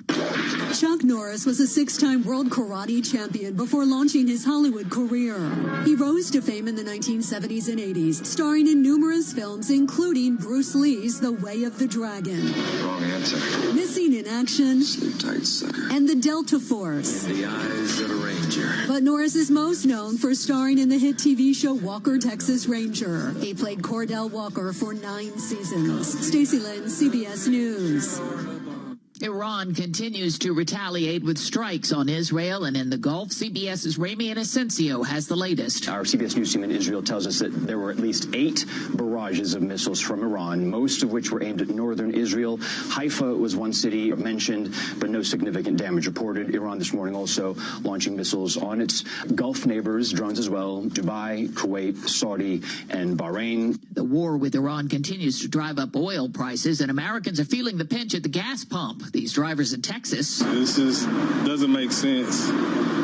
Like, how do we almost at $4? It's kind of hard getting back and forth from work, you know, with the gas prices, to be honest with you. It's not like they increased the gas and gave us a raise at work, you know what I mean? We still working off the same money we got last week. Correspondent Michael Wallace reports the Trump administration is suing Harvard University, claiming it failed to protect Jewish students after the October 7th attack on Israel.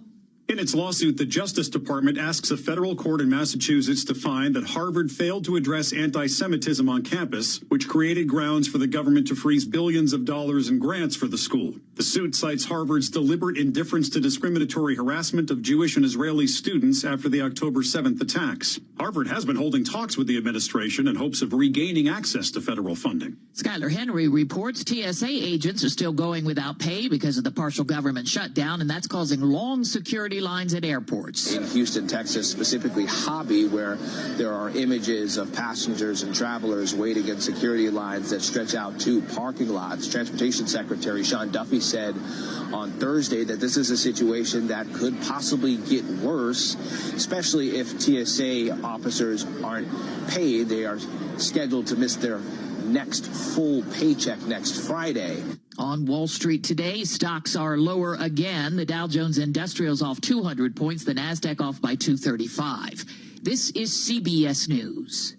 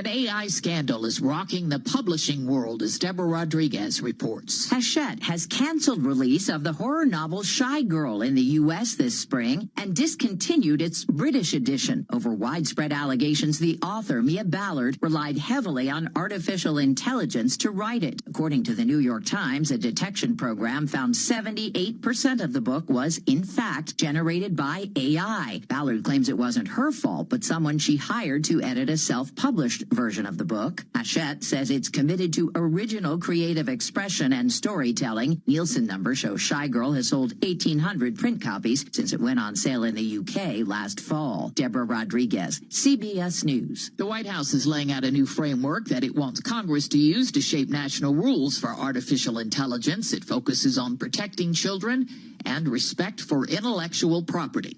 I'm Cammie McCormick, CBS News.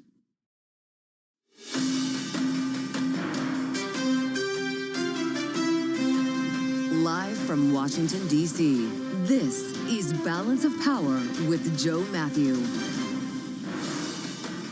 Triple Witching Edition. Thanks for joining us as options expire, oil prices jump, and stocks head lower in a market that appears to be bracing for a longer conflict with Iran. We've lined up the voices you need to best understand this moment as Bloomberg's Tyler Kendall brings us the latest coming up from the White House. Eric Weiner joins us with The View from Wall Street, and Adam Hodge from Bully Pulpit, former spokesperson for the National Security Council, walks us through the geopolitics here as the Strait of Hormuz remains closed. And President Trump calls our NATO allies cowards online. We'll have analysis from our political panel, and it's all after a look at Wall Street. Let's start with the Friday trade. I don't know if Charlie can find a silver lining for us, but it might be a tough job today. Charlie Pellet has the latest from World Headquarters in New York. Where should we start, Charlie? Well, right now, I'm going to start with the numbers, Joe, because that is exactly what matters right now. Again, familiar theme as it has been for much of the week. Oil higher, stocks lower. Let's begin with the equity market. S&P right now down 45, 65.60 for the S&P 500 index, down 0.7%. We've got the Dow down 190, Dow Industrials down 0.4%. The NASDAQ Composite Index down now by 1%. The VIX just above 25, the 10-year 4.35%, with the 2-year 3.87%. Gold 45.78 the ounce. Spot gold down 1.6%. Crude, as I mentioned, higher 97.43 for WTI, up by 1.3%. Brent 109.10 right now. Barrel of Brent up by about 0.4%. Bottom line here, turmoil in the Middle East sparking fresh losses across stocks and bonds amid worries about the spillover effects of elevated energy costs. Brent holding right around 109. It is up roughly 5% this week. As for the broader picture of what's happening in the energy market, Ellen Wald is the president of Transversal Consulting. She was a guest this morning on Bloomberg Intelligence. This is a wild ride. I mean, this is absolutely the most wild ride we've seen probably since 1973. We've got the Strait of Hormuz is still closed. We're starting to hear that the ships that are sitting there in the Persian Gulf are running out of supplies for the sailors. So we've got no crude moving. We've got attacks now on oil facilities.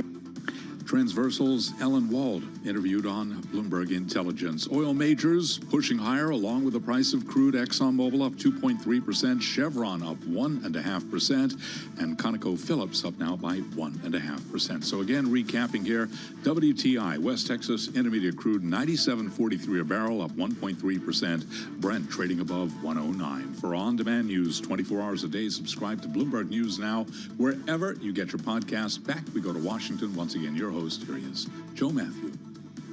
All right, Charlie, good to see you, my friend. Happy Friday. You made it to the threshold of the weekend, and man alive, we could use some good news. That was brutal. You listen to that? This could get worse, by the way, on a triple witching Friday with increased volatility and a market that is very reluctant to go long into the weekend because God knows what the headlines are going to be coming out of the Middle East. So let's see where we're at around 3 o'clock this afternoon. At the moment, not great. Now, we'll talk a little bit later with Eric Weiner, Bloomberg News senior editor for Equities Americas, as we just tiptoe through the tulips here on Wall Street. We've got a VIX at 25. You heard Charlie talk about oil. Crypto's lower. Gold is lower. I bumped into Edward Harrison in the newsroom earlier. He said, sell everything. vibe on Wall Street right now. The man behind the Risk Everything newsletter. So thanks for being with us on the Friday edition. Here we are. We're still alive on Bloomberg Radio, streaming live on YouTube, and always available on Bloomberg Originals. Might make you feel better to know that we are heading for peak bloom here in Washington. It is gorgeous outside. Why do you see the North Lawn where Tyler's standing by? Peak bloom, projected by the National Park Service, March 29 to April 1. All right, 9 days from now, the cherry blossoms will be popping, defined as the day when 70% of the Yoshino cherry blossoms are open. And in the wake of the Prime Minister of Japan's visit here to Washington, D.C., we are looking forward to it. Yeah, they're already in bloom in some areas of town, as you'll see in just a moment. President Trump holding forth a short time ago, as we told you, the Commander-in-Chief trophy presentation. Go Navy. President walked out with a football and a football helmet, smiling ear to ear. But before he got to the matter at hand, he did address the war in Iran, and we're going to bring you up to date on a lot of stuff, as the last 24 hours have been very busy, as the president eyes not only the Strait of Hormuz, but Karg Island. Here's what he said earlier. Listen. I want to begin by just saying we're doing extremely well in Iran. The difference between them and us is they had a Navy 2 weeks ago. They have no Navy anymore. It's all at the bottom of the sea. 58 ships knocked down in 2 days. And we have the greatest Navy anywhere in the world. It's not even close. So, but we are doing really well. We're not going to let them have nuclear weapons, because if they had them, they'd use them, and we're not going to let that happen. Just might not be doing it with the help of our NATO allies. No, there are a lot of different versions as to what is being offered and what is being withdrawn here when you talk to the likes of France, the UK, and Germany. But the president on Truth Social this morning, not happy. When did he post this? 9:45? I wonder who he was talking to right before that. Without the USA, you see it on your screen, NATO is a paper tiger, exclamation point. They didn't want to join the fight to stop a nuclear-powered Iran. Now that fight is militarily won, with very little danger for them. They complain about the high oil prices they're forced to pay, but don't want to help open the Strait of Hormuz. A simple, he says, simple military maneuver. That is the single reason for the high oil prices. So easy for them to do with so little risk. He writes in all caps, cowards. And we will remember, exclamation point. Signed, President Donald J. Trump. The fact of the matter is we're not hearing from anybody that securing the Strait of Hormuz would be easy.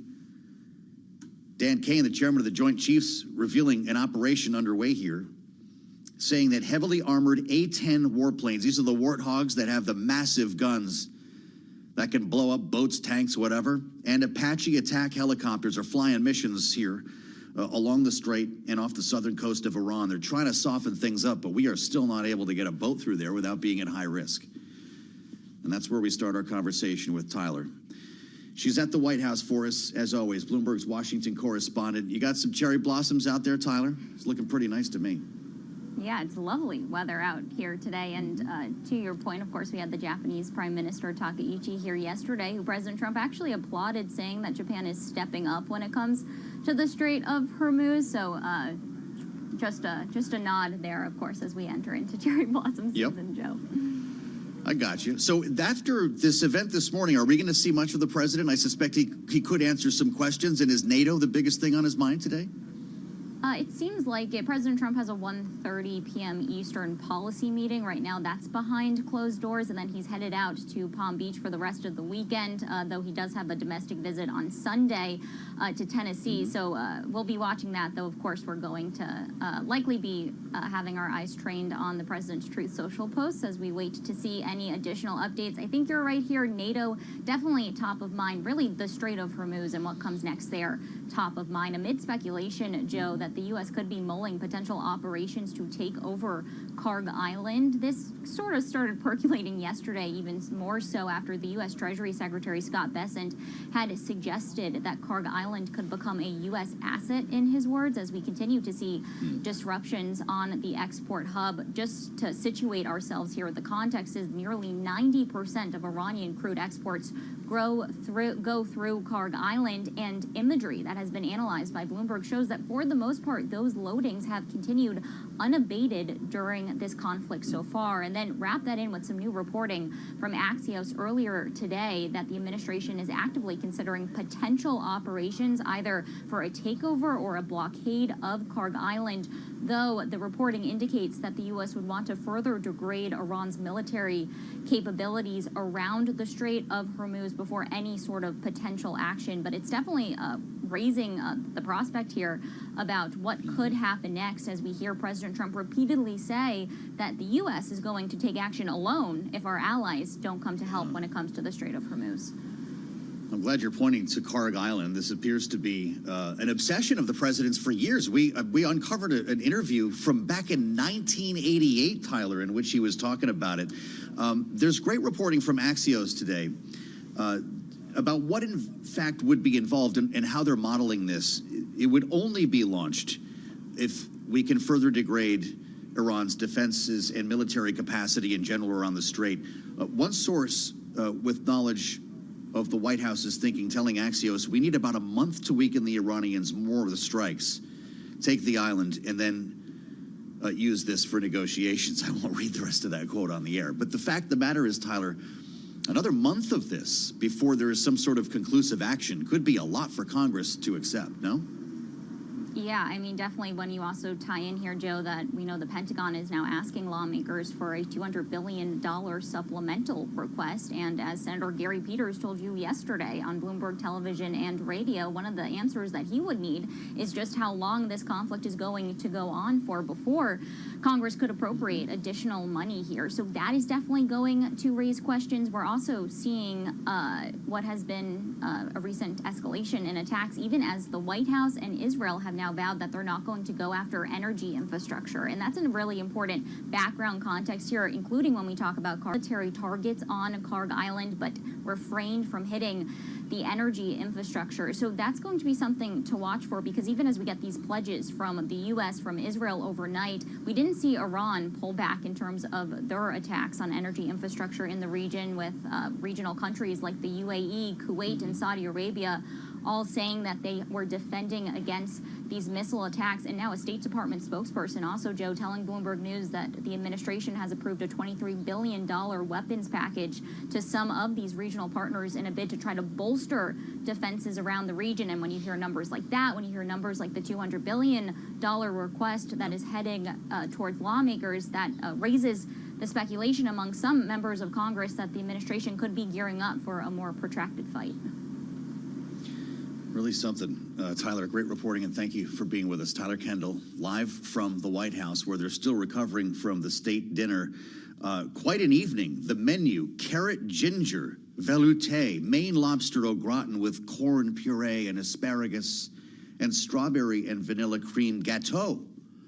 I mentioned that because there was no steak on the menu. Did the president enjoy all of that? Did he do the Maine lobster? I hope that everyone had a great time. It smelled great when we were over there yesterday.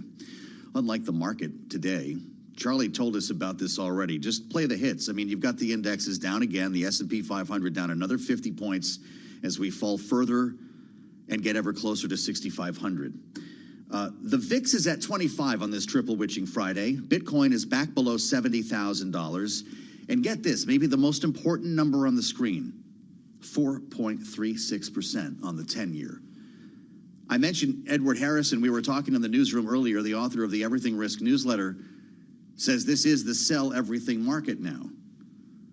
And I said, but Edward, isn't this the time when you buy, when the blood is running in the streets? He said, no, and kept walking to the coffee maker.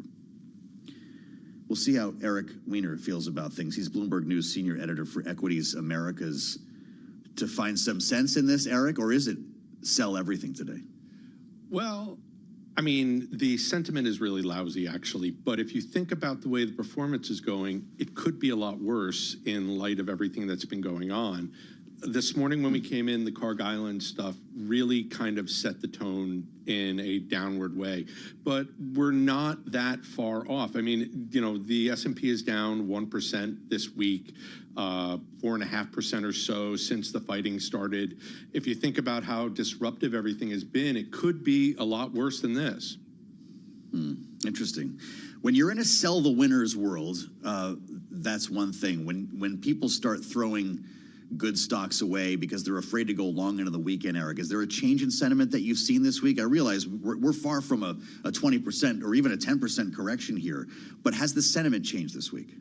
Yes. I mean, well, not this week so much as it's been changing. And it wasn't great going into the war, but there definitely is a bias towards selling. And we're starting to see it just on days where it's kind of neutral and things just don't perk up the way that they normally would. That being said, energy stocks, which are up about 7-8% since the fighting started, have really boosted things. And technology hasn't done that bad. It appears that we're getting a bit of a rotation into those names, which does kind of happen when things get dicey because they generate good growth regardless of what's going on. When oil gets to a certain point where the energy stocks start getting hit, that will be when it really turns into panic time because there won't be any sector that's holding things up.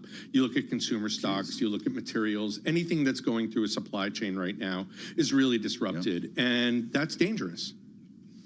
Interesting. What does it tell you, though, when you see stocks down and also safe havens like gold losing ground? It's not just Iran that's at play here. Is the Fed at play as well when we consider interest rates? We just ticked up to 4.35 on the 10-year while we're talking here, Eric. Absolutely. I mean, that's a big part of this. If you look at what the Fed was talking about and you look at what traders are betting on, they've pulled all the bets for a cut off for this year.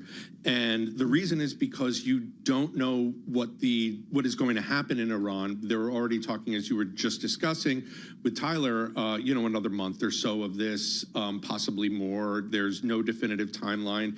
And then there's the inflation aspect, which oil spiking up just drives things to a ridiculous degree. And then you have the supply chain disruptions. So it's not like there's a lot of ways that the market can move right now. And that creates just a general selling sense. You just want to get out of all risk assets, go into something that's going to get you a solid return and hold tight until you know what's going on.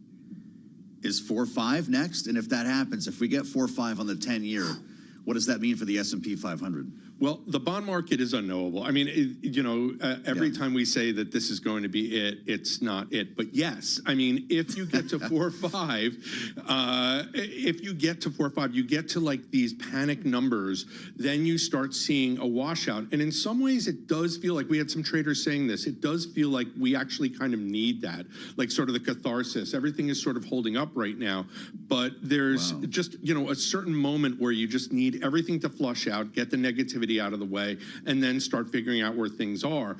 But with all this uncertainty with what's going on in Iran, all of this uncertainty surrounding our numbers, our growth, and then global growth too, because this is going to hit all over the world, it's really hard to see what you would want to own in this environment. Boy, I'll tell you, we're going to be in a world now because of the conflicts where economic data is discounted because it's backward looking. What's the next earnings season going to sound like? Is every conference call going to be talking about a fuel surcharge? Well, every conference call is going to be talking about uncertainty. Uncertainty is going to be the word. And it's going to be about the costs, whether it's fuel, whether it's getting your products, whether it's demand from the consumer, because consumers are tight too now. So it's just, and really the underpinning of all of this is a lack of growth. We didn't have great growth going into this. And then if there is a continuing lack of growth, it just becomes really, really difficult to project because earnings season is backward looking. And then everybody talks about what do the executives say about the outlook going forward. It's really hard to have comfort in any sort of outlook when you don't know what's going on geopolitically. Tell us just quickly what triple witching means for us today, if anything. Are we going to see a huge bout of volatility because of these options expiring? And will the reluctance to go long into the weekend mean a much uglier close this afternoon? It could. I know I'm asking you to predict the future here. But what do you think? triple witching tends to have a downward slope at the end of the day. That happens. What's going on is that there are all of these options that are expiring, and people are rolling out of those options and going into other options. And sometimes they won't pick up the old positions. Sometimes they'll do different things. What it does is it creates a lot of volatility, a lot of churn, and then at the end you get the sort of position picking. So the last hour of trading really could be dicey. And in terms of the volume, like, we have seen really, really muted volume, surprisingly muted volume over the last 3 weeks, really since the war started. People not wanting to take conviction, take positions. And today we're seeing heavy volume, which means heading into that close, it's going to be pretty hairy. Got it. Yeah, all right, we got something to look forward to here. Eric, it's great to see you. And always a pleasure to compare notes. Eric Weiner with us live from New York. So 436 right now on the 10-year. If this thing hits 4.5, there will be a mushroom cloud somewhere above 60th Street when Tom Keene's head explodes, because that is the line in the sand, right? That's when Tina goes out the window and there are alternatives to stocks. With that in mind, and we're going to turn back to geopolitics and national security with an important debrief coming up with Adam Hodge, Bloomberg Politics contributor, used to speak for the National Security Council and is steeped in the strategies and politics around this conflict. Let's get the baseline set. After everything we heard from Eric, Charlie Pellet has his eyes on the markets. Live from World Headquarters, Charlie, take it away. All right, Eric sets the table. I've got the menu, specifically the numbers. No dessert. The Dow, the S&P, NASDAQ very much in the red right now, with the S&P down 45. Drop there of 0.7%. Dow Industrials down 192. Decline now of 0.4%. NASDAQ Composite Index down 224. Drop for NASDAQ of 1%. The VIX above 25. The 10-year, 4.36%. The 2-year, 3.87%. Spot gold is down 1.2%, 45.93 the ounce. And West Texas Intermediate crude also closely monitoring what's going on with energy. WTI 97.43 a barrel, up 1.3%. Brent crude 109.76, barrel of Brent up now by 1%. Bitcoin below 70,000, 69,987. Bitcoin down 0.7%. FedEx after earnings trading higher now by 1.5%. Rivaled UPS up by 0.4%. Recapping, we got the 10-year at 4.36%. West Texas Intermediate crude up 1.3%, 97.43 a barrel. Bottom line, stocks lower, S&P down 0.7. For on-demand news 24 hours a day, subscribe to Bloomberg News Now wherever you get your podcast. And that, Joe Matthew, is a Bloomberg Business Flash. All right, fantastic. Charlie, thank you so much. We'll have more from Charlie Pellet on the markets in just about 20 minutes' time here as part of our Friday edition on Balance of Power. Thanks for joining us. You've made it almost to the end of the week here. As we seize on the moment, I want to keep this thread going here as we've made our way through the politics at the White House, the market reaction with the help of Eric Weiner, and now as we bring in Adam Hodge, the actual strategy, the tactics involved here, and exactly what the White House has in mind for options with what appear to be fewer off-ramps than many were considering at this moment. What is it, we ask, about Carg Island? We just talked to Tyler about this. Remember, everybody became an expert on Natanz and Fordo last year. Now we're all becoming experts on this island 15 miles off the coast of Iran. Donald Trump's known about it for a long time. Some think he has obsessed over it. As The Guardian pulls out an old interview from Donald Trump, this is before president, this is before apprentice, this is before, was it before Home Alone 2? 1988. President Trump in an interview, I'd be harsh on Iran, he said. They've been beating us psychologically, making us look like a bunch of fools. One bullet shot at one of our men or ships and I'd do a number on Carg Island, he said, in 1988. I'd go in and take it. Iran can't even beat Iraq, he said, yet they'd push the U.S. around. It'd be good for the world to take them on. Yeah, Home Alone 2 was in 1992. Isn't that something? And so we have reporting today from Axios saying the plan is on the table here.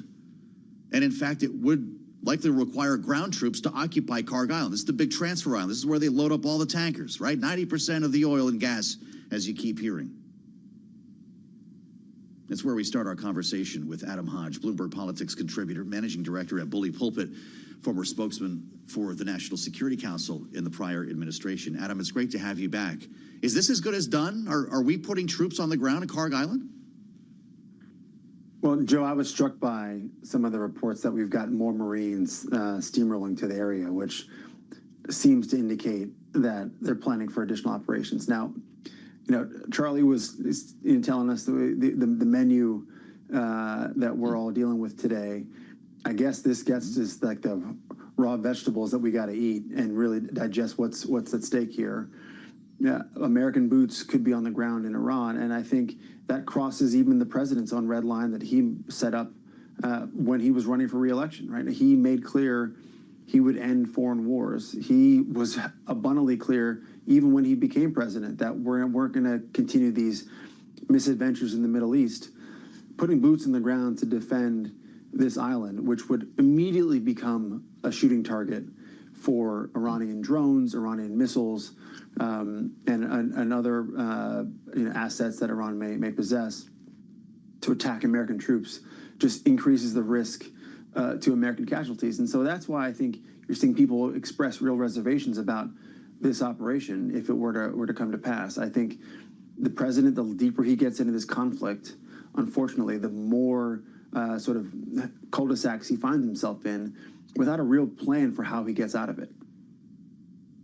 Really interesting. There was that reporting I mentioned from Axios. They talked to a source purportedly close to the White House. We need about a month more with strikes. Take the island and then use it for negotiations. Another month, Adam? Is that what we should be ready for? Joe, I mean, I think honestly the way this conflict is unfolding, I think we should expect many more months of this. Remember, even if President Trump says that this conflict is over, the Iranians get a vote. Right? They're the ones sitting on the missiles. It's their country. And so they're going to decide when they stop firing drones and missiles and other things into the strait that really could risk in commodity prices, particularly oil. We focus a lot on that, but helium and aluminum, all these other factors in the supply chain that come out of the Persian Gulf will continue to be at risk. And so the real sort of political question the president has to ask is just how much pain politically is he willing to suffer because of this? There's no question it's taken a bigger bite out of his own political standing. You're seeing more ruptures within his base. You get into the heat of summer driving season with gas, or oil at 140. Even in the reports today in the Wall Street Journal that the Saudis are game planning for a world where oil gets to $180 a barrel. Right, that is a real risk to the American economy. And do you get into this all of a sudden a demand shock where people just realize it's just too expensive? That's the clouds are darkening on the horizon here. And what the president, he thought we were getting in this conflict, that it would be a slam dunk. It's proven to be anything but. Well, there could be further complications when it comes to competing or at least different objectives between the U.S. and Israel. The Washington Post was up on the front page with this today, Adam. U.S.-Israeli rift widens over potential end game in Iran. We keep hearing this idea of, well, when the U.S. is done, we'll peel off and the Israelis can finish what they got to do. And it just doesn't sound realistic to that many people. Listen to President Trump and Benjamin Netanyahu over the past couple of days since this whole conflict began and the changing rhetoric between them. Israel acted alone against the Slawia gas compound. President Trump asked us to hold off on future attacks, and we're holding it. I told him don't do that, and he won't do that. We didn't discuss. We do. We're independent. We get along great.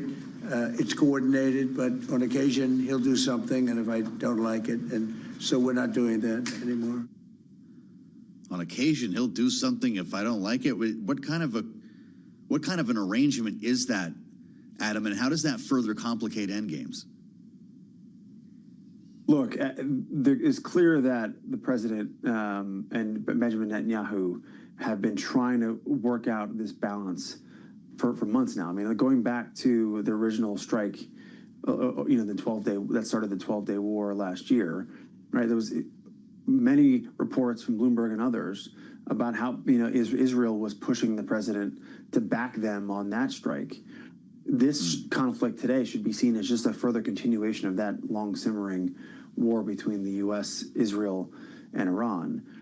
I think it really, the more that there is this discord or rift between the U.S. and Israel, it creates additional real concerns from our other allies and partners about whether they should get in the middle of it. I think the more that this escalates, the more that this perceived tension grows, the harder it is for us to achieve whatever success may actually be out there, right? And so the president, for his own political standing, may feel like he's got to wrap this up. And Benjamin Netanyahu feels like, I'm not stopping until we get every member of the Revolutionary Guard destroyed, all the nuclear materials out of the country. But all of that takes American assets. And so that really raises real questions about what level of American support could continue. I mean, you're talking about flying F-35s and other assets in the region that are American hardware, right? Israel is flying American hardware into the region and shooting American missiles into the region. So that is all done with the approval of the United States. It's hard to see that rift really. Yeah, in fact, that F-35I is made specifically for use by the Israelis.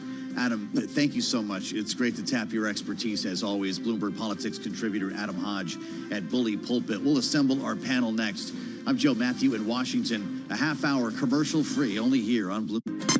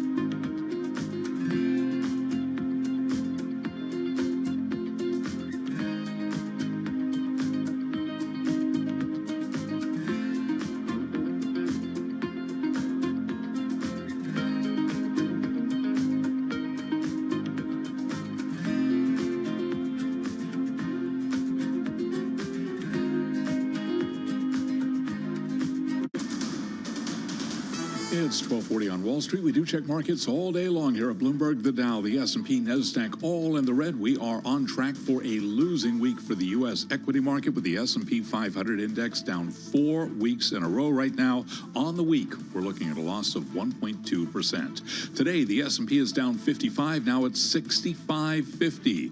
It is a drop right now of just about 0.8%, with the Dow down 233, down 0.5.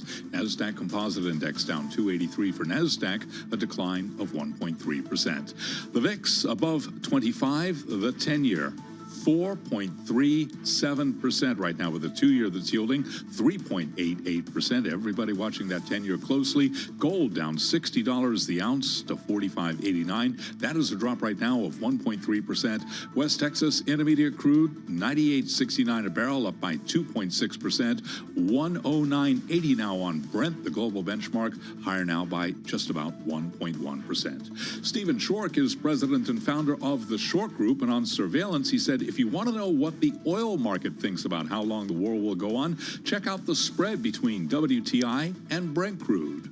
So every time we see a dovish headline, the war might be ending, or there's an off-ramp, that optimism gets priced into the WTI contract, and that is the hope contract. The Brent market is the real market. That is pricing the real events going on, and that blowout in the spread that we've seen over the past week and a half tells you that this war is far from over, because we are seeing a tremendous bid in Brent over that WTI contract.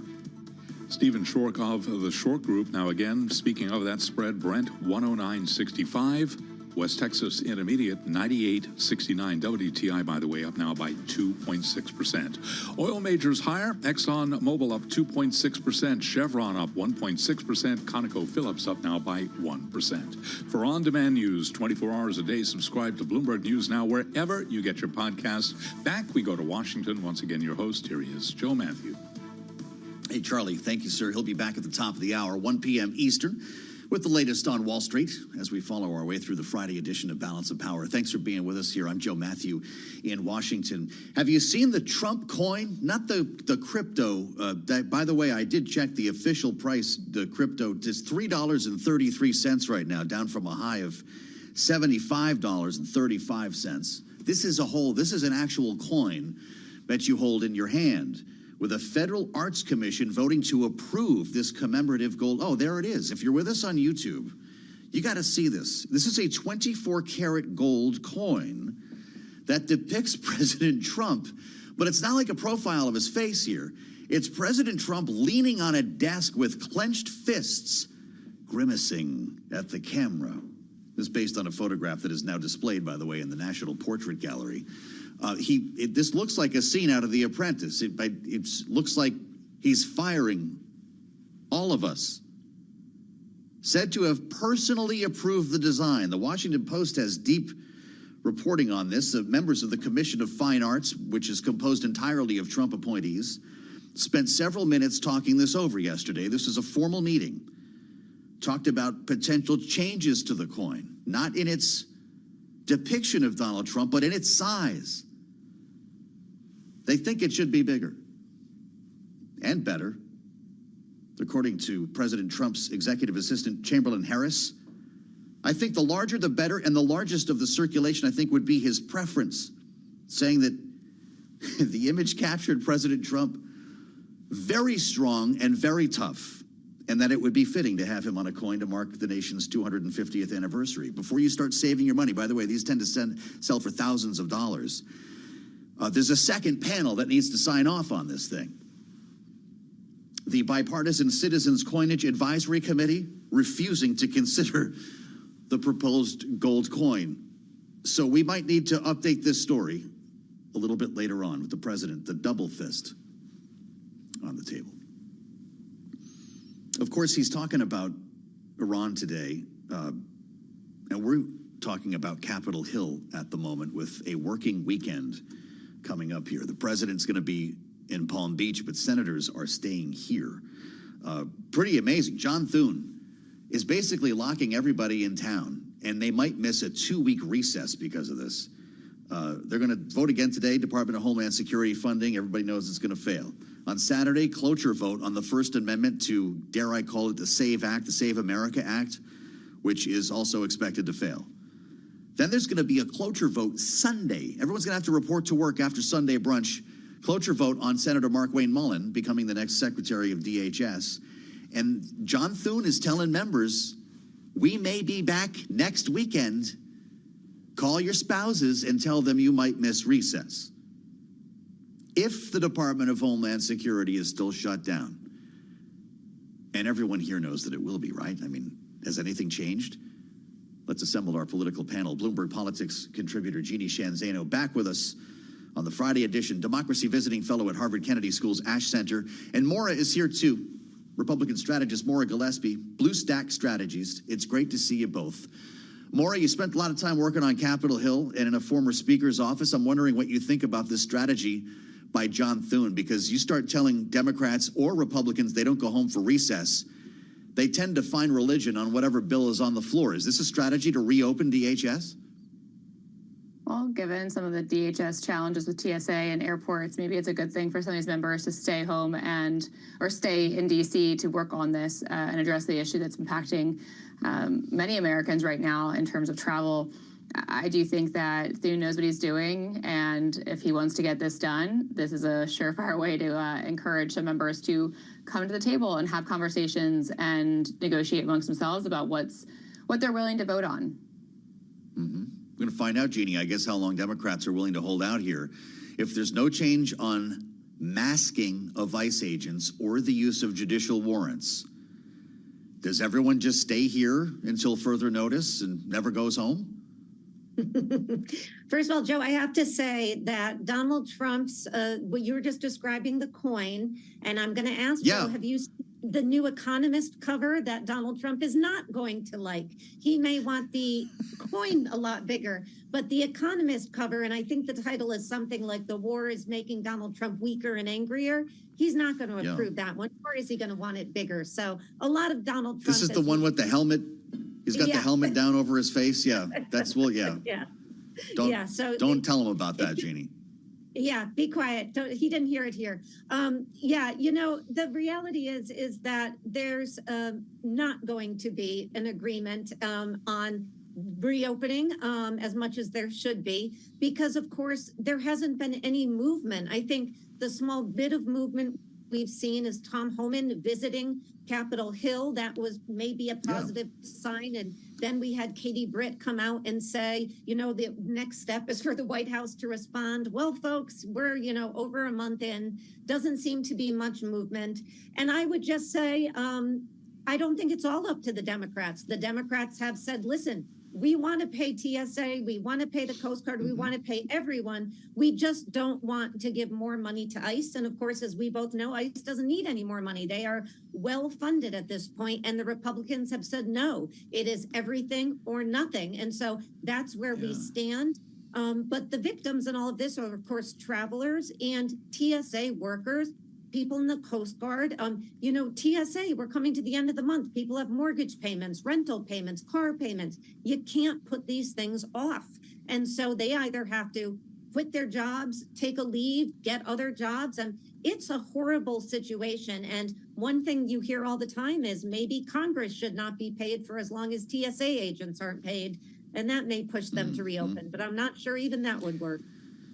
There have been a couple Democratic attempts to carve out ICE funding. Maura, we've talked about this. There's another piece of legislation offered up right now. These continue to be reintroduced. You just put ICE aside, knowing it's funded the next 3 to 5 years, and get the TSA paid. Get FEMA and the Coast Guard funded. Are Republicans ever going to budge on that, or does that just lose all leverage? I think when Tom Homan and John Thune continue to have conversations this weekend, maybe there'll be a more, level-headed conversation about what's the real need for ICE right now and what does DHS actually need to continue operations in a pared-down way. I mean, the White House has already signaled that they're willing to caveat on several of the issues, including body cams and officer ID, limiting raids, not going and targeting hospitals and schools and things of that nature.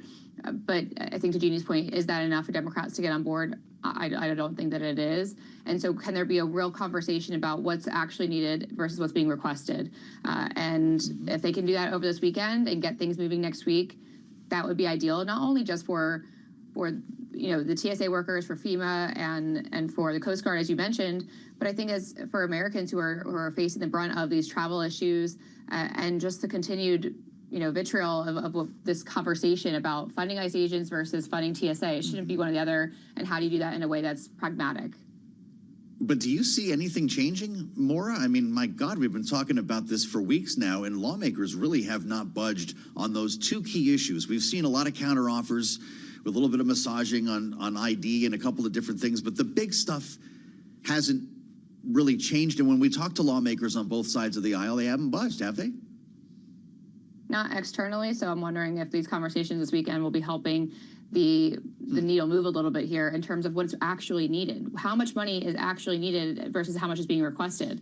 And I think if these being pushed to have these real frank conversations, as opposed to the talking points that we get to hear from members of Congress, maybe the actual conversations of what's needed can be fleshed out this weekend, and then they'll come to the floor. I'm sure they'll have their messaging tactics. That's fine.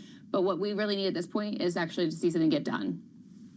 Yeah, well, of course, we're waiting to find out exactly what number will be on a supplemental budget request for, well, I guess the war with Iran, Jeannie, but also a lot of other things from what we're hearing. This is not only about funding current operations that could be dragging on for many more weeks in the Middle East, but also replenishing munitions that have been spent in the last weeks here and over the past several years in Ukraine. Where are Democrats on this, if there's any unity at all? Because we've heard from some who don't want to be caught or be accused of not supporting the troops, and others who are a hard no. Yeah, and Joe, can I just add that I don't think this is that hard on TSA. Reopen TSA, pay the Coast Guard, and then debate about what you want to do about policies about ICE. We are under threat in the homeland. The number of terrorist threats has gone up because of the war. Open TSA, help people, make sure DHS is funded, and then deal with ICE. ICE doesn't need any more money right now, and I think Republicans should do that. I don't understand them not doing that.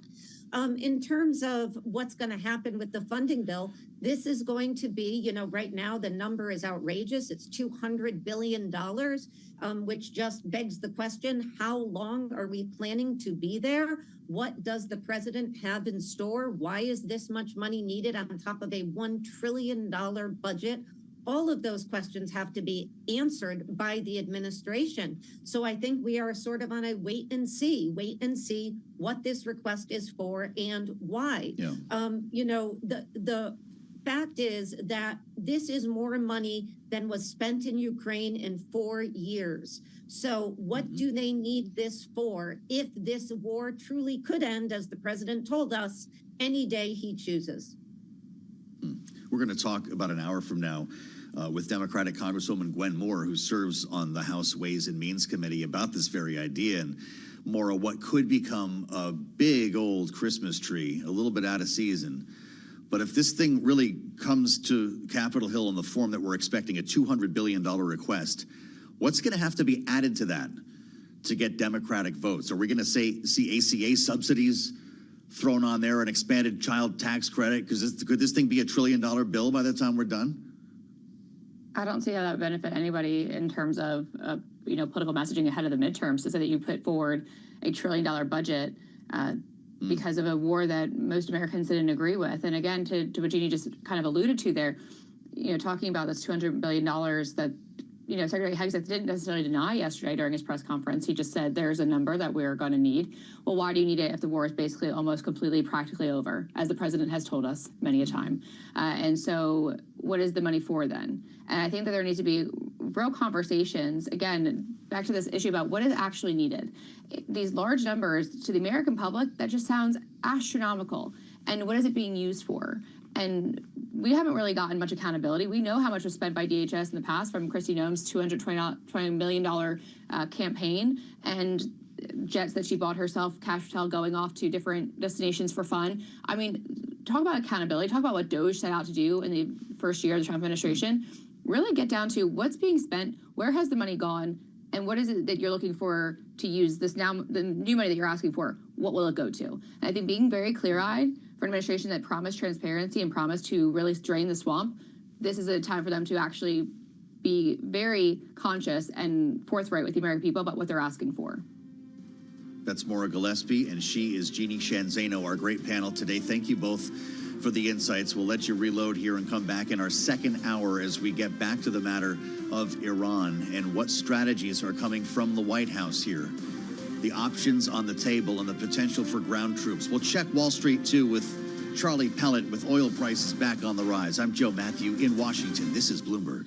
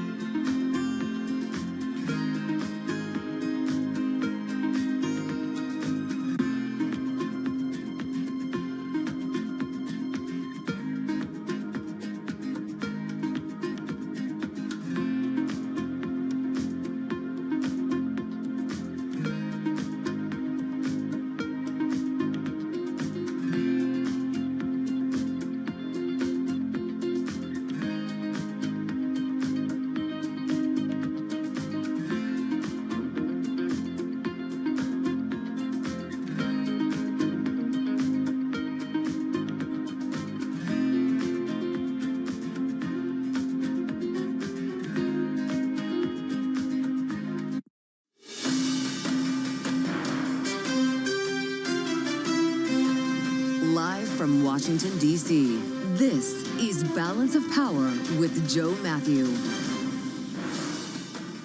Iran keeps up strikes in the Gulf, sending oil prices higher, and today stocks lower. Welcome to the Friday edition on this 21st day of conflict in the Middle East, with reports now the Trump administration is eyeing Karg Island, just 15 miles off the coast, in its effort to reopen the strait. We'll get the latest in just a moment from Bloomberg's Tyler Kendall at the White House, with insights from Christopher Smart at the Arbroath Group. And later this hour, our conversation with Congresswoman Gwen Moore, the Democrat from Wisconsin, sits on the House Ways and Means Committee, and will talk to us about the looming supplemental budget request coming here from the White House. It could be billions of dollars. And it's all after a look at Wall Street. Not a great session here today. Charlie Pellet has the very latest from World Headquarters in New York. Hey, Charlie. Well, hello there, Joe Matthew. We are on track for a losing week. The S&P this week looking at a loss right now of roughly 1.2% on the week. Stocks in the red right now. The Dow, the S&P, NASDAQ, all lower. The big focus, though, we got an eye on the 10-year, also keeping an eye on what is happening in crude markets. Let's begin with West Texas Intermediate crude oil, $98.90 right now for a barrel of WTI. We're up by just about 2.9%. Brent, the global benchmark, check the spread, 109.77 on Brent, up now by 1%. Bottom line here, stocks lower with the S&P down 52 at 65.54, a drop of 0.8%. Dow Industrials down 180, a decline of just about 0.4%, while the NASDAQ Composite Index now trading lower, down by 1.2%. The VIX at 25, the 10-year 4.36%, the 2-year 3.88%, and gold down 1.4%, 45.85 an ounce on gold. Brent at 109.81, West Texas Intermediate 98.90, oil higher, oil majors also advancing. ExxonMobil up now by 2.3%, Chevron up 1.4%, ConocoPhillips up by 1%. Airline shares are lower. For on-demand news 24 hours a day, subscribe to Bloomberg News Now wherever you get your podcasts. Back we go to Washington. Lots going on. Once again, your host, here he is, Joe Matthew. All right, Charlie, thank you so much. Charlie, we'll be back in about 20 minutes' time to check Wall Street as we follow the Friday trade on a triple witching Friday, which could mean a lot more volatility, volume, and hopefully not tougher numbers as we get closer to the close. The matter of Iran is also, of course, making many traders reluctant to go long into the weekend, and we'll keep tabs on this session as it unfolds throughout the day. On a triple witching Friday, as I mentioned, and a president of the United States pushing back on criticism over this whole operation, even as the Strait of Hormuz remains closed, and reports today by a number of organizations, including Axios, that the White House is eyeing Karg Island as its next stop, knowing that we are trying to pulverize the coast of Iran with the Strait of Hormuz in mind. General Dan Kane, the chairman of the Joint Chiefs, telling reporters here that we are using heavily armed A-10 warplanes, the Warthogs that have massive guns aboard them, and Apache attack helicopters over the strait, southern coast of Iran, going after boats, Iranian naval vessels, shooting down Iranian drones. But it could indeed be Karg Island that comes next, that oil processing facility about 15 miles off the coast of Iran, which would likely require the use of ground troops, something that we have been talking about extensively here on Bloomberg over the past couple of days, knowing that the president is not getting the help in most cases that he was asking for in opening the strait. Taking to Truth Social to call our NATO allies cowards and refer to NATO as a paper tiger, appearing before reporters and onlookers earlier today at an unrelated ceremony at the White House in which she expressed nothing but good news, for what it's worth, in this military operation. Listen to the president from earlier today. I want to begin by just saying we're doing extremely well in Iran. The difference between them and us is they had a Navy 2 weeks ago. They have no Navy anymore. It's all at the bottom of the sea. 58 ships knocked down in 2 days.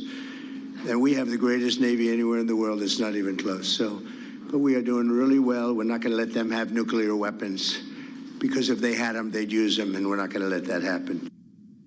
So very similar rhetoric to what we have been hearing for the past couple of weeks here. On day 21 of these strikes, we start at the White House to get us rolling this hour. Christopher Smart will be with us in a moment, but Tyler Kendall joins us from the North Lawn on a gorgeous day here in the Capitol for the latest on all of this. Tyler, the president, I'm assuming, has pretty much wrapped up his public events here for the week. I don't know if there's going to be another opportunity, maybe when he leaves for Palm Beach later on today.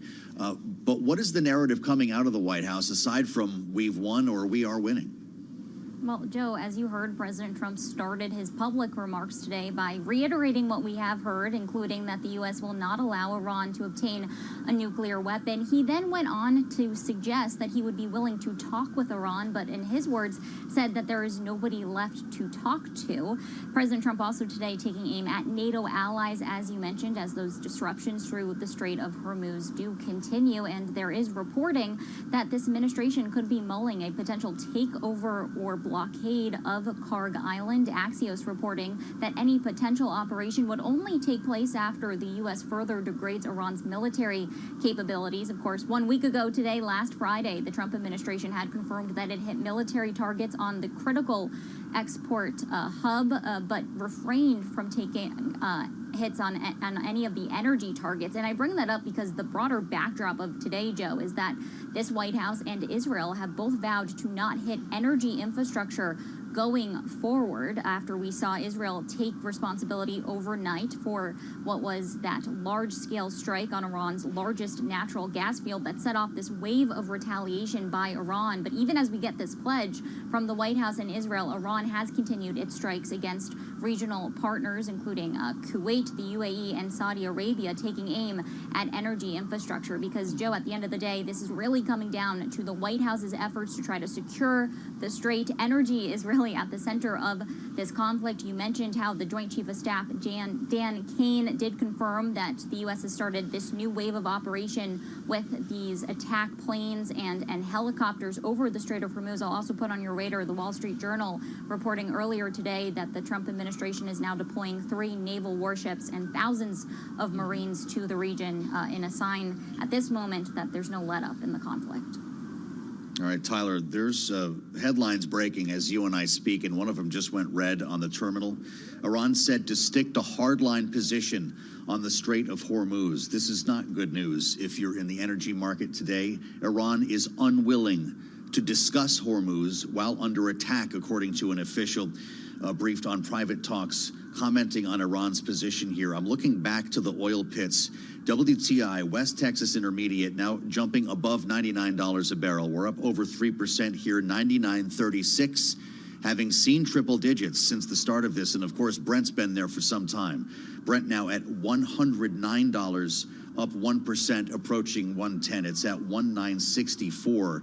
And, of course, the reaction that we've seen in the bond market, somewhat based on this, but also with our eyes on the Fed and interest rates. 10 years at 4.37. The S&P 500 is down 55 points. Tyler, this is not the news the White House wants to hear. No, Joe, not at all. And it also probably spells trouble for the message that President Trump has for our allies, particularly NATO allies, as he renews his criticism when it comes to a potential naval escort through the strait. Just to give context here about why this is such a critical area, about 90% of Iranian crude exports go through this waterway. And imagery analyzed recently by Bloomberg News shows that for the most part, since this conflict started, those loadings have really continued unabated. Now, we know yesterday President Trump was in discussions with Japan about potential minesweeping options, and we did get this statement from 7 other U.S. allies pledging that they would be interested in a potential coalition, but we haven't really gotten details about what that would really look like and on what timeline, as many of our allies have said that they would need to see a ceasefire in place first. Joe, this is also going to spell trouble for the White House's push when it comes to combat those higher prices. We heard from the Treasury Secretary yesterday floating the idea that we could see some sanctions eased on Iranian crude barrels that are already at sea after the administration had already taken similar measures when it came to Russian crude barrels at sea. And we know there are a few other options on the table here, including potentially tapping the SPR again, or maybe asking Congress for a federal gas tax holiday. Boy, Tyler, thank you. Let us know if the president might take some questions in the driveway when he's leaving later on. Well, of course, I'll be watching and listening. Live from the White House, Tyler Kendall, Washington correspondent here at Bloomberg. Indeed, this is something else. $99 WTI, just below 110 right now on Brent, following the news that Iran is unwilling to even discuss Hormuz while under attack. The whole idea was using military pressure to bring Iran to the table and relent. Remember unconditional surrender? That was some time ago. as we turn to Christopher Smart for insights. I'm a big fan of Christopher Smart at our Broth Group, which is why we bring him back here for advice on a lot of issues here, to share insights based on his experience on the National Economic Council and the Obama administration. But there's nothing more attractive, at least in my opinion, than someone saying when they're wrong. And this is the top of Christopher Smart's Substack, dated March 18, getting it wrong and correcting bad predictions on the Iran war, just in case. Sounds a lot like Christopher Waller from earlier this morning on a different network. There was a feeling 21 days ago that this, in fact, could be pretty quick. But even if you didn't necessarily believe that or trust in that narrative, that the markets would somehow look beyond this, not unlike the Fed looking through, as it said, oil prices. The market was looking beyond this because of the Trump put, because of the taco, because of so many other factors that have become ingrained in our habits here in the first year of this Trump 2.0. But things have changed. The market is certainly reflecting that. Christopher Smart is as well. The founder and managing partner at our Broth Group is back with us here on Bloomberg TV and radio. What has darkened the picture in the last couple of days here, Christopher, that's brought you and the likes of so many others to this conclusion? Well, thanks, Joe. Great to be with you. And, you know, maybe it's Christopher Waller. It's also John Maynard Keynes. When the facts change, I change my mind. What do you do? When I was on with your colleague, Kelly Lyons, a few weeks ago, it really did seem like this was going to be a fairly focused operation, that the Navy on the U.S. side would have no trouble at all defeating the Navy on the Iranian side. But I think what was not clear to me, and maybe should have been clear, but is certainly clear now, is that Iran will continue to fight on even after having suffered immense military losses. The political leadership still seems to be in place, still seems to be unrepentant and unwilling to negotiate. And we've seen, you know, currently and through history, where a less able military force is able to harass and undermine the goals of a much more able military force. And if it's in a narrow strait of water with a lot of oil going back and forth, this thing could go on for a long time. A long time, indeed, as the White House prepares to ask for $200 billion. And this report on potentially occupying Karg Island might require another 2 to 4 weeks. It's interesting. We just saw a tweet from one of our colleagues in London who's also a little bit concerned about all of this. I don't know if we can find that tweet from Javier Blas once again here, James, because it's pretty important here when we consider the hardware that's being sent to the region. It could take another month or so to try to pulverize the Iranian coast to prepare it or to prepare Karg Island for troops to occupy the region. Javier Blas on Twitter, thank you, James, with a photograph retweeting Warship Cam, Christopher, the USS Boxer, just leaving San Diego for the Middle East. Considering she only left 2 days ago, she will not be near the Persian Gulf until mid-April. If the reinforcements are intended to reopen the Strait of Hormuz, the oil market faces a very long wait, Christopher. This is why you're worried, right? Well, it's that, but it's also just the recent history of the Houthi attacks on shipping through the Gulf. You'll recall the U.S. Navy did a whole lot to try and take out their positions and reduce their capabilities, but it's really only a diplomatic agreement with them to stand down that has kept shipping going up until this recent war. And so if the Iranians don't want to stand down, or at least some parts of them want to continue to harass shipping, it will be a passage that will have risk attached to it for the foreseeable future. And maybe the Navy can escort ships through. Maybe there will be a resumption of that traffic, but it won't be the traffic that we had before. It won't be with the same risks that we've had before, and that all has to get priced in. The one thing I would just say quickly about the price of oil today, I think most people are still thinking within the next 2 or 3 weeks, there will be flows of oil open up again. And that may be the base case that we should all accept. But there is this downside case where we're stuck with a pattern of much less oil getting through at a much higher risk, which will keep this price of oil much higher for a longer time until, of course, there's a global recession, which will bring demand down and bring the price back down. So it never stays at $150 for too long, but that would be the worst possible outcome from an economic point of view. And of course, it comes through on the consumer end with $3.91 gas today. That's the average, the national average, according to AAA. All the while, Christopher Smart, Russia is cashing checks, making money here thanks to looser sanctions, and now feeling emboldened by what it's watching. And many believe that China is the biggest winner in the end. How about you?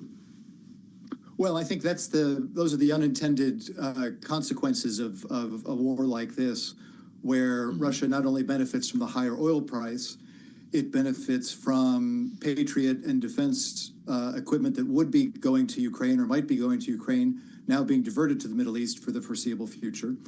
And it, I think, feels like perhaps it has less reason to be pushed into a quick ceasefire, with Donald Trump and the White House tied up and distracted elsewhere. I think from China's perspective, China has very large oil reserves, large coal and clean energy sources, which will help cushion the blow from lost oil from the Gulf. Meanwhile, again, it's not such bad news for China's perspective that all of these naval assets in the South China Sea have been diverted to the Middle East. And if and when the summit does get back on the calendar, when Donald Trump does go to Beijing to negotiate whatever the future trading relationship is with China, I think Xi Jinping will feel like he's got a few extra cards in his hand against a president who really will be looking for a diplomatic victory of some sort and a trade deal of some sort, and probably will have to pay a little bit more, a little bit of a higher price for it when he gets to China. What are you making of this market here? I know it's triple witching, but the VIX is close to 26.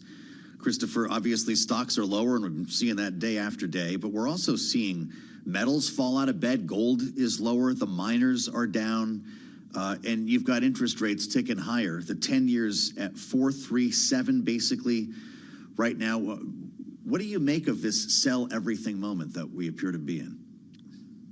You know, I think as soon as you get headlines around U.S. troops deploying for any kind of land action in Iran and reinforcements coming from halfway around the world to help out in a few weeks or months' time, you start really wondering about the scenario that I and others bought into at the very beginning of this conflict. And even that, you know, our hope and expectation that it might start dwindling down in the next couple of weeks. You know, you start looking at those scenarios where it's months or even more of a conflict. And that's the kind of uncertainty that hits consumer confidence, consumer sentiment. And, you know, you point out the gasoline prices. We're coming into the U.S. driving season. That's always the big hit on U.S. spending. And so I think that's the beginning of what's being priced in there. On the Treasury side, of course, it's probably worries about, you know, inflation and some of these other pressures where the Fed has never been able to get back towards its 2% target, has been struggling to get back to its 2% target, and now these headwinds are going to push it the other direction. Yeah. It's great to have you back. Christopher Smart, always a great pleasure. Our Broth Group. My regards to the great city of Boston and everyone listening on 92.9 today. Christopher, thank you so much. I'm Joe Matthew in Washington. We'll assemble our political panel next. And we'll hear from our friend David Weston, the host of Wall Street Week, who spent some time with Randy Quarles talking about uncertainty in this market, with much more to follow here on the fastest show in politics. It's Balance of Power, only on Bloomberg TV and radio.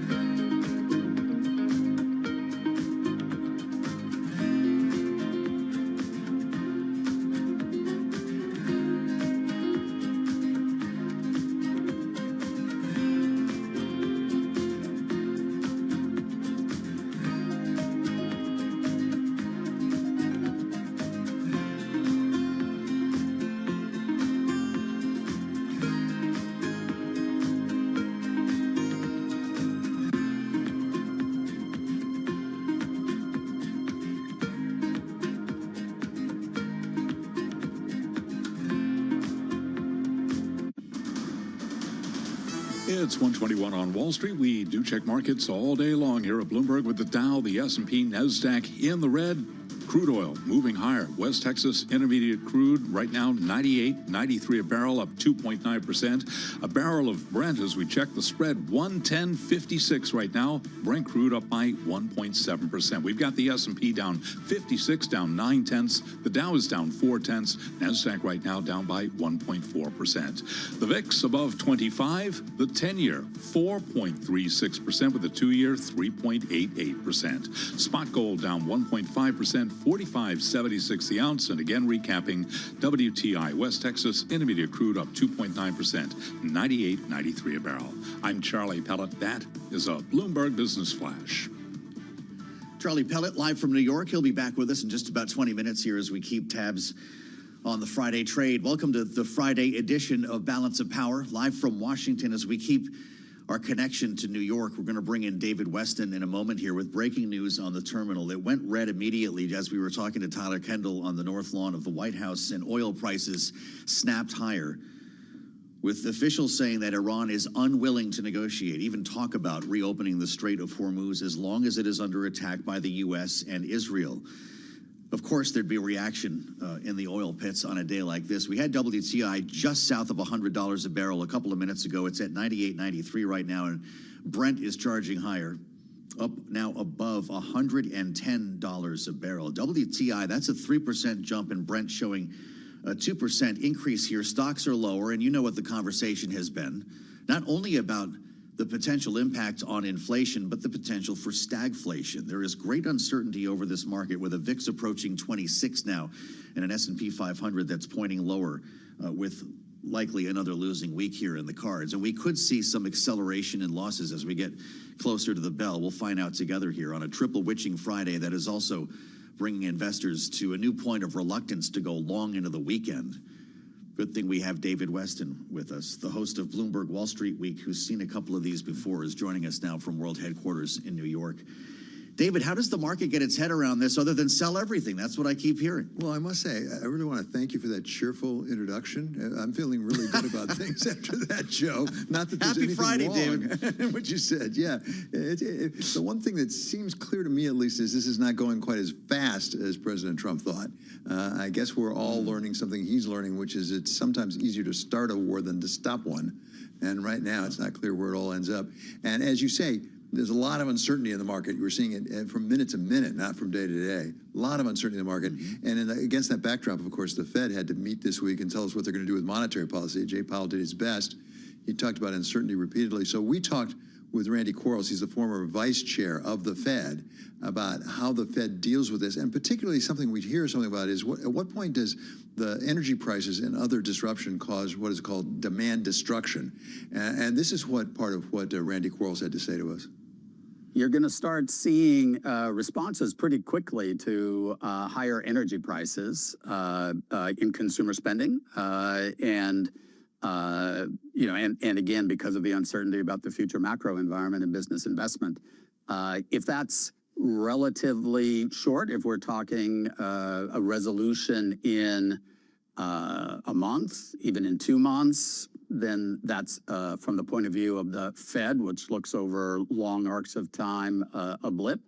If it goes on longer than that, then you'll start to see reaction. But on the flip side of that, which is partly why I think you're not going to see a hike in interest rates, but you're not going to see lower interest rates either.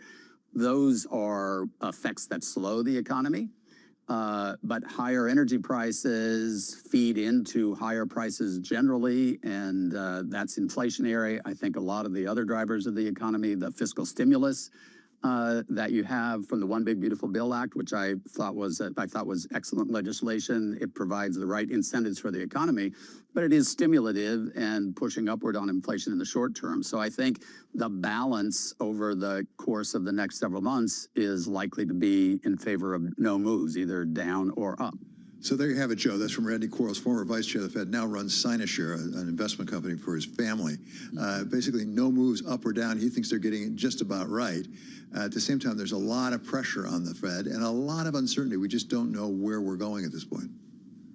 We just don't know where we're going is the headline, it seems, of the day here.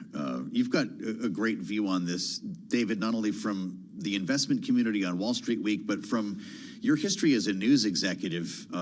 You spent a good deal of time in the Middle East, in some cases dealing with the very parties who have their hands on the tiller right now. And I'm just wondering your thoughts as we consider a longer and prolonged conflict. A president of the United States who was talking about Karg Island back in 1988. David, history is echoing here somehow. Well, no, King, I must say, I reacted when you heard Secretary of Defense Hegseth talk about, of course we knew about the Strait of Hormuz. Even I knew about the Strait of Hormuz. I mean, not knowing nothing about this.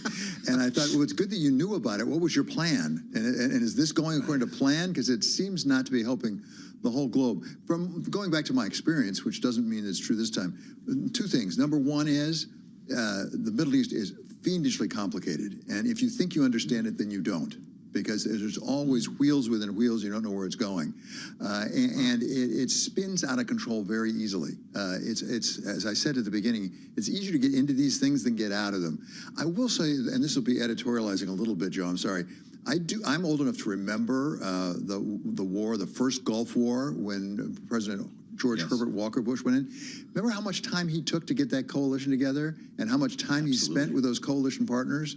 And also having a very specific objective, we're going to get the Iraqis out of Kuwait. And once that was done, he left.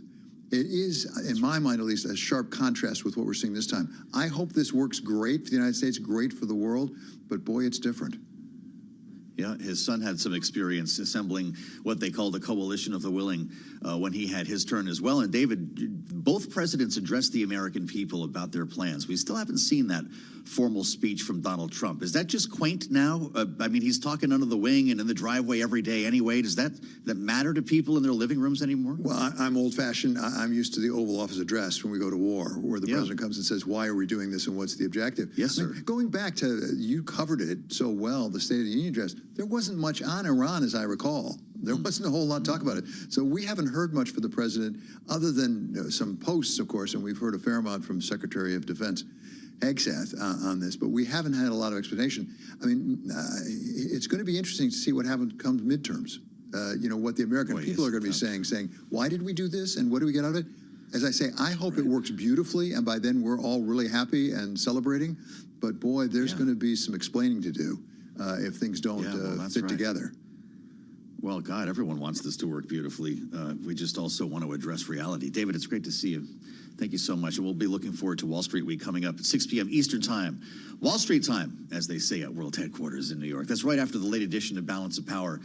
So make sure you spend some time here a little bit later on today with some very insightful conversation on Bloomberg TV and radio. Let's assemble our panel for their take on everything we just heard. Bloomberg Politics contributor Jeannie Shanzano is back with us, Democracy Visiting Fellow at Harvard Kennedy School's Ash Center, and Republican strategist Maura Gillespie, Blue Stack Strategies founder and veteran of John Boehner's Speaker's Office. Great to see you both here. Jeannie, the economic side of this could get very difficult if this does become protracted, and the market is forecasting that right now.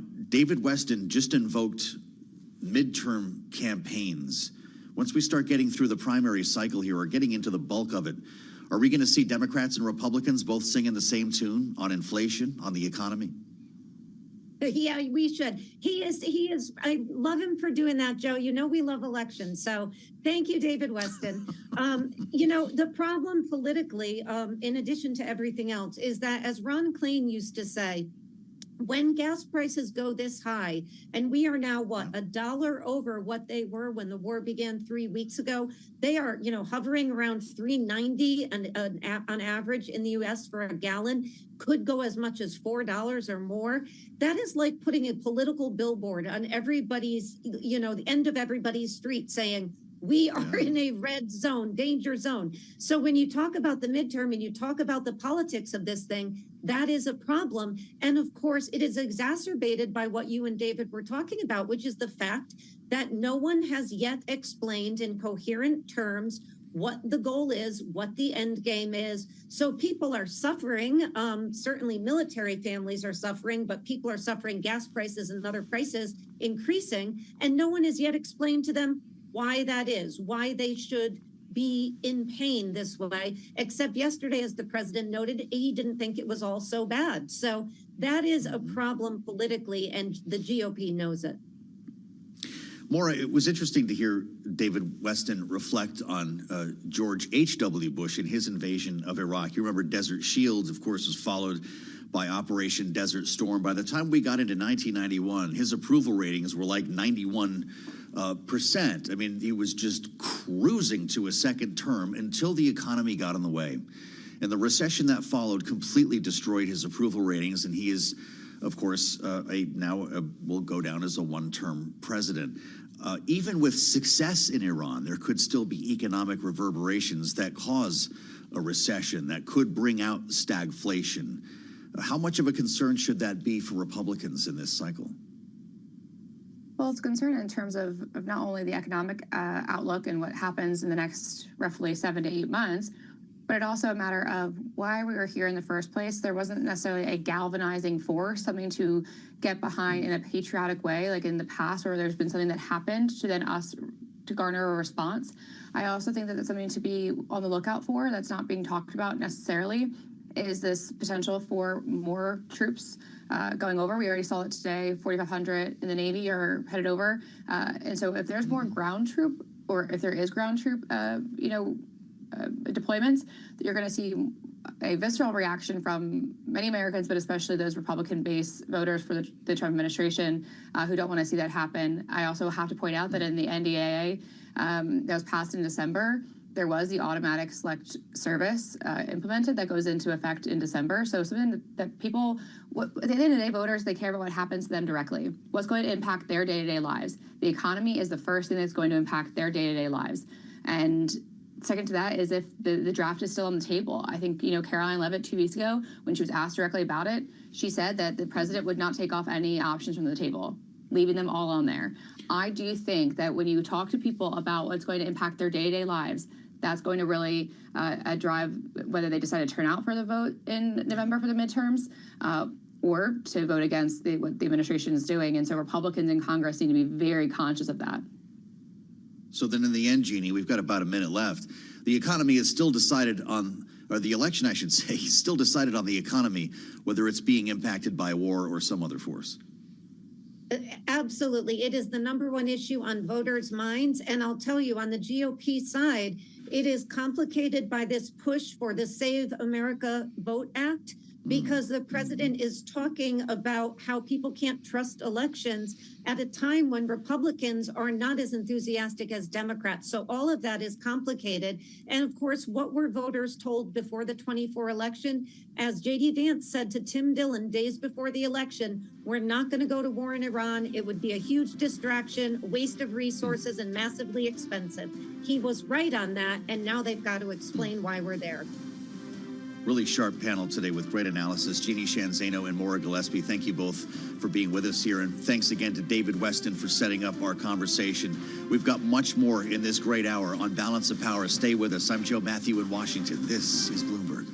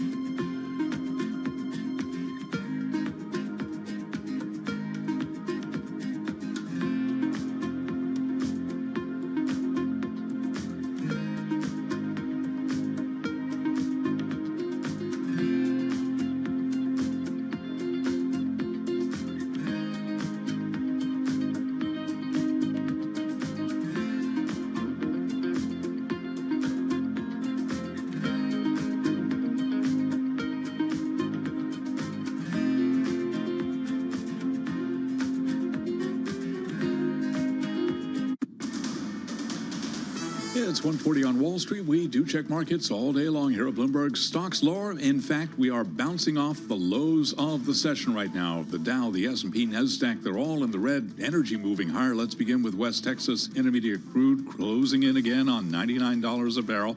$98.90 right now. Crude, WTI, up by 2.9%. Check out the spread to Brent. Brent crude at $110.84 right now. Barrel of Brent up by 2%. S&P down 65, again, just about the lows of the session, looking at a 1% drop. We've got the Dow down 227 now, down 0.5. The NASDAQ Composite Index is down 342, a drop there of 1.5%. Our normal end is going to have a whole lot more on the equity market coming up in just a moment. The 10-year right now at 4.36%, the 2-year 3.88%. All of this against the backdrop of a VIX that just crossed 26. Gold down $87 the ounce to $45.62, a drop now of 1.9%. WTI $98.90 a barrel, up by 2.9%. Again, recapping, S&P 500 index down 1%, heading for its 4th week of declines. I'm Charlie Pellet. That Joe Matthew is a Bloomberg Business Flash. All right, spending our Friday with Charlie Pellet and, in a moment, Nora Melinda. Thank you, Charlie, at World Headquarters. He's, of course, on duty straight through the close, and it's going to be really interesting to see what happens to this market as we get closer to 4 o'clock. Now, plumbing new lows here, as Charlie just mentioned. It's a triple witching Friday, so we've got a good dose of volatility. There's a lot of volume and a reluctance to go long into the weekend, which is not a great combination. A VIX of 26. And this whole sell everything vibe that seems to be sparing very few, although I guess if you're FedEx, you're living in a world of your own. Let's get with Nora right now, of course, watching the markets with us every day as Bloomberg's markets correspondent in New York. It's great to see you, Nora. This is getting a little bit scary for investors as they look at not only oil prices, but just the headline risk that's coming out of the Middle East. What are you hearing? Well, people are really trying to figure out where to be in this market. I mean, we're looking at an S&P 500 that's lower, the NASDAQ 100 lower by more than 1%. We see the broader market, the S&P 500, heading for a 4th straight week of losses. If the S&P 500 holds these losses at the closing bell, we'll see its longest weekly drop in a year. So we are really seeing a shrink, some size and scope there. So you are seeing a bit of people anxious about where to be. We've been talking so much about the idea of higher energy prices really pushing up inflation fears. A lot of people also concerned that this could potentially change the rate cut trajectory that so many people have been waiting for. They've been waiting to see rates come down lower, but it seems as though with the escalating tensions in the Middle East, it might actually delay that longer than anticipated. So you're seeing a bit of that activity, not only playing out in the bond market, but equity markets as we're really trying to figure out where to be. You see energy as the best performing group in the S&P 500, and some of those tech names, the bigger, growthier names, falling on the day. Yeah, well, I'll tell you, I mentioned FedEx, and I'd love to hear from you on this because we had a beat and raise last night, very strong earnings report, and the stock is popping. I'm really taken by this whole narrative today because we're looking at jet fuel prices going through the roof, a potential consumer slowdown. People are talking out loud about the possibility of stagflation in this economy, and this is a company that would be impacted by all of these, right? As goes FedEx, so goes the nation. Right. I mean, we've always thought about FedEx as a barometer for the economy. People love to parse through their report, but it does seem to be going in a different direction than the majority of the rest of the market. I'm looking at shares of FedEx right now higher by about 1.8% as we speak, pairing some earlier gains, but we did see the stock earlier seeing its biggest intraday gain in 10 months. We know this is after it raised its full year profit guide, and we're really seeing the company having some plans to restructure its delivery network, and that still continues to gain traction despite the fact that we are seeing all these different macroeconomic woes. But I mean, take a look at the year-to-date scope, and the stock is up about 25%. So it's interesting to see some of these idiosyncratic moves, despite the fact that we always think about this as maybe a sense of some sort of indication about where the economy stands. Yeah, bounced right off the 50 and looking pretty good. On the other side of that coin is Super Micro. Is this something, Nora? The headline's remarkable. It really stopped me in my tracks when I saw this last night. 3 individuals associated with this company that was already dealing with some accounting issues that made for a tough year earlier, indicted for allegedly conspiring to provide NVIDIA Blackwell chips illegally to China. Investors have no time for this, do they? At all. I mean, this is a stock that's already been pressured much of this year. Take a look at the year-to-date scope. Stock is down about 26%, but important to point out the activity that we're seeing today. The stock is down right now as we speak almost 30%. And these headlines are really ricocheting through this company and how investors are really thinking about where they want to be as it relates to Supermicro. I mean, of course, we know the U.S. charging a co-founder with illegally smuggling billions of dollars in NVIDIA-powered chips to China. So that's really weighing on sentiment here as we think about where investors are viewing this company, especially given the fact that they're getting a lot of pressure from the United States. Supermicro has said that they are cooperating with U.S. authorities, but this doesn't change the fact that it's a major overhang for a lot of investors that have already been a bit cautious about this stock. Boy, isn't that the truth? This is a stock that topped out almost $119 almost exactly 1 year ago, and is now selling for $21, down 30% today. Incredible move, Nora. Thank you so much. It's great to see you, and I hope you have a good weekend. Nora Melinda with us live from New York. With our eyes on the market today for a lot of different reasons. These are really important stories, but so is Iran, and that seems to be captivating the market here as a whole. The S&P 500 is now down 71 points. We're looking at new lows here. 1% decline for the S&P. The NASDAQ is down 364 points, more than 1.5%, with headline risk, as I keep pointing, in this case, a number of reports today suggesting ground troops will in fact be required to achieve the objectives of this administration. And that's something that we talked to Leon Panetta about. Of course, the former defense secretary, the former director of the CIA, spent time as a White House chief of staff and a member of Congress, ran the budget office, and understands all of the different angles on this story. Listen to what he said. But that's going to be one of the tough issues that has to be looked at, because it may require some boots on the ground in order to initially secure that area. It would require a tremendous amount of air surveillance. It would require a tremendous amount of targeting whatever capabilities they have within that area. And as Would I that said, effectively be a no-fly zone, Secretary? exactly, you've got to have a total no-fly zone, and we have to totally be in the air 100% of the time in order to make sure that it remains secure. It's not easy. It's tough. And obviously, it's going to expand the war. The idea of reopening the Strait of Hormuz militarily. The secretary speaking about the idea of troops on the coast, 50 miles in each direction, 100 miles deep would be required, not to mention boots on the ground on Karg Island, which the White House is now reportedly eyeing, 15 miles off the coast of Iran, the big transfer station that the president has been talking about since long before he was president. Well, the 1988 interview from The Guardian emerging, in which he was clearly concerned with this crown jewel, as he called it, of Iran, saying that they've been beating us psychologically, making us look like a bunch of fools. One bullet shot at one of our men or ships, and I'd do a number on Karg Island. Fast forward to 2026, and here we are. I'm really glad to say that we can spend some time with Jen Gavito today, senior advisor with the Cohen Group, former acting principal deputy assistant secretary of state for Near Eastern Affairs in the Biden administration, has been a great help with us since before this began. Jen, it's great to see you, and I want to go back a couple of weeks from when you talked to us, because you got a lot of people talking here in the newsroom as you described a millennia-old empire, right? And the prospect of toppling the Ayatollah. Every simulation you said the military has done is that if you took out the Ayatollah, you empower the IRGC.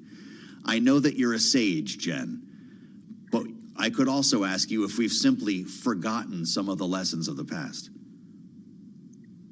First of all, Joe, thanks for having me back. It's great to see you.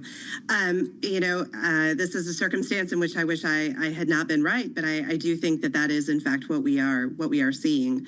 A lot of attention is, of course, being paid to the lines of succession, particularly as various regime figures are killed in U.S. and Israeli strikes. But particularly with the naming of Khamenei, excuse me, whatever state he may be in, all reports are that this was an installation more or less by the IRGC. So I do think we're seeing that consolidation of power. What do you think of the talk of troops on Karg Island, occupy that position and use it as leverage to reopen the strait? Is this something that could work? I mean, certainly not on its own. As Secretary Panetta said, I think that you would have to secure parts of the Iranian border itself in order along the Gulf or along the Strait in order to really secure passage. I would note that one of the many reasons that this has not been undertaken in the past, despite decades of I think U.S. administrations, Israeli governments wanting to dislodge this regime, is precisely for this reason, because the ability of Iran to disrupt the Strait has been well known and always seen as, no pun intended, but the nuclear option. And that does seem to be where we are at now. And getting it back open is proving, I think, to be every bit as difficult as everyone feared. Boy, so the Secretary also talked about what would be required to keep the Strait open, the number of troops involved, and we've already started to pulverize their military capability in that area. General Dan Kane said A-10 Warthogs are at it. We've got Apache helicopters at it. If this continued for some more time, another month even, would that be an easier exercise, or is it simply just not acceptable to be wrong once? If you have an errant attack coming off a speedboat that hits a cargo vessel, then all of this is for naught. Exactly. It's not just about air or land superiority. It's the fact that it doesn't take a lot for Iran to continue to disrupt, whether it's drones, whether it's mines, exactly as you say, whether it's a speedboat passing by. And so now that this has been unleashed, convincing, and it's not about going on TV and telling people that it is now safe for transit, but it's about insurance companies and transit lines having that confidence. And so restoring the confidence that Iran will not utilize those tactics in the future, I think, is going to be a very, very hard sell, regardless of what we do militarily. And the other thing I would note to that is, I think there's no doubt that there have been significant tactical successes through this, and yet we still keep attacking, right? Which says that despite the president's assertions, we have not, in fact, taken out all of their capabilities, and so those can continue over time to be rebuilt, reasserted, and so it really muddies the water as far as what an off-ramp to this could in reality look like. When you were acting Principal Deputy Assistant Secretary of State for Near Eastern Affairs, what would your thought have been right now on a potential regional conflict? How close are Iran's neighbors to engaging? So I think we are continuing to see them do everything in their power. I mean, they take hit after hit and are clearly resisting what is a very understandable instinct to hit back out of concerns that the damage that we've seen so far just expands if they engage in this conflict in an offensive way. That being said, as you've alluded to, the economic and global economic damage globally, but certainly to the Gulf states and their long-term economic visions cannot be overstated. It is catastrophic, and so I am watching that carefully. How long can they endure this without feeling like they need to take a more direct role in it? No, that would be a big deal, and I can only imagine the market reaction. What's $200 billion tell you, Jen, before you leave us today? That's the figure we're expecting for a supplemental budget request, and people are trying to read into that. Does that mean restocking all of the supplies we gave to Ukraine, or is this implying some sort of anticipation of a longer conflict? What do you buy with $200 billion? You buy a lot with $200 billion. There's no question that our stockpiles do need to be replenished. And so from that angle, I think that those numbers are not as stunning as one might think, but it also does suggest that this conflict, which initially was described as very short, we're now several weeks in. I don't see a resolution to this in the next two or three weeks at least. And, if you do insert boots on the ground, whether on Karg Island, or on the coast of Iran itself, that complicates certainly what the outlook is for then pulling them back and for this conflict really coming to resolution. So I think the 200 billion number is concerning. Yeah. Jen, it's great to see you and great to have you back. Jen Gavito at the Cohen Group. Thank you so much for the insights. With an S&P 500 down 65 points and all-time highs today for ExxonMobil and Chevron. I'm Joe Matthew in Washington. I'll meet you back here on the late edition of Balance of Power. We'll see how this close looks by then on a triple witching Friday. Many thanks to all of our guests today and our producers here in Washington and New York. Much more to follow, including the next edition of Bloomberg Business Week Daily. We'll take a look at the markets for you in just a couple of moments, only here on Bloomberg.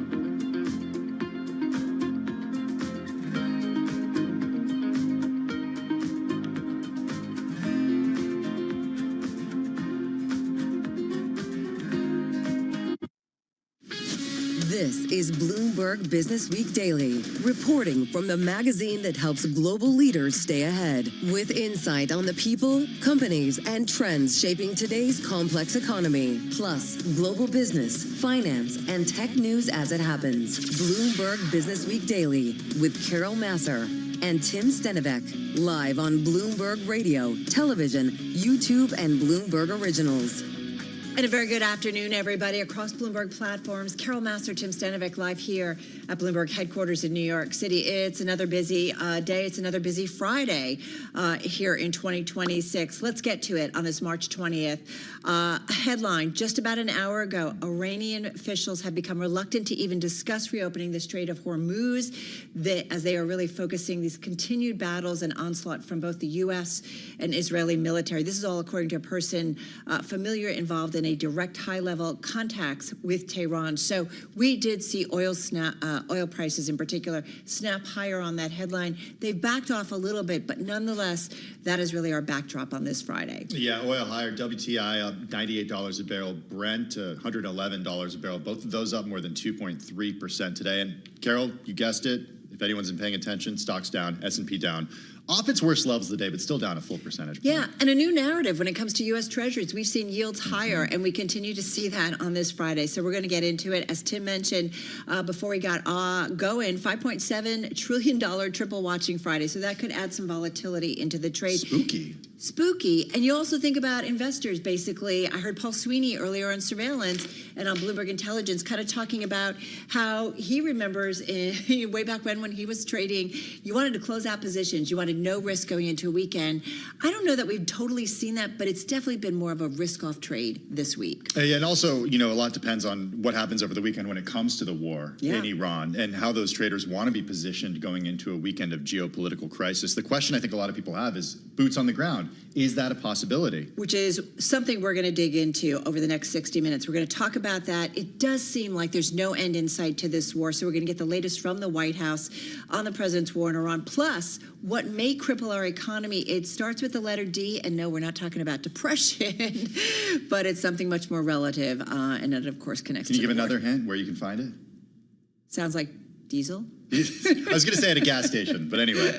Also, prediction markets. So much for the tease. Yes, you'll find bets on the U.S. war in Iran and lots more. This, as the industry picks up steam, higher valuations, more partnerships. Ian McGinley is stopping by. He's former director of enforcement at the CFTC, and we're going all in on predictions. And we got to say, you had an exclusive with one of the Kalshi co-founders. Yeah, Tarek Mansour. So we're going to, that whole idea of gambling, not gambling, as all of this seems to move forward. We're going to dig into that. Yeah, look, people think it's gambling. The company says it's not. Sounds Courts like a duck. may be the ones who decide. Walks like a duck. Yeah, that's so they say. Just going to say. All right, let's get you going on what that trade is on this Friday.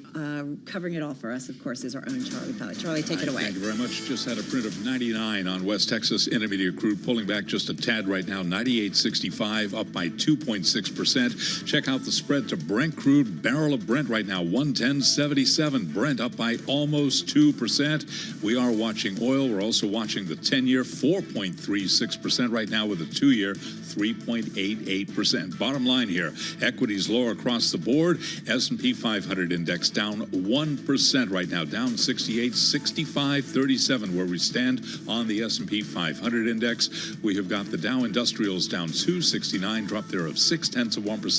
NASDAQ down 335 on the NASDAQ Composite Index, a decline there of 1.5%. The VIX now above 26 with a 10-year, again, 4.36%. Gold is down 1.6%, 45.74 the ounce on gold.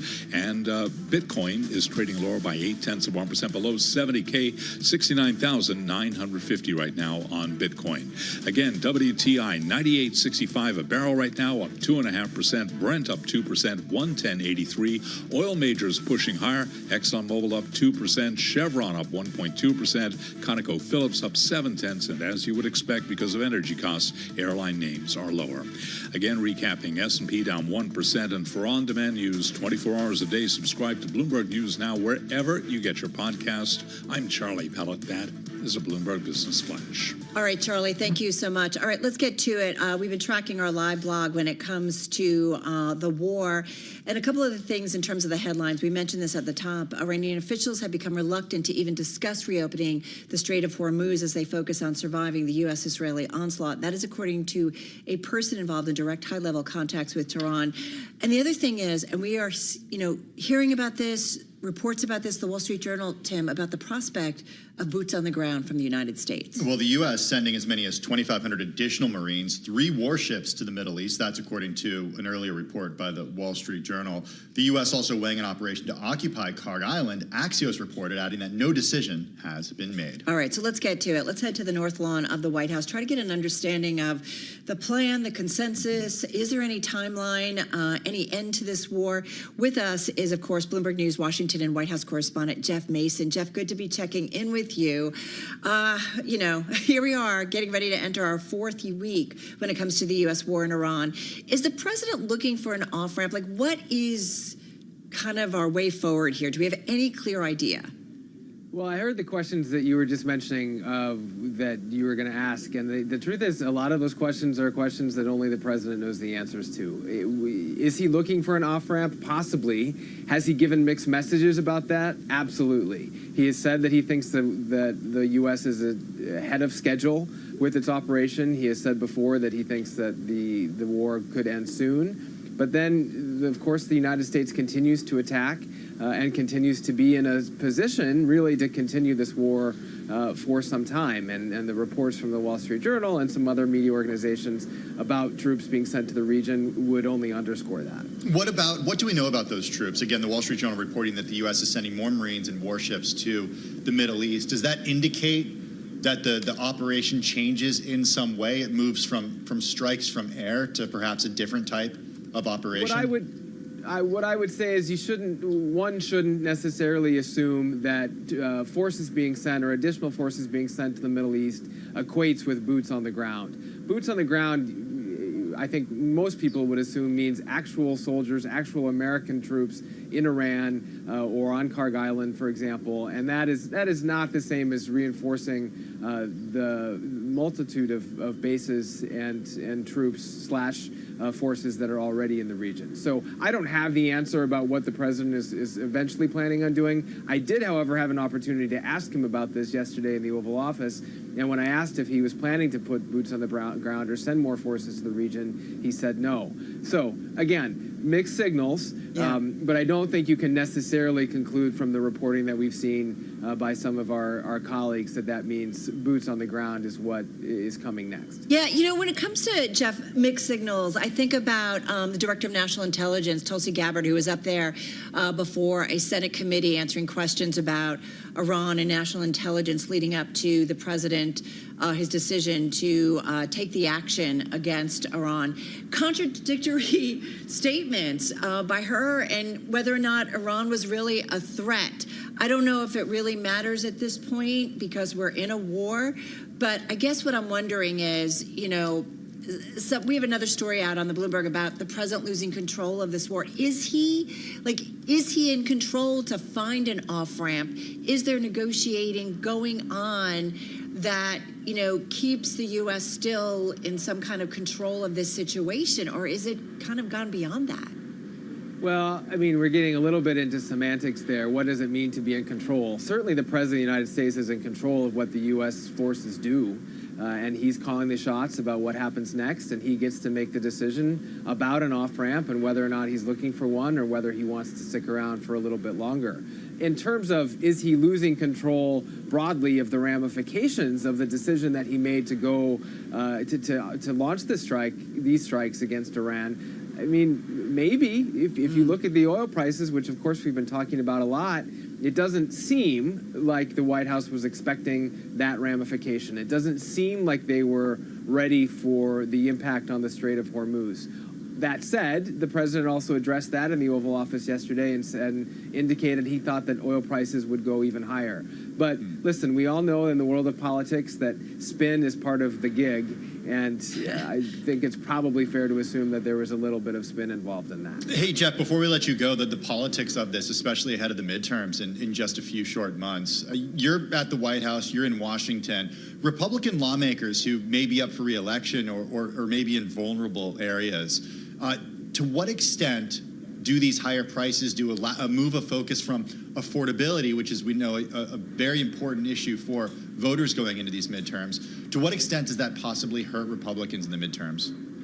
Oh, I mean, it could hurt them in a massive way. I mean, you're absolutely right to mention affordability. That was the buzzword 3 or 4 weeks ago before this war started, that was exactly what the White House wanted President Trump to be focusing on, as he was at that time beginning, or was supposed to be beginning, a regular set of stops across the United States to talk about his economic agenda. You're not seeing him do that right now because he's running a war. And the affordability message will be a much harder one for this White House to get behind because of the prices that you're talking about. Energy prices, the prices at the pump, that's something that hits people in the pocketbook right away, every day. And I think to your broader question, will that hurt Republicans in November? It really depends on how long this war lasts, and it depends on how quickly oil prices recover once the war concludes. And we just don't know the answers to those questions, but we certainly know that that's something that they're thinking about here and within the Republican Party. Is there anything, just before we go, sorry, I'm going to add on a question, 40 Please. seconds here, Jeff. What aren't we talking about as we are focused so much on the war? I know we always ask this because we know we have a president who often can move us around in terms of what we focus on. The weave. The weave. So I'm just wondering, indeed. what aren't we watching that's also going on in Washington right now or at the White House? Well, the Department of Homeland Security is still closed. I mean, there's still a partial government shutdown here. Immigration policy has been shifted a little bit out of the headlines because of this war, but the impact of that on airports, on TSA, and also just the continued ramifications of the killings of 2 U.S. citizens this year. I mean, that wasn't last year. Those are still big stories that are getting less attention because of this conflict. All right. Well, great as always to check in with you. Jeff Mason, of course, there on the North Lawn of the White House. He's Bloomberg News Washington and White House correspondent. Hey, we're going to stay on the U.S. war in Iran and really what it may mean if President Trump loses control of the war. We asked Jeff about it, but it's also top line headline of a story that's on the Bloomberg terminal. Trump reportedly considering options to escalate U.S. pressure on Iran, including deploying troops or striking oil infrastructure, which would be highly escalatory moves with steep political risks. Bloomberg Economics senior geoeconomics analyst for Asia Pacific, Adam Farrer, joins us from our Washington, D.C. bureau. What does it mean to you and the team for the president to potentially be losing control? How do you use that word? So I think this all flows directly from this question of what the actual objectives are for the war and how the president sees success. You know, when we look out right now at the war and the current situation, it's unclear how the United States and the president can declare victory without laying out for the American people what it is he sought to achieve. We've seen varying forms of him laying that out, whether it be from detailing blowing up and destroying the ballistic missile force and the Navy, which, you know, we've seen a lot of effort to do, and it sounds like has been rather successful, but then also looking for the Iranian regime to capitulate and or fall directly. And with that question looming over all of this, we have now a shifting narrative. If we think back just a couple days or a week, Iran seemed to be fully on their back foot, lashing out, but having suffered a massive hit from the U.S. and Israel. But here, after further increases in oil prices and clarity that the United States cannot quickly reopen the strait, it seems to be shifting significantly. And the statements from Iran's leader today seem to imply that they certainly seem to see it that way. And so that raises questions as to how the president can move forward here and whether he still feels it's possible to declare victory in the short term, or he has to escalate with the hope of forcing the Iranians to de-escalate, which has not been successful so far. Two very different options. I mean, does one say to you that if he continues to move forward, which it seems to be the case at this point, although we're talking about boots on the ground and whether or not that will happen ultimately, but does that to you then say, or you and the team, that potentially the president is losing control of this war if he continues to move forward? So I think the problem we're seeing here is, again, not about the president, as we just heard before, losing control of the actions that are happening, but really the unanticipated, or in some cases very anticipated, consequences of the war continuing. The longer this goes, the greater the impact on the global economy and the greater the impact on U.S. forces, right? On that front, we had a U.S. aircraft that was apparently hit by Iranian fire, making an emergency landing yesterday. Things like that are going to increase and keep happening. Accidents will happen, and the Iranians will get lucky. And that raises the political and the cost of lives in this conflict. And on the economic side, we're seeing it day to day. The rise in oil prices are putting pressure on everything around the globe, with inflation being the key word right now. That's starting heavily to impact economies in East Asia and Asia writ large that are most reliant on the Strait of Hormuz, but that will spread to the United States as well, impacting what is already seen as an affordability crisis. So I think those are the factors factors that stand to kind of increase without movement towards de-escalation in the short term. You know, Adam, I'm glad you brought up other countries here because, as Carol often reminds us, what happens there is not a vacuum, and we have to look at Iran. We have to not just look at Iran in the Middle East, but we have to look at China. We have to look at Russia. We have to look at Ukraine. And we got a headline earlier today about how the Kremlin would potentially stop sharing intel with Iran if the U.S. cut off aid to Ukraine. What are you watching in that region and sort of the dynamics that Putin is playing with regard to Iran? Yeah, the offer from the Kremlin certainly seemed too cute by half, right? This effort to try and equate the two wars together and highlight that its support of Iran is no different than the U.S. support of Ukraine. And there's no doubt that Moscow is likely relishing in that moment. And as you said, though, there are clear consequences of this war already, and what happens if it continues on other conflicts or potential conflicts. In Ukraine, the biggest clear problem is this question of U.S. hardware, and particularly interceptor missiles, and how many may be available to provide to Ukraine so they can continue to defend their cities and their territory writ large from the onslaught of Russian ballistic missiles and drones. And when we look to the Indo-Pacific, every day the United States is using exquisite weaponry that would be needed in a conflict if something were to occur in the South China Sea or over Taiwan with China. And there's no doubt that Beijing has taken note of that. And, as you've heard from countless experts, the timeline to produce and rearm for the United States is not a question of weeks or months, but likely years. Wow. And that will change how the United States can conduct its operations anywhere in the world, but particularly in the Indo-Pacific. And that Putin headline offers to help to stop sharing intel with Iran. That came from Politico, and Politico also reported that the U.S. Carol rejected the Putin offer for Iran-Ukraine quid pro quo. Yeah, there's just, it's like this giant chessboard, and I just think about a game of risk. But I feel like I need more than just two people playing because it just feels like there's so many pieces. And this is what you guys do, Adam. You think about the geoeconomic implications of all of this. You guys, we keep thinking about what all of this is doing to the global economy, and it does feel like we're going to be a different world going forward. I can't tell whether that's a better world and more collaborative, or are we going to be more divided after this? How are you guys continuing to report that out and think about it? So we're certainly trying to keep our eyes outside of the region and for example, focusing on the things that are happening that are still very consequential for the global economy and for the United States, like Prime Minister Takaichi of Japan's visit yesterday to the White House. That visit was originally all about China. It was all about framing Japan's interests and keeping, as Japan has hoped, the United States in line as it negotiates with Beijing in what was supposed to be a meeting just a couple of days from now, but has now been delayed between President Trump and President Xi. But even there, we saw the direct impacts of the war. We saw pressure on her and Japan to live up to the president's expectations, but also this move now for Japan to buy more oil from the United States and decrease its reliance on the Middle East, given this type of conflict. And I think we're going to see lots of changes spiraling out from the war, some anticipated and some not.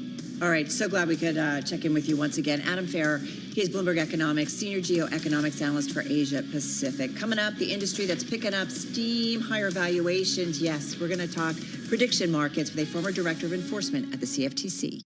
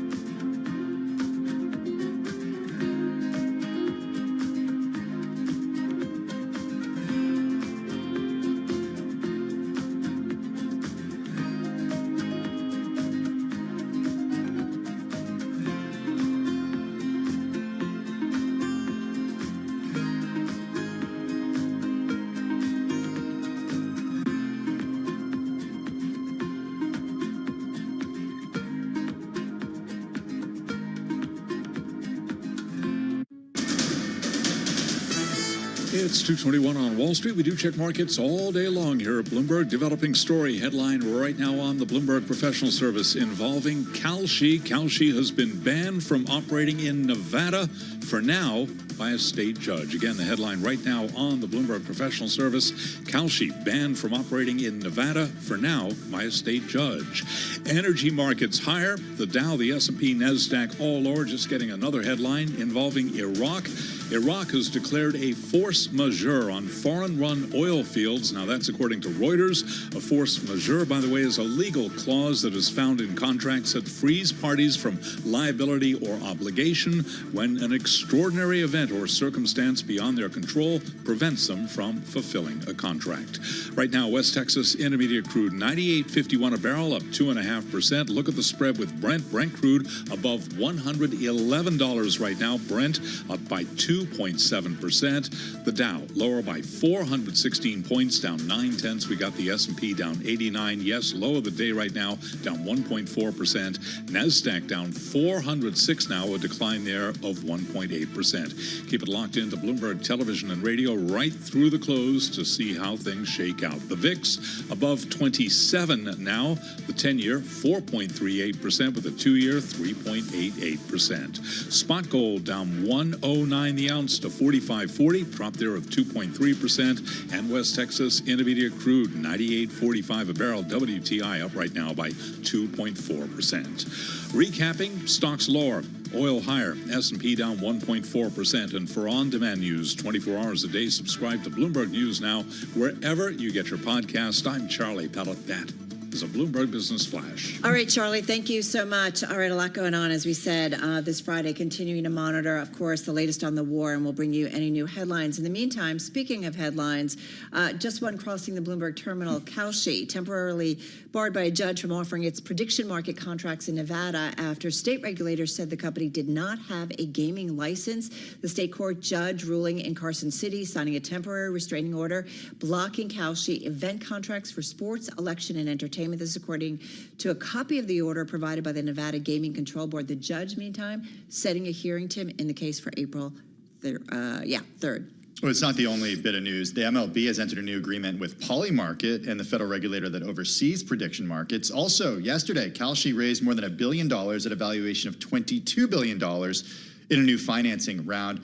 And speaking of Kalshi, criminal charges just this week, Carol, amping up growing state resistance to the company. I'm just going to mention, just because stocks did take a leg down, and I know this is off our live blog. We're waiting for some more confirmation, but our live blog even saying that CBS is citing multiple sources on U.S. preparations in Iran, and that is that the U.S. making preparations for potential ground troops in Iran. So this is something we kicked off the hour with, but because we did see stocks take a leg down, I just wanted to bring that to everybody's attention. Okay, let's get back to prediction markets and bring in Ian McGinley. We said it was busy. He's a partner at Sidley Austin. He's a former director of enforcement at the CFTC. It's the Commodities Futures Trading Commission. That was from 2023 to early 2025. He joins us here in the studio. Welcome. It's good to have you on the program.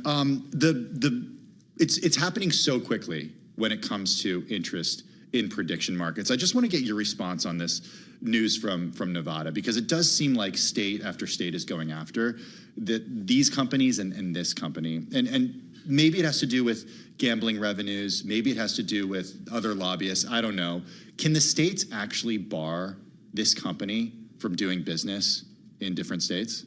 Well, what happened today in Nevada is called a temporary restraining order. So they can, but usually for a small period of time, and then they have to have a hearing, a full hearing before a judge, where they'll then decide if that's a permanent ban. We've seen other states take very similar steps. What usually happens is there's then some litigation in federal court. This was a state court judge. And whether it then goes back to state court or the federal judge handles it, it really depends. But this other states have done similar things. You know, I can't tell, Ian, if we're putting the cart before the horse here. In other words, it feels like crypto, where things kind of moved ahead, and we haven't kind of put in place the safety infrastructure, the regulatory infrastructure. And I look at valuations growing. I mean, is everything getting ahead of itself? Do we need at this point regulators to set some things up here?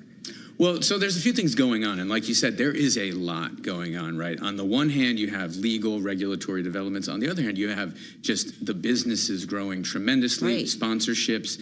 MLB is pretty serious. I mean, that is a huge endorsement of the type of trading. But I think there's a few things. There is regulation. You know, there was insider trade. right. Yeah, and I think, you know, that's something that people need to realize. And when there are talks about insider trading and things like that, that is prohibited. Always has been. There's a little bit of nuance to it. But the CFTC recently this week put out something called a notice of proposed rulemaking. Basically said, we want comments from the public, whether you are the states, businesses, sports leagues, and we're going to consider that because we are considering regulation. So we don't know the form of that regulation. Right. It's not come out yet, of course, but it certainly suggests that the CFTC is considering regulation and that there will be some more regulation and potentially some contracts that are not listed. So, but should the world then slow down a little bit until we understand all of this, or no? Well, we'll see what the courts say. I think that's where we'll see a real kind of scope of where things should go. You are allowed to self-certify your contracts. That is a regulatory regime the CFTC has. Now, the CFTC can step in and stop that, and so we'll see if that happens. But right now, where the kind of guardrails are coming from is existing CFTC law and then court decisions. You mentioned there was a criminal case that came down this past week, and these are just my personal views on it, not those of my firm or any clients. But you know, that was noteworthy, and it's the first criminal case in the space, right? Whether or not it relates to a temporary restraining order, which is a civil matter, probably not. But we'll see. But, you know, that criminal case is interesting, though, because it does not mention, it doesn't charge any individuals. It is all misdemeanors.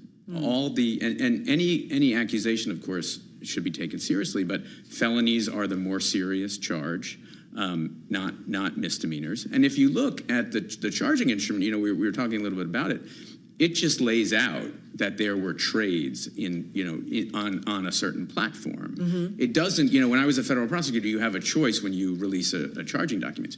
You can do something called like a speaking indictment or a speaking instrument where you lay out kind of all the facts and what you know. Based on this, they did not do that. What's a potential outcome here when it comes to the way that courts rule on this? And I think a lot of people agree that this goes right to the Supreme Court either this year or next year. Is there a chance the Supreme Court comes out and says, okay, prediction markets can operate in the United States, but they can't include sports predictions, for example. They can include other things, but can't include sports predictions. Like, what would a case, I don't know, I'm just theoretically, what would a case potentially look like, or a decision potentially look like from the Supreme Court that would clarify this for us, for users, for these companies?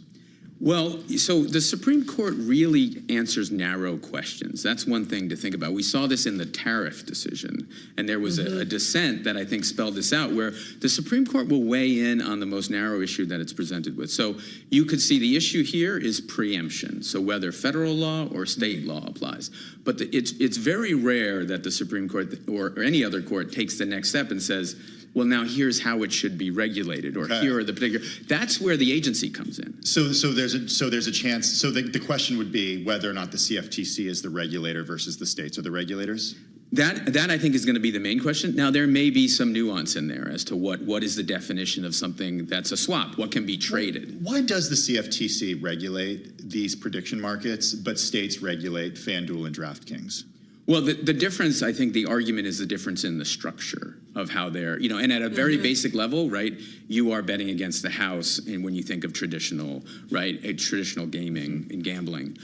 In these models and prediction markets, you have counterparties, right, some that are institutional, liquidity providers now. It's becoming a lot more like a stock market. On that point, I mean, one of the things that keeps coming up, and it certainly did in the panel that you did down in Florida, about this idea of whether or not prediction markets are gambling. It came up over and over. And you did speak exclusively with the Kalshi co-founder, Tariq Mansour. Let's listen to what he had to say. There's always been a battle of whether financial derivatives are gambling. Grain futures were called gambling in the 1800s. And there was a Supreme Court decision that, said even though there is speculation, these, products have are structured as the financial markets and thus are going to fall under financial market jurisdiction. So I always say this, whether something feels and looks like gambling doesn't necessarily make it gambling. Speculation exists in all financial markets. If we're going to take a line that speculation is gambling, then the stock market with retail participation is gambling. Then buying options for retail or zero-day expiry options is gambling. Then retail buying crypto is gambling. So that, of course, is Kalshi co-founder Tariq Mansour. We're talking with Ian McGinley, partner of Sidley Austin, former director of enforcement at the CFTC. So does he have a good point? Or is there a distinction between what happens on prediction markets versus what happens in financial markets, whether it's derivatives or, you name it? Well, I think the point from a lawyer's standpoint is the Commodity Exchange Act doesn't define gambling.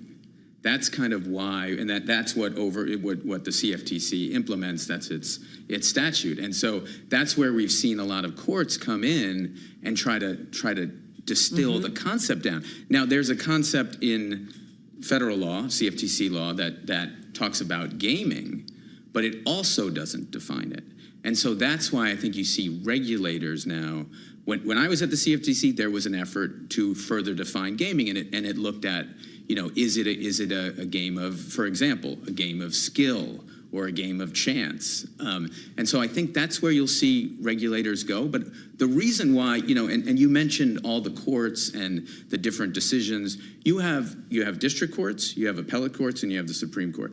There have been different decisions on a district court level. I mean, you guys know lawyers. You can't get lawyers to agree on anything, right? So now we're at three Says the lawyer. three Well appellate said. courts, right, that are now dealing with it, and we'll see how they come out. And then, I agree. I think likely we see it in the Supreme Court because I don't know that all those courts are going to look at it exactly the same way. You were formerly director of enforcement at the CFTC, and I think one thing that's notable to people is the way the CFTC has come out as essentially been a loud cheerleader, a proponent of these platforms under Mike Selig. I'm wondering your view on that. Like, why do you think the CFTC is in this position to sort of not necessarily promote them, but to come out on X after the Arizona decision and say essentially this is an overstep? Well, some of it is jurisdictional. Agencies, typically defend their jurisdiction. But I read it a little bit more nuanced, where I think the CFTC, my read of what they are saying is, yes, this is our jurisdiction, but there need to be guardrails. At the same time they put out a notice for proposed rulemaking, they put out an advisory. That advisory was essentially, as I read it, a notice to the exchanges to say, when you register as an exchange for the CFTC, you have to make representations. You have to say these contracts are not susceptible to manipulation. We have adequate surveillance. And I read the CFTC putting out that advisory as saying, hey, everyone, you're on fair notice. Yeah. You have a job as a registrant to police yourselves, but if you don't fulfill that, we're here. Same deal for prediction markets, that they have to do this.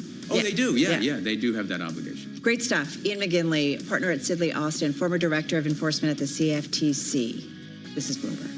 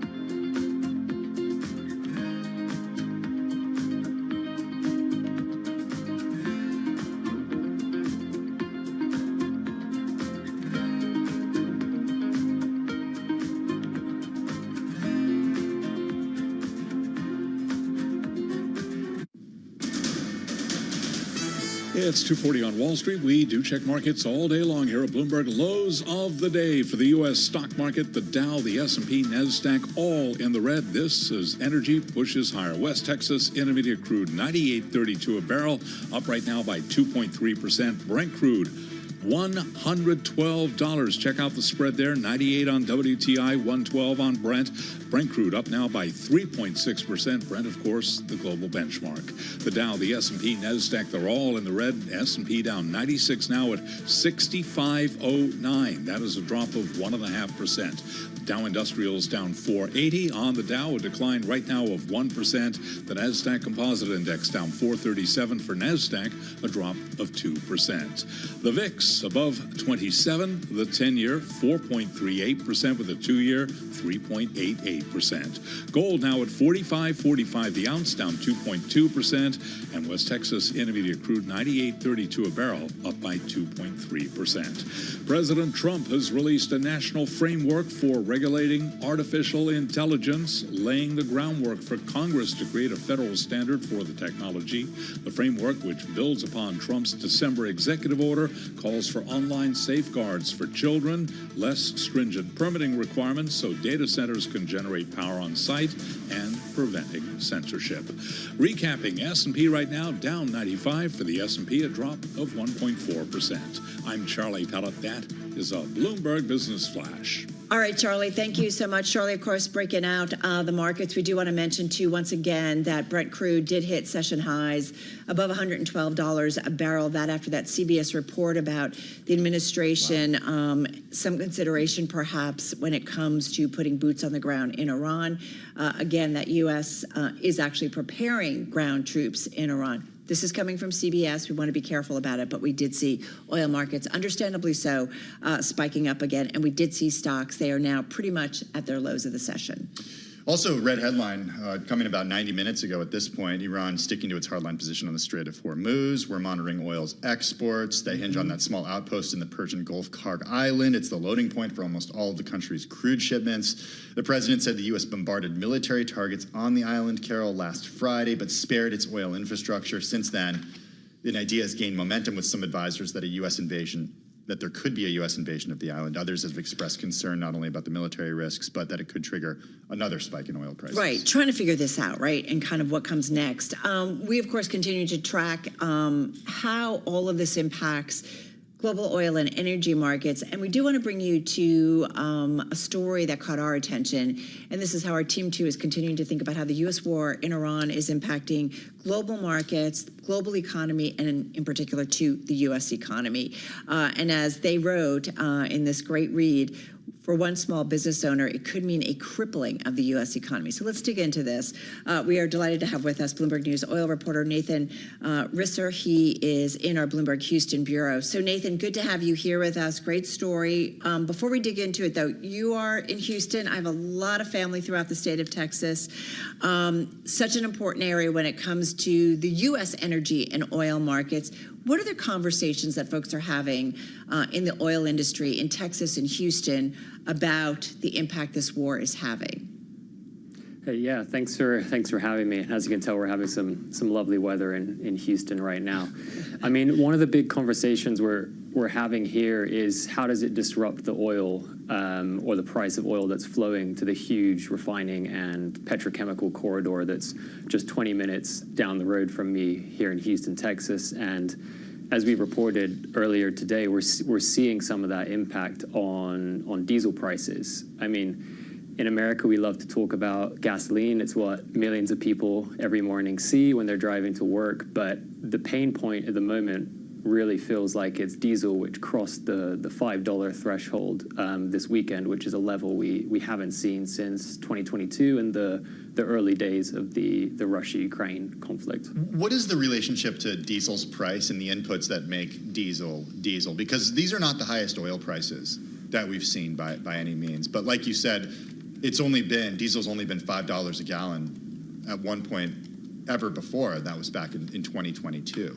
But oil prices have been higher than they were in 2022, back in 2008. So what is it about this environment that gets diesel up to $5 a gallon? Yeah, so across fuels, the biggest input is always oil. That's what drives the largest part of the gallon cost of either gasoline or diesel. But we came into this year, especially in the US, with kind of low stocks compared to the 10-year average for diesel. So naturally, when inventories are low, that can create a more volatile environment for the fuel. Another big factor is, all oil isn't equal. We have lighter grades, we have heavier grades. In West Texas, we're pumping 13 million barrels a day of light crude that's really good for making gasoline. But what's being curtailed and constrained in the Strait of Hormuz are these heavier grades, which are generally better alongside Venezuelan and Canadian oils for making that diesel. So this conflict has affected the barrels that are better at making that fuel, and that's one of the reasons we've seen some higher price spikes for diesel than for gasoline. Nathan, as you and the team report out, given its ubiquitousness, diesel's rising costs create higher prices for just about anything further down the supply chain, be it lumber hauled on railway, flat cars, or green peppers shipped to your local grocery store. Like, we have to think about how it filters through. Having said that, you do kick off the story, you guys do, and you quote somebody, a small business owner, that said, "This is going to cripple our economy." I don't think people think about how much the economy rides on diesel fuel. Tell us about this individual, because by telling those small stories, or those small business owners, backbone of our economy, we kind of learn a lot. Yeah, I mean, if we think about it in terms of numbers, in the US, we're consuming 4 million barrels a day of diesel. 75% of that goes into transportation. And that's not just your 18-wheelers trucking, big logs across the Pacific Northwest. That's this person we spoke to who sells firewood in the northeast of England. Northeast of America.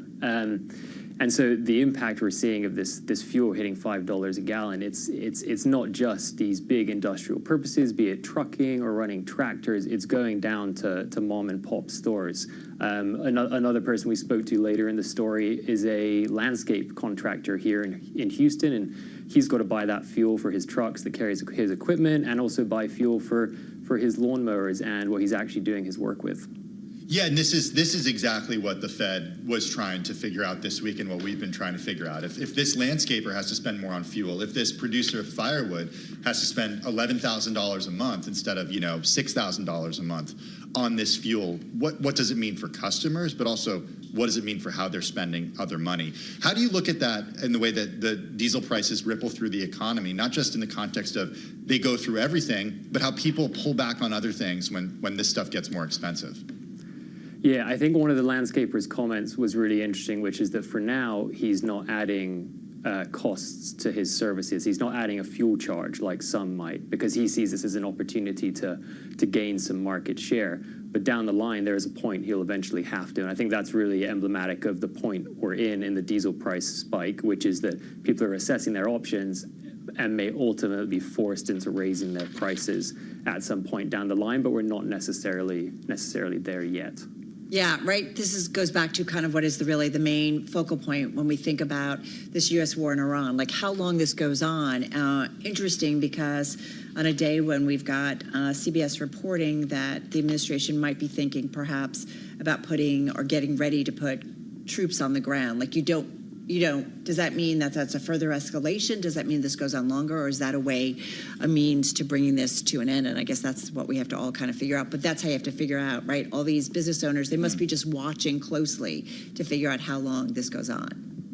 Yeah, and I think the interesting thing is if we compare gasoline and diesel again, a consumer can cut down on their trips, right? If you're dropping your kid at school in the morning, you can tag on your shop. Maybe that's going to cut some of your weekly mileage. The average diesel consumer can't do that. They have set trucking routes, they have set customers they need to meet. So that's kind of why we're so interested in this fuel as a barometer, because it's a harder one to economize on in America. All right, well, so appreciate it. Nathan, thanks so much. Bloomberg News oil reporter Nathan Risser joining us, of course, on a story out on the Bloomberg from our Bloomberg Business Week team. Really interesting read. Yeah, it's a great read. This is going to cripple our economy. Diesel spooks businesses. Check it out at Bloomberg.com and on the Bloomberg terminal. All right, folks, we are headed for a break right now. I'm looking at a market that we have definitely seen a leg lower on that CBS report of the possibility of the administration getting ready to put troops on the ground. We're pretty much at our lows of the session.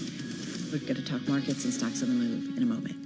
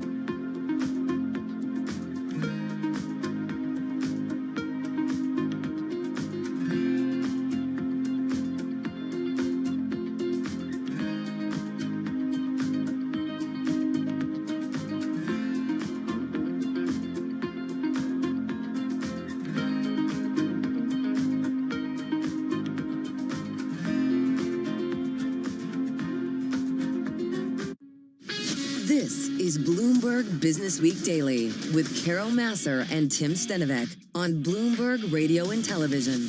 All right, everybody, we are just getting ready to come up on the last hour of trading on this Friday and for the week overall. We've got stocks hovering near their lows of the session. Just heard from the team walking us through the trade, but S&P 500 down just shy of 100 points, down 1.5%, 1% lower on the Dow Jones Industrial Average. Over to the NASDAQ 100, deepest decline of those three major equity averages on a percentage basis, down 1.9%. Tim, good for a decline of about 473 points. Yeah, I'm just looking. We're down about 5% on the S&P 500 so far this year. If we go back to where it was last at this level, it's the lowest going back to September 8th of last year. So giving up many months of gains in a very short period of time. All right, definitely seeing a risk-off trade as we go into the weekend. I'm Carol Masser along with Tim Stenovec. Let's get to some stocks on the move. Bloomberg News equities reporter and deputy team leader for U.S. equities, Carmen Reinecke, is in the house.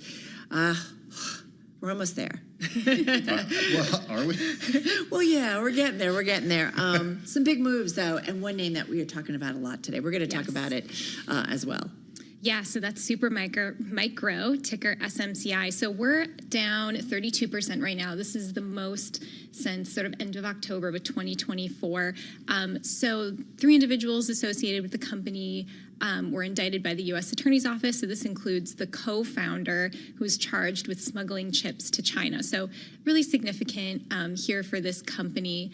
And I also like to point out here, so Supermicro has had a pretty rough stretch of years. So this company was almost delisted in 2024, and just at the beginning of 2025, that was sort of resolved, and it stayed listed, and it stayed a part, or it's a part of the S&P 500. But so they've had some regulatory concerns over their financials, and now this. So just a lot of, I think, overhangs over the stock. What do they do? So they're a server maker. Okay. And they are associated with NVIDIA as well, so they had a big run up because of the AI trade, but then also struggled with some other issues that led to volatility. I feel like we have talked so much over the last couple of years on this company, the ups and downs of it. Look, I mean, the biggest suppliers for Supermicro include NVIDIA, Broadcom, Intel, Micron, and Western Digital. Yeah, and those are some big names. According to the Bloomberg terminal, more than 50% of what SMCI spends goes to NVIDIA. Okay. But a lot of people spend a lot of money with NVIDIA. Yeah, no. It's those are big numbers all around, right? It's not just Supermicro. I guess TBD, right? Like we're going to find out what happens with this one. All right, where shall we go next? Yeah, so let's go to Dell. So this is kind of the flip side of the server maker trade. So we're seeing this up about a little under 3% right now. This is ticker DELL. So basically what it looks like is if SMCI is, having these issues, Dell could really get more share here in this space. So a couple of analysts and some investors I've spoken to saying that this really could be a beneficiary because it's a competitor of SMCI or Supermicro. All right, Dell. Moving in the opposite direction as SMCI. That stock's up nearly 30% Dell this year. Like, whoa. Dude, you're getting a Dell. Remember that? Remember that? Dude, yeah, very different company than it was when it was just the PC maker. It's definitely transformed. Let's stay in the industry and talk Micron. Yeah, so ticker MU. Micron has been an interesting one this week. So shares are down about 5.3% today. This is a 2-day decline. I think this is interesting because the company had really blowout earnings on Wednesday after hours. Huge. Really great, forward guidance. Seems like everything's good, but it seems like investors are really focusing on this higher capital spending that they're saying, that they need to continue. What's a few $1 billion here and there, right? Well, analysts wanted to see 22-point-something billion, and they got 25 billion. Well, and it's all, it's all for the AI trade. It's building out data centers. It's something that Micron needs to do to fulfill, all of the demand that they have in the memory space. So it's interesting. I mean, also to note that the stock had run up, 14% in 3 days before results. It was up 60% this year, ahead of those as well. So a lot of buying, a lot of enthusiasm here. The double-edged sword, right? Like, it's great to have all that demand, but they don't have enough supply to meet it. And so they've got to do the build-out, which costs a lot of money and sometimes more than what they anticipated. And this gets to the story that we constantly talk about, these cycles where the demand is outstripping the supply. And this is kind of, I feel like, exponentially the demand is outstripping the supply. And then they've got to spend. And then you wonder by the time they build it, is that demand still there? I don't know. It's definitely something that we're looking at in the entire memory space, right? Like these stocks have done so incredibly well. People are definitely still excited about them as part of the AI infrastructure trade, but it is a very cyclical sector. So we're definitely looking at that as well. All right, good bunch of stocks, as always. Carmen, thank you so much. Bloomberg News equities reporter and deputy team leader for equities. She is Carmen Reinecke, joining us here in studio. Hey, check out Stock Movers, our podcasts, 5-minute episodes, big winners, big losers in the stock market throughout the day. You can find it on Apple, Spotify, or anywhere you get your podcasts. Big losers today for the equity indexes. If you are long these markets, the NASDAQ down more than 2%. The S&P 500 down 1.6% now. The Dow down 1%. If we look at the S&P, Carol, you have more than 4 stocks lower for every 1 stock that's higher. Yeah, and I mean, let's just go to it that there was a headline from CBS talking about the possibility that the administration is preparing to put troops on the ground in Iran. So, again, I go to, is that a further escalation? Is that a way to bring an end? Is the threat going to bring an end?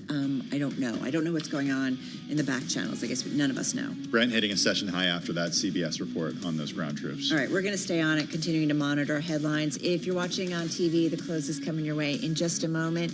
Tim and I continuing, though, on Bloomberg Business Week Daily, right here on Bloomberg Radio.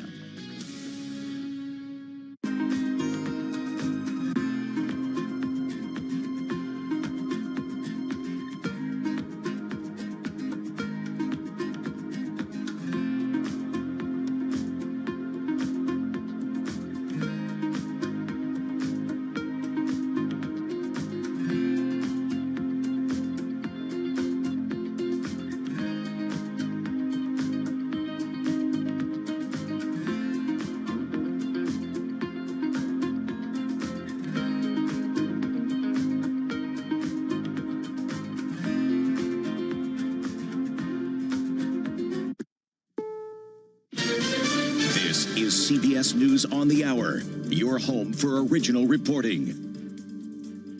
I'm Jennifer Kuiper in Hawaii. The water is rising quickly in Oahu due to flooding, and thousands of residents in towns north of Honolulu have been told to evacuate their homes. Hawaii Governor Josh Green. There have been some rescues directly from rooftops. There have been rescues in some camp areas. There was one camp group, as you know, this is spring break for the public schools. There was a group of 70 people that were surrounded by water up at a campsite up on the North Shore. Officials have been watching dam levels since a storm last week dumped heavy rain across the state, which led to catastrophic flooding that washed away roads and homes. CBS News has learned from multiple sources briefed on the discussions that Pentagon officials have made detailed preparations for deploying U.S. ground forces into Iran. More from CBS's Eleanor Watson. Senior military commanders have submitted specific requests aimed at preparing for such an option as President Trump weighs the next move in the conflict with Iran. The planning, we're told, involves a Marine Expeditionary Unit that is already making its way to the Middle East, as well as potentially deploying elements of the stateside Army Global Response Force. The Trump administration may suspend sanctions on Iranian oil already at sea in a bid to clamp down on energy prices that have shot up amid the war in the Middle East. That, according to Treasury Secretary Scott Bessent. CBS's Kelly O'Grady shares more on whether this could be a long-term fix or temporary solution. In some ways, it would be a Band-Aid. The idea would be to cap the price of oil. This likely wouldn't bring it down because, remember, this is simple economics, right? You add more supply to the market and you keep demand the same, your prices would go down. Or if, you're able to cap it, you make sure that it doesn't go up. Action stars and fans are reacting to the sudden death of Hollywood star Chuck Norris, who turned 86 earlier this month. CBS's Allison Keyes. All you need to know about the late martial arts star Chuck Norris you can find in the movie Expendables 2. Dolph Lundgren greets Norris, who he calls the champ, with a reference to the star's 1983 movie Lone Wolf McQuade. You're the one people call a lone wolf? I've been called that. Sylvester Stallone directed Expendables 2 and calls Norris a great man and paid tribute in the film to Norris's legendary invincibility. I heard another rumor that you were bitten by a king cobra. Yeah, I was. But after 5 days of agonizing pain, the cobra died. Chuck Norris was 86 years old. Allison Keyes, CBS News. Stocks are down on Wall Street. The Dow has fallen 444 points. The Nasdaq is down 435, and oil is up almost 3%. This is CBS News. Every Sunday.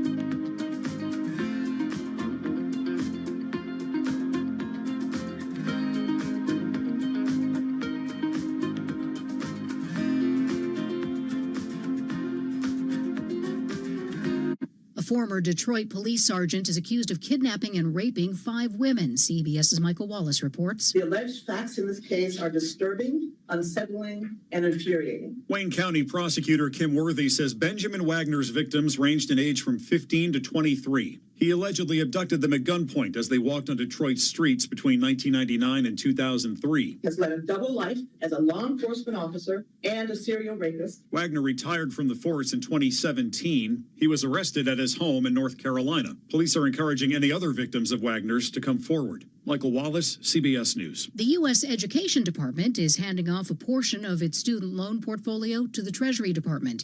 It's a first step toward shedding management of all student loans as Trump administration officials dismantle the Federal Education Agency. The Treasury Department will take over management of student loans whose borrowers are in default. Jennifer Kuiper, CBS News.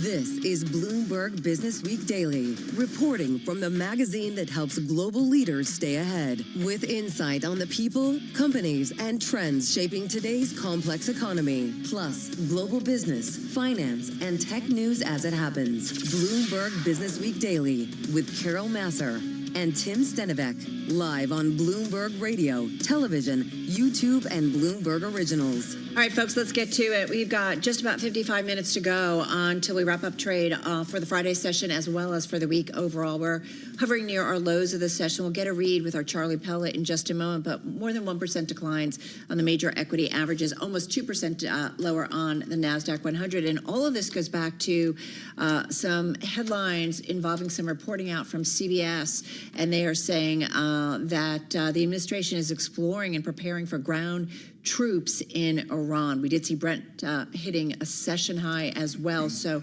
we're seeing more risk into the market as we count down in this last hour of trading today. Yeah, I do want to mention a statement from the White House. Press Secretary Caroline Leavitt told CBS in a statement, quote, "It's the job of the Pentagon to make preparations in order to give the commander-in-chief maximum optionality. It does not mean the president has made a decision. And as the president said in the Oval Office yesterday, he's not planning to send ground troops anywhere at this time." All right. And I guess I would argue, as many that we talked to, certainly our team in Washington, that sometimes you get contradictory statements. You get statements that change from day to day, or Jeff Mason from our Bloomberg News team, our White House corps, he focused on that at the top of our last hour. Yeah. So I think different signals. Yeah. And I think as investors, we're being vigilant, because who would have thunk that we would be getting ready to kick off our 4th week of war, U.S. war in Iran. So we are certainly keeping a watch on it for you. Over the next couple of hours, we're going to talk about the markets. Yeah, we're going to be joined by David Wu. He's former head of global interest rates, currencies, and emerging market fixed income and economic research over at Bank of America. He's got his own firm now. He's going to join us in just a few minutes on this quickly changing macroeconomic picture. All right, we're also keeping a watch on Supermicro. Yes, it's one of Tim's decliners. I've got the gainer because Dell's winning on Supermicro. 32% lower today. I mean, listen, you go back 2 years or so, the history of this one. We just talked about it with Carmen Reinecke. It's had its issues. Anyway, it's down as much as you said, 32% today. We're going to get into what you need to know. There are some charges against the co-founder. And so this is certainly a stock top of mind for us today. Also, it's Friday, Carol. You know what that means. What? It's Friday? Yeah. I had no idea. It's been a particularly long week, I think, for a lot of people. How about a cocktail? We're going to go there, guys. Yeah. We're just going to go there. We're going to stay on the news, but just be with us. I think you can feel our pain. Well, we're going to have newsy. Yeah, we're going to be joined by the CEO of Craft Co. She makes not just her own line of spirits, right, but also spirits that are, I guess you'd call them private label. Yeah. So she's got a really good idea of what the customer's buying right now, what the industry looks like as fewer people are drinking or more people are drinking less. And then, of course, everything happening with tariffs and with sort of the tit for tat when it comes to the U.S. and Canada. Because business moves on, as we know that. The world evolves and revolves, I should say, and continues to move on, even with all of this stuff going. All right.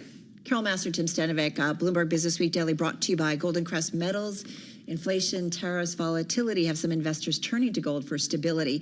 To get a free gold and silver info guide, learn how to add metals to your IRA or 401k, tax and penalty free. Just head to goldencrestmetals.com/guide. That's goldencrestmetals.com/guide. Should we talk markets? Let's talk markets. Let's head on over to Charlie Pellet. He's standing by in the Bloomberg Interactive Brokers studio, and he's watching what's happening. Indeed, absolutely focused on what is happening with Brent crude. You guys check your screens right now. We are closing in on $113 $112. Brent right now, barrel of Brent, $112.95. We'll keep you updated if we hit 113, up now by roughly 4%. West Texas Intermediate crude, 98.32, up by 2.3%. But again, I underscore, barrel of Brent right now just a nickel away from $113. The Dow, the S&P, NASDAQ, all in the red as energy surges. S&P 500 index holding above 6,500. We're at the low of the day. The S&P at 65.04. A drop right now of 101 points. We're down 1.5%. Dow Industrials down 468 on the Dow. A drop right now of 1%. And NASDAQ lower by 455 for NASDAQ. A drop there of 2.1%. The VIX now above 28 with a 10-year at 4.38%. Gold 45.02 the ounce, down 3.2%.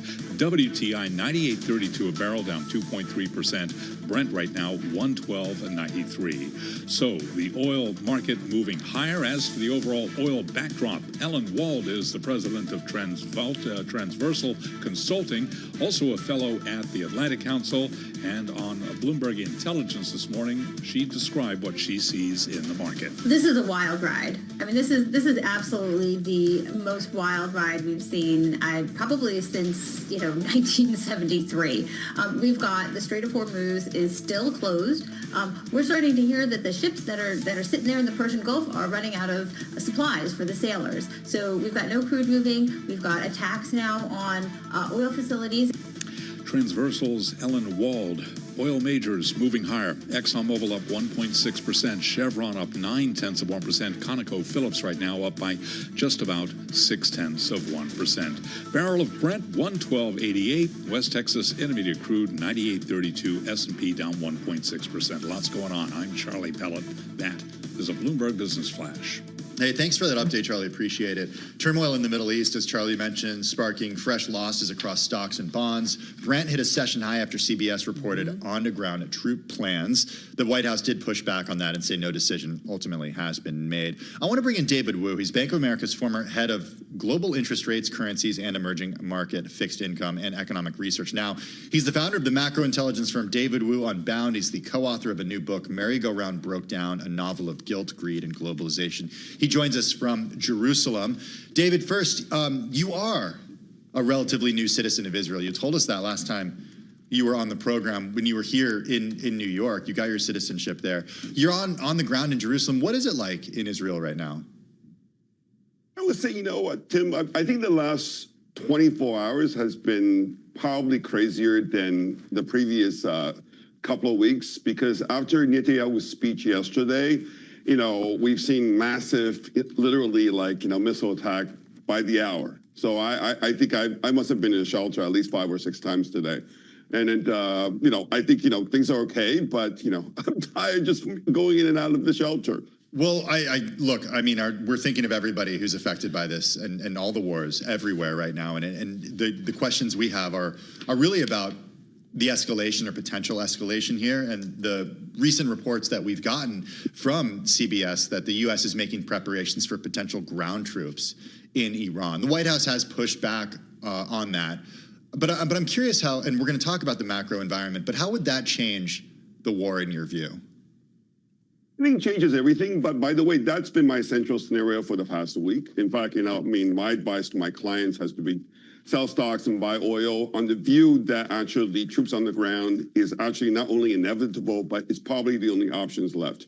I think what we need to realize that at this point, Trump, it's very difficult for Trump to tackle without getting ahead. I think, it's always, clear in the hindsight, but I think, at this point, I would argue that the only way he can actually regain the momentum is by essentially taking over the Strait of Hormuz. This is why an amphibious assault on the Iranian coastline around Bandar Abbas really probably is the only option left. By the way, for what it's worth, over the last 24 hours, a lot of Israeli commentators have been saying the same. Because in a way, and you could argue that this, especially given the fact, as you probably know, the U.S. has been getting no response from the IRGC when it comes to reopening the Strait of Hormuz. In fact, actually, the IRGC's the last the response to the U.S. request for ceasefire negotiation was that we will only talk once you drop all sanctions on Iran. So I think from that point of view, I think Iran feels like it's in a pretty strong position. So it is actually trying to force Trump to pay through his nose. And this is why I think at this point, now, I don't think anything has been decided yet. I think that's correct. I think the Marines, I think the second deployment of the Marines probably will take another week for them to actually get into the region, which means that over the next week, we will probably see heavy bombardment of the entire coastline. Okay, and then we've seen them using, the U.S. and Israel using bunker buster bombs in the last 48 hours to soften the firepower of the Iranians in order to prepare the ground for the Marines. But I do think that by next weekend, I mean, assuming situation hasn't changed, I think that's when probably we are going to have to see deployment of ground troops, especially with respect to a potential amphibious assault on the coastline. David, I guess. Wow. I guess what we all are thinking, and I guess because we're hoping this ends sooner rather than later, but I mean, what's the world like afterwards? What's the region like afterward? What's the U.S. relationship like afterward? What is afterward? Well, yeah, I think that's the question to ask, and you know, I'm going to bring it home to what we are so often about. Yes, there's loss of human lives, and we need to keep that front and center. But I mean, I also do think about, you know, what's our relationship? What does it mean for financial markets? What does it mean for global growth? Like, how does this what's your investing thesis off of all of that? I think, you know, there's a sort of a short-term versus a long-term. I mean, to be honest, I've been incredibly surprised by the resilience of the U.S. stock market, because everybody I talk to, even among clients of mine, they're some of the smartest and biggest, best investors in the world. You know, I think a lot of people are simply assuming that Trump's going to tackle. And I've been saying for a while now, tackle is simply no longer an option. And the main reason why I think the tackle thesis is not a viable thesis is that what most people don't understand is that this war really is the first proxy war between the United States and guess what? China. Let me tell you this, the only Explain that. So let me explain that, okay? I mean, you know, Iran has done pretty well, I would argue, over the last 3 weeks against, you know, the combined military might of the U.S. and Israel. I mean, I don't have to tell you, just yesterday, you know, USS Lincoln has repositioned further away from Iran following missile attacks, okay? I don't have to tell you, early in the week, you have USS whatever, Gerald Ford, you know, mysteriously having caught fire, now is on its way to Greece. I don't have to tell you that even the Wall Street Journal reported, you know, earlier this week that, you know, Iranians destroyed or at least damaged 5 U.S. refueling planes, okay, in Saudi Arabia. You might have heard about the destruction of U.S. advanced radars in the region by Iranian drones. Now, how do you think that was even possible? To me, this is the clearest evidence that Iran has obviously access to not only Chinese intelligence, but the most transformational aspect of Iran's fighting capabilities in this war compared to last June was the fact that they have migrated from civilian GPS system to now the Chinese satellite navigation system. And that has basically improved the accuracy of their drones and missiles, as well as making it more difficult for them to be jammed.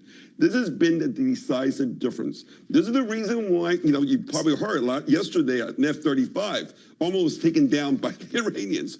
So what I'm saying to you— So are you saying that the U.S. is essentially at war with China? I think, there's no doubt that China does not want to see a regime change in Iran. Now, I don't think China will send troops into Iran, but there is no doubt both China and Russia will want to see this regime stay on. I mean, you know, because for many reasons, because not least of all, what we need to understand is that Iran is a strategic hub for China in the entire, you know, Belt and Road Initiative. By the way, I don't know if you know, but, you know, the China-Iran Railroad, which has been under construction for the last 10 years, which runs 10,000 kilometers long, is almost fully operational. Once it becomes actually fully operational, guess what? The land bridge that China has been trying to build directly the Middle East onto Africa will be actually a done thing. You don't think there's no connection between that and the U.S. decision to go after Iran? I mean, I think China, let me put it this way. I think until very recently, the Chinese attitude towards Iran was actually very mixed. China was hesitant to provide Iran with a strategic backstop. It was not until after Trump's unilateral action against Venezuela that has forced China to reassess, essentially the risk of staying on the sideline.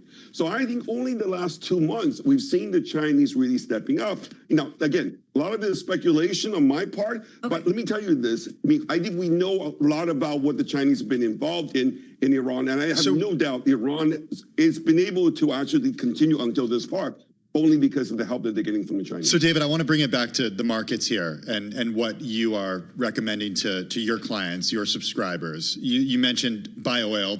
I don't know if it's too late for that at this point, but how are you looking at the duration of this conflict? How long oil prices stay high, and what investors do during that time?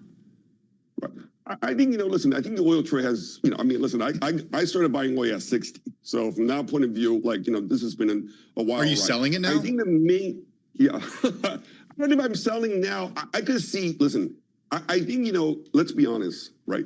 The reason why the market until now has been hesitant to really price in a prolonged conflict is because most Americans believe that, because of the midterm election, Trump hasn't got the guts, and then, he hasn't got the staying power. But what I think people need to realize is that because this is the first proxy conflict between U.S. and China, Trump is not going to go into the history book as the first president to actually accept a defeat in the first conflict with China.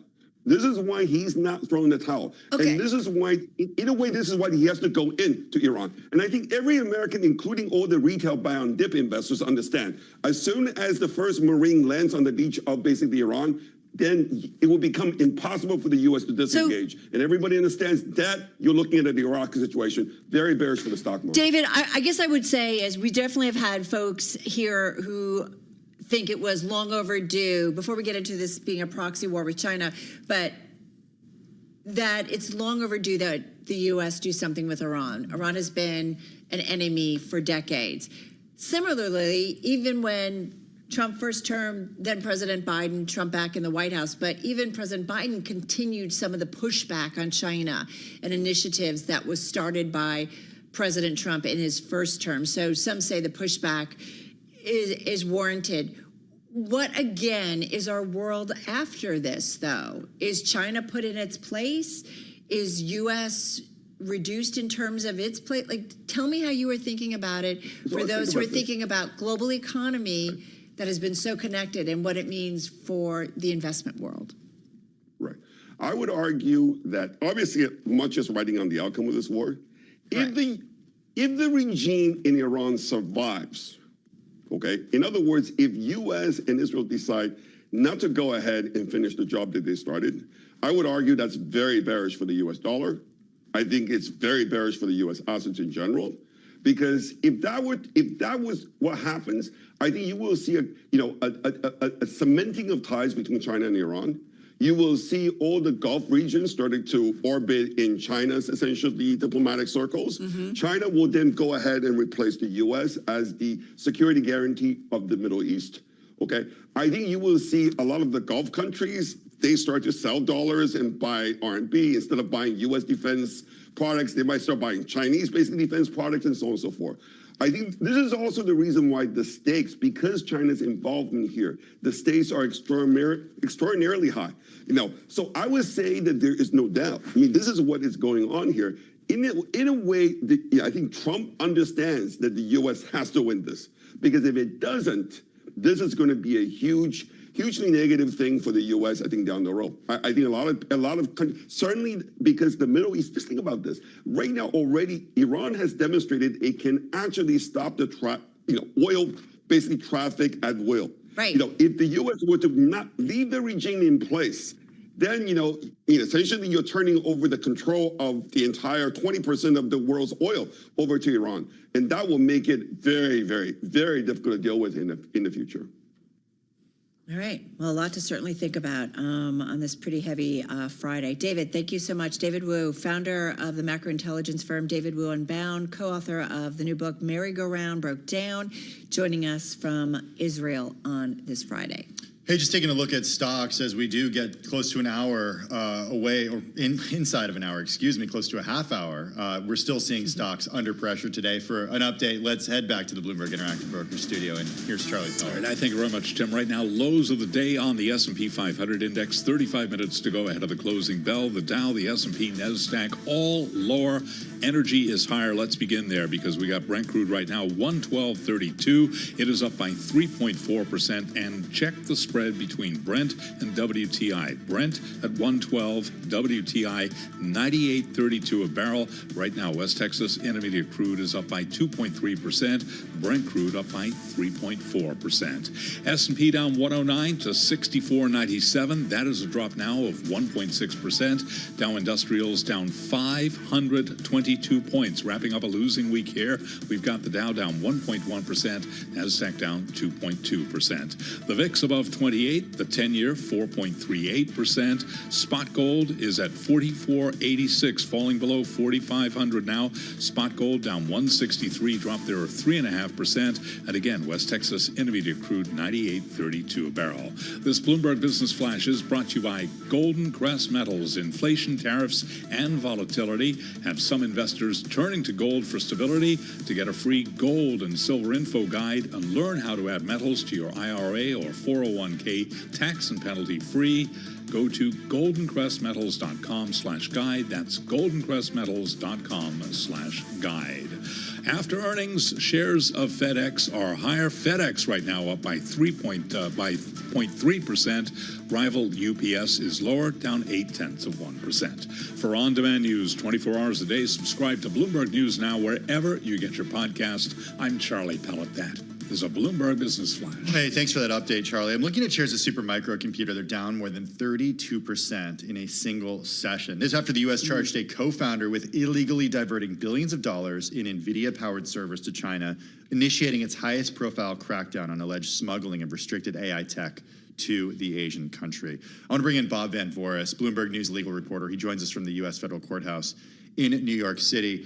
Bob, what do prosecutors allege that Yi Xian Wali Lia has done, and the company, is it accused of any wrongdoing?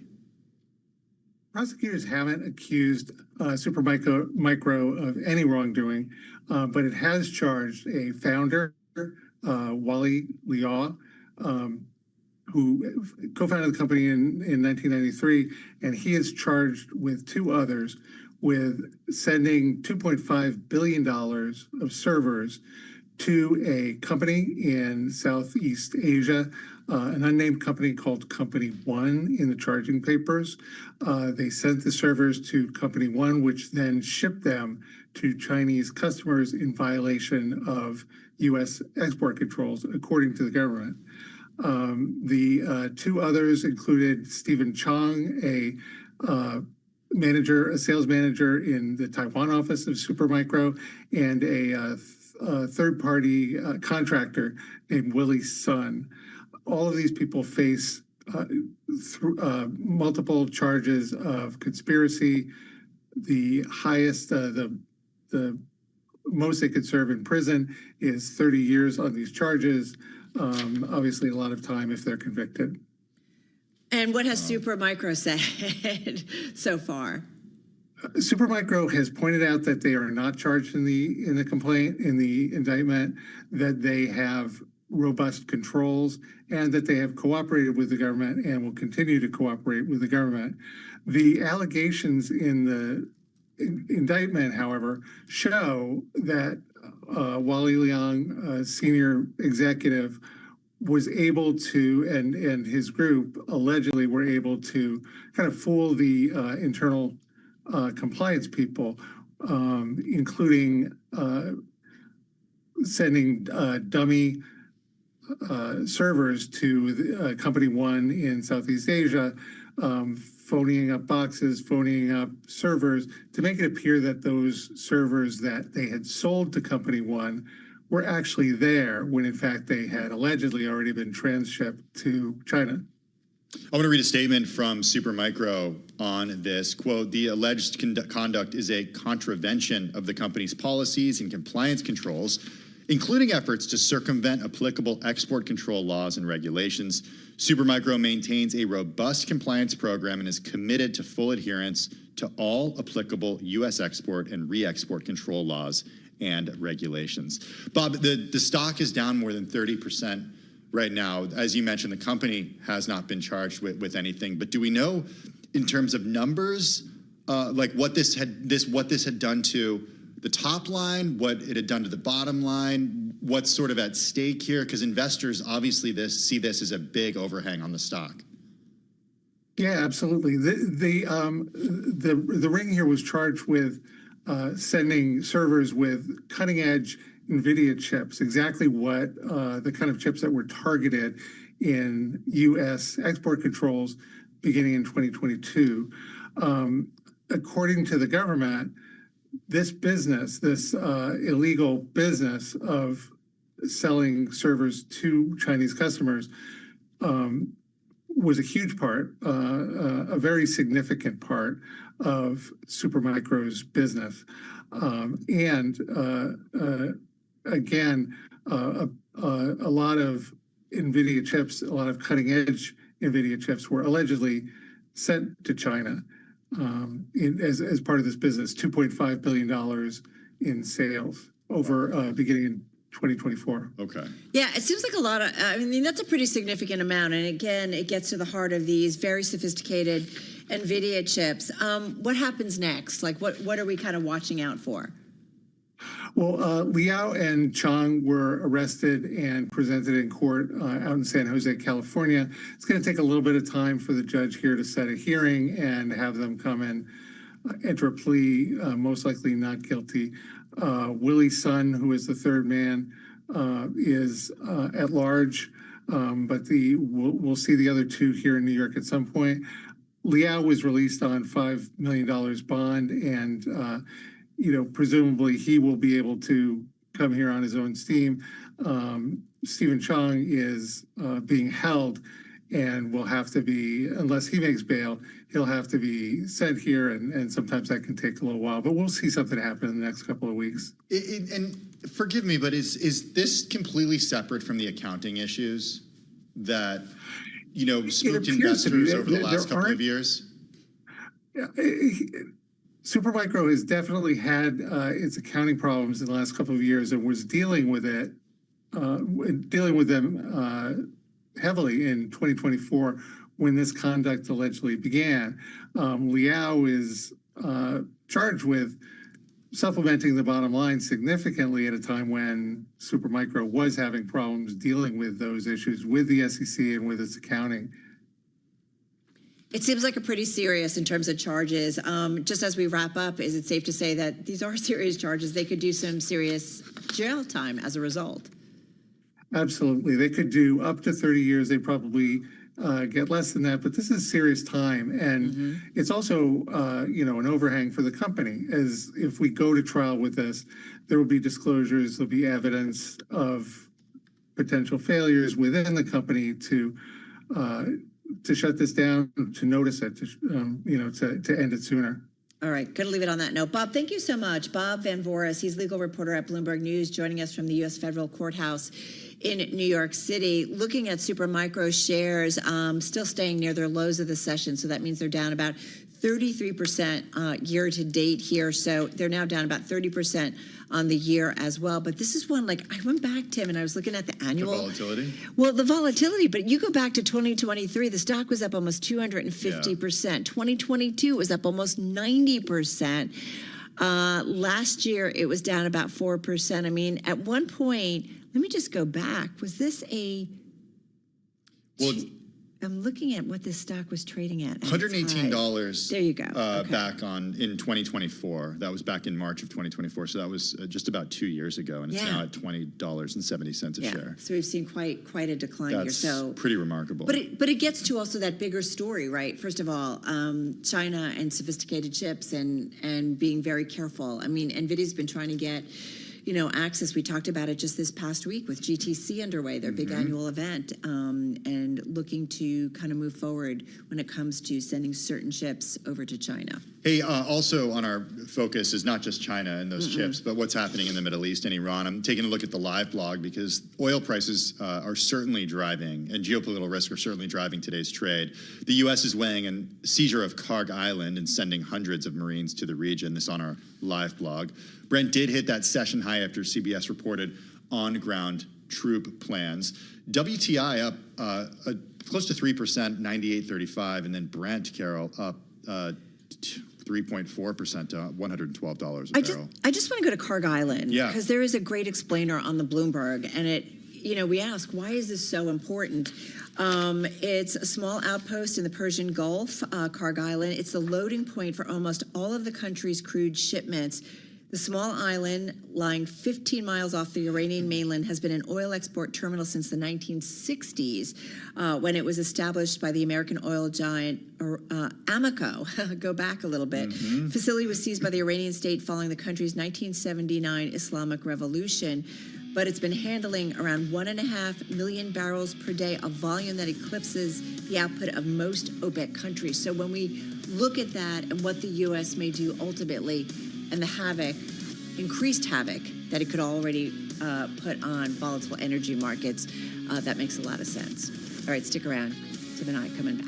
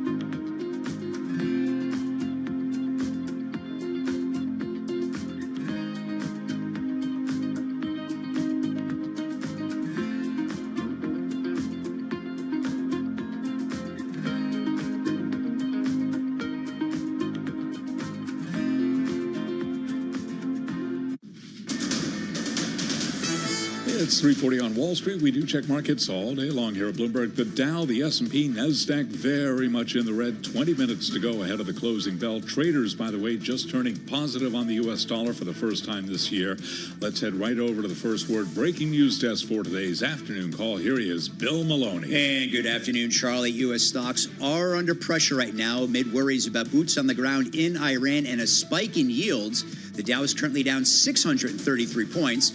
S&Ps are down 1.9%, and the NASDAQ is off by 2.5%. The U.S. 10-year yield jumps to 4.38. Gold is plunging. Oil is in the green, and Bitcoin is trading lower by 0.9%. Among the main 11 S&P sectors, only energy was in the green. Real estate and utilities were under pressure, and leaders to the upside in the Dow, Verizon and Chevron, while Honeywell and Boeing led to the downside.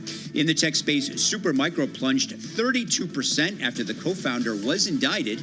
And wrapping things up, in deal news, Ecolab is buying Coolit for $4.75 billion in cash. Live from the first breaking news desk, I'm Bill Maloney. Charlie? Okay, we thank you very much, Bill Maloney. And to hear live breaking news over your Bloomberg, type Squawk, SQUA, on your Bloomberg terminal. I'm Charlie Pellet. That is a Bloomberg Business Flash. I've been driving all night, my hands wet on the wheel. Come on, let's take a drive. A drive? Yeah, a drive. Can you just focus on driving? Focus on the road.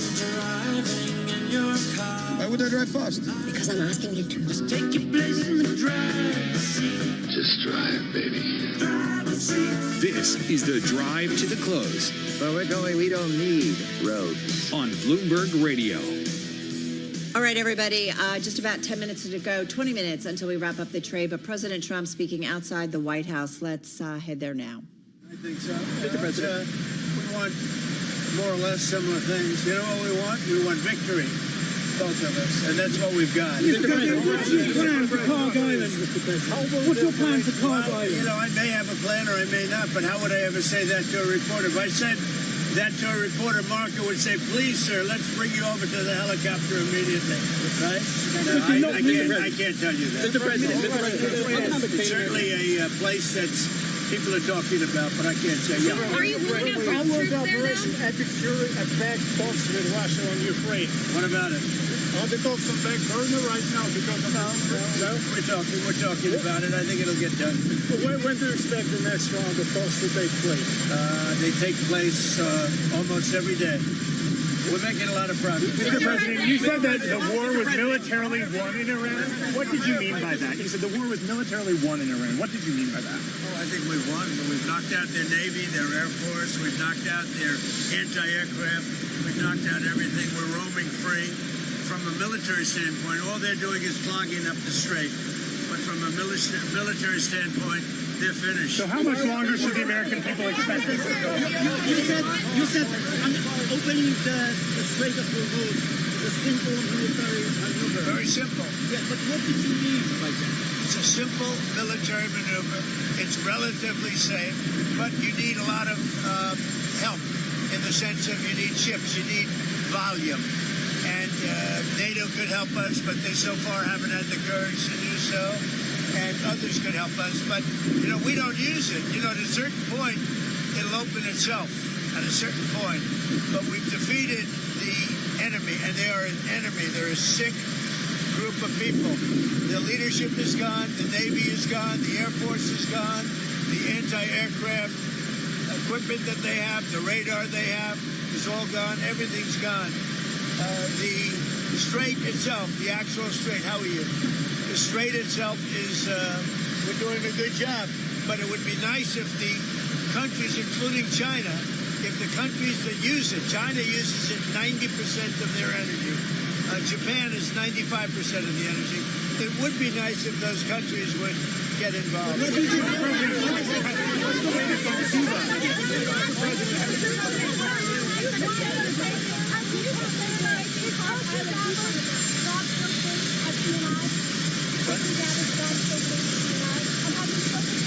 I thought she did a good job yesterday. The American bases in Europe, Lindsey Graham has asked for you to reconsider the American bases in Spain, in Germany, after what they have done in the case of Holmes.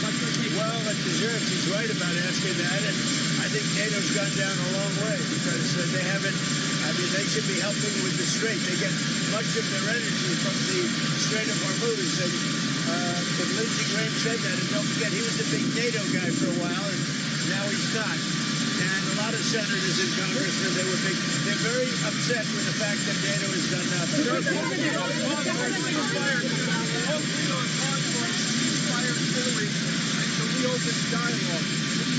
Well, look, we can have dialogue, but I don't want to do a ceasefire. You know, you don't do a ceasefire when you're literally obliterating the other side. They don't have a Navy. They don't have an Air Force. They don't have any equipment. They don't have any spotters. They don't have anti-aircraft. They don't have radar. And their leaders have all been killed at every level. We're not looking to do that.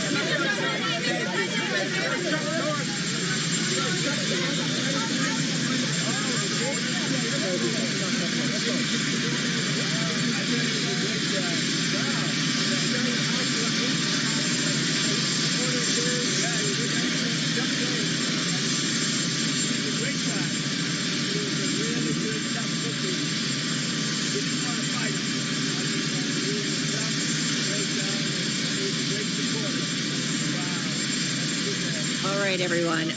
Getting a little difficult to hear President Trump there, of course, on the lawn of the White House there with Secretary of State Marco Rubio. They are headed to Mar-a-Lago, obviously taking questions from members of the press there on the ground.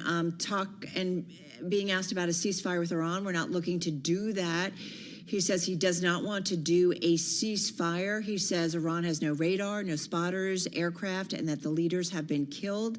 And he said that NATO should be helping us with the Strait of Hormuz. This is something, Tim, he has said a lot. And I should point out that markets continuing near their lows of the session, but we have bounced off our worst levels. He also said that at a certain point, the Strait of Hormuz will, quote, open itself. He also said it would be nice if countries helped. He says Israel would be ready to end war when the U.S. does, and also said, Carol, from a military standpoint, Iran is finished. He was asked about a plan regarding Karg Island as well, and he said he didn't give any indication about that plan. Yeah, I may have a plan or I may not, is basically how he hedged it. And we talked about the importance of Karg Island, a loading point for almost all of the countries. We're talking about Iran's crude shipments. So there has been some back and forth about whether or not there has been military action and certain things taken out there, but not necessarily their oil facilities. The president, and this happened just before we went to him, he said that Rubio is doing a fantastic job. He called Iran leaders thugs and animals. And he also said, we don't need the Strait of Hormuz. Yeah. Which... he's talked about this week about how the U.S. does not get oil from the Strait of Hormuz, and it seems to frustrate him that even though the U.S. produces so much oil, since it is a global commodity, the prices rise and fall as a result of what happens outside of the United States, even though the U.S. is a net exporter. But it's an interesting comment given that we have seen energy prices move higher as a result of the Strait of Hormuz blockade. Just to reiterate, what we are highlighting as a red headline, red sticky as we call them here at Bloomberg, President Trump says he does not want a ceasefire with Iran. Just a quick check on what we are seeing in terms of markets, which have come under pressure on reports from CBS that the administration is planning for or preparing for putting boots on the ground in Iran and I guess in the Middle East as well. We did see stocks take a leg down to their worst levels. We are just off our lows of the session. What are we seeing in terms of energy markets, Tim? Well, we're taking a look at global commodities right now. Bringing up the WTI ticker is still around $98.21 per barrel. Brent is up to 112.62. So both of those up more than 2.7%. Brent up 3.7%. But that brings this year up, Carol, 85%. And also gas prices. We're significantly higher in terms of the average gas price across the United States, $3.91 right now, according to AAA. $3.91. Yeah, so this is certainly something that we've talked about, the impact that it's having on consumers and citizens across the United States. Hey, let's, as we get ready to wrap up the trading day and the trading week, let's get to Adrienne Yamaki. She's founder and managing partner of Strategic Wealth Capital.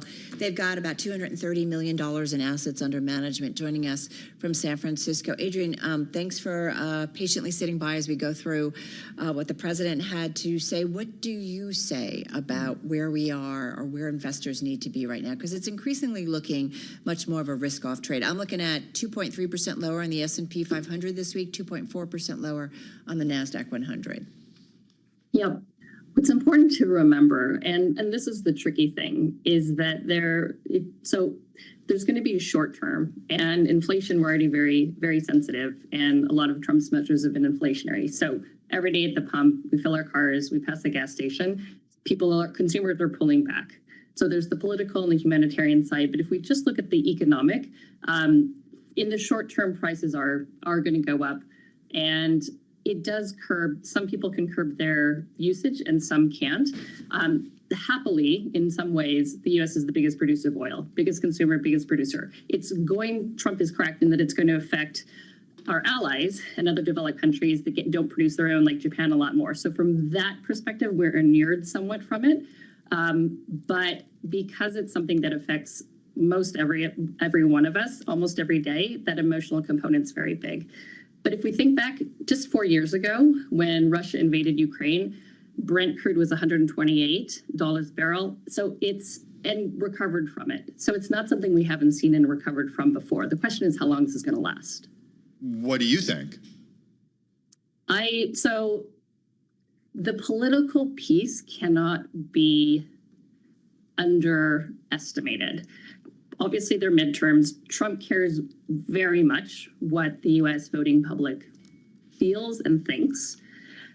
And because of that, and because of the cost, and because for both sides, for Republicans and Democrats, this is a fairly unpopular war. There's a lot of pressure to de-escalate it and end our engagement as quickly and efficiently as we can. Whether that happens or not, but there's a huge appetite for this to not continue for months and months, for sure. When do investors, though, a lot of folks that we've talked to that manage money for clients, institutional or retail, have kind of, I think for the most part, been in a bit of a holding pattern, it feels like. There are some that I think have said a little bit more risk off, but I'm just curious, when do you make shifts in something like that? I know we're supposed to be investing for the long term. I get it. I get diversification. I get all that stuff. Yep. But there is a point where you just want to protect basically your portfolio and your gains as they sit, without losing any more ground. So when do you start to kind of think about shifts here? The reason so the question is, the first tease apart, really, like you said, at a point you feel like, well, I want to protect what I have. That's not how we make the decision. We base it on what is the burn rate and what is the need of the client. So we don't have institutional clients. We have families across the country, wealthy families. And we look, number one, at, and this is why it's so personalized, how much do they need? What do they need it for? What's the worst that could happen if someone is a really high earning executive